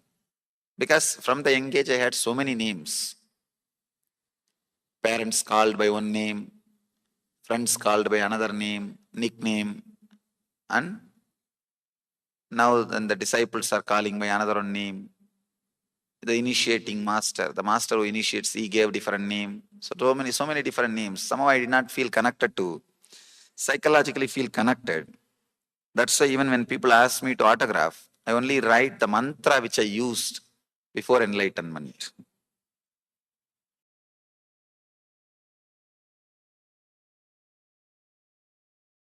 Around 5,000 years ago, at the end of Mahabharat War, the ancient enlightened Hindu civilization consisted of 10,000 Hindu traditions, or sampradayas, that existed in 56 Hindu nations, 200 Hindu kingdoms, 1,700 Hindu provinces that covered more than 6 million kilometers square of Asia. The Supreme Pontiff of Hinduism, SPH, Bhagavan Sri Nithyananda Paramashivam, is the reviver of KAILASA, this ancient enlightened Hindu civilizational nation. KAILASA is an unbroken cultural, religious, historical, civilizational, and sovereign continuation and revival of multiple of these historical Hindu sovereign states and Hindu ecclesiastical entities. The unbroken continuity of these ancient Hindu nations through KAILASA results in the legal recognition of KAILASA as per the international customary law, particularly the doctrine of continuity. The international law, the doctrine of continuity, implies that upheavals and revolutions within a country, changes in government, territorial adjustments, measures taken during military occupation, or other internal transformations do not negate the existence of the country, do not affect the legal personality and international obligations of the country or state. The Vienna Convention on Succession of States in respect of treaties, 1978, addresses these principles of the doctrine of continuity as it outlines international law during situation of state succession or continuation. International law recognizes a state's legal personality by recognizing its identity. This perspective extends even during the period when the given state or country is annexed or occupied by a foreign power. Even in such cases, the legal personality of the state is considered to persist, enabling its subsequent re-establishment. Historical examples dating back to the 18th century include cases like Portugal and Genoa that were re-established after the Vienna Congress of 1815. More recent examples include countries such as Poland, Ethiopia, Czechoslovakia, Albania, and Austria that were re-established after World War II. Even when a nation is deprived of its territory, the nation continues to exist. Its sovereignty and international legal personality continues to persist. The Dalai Lama, as the spiritual and temporal leader of Tibet, exemplifies this principle. In 1959, the Dalai Lama was exiled and forced to flee. Despite the challenges faced, the Dalai Lama continues to advocate for the preservation of Tibetan culture. and garners worldwide support for Tibetan autonomy on the global stage. Similarly, from 1309 to 1376, the Pope of Catholicism had been in exile in Avignon. Despite this, he was recognized as the head of state as well as head of the Church, and given full privileges of the position after their return to Rome. Even in 1861, much of the papal territories had been lost, leaving the Pope with no sovereign territory other than the papal residence and related buildings. Yet his temporal powers were still acknowledged. He was recognized as a head of state, and later, the Lateran Treaty of 1929 formally re-established papal sovereignty over the Vatican City. The Sovereign Order of Malta further exemplifies this principle, retaining international recognition as a sovereign entity despite the permanent loss of their territory upon Napoleon's invasion in June 1798. Despite such permanent loss of territory, the sovereignty and the international legal personality of the Sovereign Order of Malta continue to persist. Much later in 1894, the order settled in Rome and acquired two properties, the Magistral Palace and the Magistral Villa that received extraterritorial status. Today, the order maintains diplomatic relations with 112 countries, issues its own diplomatic passports, currency, stamps, and vehicle registration plates, and has been granted observer status in the United Nations. All these examples of state re-establishment illustrate the principle of continuity of states, as per international law, that a state's legal personality persists over time. A nation continues to exist even after a complete loss of territory. A far more striking example is of the oceanic countries, which are under the threat of their entire nation being drowned and submerged due to rising sea levels owing to global warming.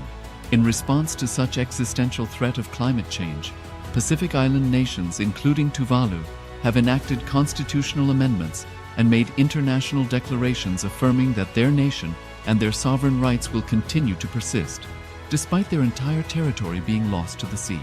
This proactive stance is highlighted in the Constitution of Tuvalu Act 2023 and the Pacific Islands Forum Declaration of 2021. The Supreme Pontiff of Hinduism, BHAGAVAN SRI NITHYANANDA PARAMASHIVAM, through the line of succession is the present 203rd Emperor of the Hindu Sovereign Kingdom of Surangi Samrajya. He was crowned on the 31st of December 2004 at the age of 26. Thus, by very same principles of the doctrine of continuity, through which the international legal personality of Portugal, Genoa, Poland, Ethiopia, Czechoslovakia, Albania, Austria, Vatican, Tibet, Sovereign Order of Malta, and several other nations has been recognized despite having undergone a period of exile, annexation, occupation by a foreign power, or despite loss of territory. The SPH Nithyananda Paramashivam, through well-established legal and historical facts about the Hindu sovereign state of the Surangi Samrajyam, derives all sovereign rights and powers of the royal lineage of the Surangi Samrajyam as its 203rd sovereign emperor from his inheritance and continuation of the unbroken succession of the kingdom of Surya Vamsa Surangi Samrajyam Sarvanapitha. Surya Vamsa Surangi Samrajyam, through unification with 20 other sovereign Hindu states and sovereign ecclesiastical, historical entities, became part of the United States of KAILASA, which thus became a sovereign, independent juridical state, with the SPH Nithyananda Paramashivam as the sovereign. Just as how the oceanic nations like Tuvalu have safeguarded their sovereignty from the existential threat of total submersion by amending their constitution and asserting that their sovereignty will persist regardless of the loss of their territory, KAILASA, which is a sovereign continuation of 21 sovereign Hindu states and sovereign ecclesiastical historical entities, is also reviving and continuing the Kumari Kandam Hindu nations that got submerged. As per the doctrine of continuity, these facts imply that the Kailasa's statehood is recognized by international law and manifests as a natural outcome of well-established historical legal facts. Share your time, talent, and treasure. Become part of Kailasa. Sign up as an eCitizen https://kailasa.ecitizen.info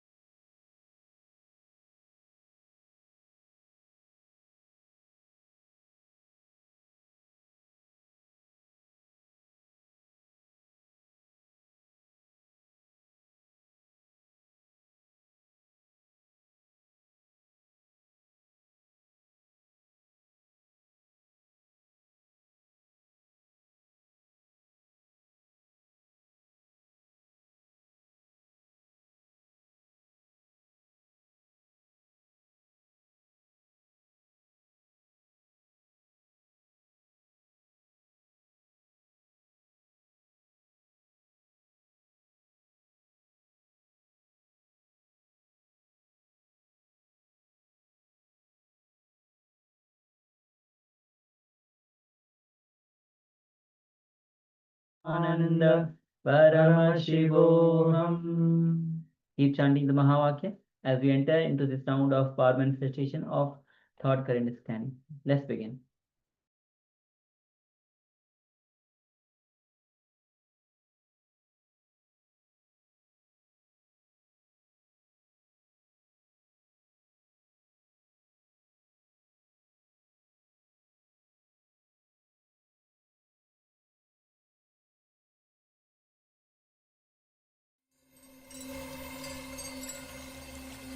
I welcome you all with my love and respect.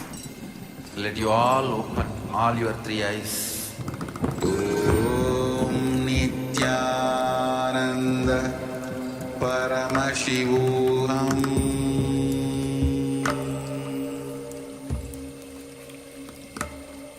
Om Nithyananda Paramashivoham.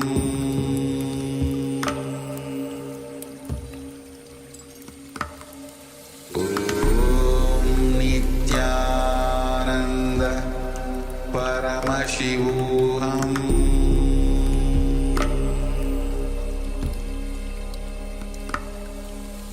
Om Nithyananda Paramashivoham.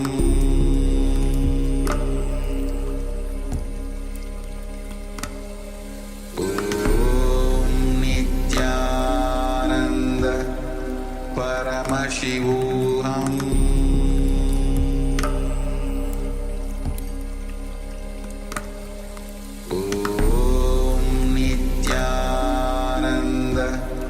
Paramashivoham.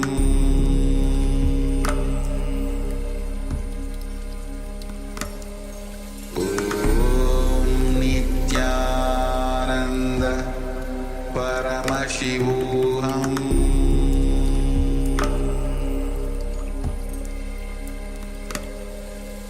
Om Nithyananda Paramashivoham. Paramashivoham.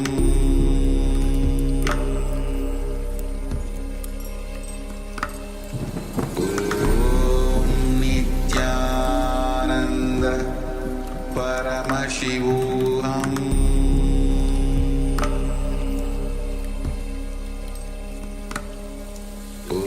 Om Nithyananda Paramashivoham. Paramashivoham.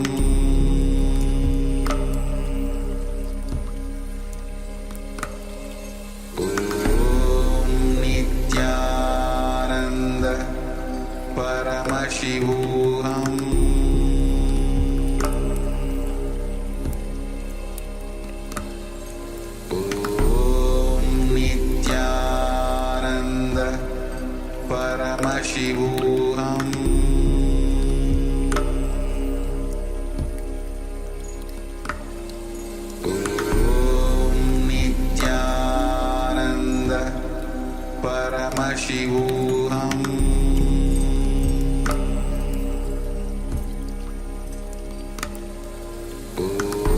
Om Nithyananda Paramashivoham. Paramashivoham.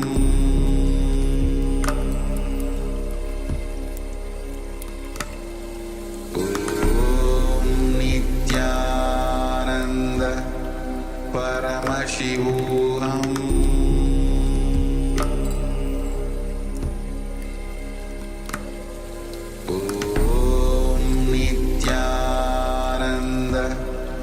Paramashivoham.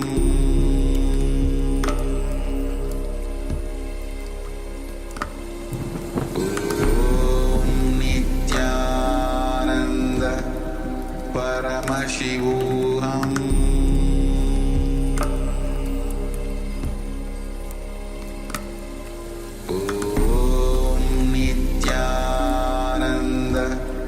Paramashivoham.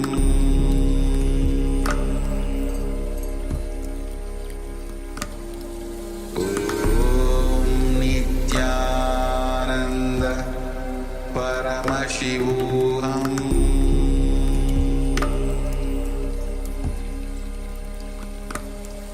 Om Nithyananda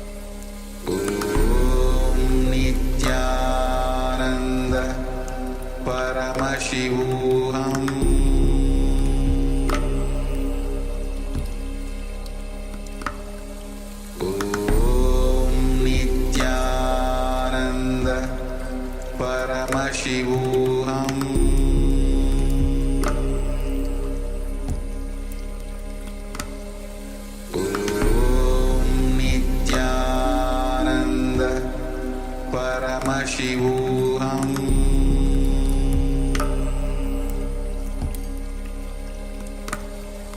Om Nithyananda Paramashivoham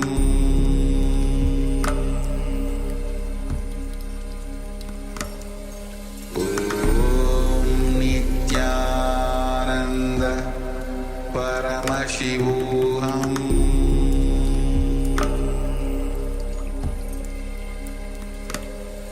Om Nithyananda Paramashivoham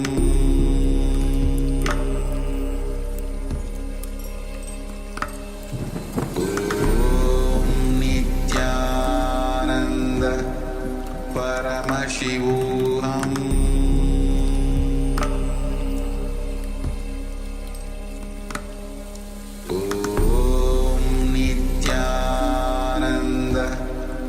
Paramashivoham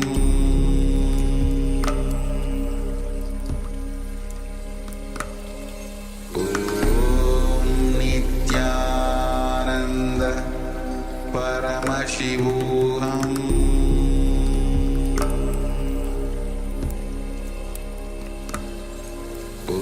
Om Nithyananda Paramashivoham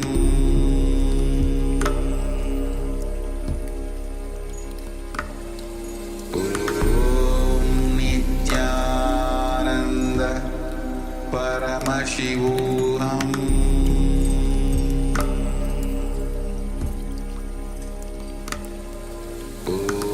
Om Nithyananda Paramashivoham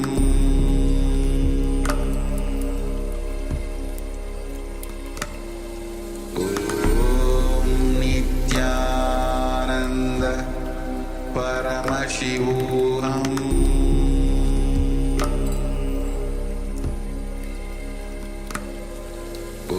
Om Nithyananda Paramashivoham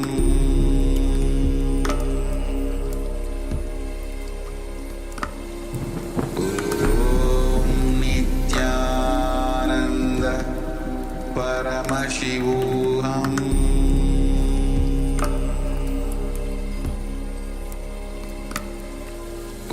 Om Nithyananda Paramashivoham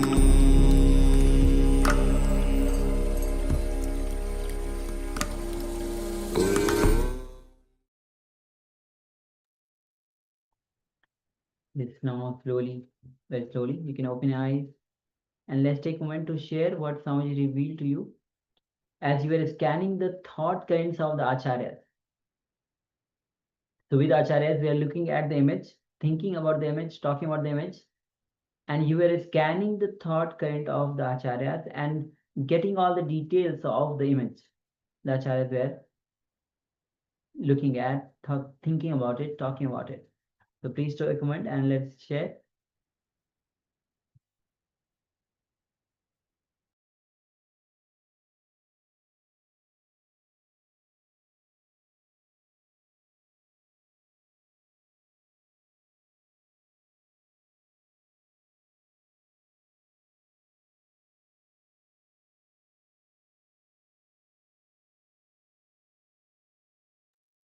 Yes, so please go ahead, take a comment and start sharing.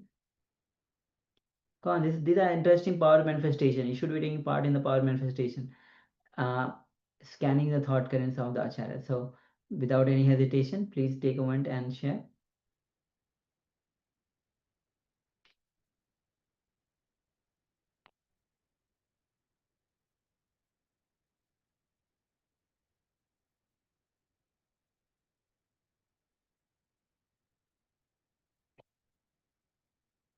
In a moment, we'll be projecting you the image that the Acharyas are looking at, Acharyas are thinking about. So please go ahead, take a moment and share.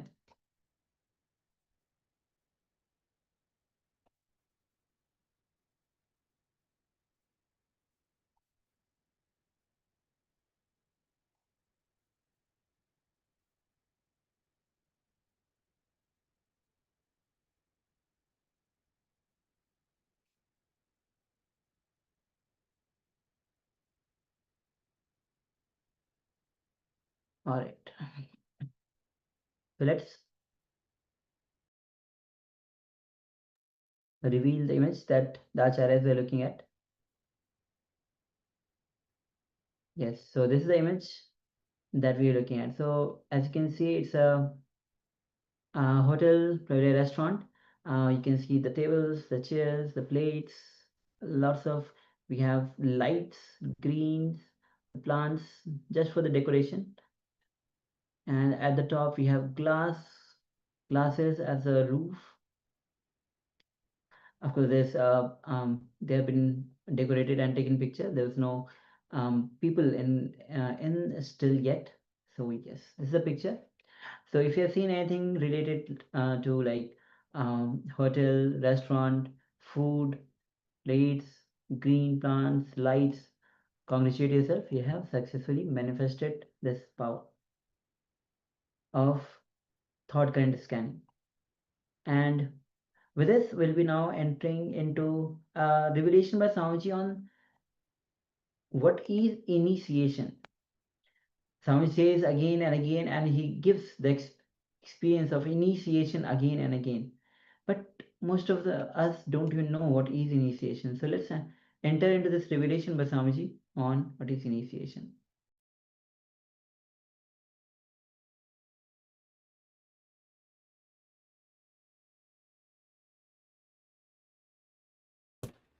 We have lot of mechanisms inside our body. We have many systems inside our body.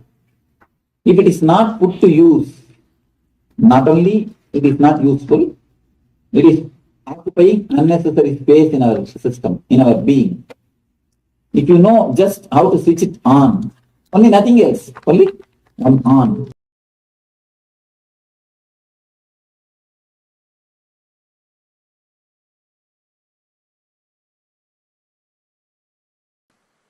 Let me define the word initiation.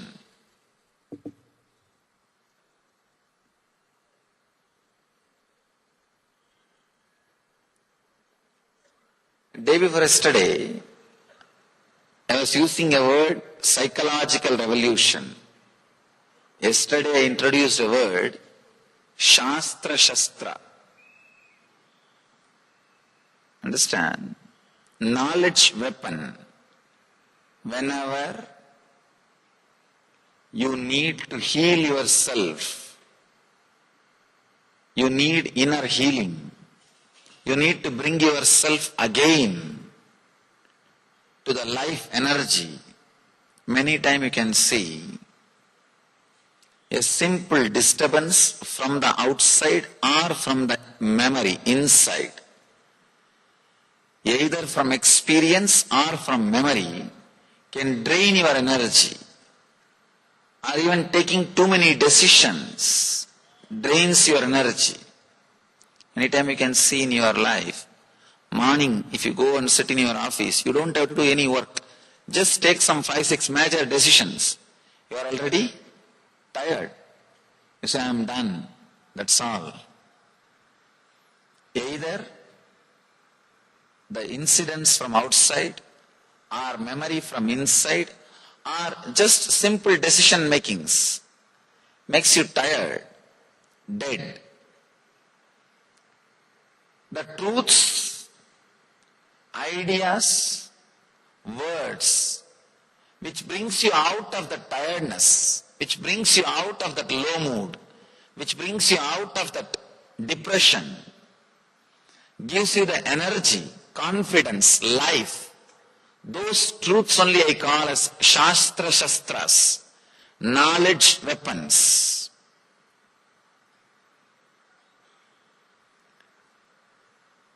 Truths which brings you out of depression, a low mood, and adds self-healing energy and confidence, life into you is called Shastra Shastras.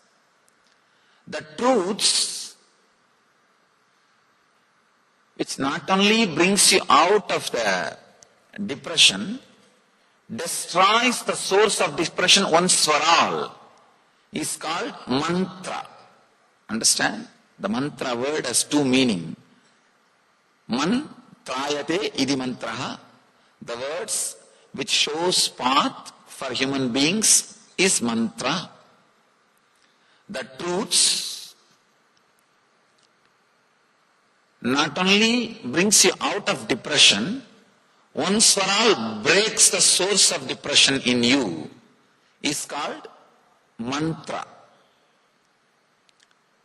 Any mantra, if it comes from the enlightened experience inner space, you do not know why, how, what.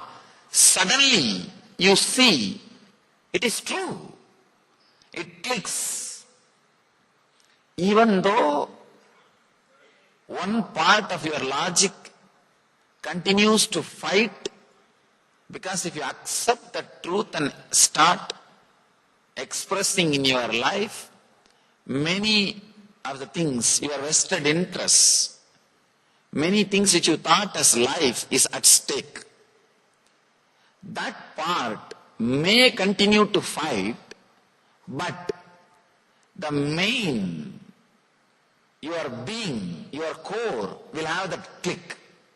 I know what he is talking is truth. Maybe too strong for me.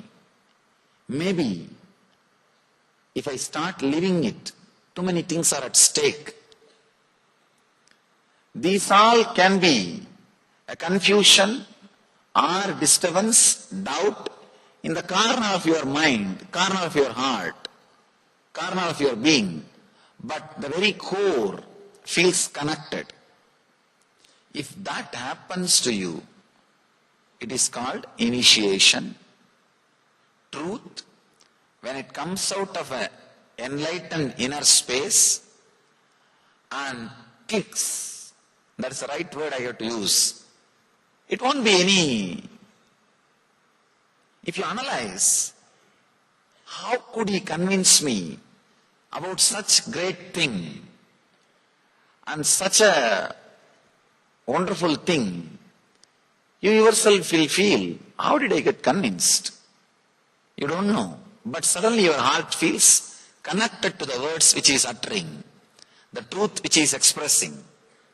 That connection, that click is what I call initiation. Please get ready for initiation. Today we are going to enter into initiation. I'm trying to express some truths. Understand, yesterday whatever I added is Shastra, knowledge weapons. It can bring you out of depression. It can bring you out of low mood. It can bring you out of that dull feeling to the inspiring, healing mood, energetic feeling. But today, what I'm trying to share can break the very core of depression, what we call root of your mind.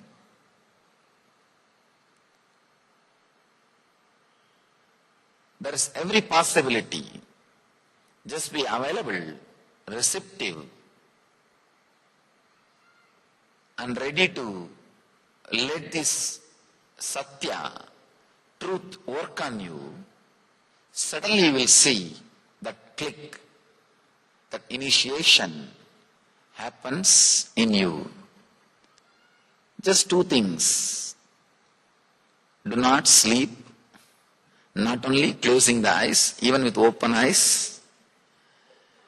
Many times, like changing the channel, in the house you are trained, more than 5 minutes you don't sit in front of one channel. In 15 minutes you go one full round and come back. Some 30-40 channel you go around and come back. Same thing continues everywhere, even when you sit in the discourse. After 2-3 minutes you already change the channel. Your eyes may be open. You may be sitting here, but you change the channel. Either in the dream state or daydreaming state or almost sleeping state or just somewhere. Just today, please do not change the channel. And second thing, completely be relaxed and the words which comes out of the enlightened inner space, just play with the understanding. Oh, yes, what he says sounds great. Even if it is sometime, it will give you an idea. Oh, if I start practicing this, what will happen to this, what will happen to that? The prejudiced, presupposed, hypothetical questions, if you can just push them aside. Yesterday I saw many questions. If this happens, what to do? If that happens, what to do? The if has no answer. You can suddenly say, if world disappears, if world is destroyed, what to do? What to do? Nothing can be done. That's all. That if has no answer. The if is just a cunning way of postponing the truth. Now, only these two things. Just do not change the channel. Second, just be relaxed. Go with the whole flow. Go with the whole expression. Suddenly you will see, somewhere it clicks. Somewhere it just clicks. That click is what I call initiation. Initiation does not mean chanting some special mantra in your ears or doing something special.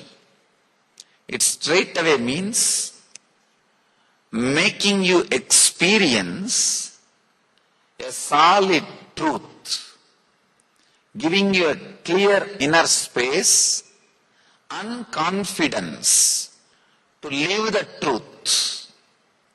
In Vedantic tradition, we have 3 words, beautiful words.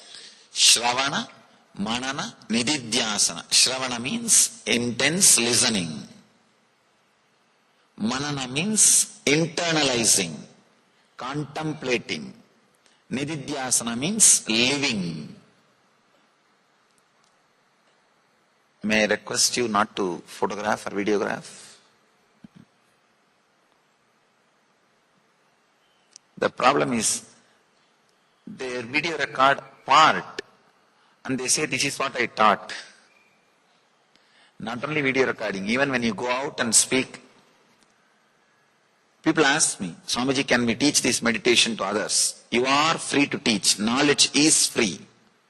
Understand? You are free to teach. Not only, I always tell knowledge is free. All these meditation techniques which I taught, everything is printed and published in book form. It's available in book form. All I request is only one thing. Please teach completely. Do not teach off and say that I taught all this. That is the only thing. So, this recording also, the same problem. They record some in between and it does not represent exactly. That is the reason I request you.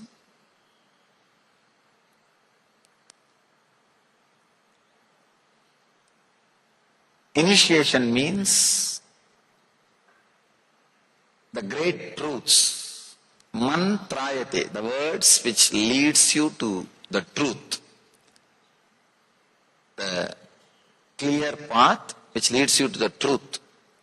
If it is experientially transmitted, at least one glimpse, then initiation has happened. Then you are initiated. Many doubt, when I use the word initiation, there will be so many doubt. I am already initiated by some guru. Can I have initiation?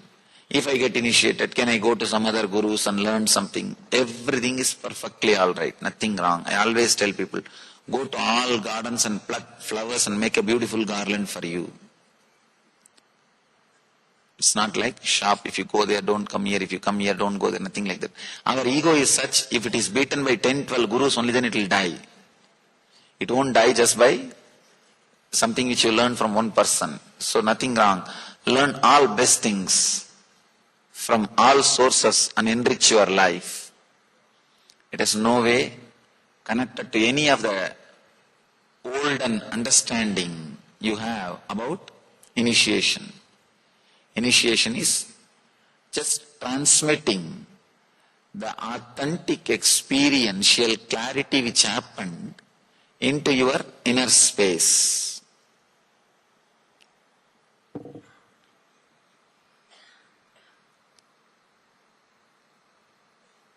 Many times when I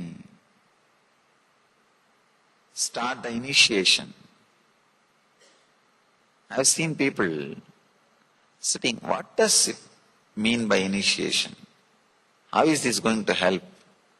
How is this going to change? After all, few more words. That's the usual mentality. And especially when I give such a big introduction about initiation, people think, oh, he's wasting too much time on introduction. Why not enter into meditation, enter into initiation? The big problem is, whether you believe it or not, it takes at least half an hour for you to listen to start listening to somebody. First half an hour, you will be preparing your replies. Usually conversation never starts till half an hour. Till half an hour, the listening never starts. It is just monologue will be happening. Just somebody talking, and you will not be, either you will not be listening. If you are listening, you will be just preparing your answers. That's the reason I'm just preparing the mind. Unconsciously also you will be ready to receive these great truths, to receive the initiation, to receive the click. The click. Which word is responsible? Which moment the click happened, you will not know. But suddenly, once the expression of truth is over, you will see, you feel it. Yes, it is true. I am seeing it. It is true. So, just be prepared for initiation, entering into the truths. Around 5,000 years ago, at the end of Mahabharat War, the ancient enlightened Hindu civilization consisted of 10,000 Hindu traditions, or sampradayas, that existed in 56 Hindu nations, 200 Hindu kingdoms, 1,700 Hindu provinces that covered more than 6 million kilometers square of Asia. The Supreme Pontiff of Hinduism, SPH, BHAGAVAN SRI NITHYANANDA PARAMASHIVAM, is the reviver of KAILASA, this ancient enlightened Hindu civilizational nation. KAILASA is an unbroken cultural, religious, historical, civilizational, and sovereign continuation and revival of multiple of these historical Hindu sovereign states and Hindu ecclesiastical entities. The unbroken continuity of these ancient Hindu nations through KAILASA results in the legal recognition of KAILASA as per the international customary law, particularly the doctrine of continuity. The international law, the doctrine of continuity, implies that upheavals and revolutions within a country, changes in government, territorial adjustments, measures taken during military occupation, or other internal transformations do not negate the existence of the country, do not affect the legal personality and international